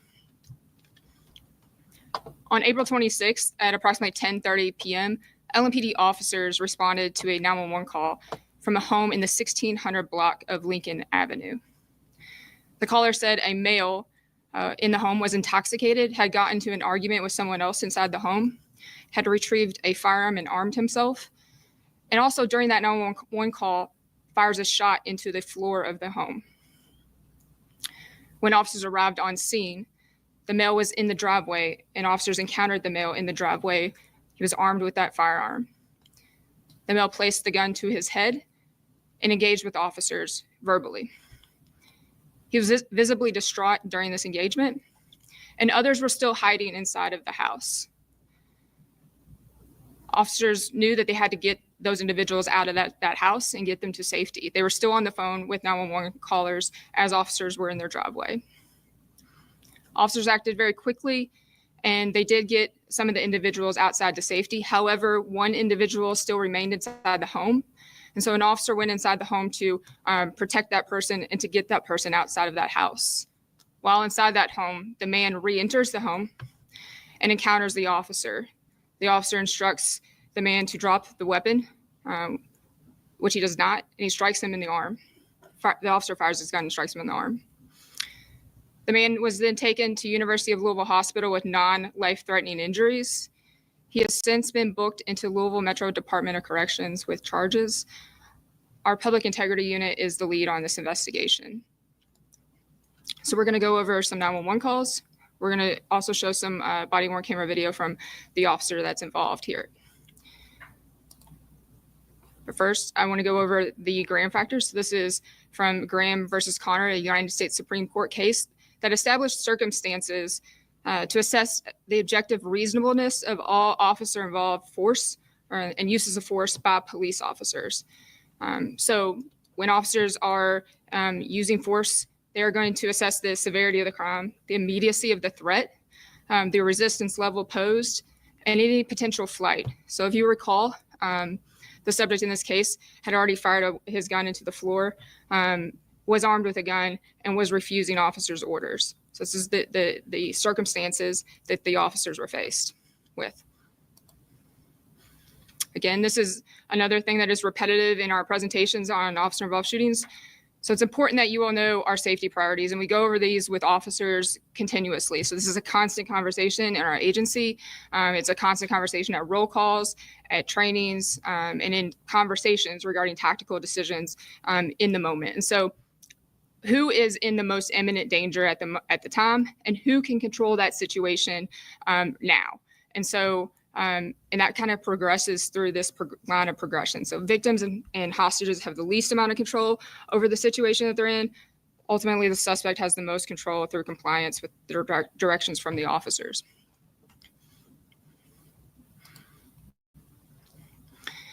This is the officer that was involved in this officer-involved shooting. This is Sergeant Chris Pedigo. He has been with LMPD for 17 years. He's assigned to LMPD's 6th Division. He is a sergeant, patrol sergeant, so he supervises a squad of officers. He discharged his assigned patrol rifle one time, and he did strike the suspect in the arm. He is on paid administrative leave pending this investigation, which is normal protocol in any of these instances. Our suspect that's involved, his name is Daniel Gish. He is a white male. He is 55 years old. He was transported to the University of Louisville Hospital. He has since been released. He was released yesterday and booked at corrections. He is charged with wanton endangerment first of a police officer.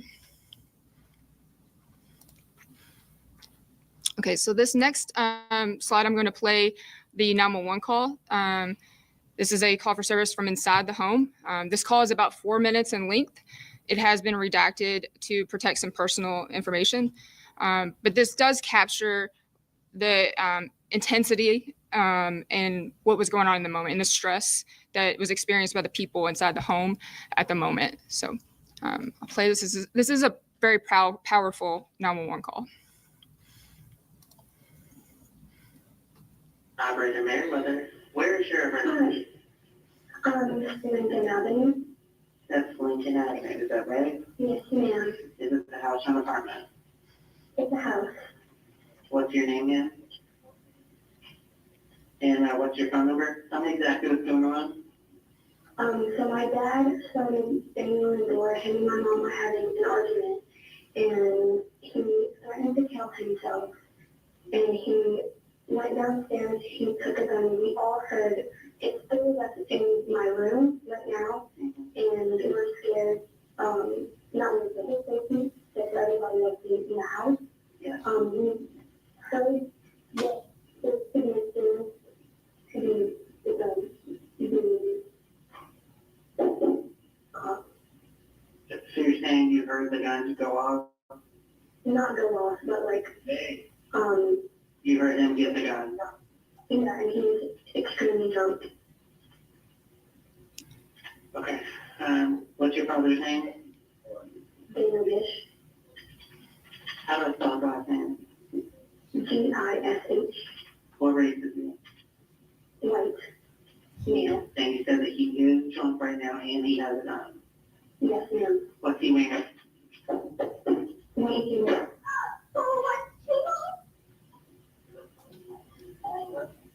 What just happened, ma'am?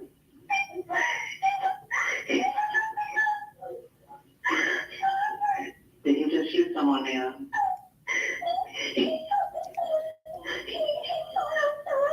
Okay, I need you to answer what he's wearing.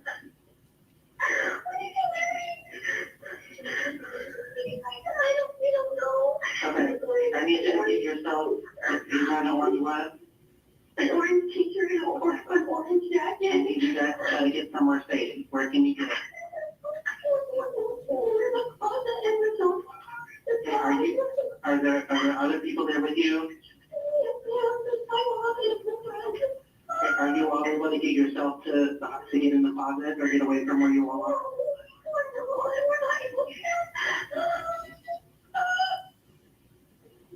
Okay. Within that, again, I need you to try to take a deep breath and try to keep yourself as quiet as you can so that you cannot get to where you are.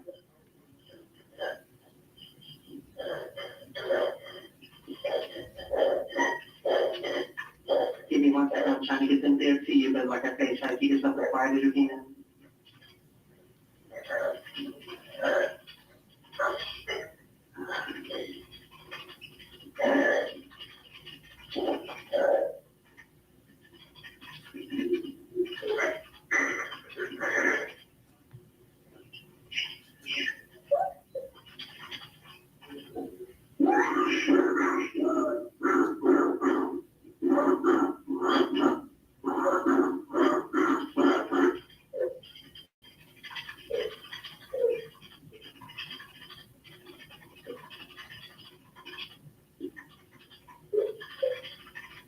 And when he shot to the floor, nobody was hit, right?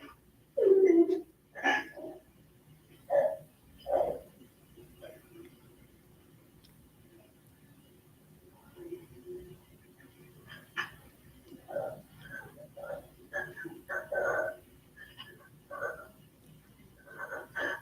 Okay.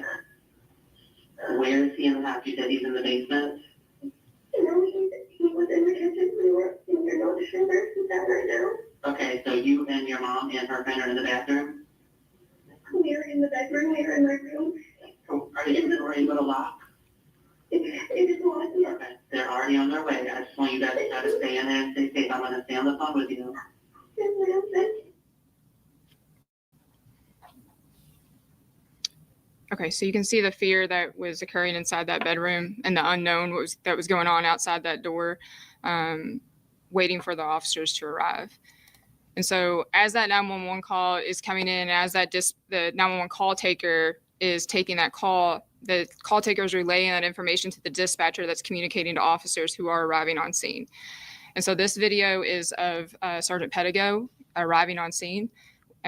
He's arriving with other officers simultaneously, and you'll see that they make their way up to the house and they encounter the man in the driveway.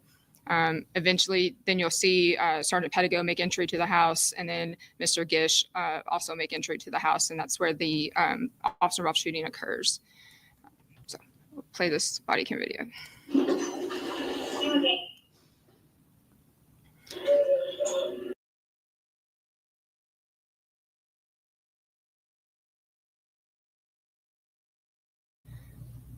Okay, so again, he's performing how he was trained.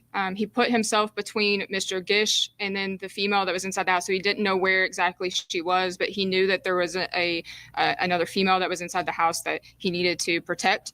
And so what he's doing there is he's doing what we call plating. So he knew the female somewhere in that house. He knew that the back door is open and Mr. Gish could come into that back door. So he needed to put his plates, so his body armor, between where the female might be and Mr. Gish. So he was willing to take that risk and put himself in between her and him to try to protect her and to keep everybody safe. And so that's exactly what he did in this situation.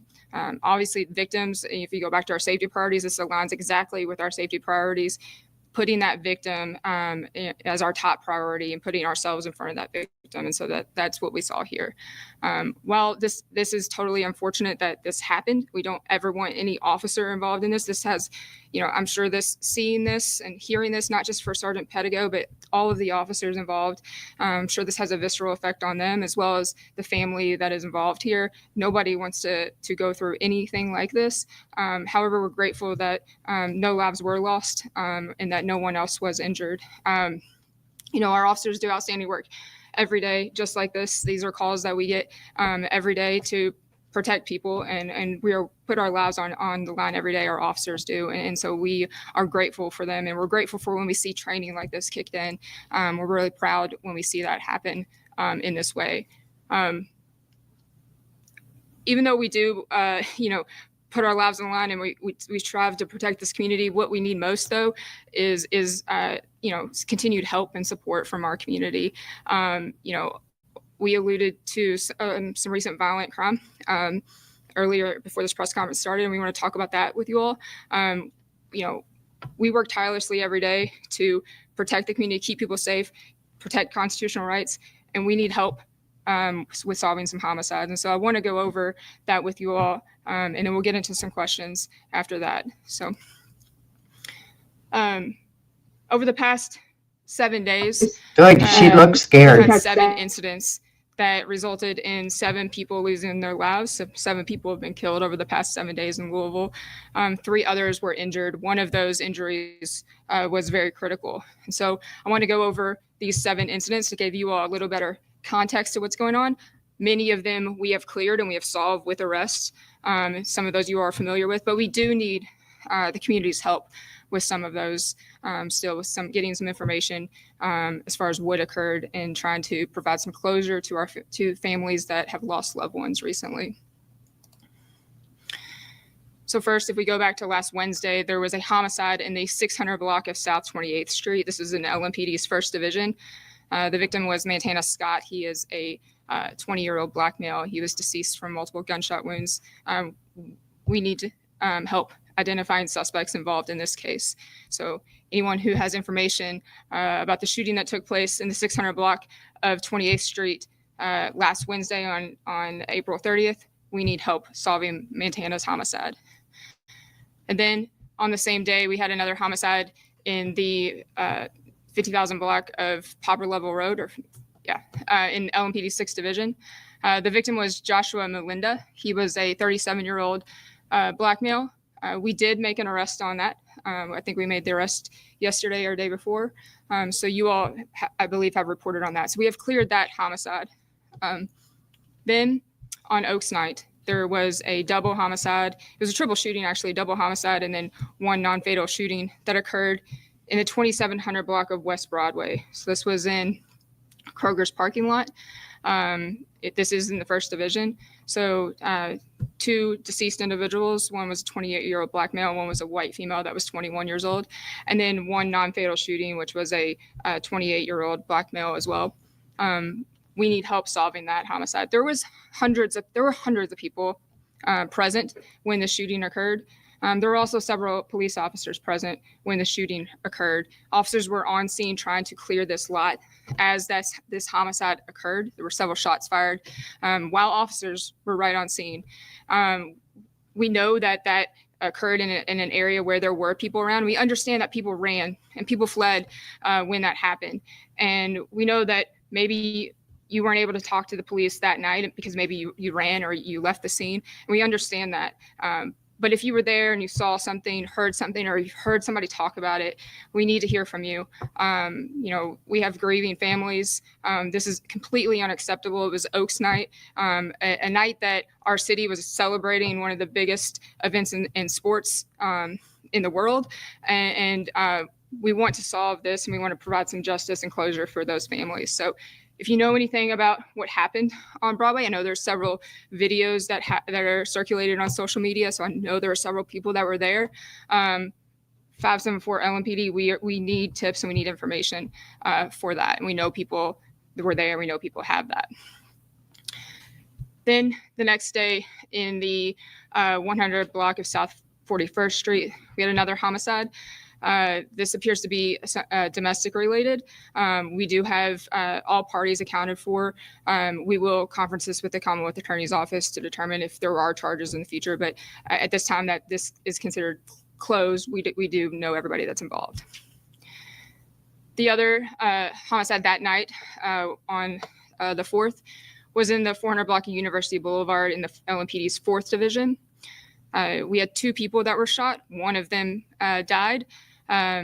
We have spoke with all parties that are involved in this case as well, and we will consult with the Commonwealth Attorney's Office for potential charges in this one. So that case is also cleared. We know everybody that's involved. There could be potential arrests that come from that.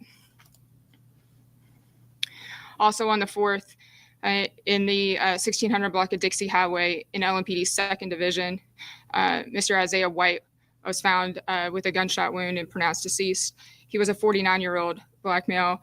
We have since arrested Jack Elliott. He is a white male, 48 years old, and charged him in relation to that homicide. So that homicide has been cleared as well. And then last night, we had a shooting in an apartment complex on Bold Forbes Road in LMPD's 3rd Division. The victim sustained a gunshot wound. He is in very critical condition at University of Louisville Hospital. However, we have arrested a suspect already in that case. Jamal Sheikh is who we placed charges on today. And in talking about that homicide, we've made an arrest, but we have not been able to identify our victim. And so one thing we're going to ask for you all and from the community is assistance in identifying our victim. I'm going to read some descriptors of our victim from this homicide on Bold Forbes Road, and we need the community's help in identifying him. So he is a Black male. He's about estimated between 15 and 20 years old, very young Black male. He was wearing a black Nike zip-up sweatshirt. He also had black pants on. He was also wearing black, gray, and white Jordan tennis shoes. He had an average height and a slim build. He had shoulder-length black hair, and he was wearing prescription glasses. If this matches the description of anybody's family member or friend who they have been unable to contact since about 6 p.m. last night, we are asking for some information to assist in identifying him. So again, a Black male, 15 to 20 years old, a black Nike zip-up sweatshirt, black pants, black and gray and white Jordan tennis shoes, an average height, slim build, shoulder-length black hair, and prescription glasses. 574 LMPD is our tip line to give descriptions on that. Some updates on homicide numbers. So we have 38 homicides this year compared to 52 this time last year. That's a 25% decrease from this time last year.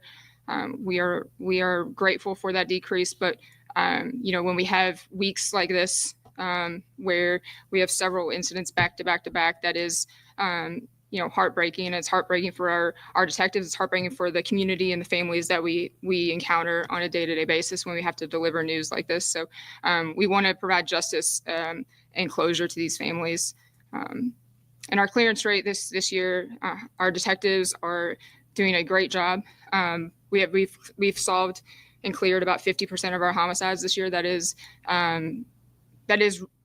good and significant progress if you compare previous years, and that is all thanks to cooperation that we're getting from the community and the hard work that our officers are doing every single day to build those relationships in the community. And we are seeing that pay off in dividends by getting tips, by getting information, help from the media, by talking about homicides, engaging with the media, getting that information out there and asking for help. I think that's really paying off.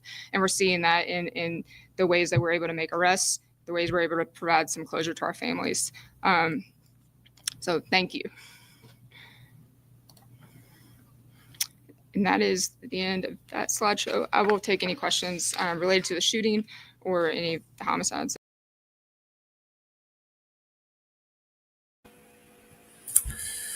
All right. They are starting to call, and they have been calling this little Chicago. Because the crime rate is like Chicago.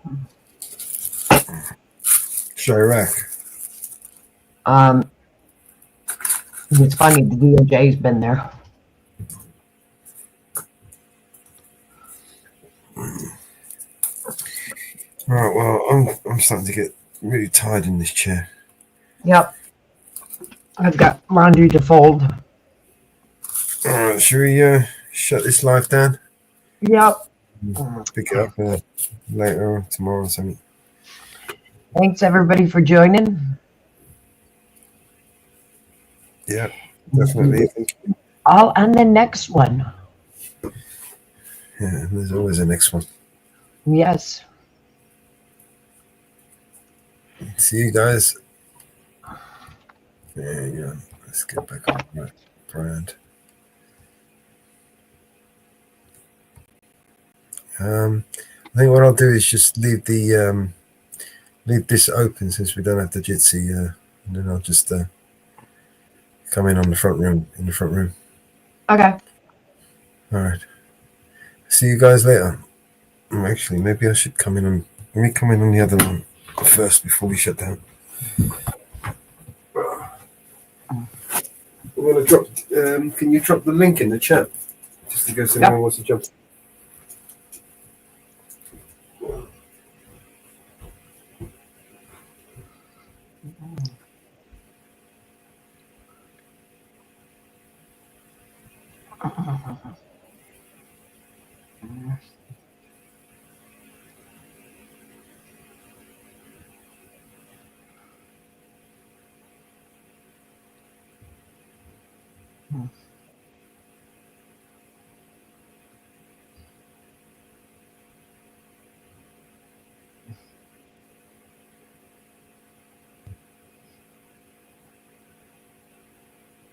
All I hear is new chain, big house, fast car, it's so boring. And all of that is lies, man, it's so corny. Death threats coming every other day for me, but I don't believe a word, that shit is ghost stories. Hi, my name is Mellows, welcome to the show. If you are easily offended, then you probably should go. My resolution to lose is who my new music is triggered. And just 1 million views on YouTube is 2 big middle fingers. I don't apologize or compromise, I quantify the figures, cause I'm optimized for making a killing and getting bigger. Had to fire all along, I needed fuel and a flicker to light the fuse to the mixture of the rumors and liquor. They got nothing else to do but try to cut me with scissors. But what's a blade to a building made out of iron and pillars? Go ahead and cry me a river, cause I've been dying to go swimming. And I'm decided to find it funny when they whine, cause I'm winning. I just tell the truth, it's up to you to love or dismiss it. I'm just pointing out what I feel that the game has been missing. And every time I open my mouth up, you get offended. You say that talk is cheap, but then you act like it's expensive. You can't afford to speak your mind, afraid you'll get rejected by some strangers on the internet whose lives are all pathetic. I was surrounded by people who just pretend to be down, and then I blew up off a record. No one's friends with me now.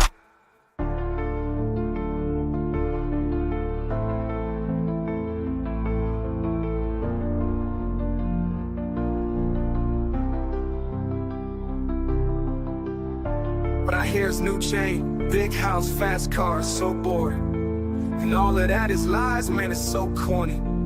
Death threats coming every other day for me, but I don't believe a word, that shit is ghost stories. Hi, my name is Mellows, welcome to the show.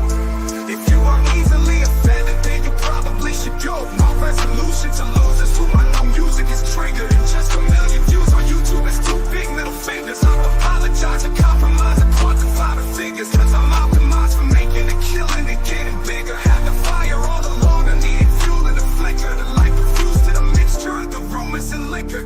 They got nothing else to do but try to cut me with scissors. But what's a blade to a building made out of iron and pillars? Go ahead and cry me a river, cause I've been dying to go swimming. And I'm deciding to find it funny when they whine, cause I'm winning. I just tell the truth, it's up to you to love or dismiss it. I'm just pointing out what I feel that the game has been missing. And every time I open my mouth up, you get offended.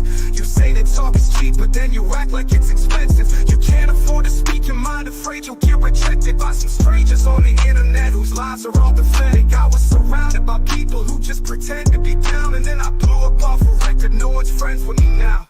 You say that talk is cheap, but then you act like it's expensive. You say that talk is cheap, but then you act like it's expensive. You can't afford to speak your mind, afraid you'll get rejected by some strangers on the internet whose lives are all pathetic. I was surrounded by people who just pretend to be down, and then I blew up off a record. No one's friends with me now.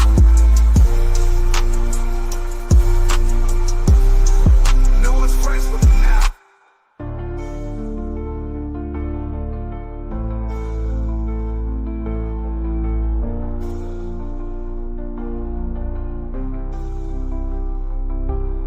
Can't afford to speak your mind, afraid you'll get rejected by some strangers on the internet whose lives are all pathetic. I was surrounded by people who just pretend to be down, and then I blew up off a record. No one's friends with me now.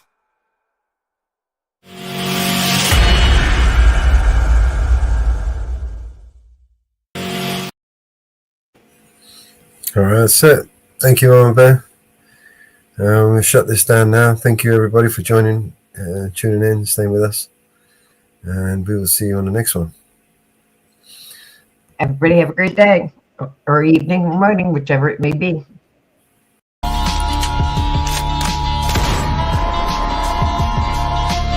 This is your emergency broadcast system. All civil unrest has gone global. All capital buildings and cities are under siege by the United States government to quell the domestic terrorist threat. All residents of urban neighborhoods and cities are being ordered to stay in their homes until the threats are eliminated. If you disobey orders, you could be shot on sight by rogue agents, federal forces, and domestic terrorist militias. This is your emergency broadcast system. This is a national alert. Imminent threat is nationwide. You must stay in sight of your homes or risk being shot on sight. The conspiracy is upon you. Your conspiracy friends were right all along. Now you must learn to survive. If you hear this, you are the resistance. This is your emergency broadcast system. End of broadcast. War never changes.